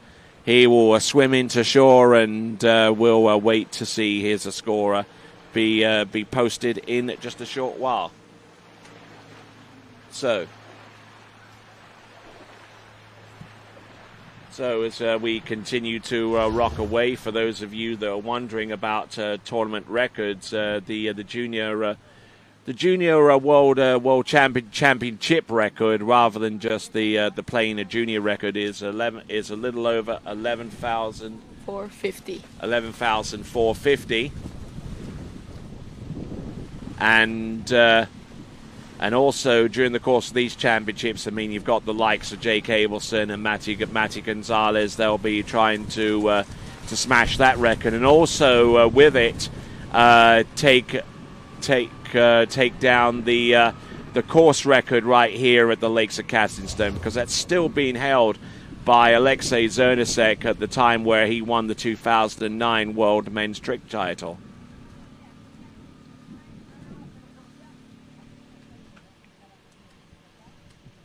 So it looks like we've got a little procession of trickers about to take to the water. Wind kicking up something fierce here at the moment.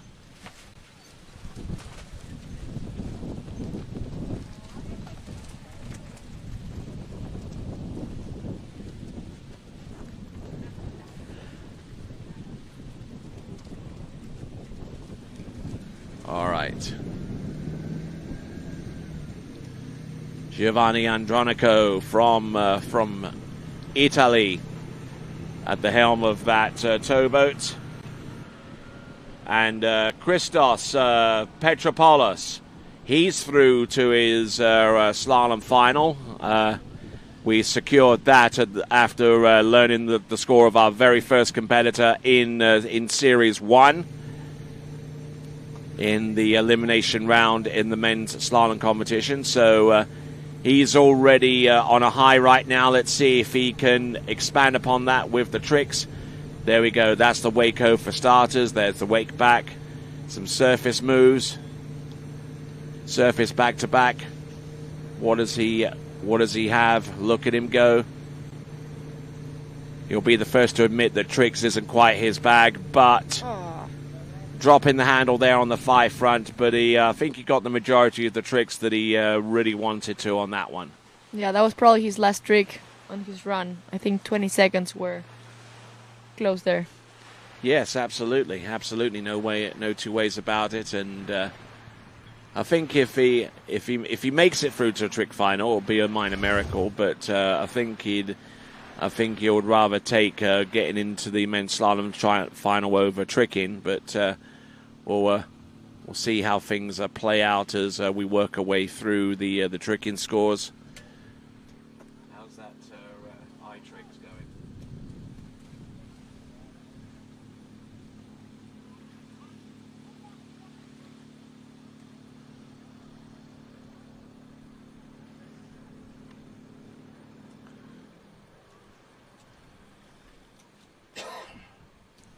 All right, continuing to roll away through, and just gotten caught up there with the 5 front, and unfortunately unable to complete that run. Do you reckon we can hit some commercials or something like that to fill the time?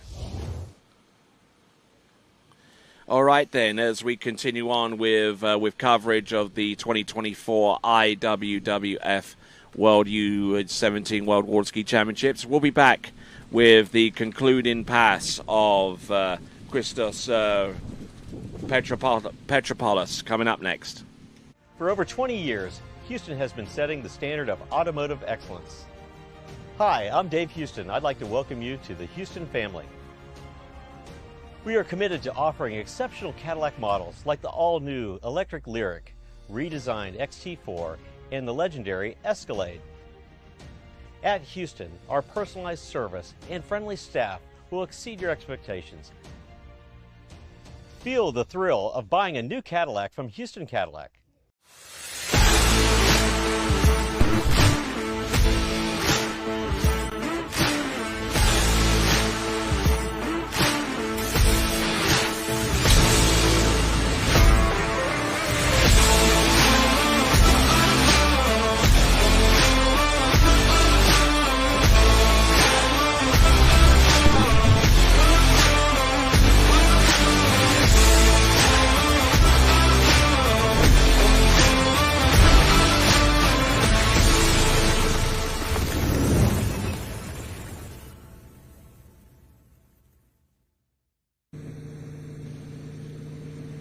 All right, then, boat making its way back. Christos Petropoulos of Greece.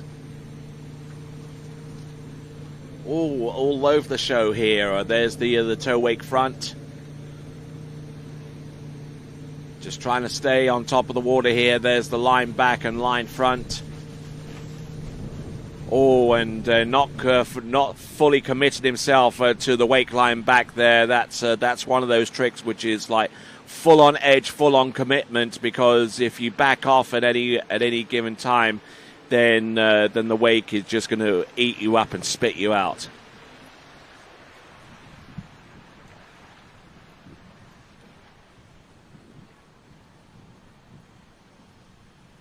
So as we continue to go right along with the tricks event, telling you about the Nautique towboat's superior drivability, amazing storage space, and the lightest ski boat on the market. The all-new Ski Nautique is an award-winning and world record-setting towboat that is revolutionizing the three-event world. Check them out by going to nautique.com. That is nautique.com.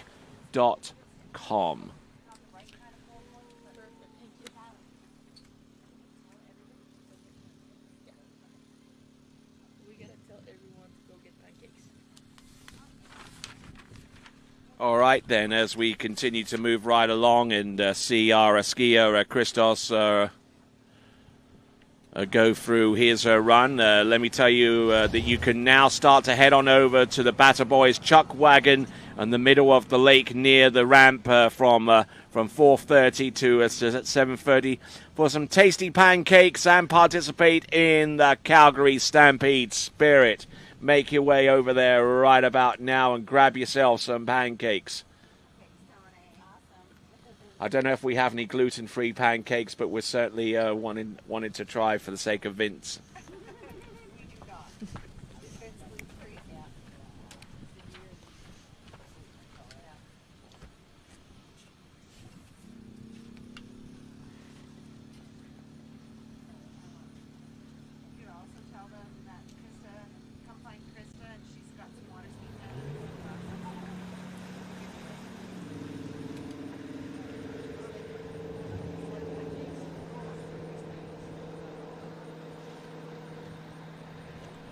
All right, then, moving right along at a high clip here with the tricks event.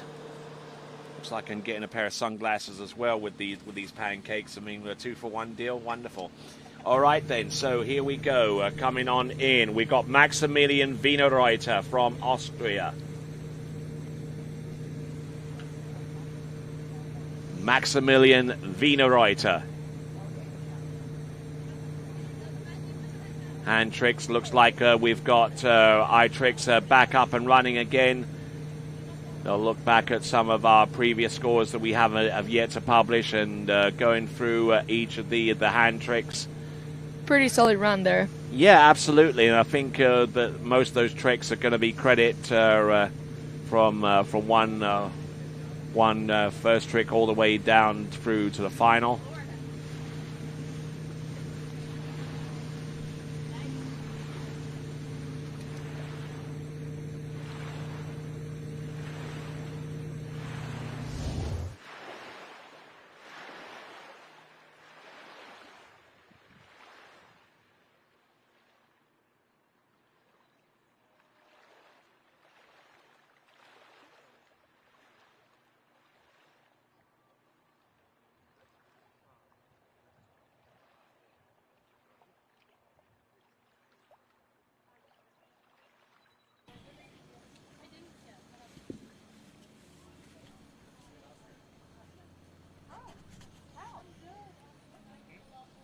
How are your pancakes, Tony?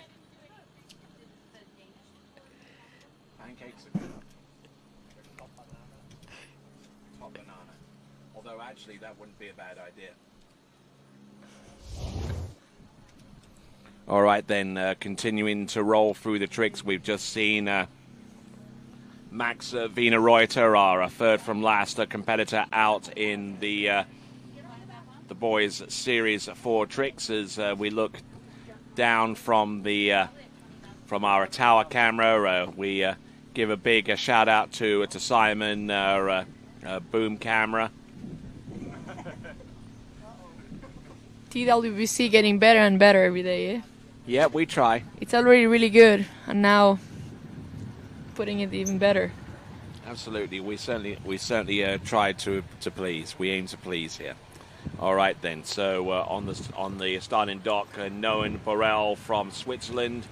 We're just waiting on the second and final pass there for Maximilian Wienerreuter. Toe wake back there. I think a little bit flat there with both of those moves. If I'm being overly critical. There we go. Toe back and reverse toe back, and not really skiing with the rope so much, rather than skiing against it, and it's proving to be a little bit tricky doing that and maintaining your balance. But he gets through both passes as much as he could, and we'll take him back to the dock, and that will be his complete set. That is Maximilian Wienerreuter. Now, next competitor up from Switzerland, Noan Borrell.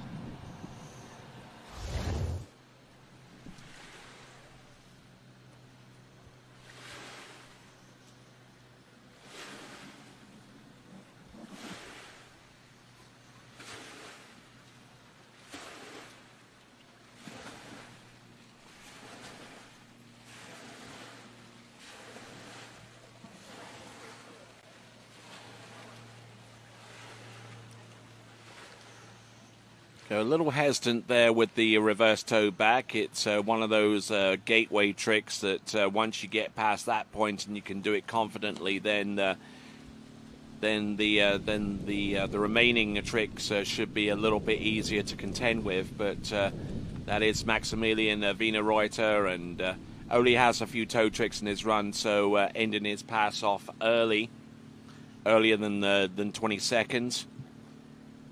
So there we go. For those of you on site, we're serving up some pancakes from the chuck wagon that's located right next to the ramp along the shore side. So make sure you get you some pancakes, and courtesy of the Calgary Stampede. Noan Borrell from Switzerland.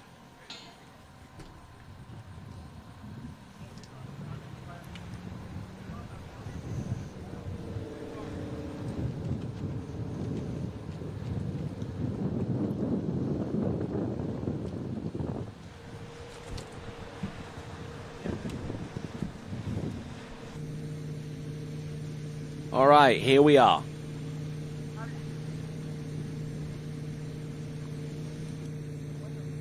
This is Noan Borrell, setting his speed up, setting everything in the right direction.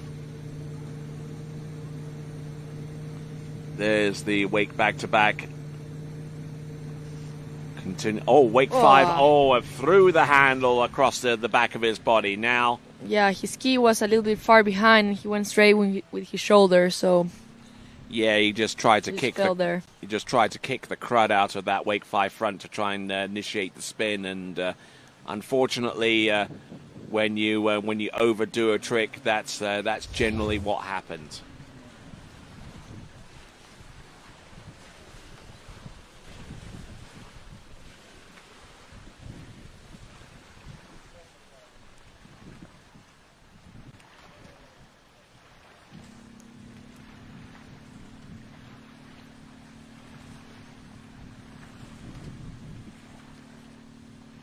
So after Noah, we have one more skier of Series 4, and then we have Series 3 coming up. Yes, absolutely right. And we go from one series to the next, and then once we get done with Series 3, then we are done for the day. You can check out our running order and timetable by going to the IWSF results page. Navigate your way to this tournament, and on the left-hand side you will see the timetable, order of events, so on and so forth. And we anticipate tomorrow starting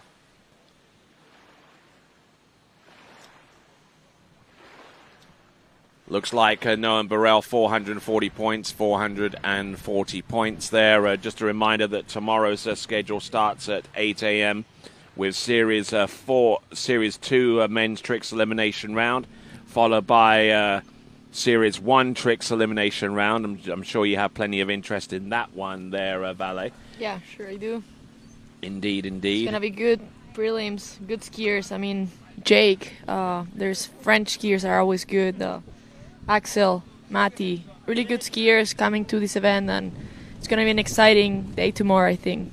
Absolutely, but we've still got plenty of skiing to come today in Series 3, which will be our next series after we get done with David Galindo from Colombia.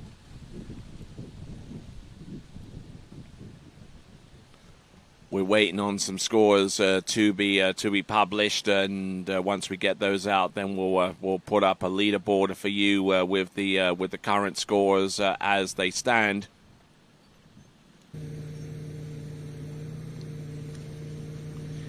Here we go, folks. This is Noam Burrell. He fell on the opening pass. There we go, wake 5 front, a little less aggressive this time around. Now he goes into his flip sequence. There's the back flip. Does he go for a second one? Yes, he does. Oh, he almost overcooks that one. Let's see what he's got there. Flip twist back to front. Oh, nicely done. Cases the top of the second wake, though. But that's actually able to arrest a lot of his drifting across the back of the boat and managing to stay upright on the... that second and final pass and totting up around about 1,520 points right now of the scores that the tricks that we've seen credit worthy at this point. A little over 2,000 there. You see the impact that the flips have had with trick passes of that caliber. So as we continue right along, the batter boys of the Calgary Stampede, they're rustling up some pancakes in the afternoon. Pancakes are welcome any time of day. It's not just for breakfast.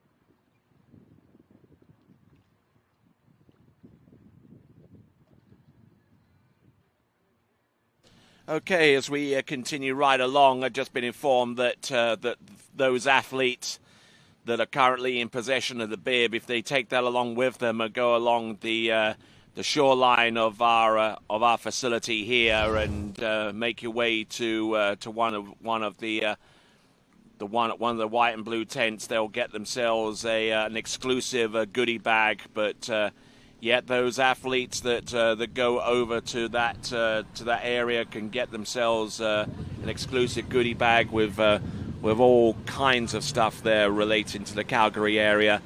They need only bring their bib with them to make that happen. So make your way over there, skiers. All right, there. Now we're down to our final skier in the men's Series 4 tricks. It is going to be David Galindo.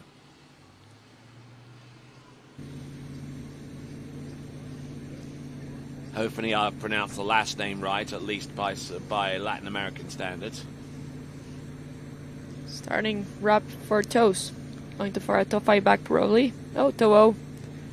Toe back, toe front. Reverse toe back, reverse toe front. Toe wake back. Toe wake front. Toe side slide. And then toe back to back. Reverse.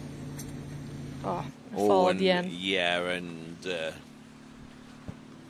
a decent looking pass. Simplistic there.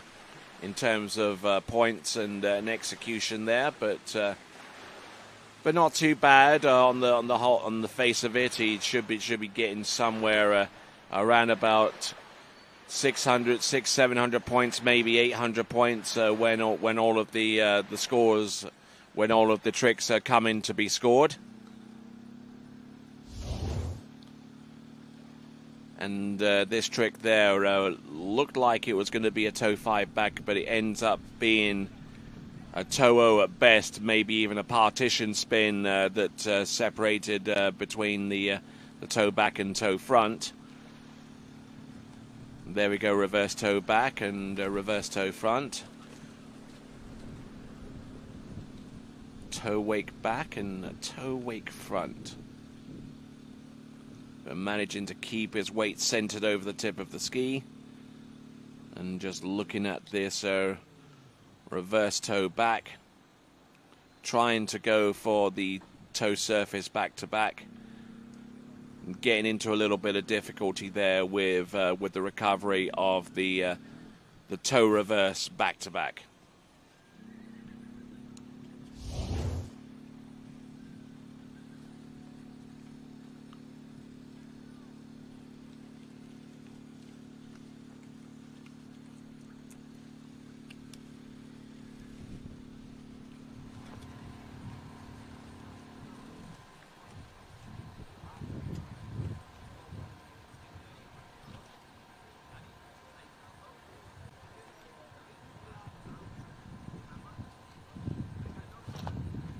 Right, the points coming in, and that should be around a little over 1,030 points as a result of those tricks there for David Galindo. There we see the inside of the TWBC trailer that's been traveling thousands of miles across the North American continent to be here. It will be traveling over towards Bakersfield in California within about the next few days for the U.S. Water Ski National Championships, and then it will make its way back across country, back home to Claremont, and we'll be readied for a whole bunch of other tournaments, such as the Pro Tournament over at Ski Fluid. We've got other tournaments such as the King of Darkness, Travis Grand Prix, and also the Miami Pro to end off the season, as TWBC travels across the world and brings to you coverage of the major tournaments. Here we go, hand tricks. There's the backflip. That's another 500 points there, stacked on top of the moves that he's already produced, and a bit of a shame there with that reverse backflip. He was looking good there. It was a really good backflip. The tricks before were pretty credit and looked really good, so I don't know if that will be a good score for him, but pretty solid skiing. And after 10 skiers, looks like Joe from Japan is still in first place with 4,850 points. Yeah, indeed. The hottest score out of the Series 4 is happens to be the one that has stayed hot all the way through from Series 4. We're about to go into Series 3, and we'll see what we can conjure up there by way of scores and points and what have you. There's the back roll there, courtesy of David Galindo, and there just casing the top of the wake with the tail of the ski, and that normally ends one of two ways: the fall out the back and fall out towards the side. But there you go.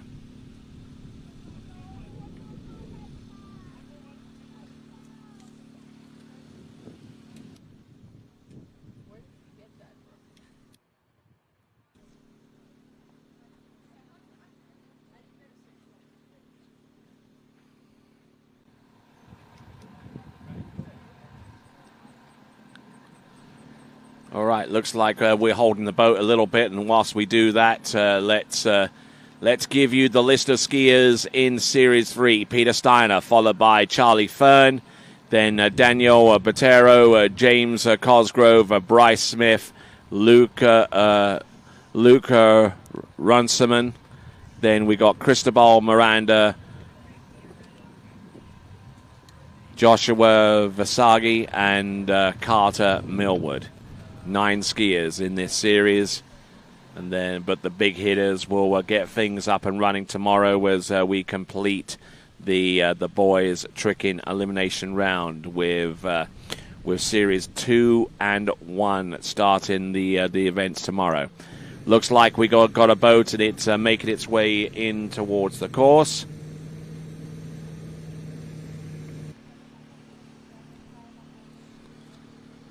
Just setting up the boat speed, the line length, boat speed, and the amount of weight that they choose to add towards the back of the boat is entirely the skier's option. They can even have a friend in their boat guide them along and also release the line if they get tangled in it and putting themselves in a pretty perilous predicament. Peter Steiner from Austria. And another skier that instead of passing the rope behind the small of their back, they just end up throwing it. Yeah, that's a big mistake in wake 5 run. I've done that a couple times, in the past, and that cost me a medal at the Junior Masters once. So you gotta pass the rope in that wake 5 run. Do not throw it. I think that it will solve a lot of problems. Right you are. And there you see the tricks as they're added up right now, and the tricks are identified first, and then when it goes into the review stage, that's the section of this process where the judges review what they've identified to determine whether it's correct or not. There you see the removal of that wake 5 front at the end of the run. It was identified as a wake 5 front, and then just a few seconds later it was determined that he fell on it in the review period, and that resulted in the change of total score that you see at the bottom left of your screen. So 710 points there for that pass. That should be committed very, very soon. Yeah, just a comment on that eye trick. It sets credit at the beginning because you watch it first and then you just tap for review. So then when everyone is reviewing, all 5 judges, it's when you determine if it's credit or not. So that's why it changes a couple seconds later. The first time you watch the video, you watch and you press what tricks you think the skier did, and then is when you determine if it's credit or no credit. Yep, identification, review, and time. Exactly. Or in that sequence. You know, actually went through the trial of the eye trick itself during the Swiss Pro Tricks. I think I did pretty well. Yeah. But it works especially well with some of the elite skiers that we'll get to see later on. You know, because they perform the tricks a lot quicker and a little bit more precise. Actually, a whole lot more precise, if we're being honest. Here we go. Peter Steiner. Toe tricks. Looks like this is going to be a toe side, 130 there, another 130 there, a back and to the front, toe wake back, toe wake front. What has he got left? Foot in the back binding. This is a composite pass of toes and another one who's having difficulty with the wake 5 front for a second time. I don't think he had real initial plans of actually doing it that way, but went through.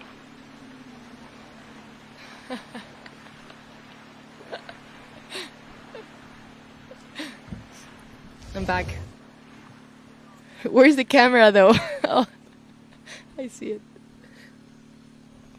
All right, just looking through these tricks, and there you see the example that we had there right at the very end, the wake 5 front that was identified as a trick towards the end for 310 points.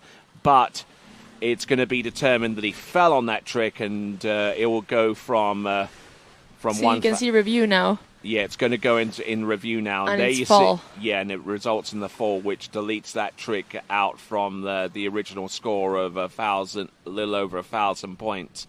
And another trick that he performed there was determined to be no credit as well, which reduced his initial point score of 1,070 to just 500 points right there and there.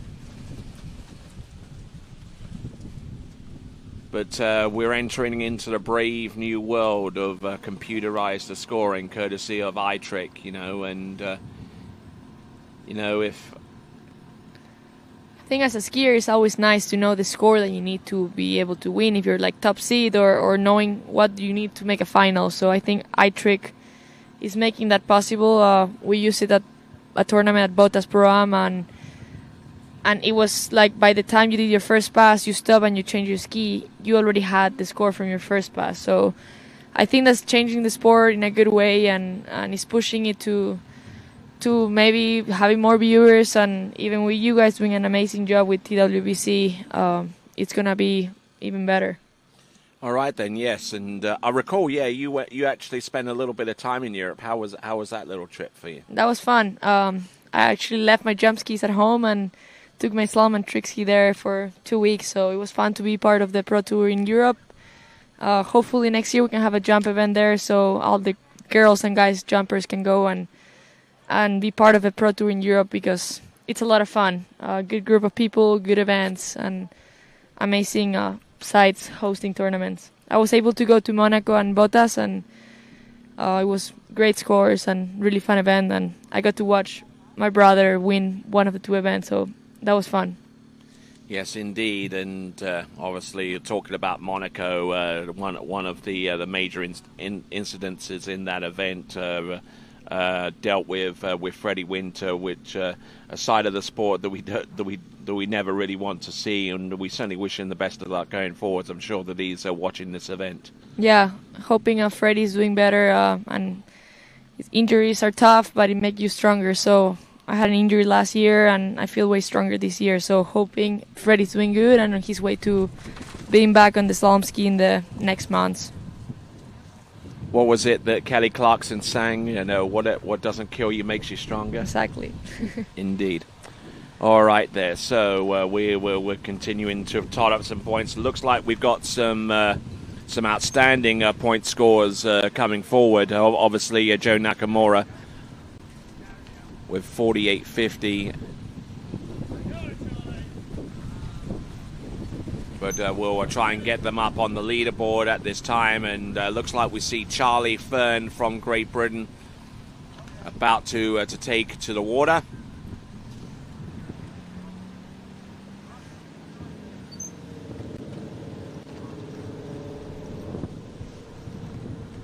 It's pretty late in Europe. Hopefully his family stayed up to watch him ski and cheer him on these prelims in tricks. All right, let's see what Charlie Fern is capable of producing out there. Charlie Fern from Great Britain in Series 3 tricking. He's had a fairly good season so far. I mean, he's tricked upwards of 2,500 points.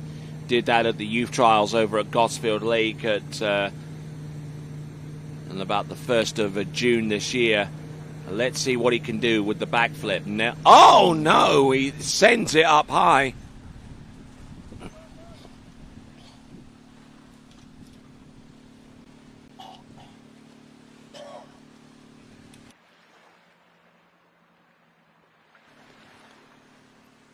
So Charlie Fern again out getting some good elevation, but sometimes when you throw a backflip of that kind of intensity, you try and get the height, you try and get the spin, but sometimes overdoing it, makes it a lot tougher trick to land.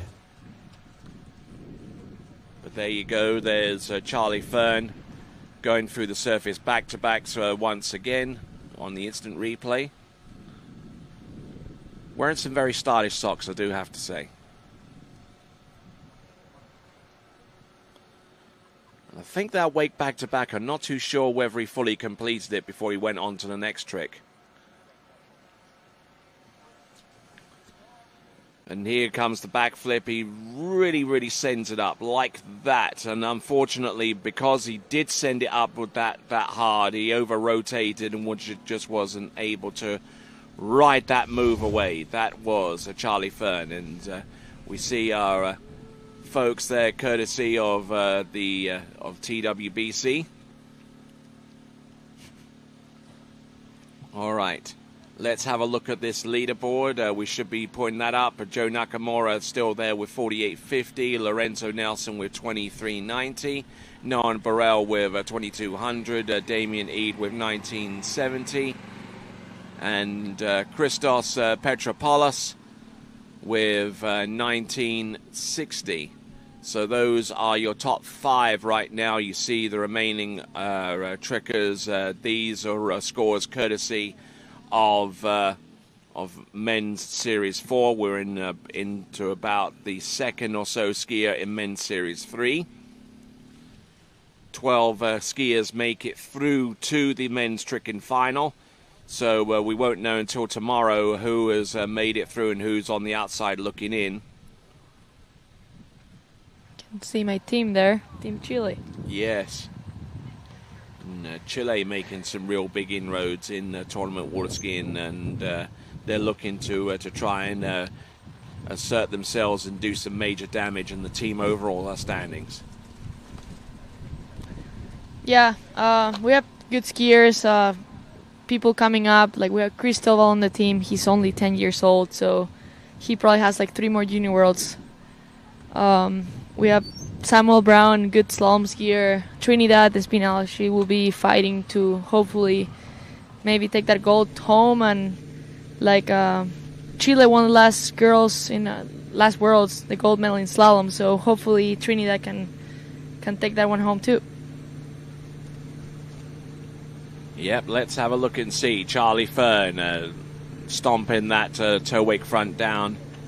Here we go. Oh, and a little one nerve there with the reverse toe back. Unable to get that going, but there you go.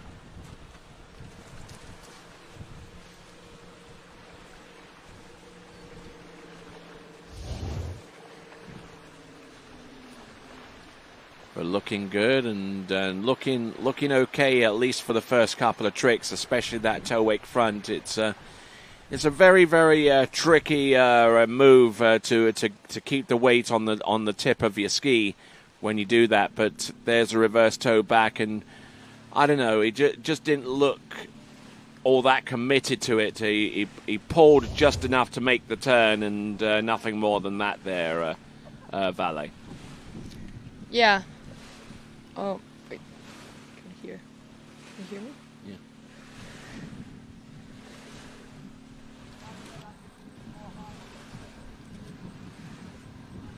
Just have horses go past each other when We have Daniel Botero the next year on the dock from Colombia.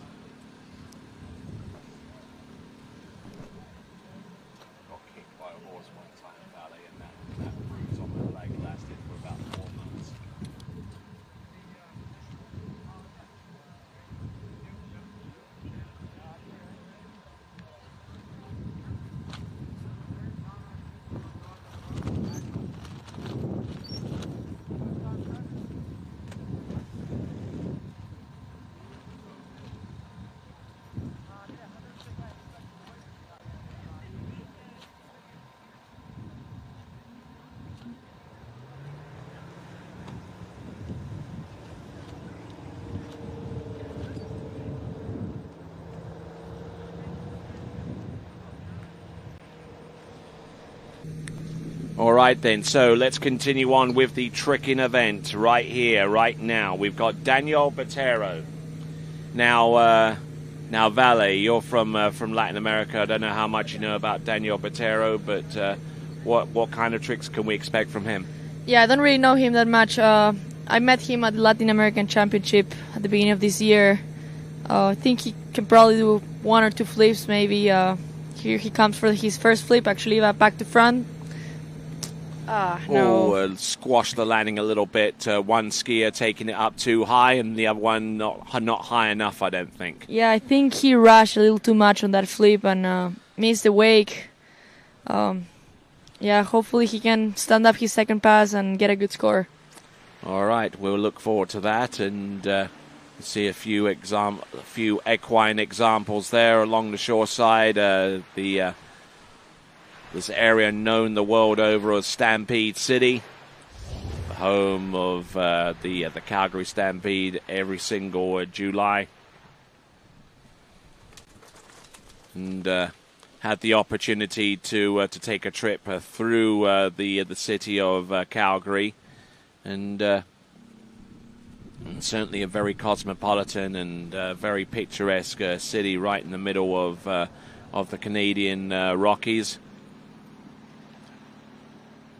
Yes, you can see there in that back to front, he went a little too hard, too fast, and missed the top of the wake. So he went straight to hit the side instead of shooting him up. And there we see about to take to the water is James Cosgrove from Great Britain, and not too far away from the edge of the starting dock. We'll see Cristobal Miranda. I think he's aged only 9, isn't that correct? I think he's 10. I know his birthday is in January, I think 2014. I remember. I was skiing the day that he was born, and then we went and saw him at the hospital. So I have known him since day one. Great kid. He loves the sport. And, I mean, he's skiing his first Worlds with 10 years old, so imagine what the future has in store for him. Absolutely. I see him right there, and just absolutely great fun to be with there, and it's just one of those unifying things that happens within the sport of tournament water skiing. I wasn't aware that you were there around about the same time that he was born, but yeah, it's just one of those things. Once the sport gets a hold of you, you have a hard time getting it away from you. Yeah, and especially when your dad is a professional water skier, your brother is one of the best in the world. I mean, I think you're spending all your days in the lake, so I know he's training hard, and he's still little and young, and this Worlds is probably experience for him, and in 2 years he will probably be getting to those finals and looking for medals. All right, let's have a look and see what Daniel Botero has in store for us with toe tricks. Toe out and toe back and toe front. What has he got? Reverse toe back, reverse toe front. A little bit shoulder heavy with some of these moves. Toe it back and toe wake front. Toe side, reverse toe side. Toe back to back. Does he go for the reverse? Yes, he does. Yes, and he got through that run there, producing all of the tricks that he really sincerely wanted to on that run. So there we go. That is Daniel Botero from Colombia. That was skier number 3 of 9. So we are about 1/3 of the way through this section of the competition.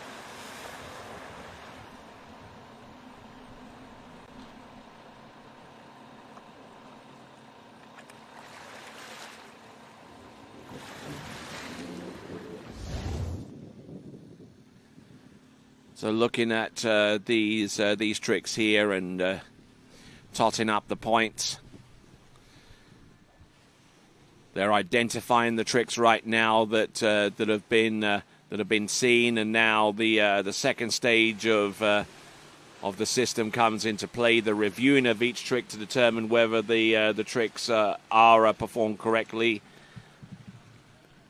The system looks through each judge's inputs and determines whether there's enough of a majority to score a particular trick in a particular run, and then once the review is complete, then it goes to timing and to determine what tricks are within time and which ones weren't. So there you see a whole slew of tricks that did have credit, and 1 or 2 of them that didn't. Yeah, we can see there toe back and toe back to back were marked as no credit by the officials. Yeah, I think they had already been done beforehand, which means that they're repeats of earlier tricks. I mean, you see the toe back and toe front towards the very top there. So yep. So there we go. All right, then we now move on from Daniel Botero to James Cosgrove.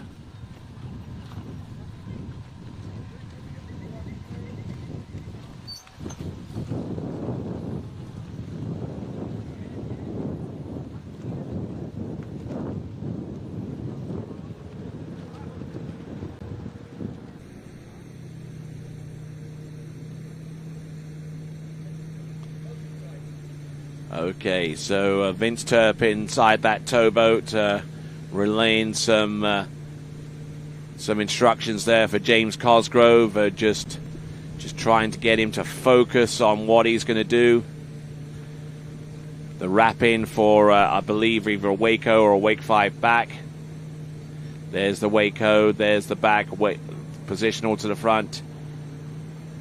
There's the Wake back front, reverse Wake back. Wake back to back going out, and the reverse. There's some back to backs there. Using that wake very efficiently there, keeping the handle close to the small of his back there for the 2 Wake 5 fronts that he has. And that's it. Look, yeah, absolutely, Vince. You're absolutely right. Much better. Yeah. You can hear inside the boat if you keep your ear close.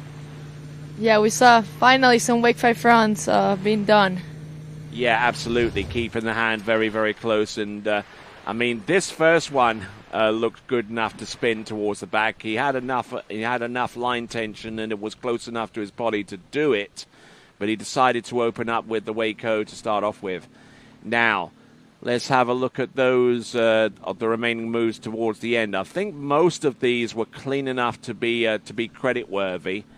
I don't see any repeats of any particular tricks. They're reviewing there the Wake 5 front and the reverse Wake 5 front. As you can read on the screen, it says review. Now, maybe the height's an issue.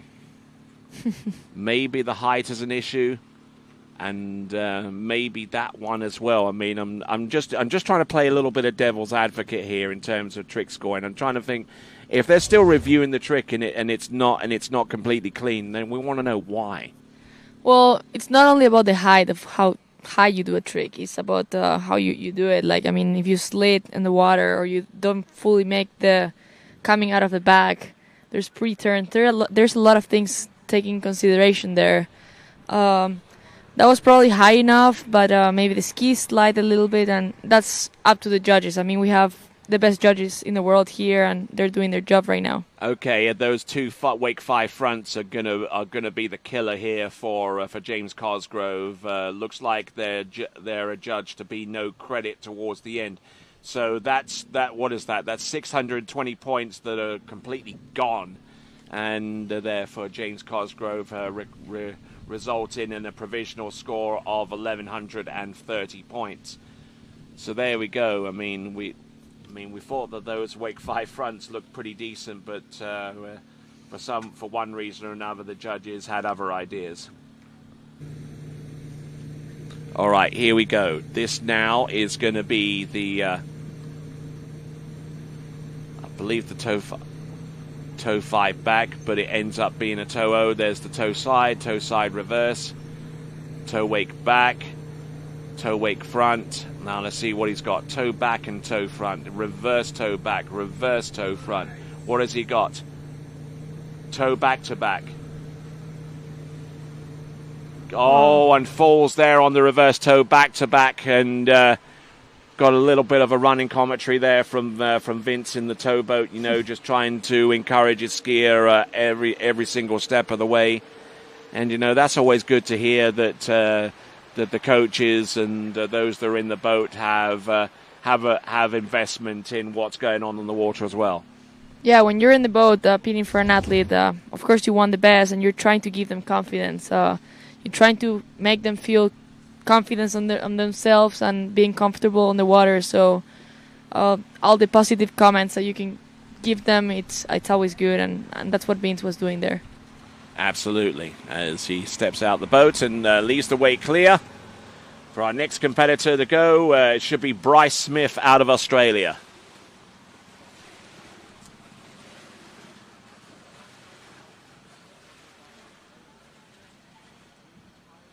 There we go, reverse toe back as he sets up there for the surface toe back-to-back.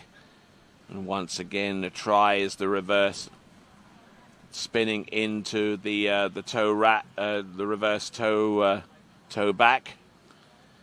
And actually, when it came to introducing those tricks into trick skiing way back in the 1960s, one Bruce Coburn, who is along the shorefront here and a member of Team Australia, was actually tasked to actually demonstrate that the reverse toe back and some other toe tricks for the benefit of the officials that hadn't seen those tricks for the very first time, and actually went out of his way to actually display those tricks for the officials so that they can be put into the rule book, and then from there, toe tricking started to really progress from that point on, where you had like composite runs that consisted of step tricks and toe tricks, and you had hand tricks, and then by the time you get to 1975, you had hand tricks on one pass and a complete pass of toe tricks.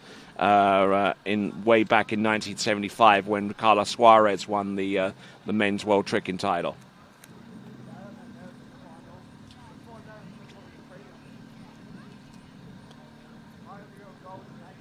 Of course, we have many legends in the sport. I did mention Bruce Coburn, who is along the shore. Jim Clooney, who's here as well. The Canadian Cannonball, who got bronze medal in the world titles in the men's jump, bronze medal there in Singapore, and Roddy Barton, who is responsible for a number of the U.S. team victories in the team competitions over quite a significant amount of time. But on the water right now, this is Bryce Smith from Australia. Let's see what he's got.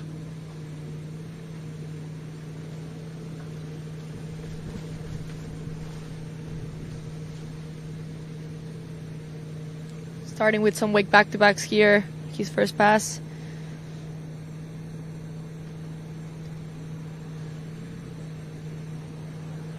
Some wake back, wake fronts, surface O's, line back, line front, wake, line back, wake, line front. Yeah, not bad looking bass, quite bouncy, I would say. There've been some trickers over the course of the development of trick skiing, that have kind of had that little bit of a bounce about them. They try to de-weight themselves, make the ski spin a little quicker, a little bit more efficiently. And one of those skiers we're seeing right now in the form of Bryce Smith out of Australia. Yeah, he's definitely using the wake a lot and using his leg to push a little bit on the water. Yes, indeed. His best score this season has been 28.60. That was in the first round of the Australian National Championships over at Bonnie's Water Park. And he's been tricking consistently over 2,000 points. So looking for something along those lines as he continues to perform in the tricks event. There's the wake line back. Now, among our elite skiers, steps are pretty much frowned upon these days. I mean, especially when you have elite skier runs that consist of mobes and front flips and all that kind of stuff, and half jacks and whatever. There's just no time to throw in a line trick or anything like that. It's time consuming for one, and it doesn't score that amount of points when you compare it against the more modern tricks being performed these days. Yeah, I think flips is the way of getting more points. Same as ski lines. Normally girls tend to do more wake line backs, wake line nose, wake line fives. Those tricks is actually quick tricks and get you a lot of points. But when the boys normally go for flips and ski lines, in our case, I don't know if I've never seen Martin Lavra or my brother Matti do wake line back, line front, and I don't know if they know how to do those tricks. So yeah, they're going for flips since they're young and ski line. So I used to start off my runs with wake line 5 front and then go into a step sequence, but that did take up an awful lot of time. And by the time it came round to change up my runs to be able to compete, there were kids out there that were producing flips left, right, and center. You know, so I was going to get left behind. Yep. And here we go. This is a little too much rope again. Looks like he pulled really hard for that toe wrapping in. He got to the front and he even kept turning the wrong direction, and too much rope there and toe wrapping and ended up in the water. Indeed. As we look at the points as they're totted up there, a toe wake back, toe wake front appears to be credit, but that attempt, there's a toe side, reverse toe side, and then that toe O into wrap. Initially shows us credit at this point, but it did fall on that one. So there you go. There you see it's immediately transitioned. So that 200-point trick is eliminated, and it ends up being 1,360 points so far in the review phase of this of our judging for each particular run. Yeah, here it looks like he tried to go for a toe five back. Ended up breaking the toe five back in two pieces, a toe back and then a toe back-to-back. So on the screen you can see his second toe back-to-back is 0 points. It's because the toe five back has been partition spun. Yeah. But there you go, and tried that one and pulled just a little bit too much. Now, we've seen that happen a lot of times, though. The trick skiers at this level attempt like a toe wrapping or a toe five front. I mean, a lot of people would, teach that trick a number of different ways. There are a few schools of thought. Just being able to get the thing spun enough to the front and be able to actually spin the ski safely is one thing, but being able to do it consistently while keeping contact with the rope and with the boat, that's another thing entirely. Yeah, that's not an easy trick. You gotta be able to control the rope and get the rotation at the same time. So controlling the rope while you're turning is, I think, the key, and that helps knowing where you are when you come to the front. All right, there. Here we go. This is New Zealand now. Luke Runciman. Luke Runciman, who has produced us some scores in the early part of the season. I don't have access to those, but he has tricked in excess of 3,000 points. As we are about 5 seconds in to this first 2 20-second runs, ski line back. Almost getting caught out completely in the rope, but here he comes. There's the backflip. Now he's got to do these quickly. Needs to make up for lost time. He's got 500 points apiece. A couple of surface tricks on the outside, and that's something that we've seen an awful lot of in recent times. That skiers have been prone to actually do some surface tricks to add some more points to surface five back, and I'm even looking at skiers like Louis Duplan Freiberg, who actually does an inverted wake-o right at the very end of his run, bouncing off the top of the opposing wake and then doing a couple of surface turns like some side slides and surface O's. Yeah, that's really cool what Louis can do there. He goes, that's a ski line back-to-back with one wake, there's a wake front, a front flip, and then he goes for an inverted wake-o, almost wake-to-wake. If you have time to go back and watch Louis' video, it's definitely worth it. It's not a typical run and really good skier. Yes, absolutely. You should check some of that action out from the 2023 World Elite Water Ski Championships that took place in Lake County. There you'll see a prime example of what I just suggested there. But you saw some tricks on the outside that wake there, and that's another prime example of loading up some tricks and just trying to use as much of the clock as possible all the way through. Because sometimes it just comes down to that. Just a few hundred points, or just maybe about 20 or 30 points that could decide whether you get to advance through to next round of the competition or whether you're sitting on the shoreline during the finals. Yeah, that's right. Sometimes might be even 10 points. And I don't know, in the video you can see he did a surface O, and then a surface five back. Even if you do a surface O or reverse O, that five back could actually make the difference if it's in time. Not only that, but also for the team competition as well. There's that to figure into the accounting and the equation as well. Luke Runciman, a member of Team New Zealand. Let's see what he's got there. A little bit out of sorts there with toe tricks. Reverse toe side, toe wake back, toe wake front. Continuing on with the toe side. Reverse toe side. I think some of those tricks are repeats of previous ones that he had attempted earlier, like that. That's the third time he's done the wrap toe side. But I'm sure that he's trying to make sure that at least 1 out of 3 is credit worthy. Yeah, toe side is 130 points. Yeah, That could absolutely. make a difference too. We still have Joe in the lead with 48.50. Big score, being the first skier in the prelims, so hopefully that can stay and he can have a chance of making the final maybe. Maybe, but we've still got 3 skiers remaining. We've got Joshua, Vinegi, Palacia, and Carter Millwood. But before those skiers, we'll see the young talent from Chile, Cristobal Miranda. But looking at these tricks there, and as I said before, he had about 3 stabs at doing the wrap toe side. I think one of them scored, at least.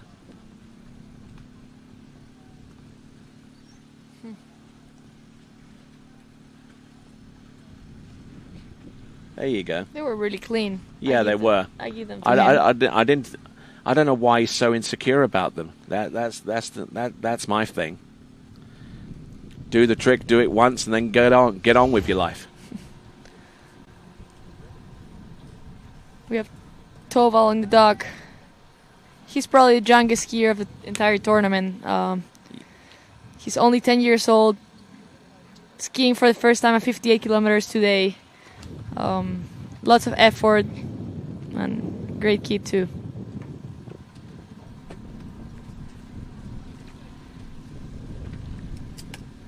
All right, then, let's see a maximum effort here from Cristobal Miranda, who, as you correctly said, skied 58 kilometers an hour for the very first time, and he was the first skier off the dock in these Junior World Championships, And, in these early series of in each event, when you get into Series 5, you're looking at skiers that are relatively young and, that haven't skied at maximum speed for the Junior Worlds, because we do go maximum speed at the Junior Worlds. We'll go 58K for slalom for the boys and 55K for the slalom for the girls, And it's uncharted territory in competition for a lot of these skiers, including Cristobal Miranda. And he came through really, really nicely indeed, getting through 22 off or 60 meters at 58K and registering the score somewhat into 14.25 meters. Now, just look at this kid right here. This kid will absolutely amaze you. Cristobal Miranda.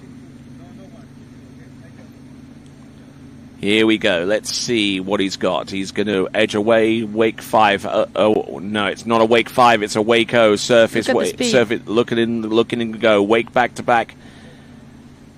It's remarkable the amount of speed that one would possess here at this stage. Oh, he's going to go for the backflip. Here he goes. Boom. Look at that. Just hikes that ski up. Boom. Really close. Oh, yeah. Looks like he's happy there. Is he either happy or annoyed? Yeah, he's happy. He's throwing the fist there, yeah. Okay. You know him better than me, I guess. Doing a flip at the World Championship at 10 years old, that's really good for him. Now, do you reckon he'll do toe tricks or maybe a repeat of the hand pass? No, he'll do toes. When you're a junkie, toes gives you a lot of points. His toe pass could be worth more than his hand pass. So he's definitely going for toes. That was a really good run, solid run, fast, clean. So pretty good for Cristobal. And I'm hearing some cheers along the shore front there. Yeah, one good thing about Team Chile is you doesn't matter how you ski, you all have your teammates supporting you, and with the chi lelele that everyone knows us from that. So I know everyone is supporting him and everyone is supporting each other, which is great. And it's also gratifying to hear and to see how much support the sport of tournament water skiing actually gets from governmental and sports organizations in Chile. I actually saw some award ceremony a little bit, and actually saw Matthias actually. I think actually be presented with like the flag during the ceremony, wasn't that right? Yeah, this was during the Pan Am Games last year in Santiago. Mati was selected to carry the flag at the closing ceremony, not as a flag bearer, but also to carry the flag for the military to raise the flag at the closing ceremony. So that was a very special moment because water skiing it's big back home, and we get medals. So the government and Olympic Committee support us pretty good, and they want us to be part of the Pan Am Games and South American Games, and it's great to have their support. All right then. So continuing right along, and the Pan American Games, I'm sure now the Pan American Games, I'm sure that's going to be preeminent in your mind over the next 4-year cycle. But that's going to be in Peru, isn't it? Yeah, we were really scared that we were going to lose the Pan Am Games, but thankfully Peru, thanks to Natalia Kugliban and the Osma family, we're going to be part of the games. Water skiing is going to be part of the Pan Am Games in Lima in a couple of years, in 3 more years, and we're actually going to be part of the Junior Pan Am Games next year in Paraguay, which will be the first time. So in Asunción, yeah? That's really good news for our sport and the region of the Pan Am region. Oh, nice. Absolutely. I would looking forward to seeing some of that coverage going forwards as we look at the new generation of a Chilean performer. This is Cristobal Miranda. There we go, toe five back. Oh, look at that. This is beautiful stuff here. Oh, and falling out the back a little bit, and he's contrasting of emotions there between the handle pass and toe pass. I mean, I was like that once, not that young, mind you, but I mean, falling out the back there on a toe wrapping, is just one of those tricks that just, you practice, you think you got it, and then you practice and practice again, until you get it completely perfect, and then you practice it again, and it's still not perfect. Yeah, well, that was great skiing for Cristobal there. Pretty clean run with toe five back to back-to-backs really fast, and maybe he's not going to be happy with the score, but he's getting the experience at these Worlds. He's only 10 years old, and he still has probably like 3 more Junior Worlds, so good skiing for Toval. All right, then we'll see how things shape up for him point-wise. We'll try and get you a leaderboard as we move away closer towards the conclusion. We are on to our second-to-last competitor, Joshua Venege Palacia from Switzerland. Will be our second-to-last skier out, and then our final skier from New Zealand will be Carter Millward.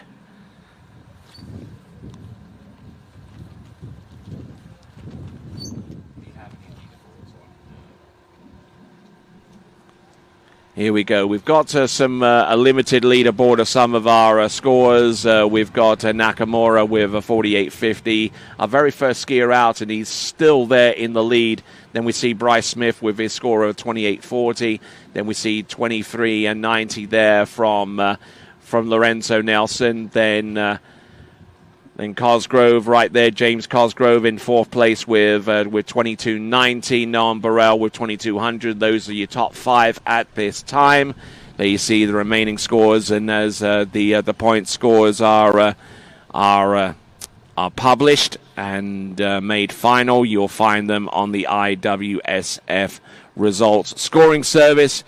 Type that in, IWSF results, and that should lead you to exactly where you need to be. The IWWF 2024 Junior World Water Ski Championships.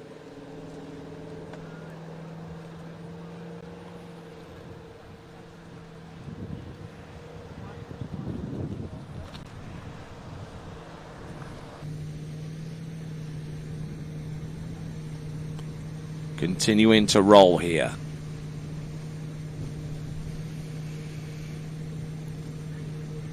Our last skier. This is our second to last skier, Joshua Venege Palacia. A little bit close to the top of the wake here. Launching about halfway up between the bottom and the top there. There we go, ski line back. There's the wake back, positions to the front, going big there on that backflip, and you know, I mean, I got that little bit of a sense that whenever he was setting up for the backflip, I mean, if some of the initial tricks were a little bit of a litmus test for how he was going to set up for the backflip, I wasn't totally confident that he would have produced that run, because while he did the initial tricks halfway down the wake, as you see with some of them here, you kind of suspected that he would do the same with the back roll. Yeah, he actually just used that one wake for most of his run, and then he switched to the other wake for the backflip, but he mostly just used the right wake. Yeah, but not enough of it for most of those tricks. Yeah.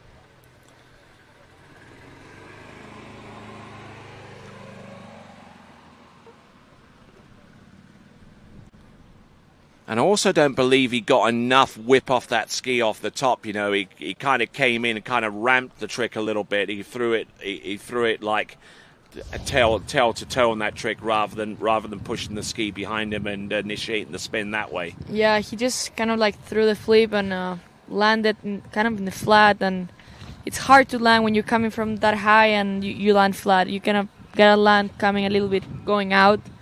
That makes it easier for a backflip.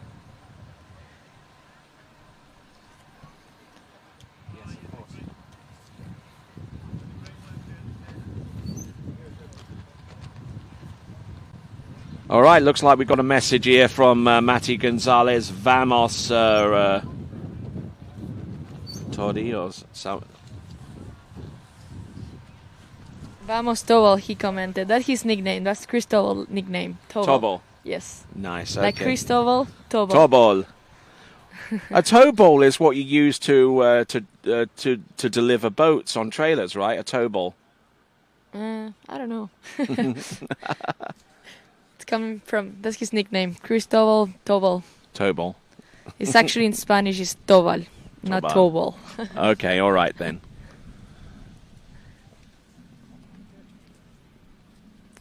All right, just waiting on pass number 2 to make its way in.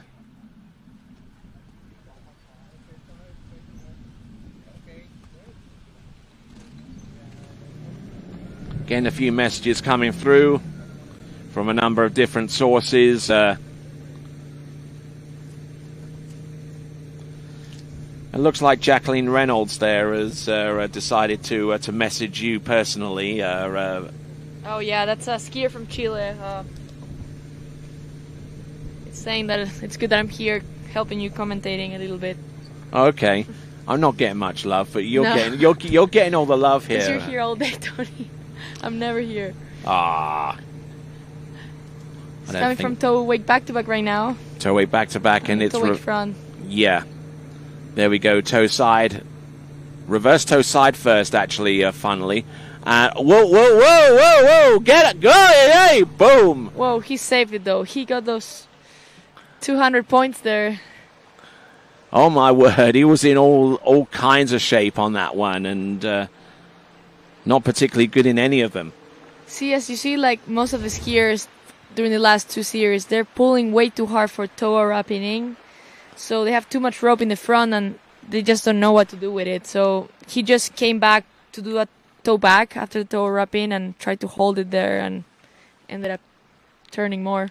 I think we need to get an instructional on some of these tricks. You know, like some video, you know, with Matthias, you know, and do some stuff that is published on YouTube, and he can tell you step by step on what you should be feeling and what you should be doing with like a toe wrapping, that kind of stuff. Yeah, I know years ago when I was little, I remember seeing a video of Sergio Font explaining some tricks, like, I don't know, like ski line back or wake 5 front or those tricks, and I think that really helps, especially at this level of water skiing. We need the pros to step up and like help us by demonstrating how to do those tricks and coaching a little bit this generation. Now, some of the best video that I've seen has actually been from Joel Poland, but I mean, I tend to tell people to go there to look at some of the flips that he does, because I mean, some of the action shots that Joel Poland has on his Instagram page comes from up high, and there you can see very, very clearly, very, very vividly how the ski works and where the head should be, and how much you rotate off the top of the wake to make the backflip happen. Because if you can get that one nailed down consistently, then the other ones should be a little less problematic. Yeah, that's correct. Once you get one flip and the other one, and you start learning more. And I feel like the hardest flip to learn is the first one. Once you get it consistently, then you can start working on new flips. And but yeah, Joe is a great example. He does great flips, lots of, like, really high, and he's a really good coach too. Indeed. I've had occasion to talk to him on podcast episodes and what have you, and he's certainly a great guy to be a part of. TWBC podcast available on Spotify and YouTube Music. New episodes will be broadcast shortly. But TWBC on the TWBC podcast. All right, so you have Carter coming with a toe fight back, some toe back-to-backs, a toe wake back-to-back, and a toe wake front. Oh, and a fall in there in the toe wake front. Yeah, just getting a little bit ahead of himself, and that's another thing as well, I mean, when it comes to controlling the rope and the pull and what have you, it's the difference between working with the rope and fighting against the rope, isn't it? Yeah, I mean, sometimes when you get ahead, just to get more tricks in time, it goes the wrong way. I feel like you gotta feel the rope, feel where you're at, and try to keep doing your sequence that you've been doing in training, right? Like, he rushed there a little bit on toe wake front. Yeah, absolutely, and you see it right there, just working on just getting too far ahead, and unfortunately for him, paying the price with that fall about 2/3 the way into the run. You see a good few folks there by the dockside checking in on the coverage of this competition here. The 2024 U17 Championships of the World. And certainly as we work our way through this event and towards the end of the season, obviously the attention is going to turn to the elite athletes for the Elite World Championships, and at this time we've yet to hear with any firm concrete dates or location as to where the Elite Worlds would take place. Sorry, I missed that. Just asking you a little bit about where you would hope possibly for the Elite World Championships that would possibly take place next season, because as of now we don't have any published location or dates or anything like that. So where would be an ideal place for you? I don't know. It would be nice. It could be in another region. We had the last Worlds here in Pan Am region, the last two Worlds. Before we had Malaysia, and before that was Paris, and then the two before were in the Pan Am too. So it would be nice to maybe go to Australia or New Zealand and get to go do a big tournament in that side of the world. I don't know. We don't know yet where they're gonna be at, but it would be nice to have it maybe at Moomba, the Yarra River. That would be cool. Yeah, I mean, I'd love to go to Australia and New Zealand and that kind of stuff, but it comes down to the site's willingness to take on the financial and organizational responsibilities of an event such as the Elite World Championships. I mean, this is hard enough right here over at the Lakes of Casting Stone at Predator Bay, and they're doing a fantastic job at the junior level. I mean, they've had experience at the elite level at the World Championships, and they had a rock concert. They had stands that filled up in excess of 5,000 people, and they're committed to doing the World Championships in U21 and O35 2 seasons later. No.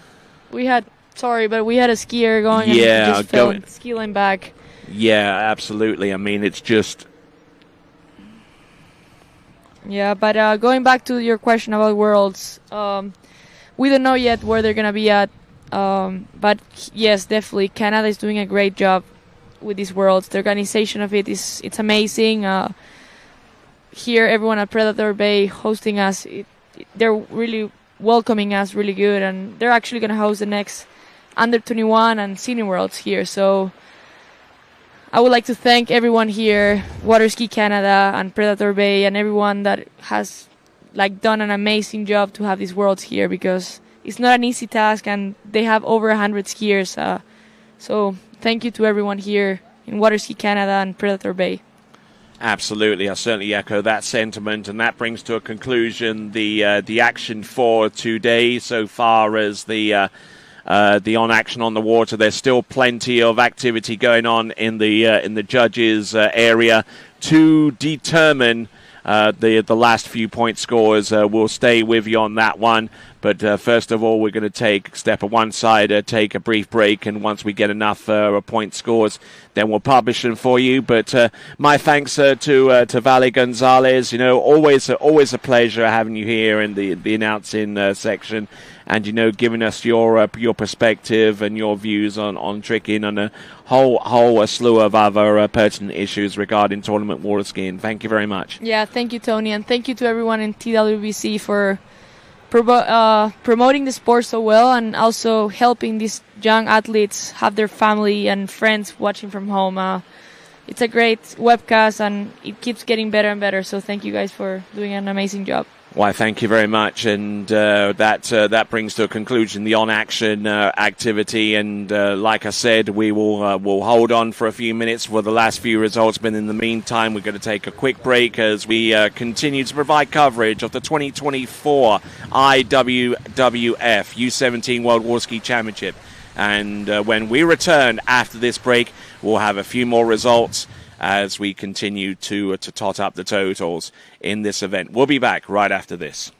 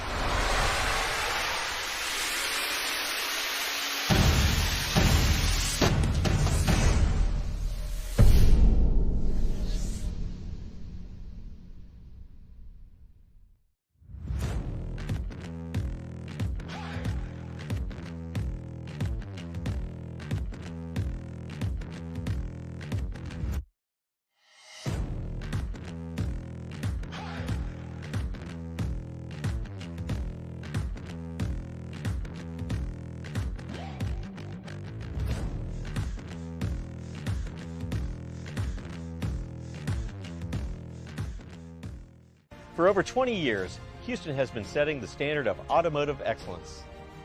Hi, I'm Dave Houston. I'd like to welcome you to the Houston family. We are committed to offering exceptional Cadillac models like the all-new electric Lyriq, redesigned XT4, and the legendary Escalade. At Houston, our personalized service and friendly staff will exceed your expectations. Feel the thrill of buying a new Cadillac from Houston Cadillac. For skiers and water enthusiasts, Florida lakes are what dreams are made of. Combined with world-class golf, remarkable weather, natural beauty, theme parks, and so much more, it's easy to see that Florida is paradise. For more than 30 years, I've enjoyed Florida's lakes and many offerings. If you are interested in Florida real estate, let me be your guide and trusted advisor as you search for your paradise. Together, we can make your dreams a reality.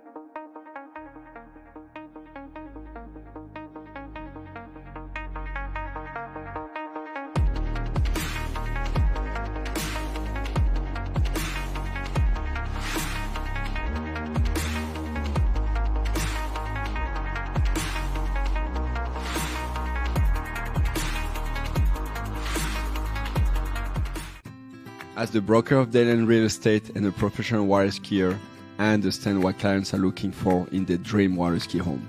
Our company is dedicated to helping you and your family invest in your future together in Florida. If it's time to move on to your next adventure, let us help you find the perfect match for your home. Our team offers service in English, French, Spanish, and German. Whenever you are ready, just give us a call. We will be suited up and ready to assist. Dayland Real Estate, where expertise meets passion. Where do competition standards meet the highest culinary standards? Where do the old masters meet the new masters? Where do first-class conditions meet first-class hotels? Where does the purest joie de vivre meet the purest drinking water quality? Only 30 minutes from the airport and Vienna city center.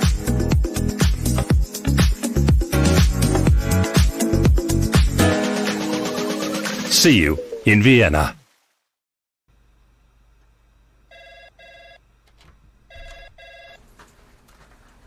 Morning, Brian.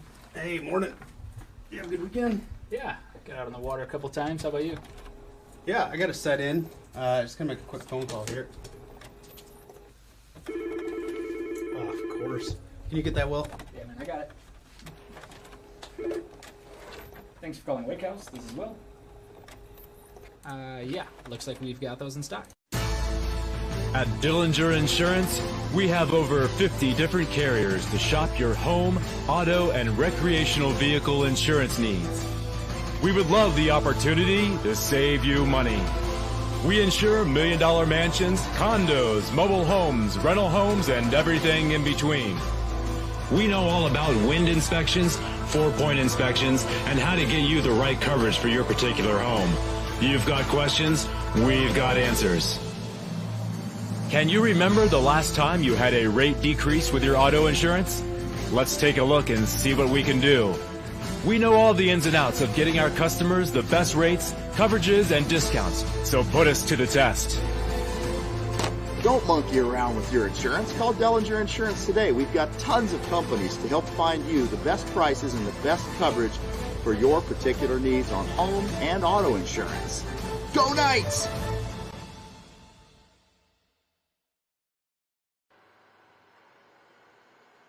Well, ladies and gentlemen, we are very, very close to the time where we get prepared for the opening ceremony. Now, I understand that a few nations have brought their official flags with them, and to those nations that are represented here at the Junior World Championships, if you have an example of your flag, please bring it over to the officials' hut immediately. We do have a few countries, but we do not have all of them. So those countries that have yet to furnish the organizers with their national flags, please be sure to do so at the earliest possible opportunity. The opening ceremony will take place in about an hour and 15 minutes away from now. So those countries have yet to submit their national flags to our official administrators. Please do so now.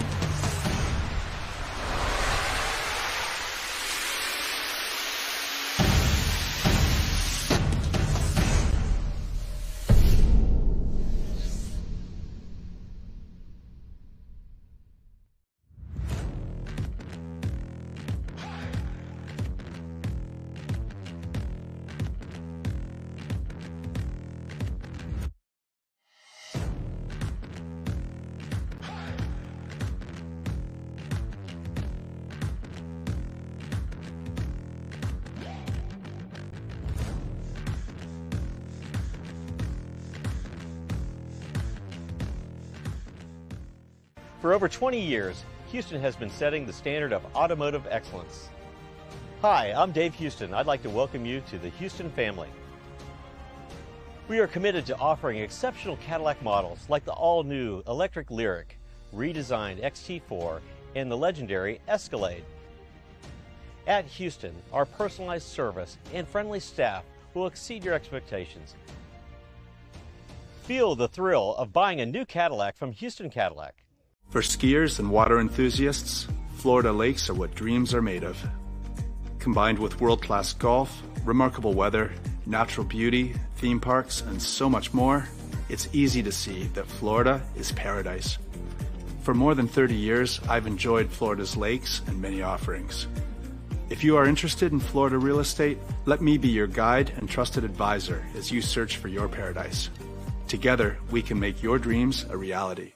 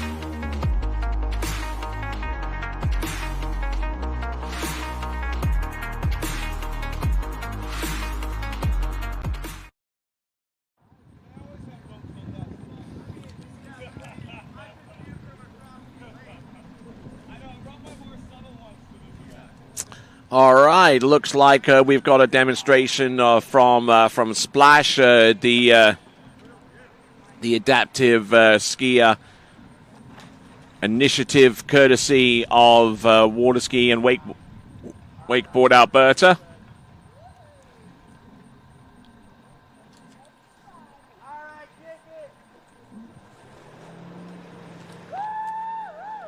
Looks like we got a little bit of a tricking demonstration about to take place out in the water, courtesy of Splash.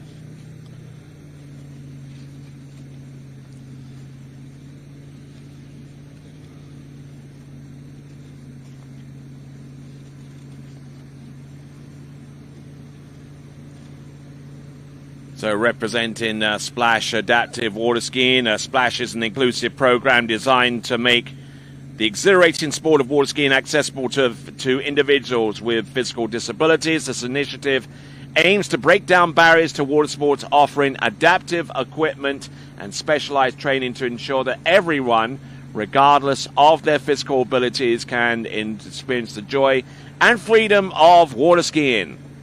The program is tailored to cater for a wide array of disabilities, employing modified skis and seating apparati that provide stability and support for skiers. Trained instructors and volunteers work closely with our participants, offering one-to-one coaching to ensure safety, build confidence, and enhance the overall skiing experience. In addition to promoting physical activity and recreation, Splash Adaptive Water Ski focuses on creating a supportive community where individuals can connect, share experiences, and encourage one another. Some adaptive tricking going on here, courtesy of the Splash Adaptive Water Ski Initiative. And actually had an opportunity to coach and driver for a few of these adaptive athletes a little bit earlier on in the season. Some of them made their way for some early season training over at Bennett's ski school in Zachary, Louisiana. And here in the midsummer, the midsummer heat in Calgary, looking very, very strong indeed. Our adaptive skier working his way from one trick to the next. By providing an adaptive and inclusive environment, Splash Adaptive Water Ski not only enables individuals with disabilities to engage in a thrilling outdoor activity, but also fosters independence, improves mental well-being, and enhances quality of life. The program underscores the importance of exclusivity in sports and recreation, demonstrating that with the right adaptations and support, the thrill of water skiing can be accessible to all.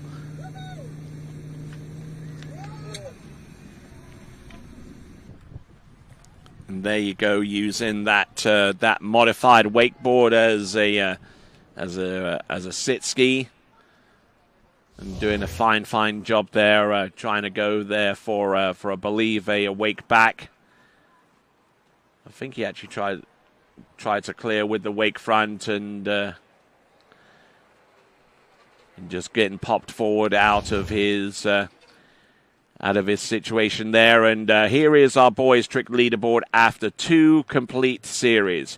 Joe Nakamura with 48.50. Luke Runciman with 29.10. Bryce Smith with 28.40. Joshua Venegi of Switzerland with 27.70. Cristobal Miranda, that young sensation that we saw a few minutes ago, with 2,700 points. Lorenzo Nelson with 23.90. Then James Cosgrove with 22.90. And looking at Noam Burrell with 2,200. Damien Eade with 19.70. Christos Petropoulos of Greece with 1960, Tamir Koliat of Czechia with 1,800 points, and Daniel Botero with 1,630 points. The remaining scores can be found out by going to IWSF result. Follow the link from there, and you'll get to the latest results in the Series 4 and 3 tricking event. All right, that brings to a conclusion the action on the water here, and also so far as the latest results are concerned.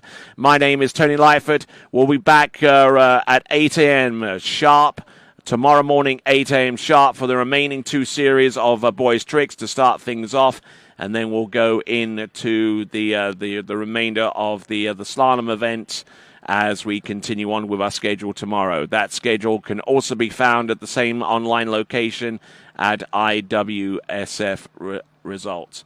But for me, for now, and for the crew here from TWBC and the organizers, the skiers, and everyone else that has a vested interest in the successful execution of this event, I'm Tony Lightfoot, and for the 2024 IWWF World Junior Water Ski Championships, it is ciao for now.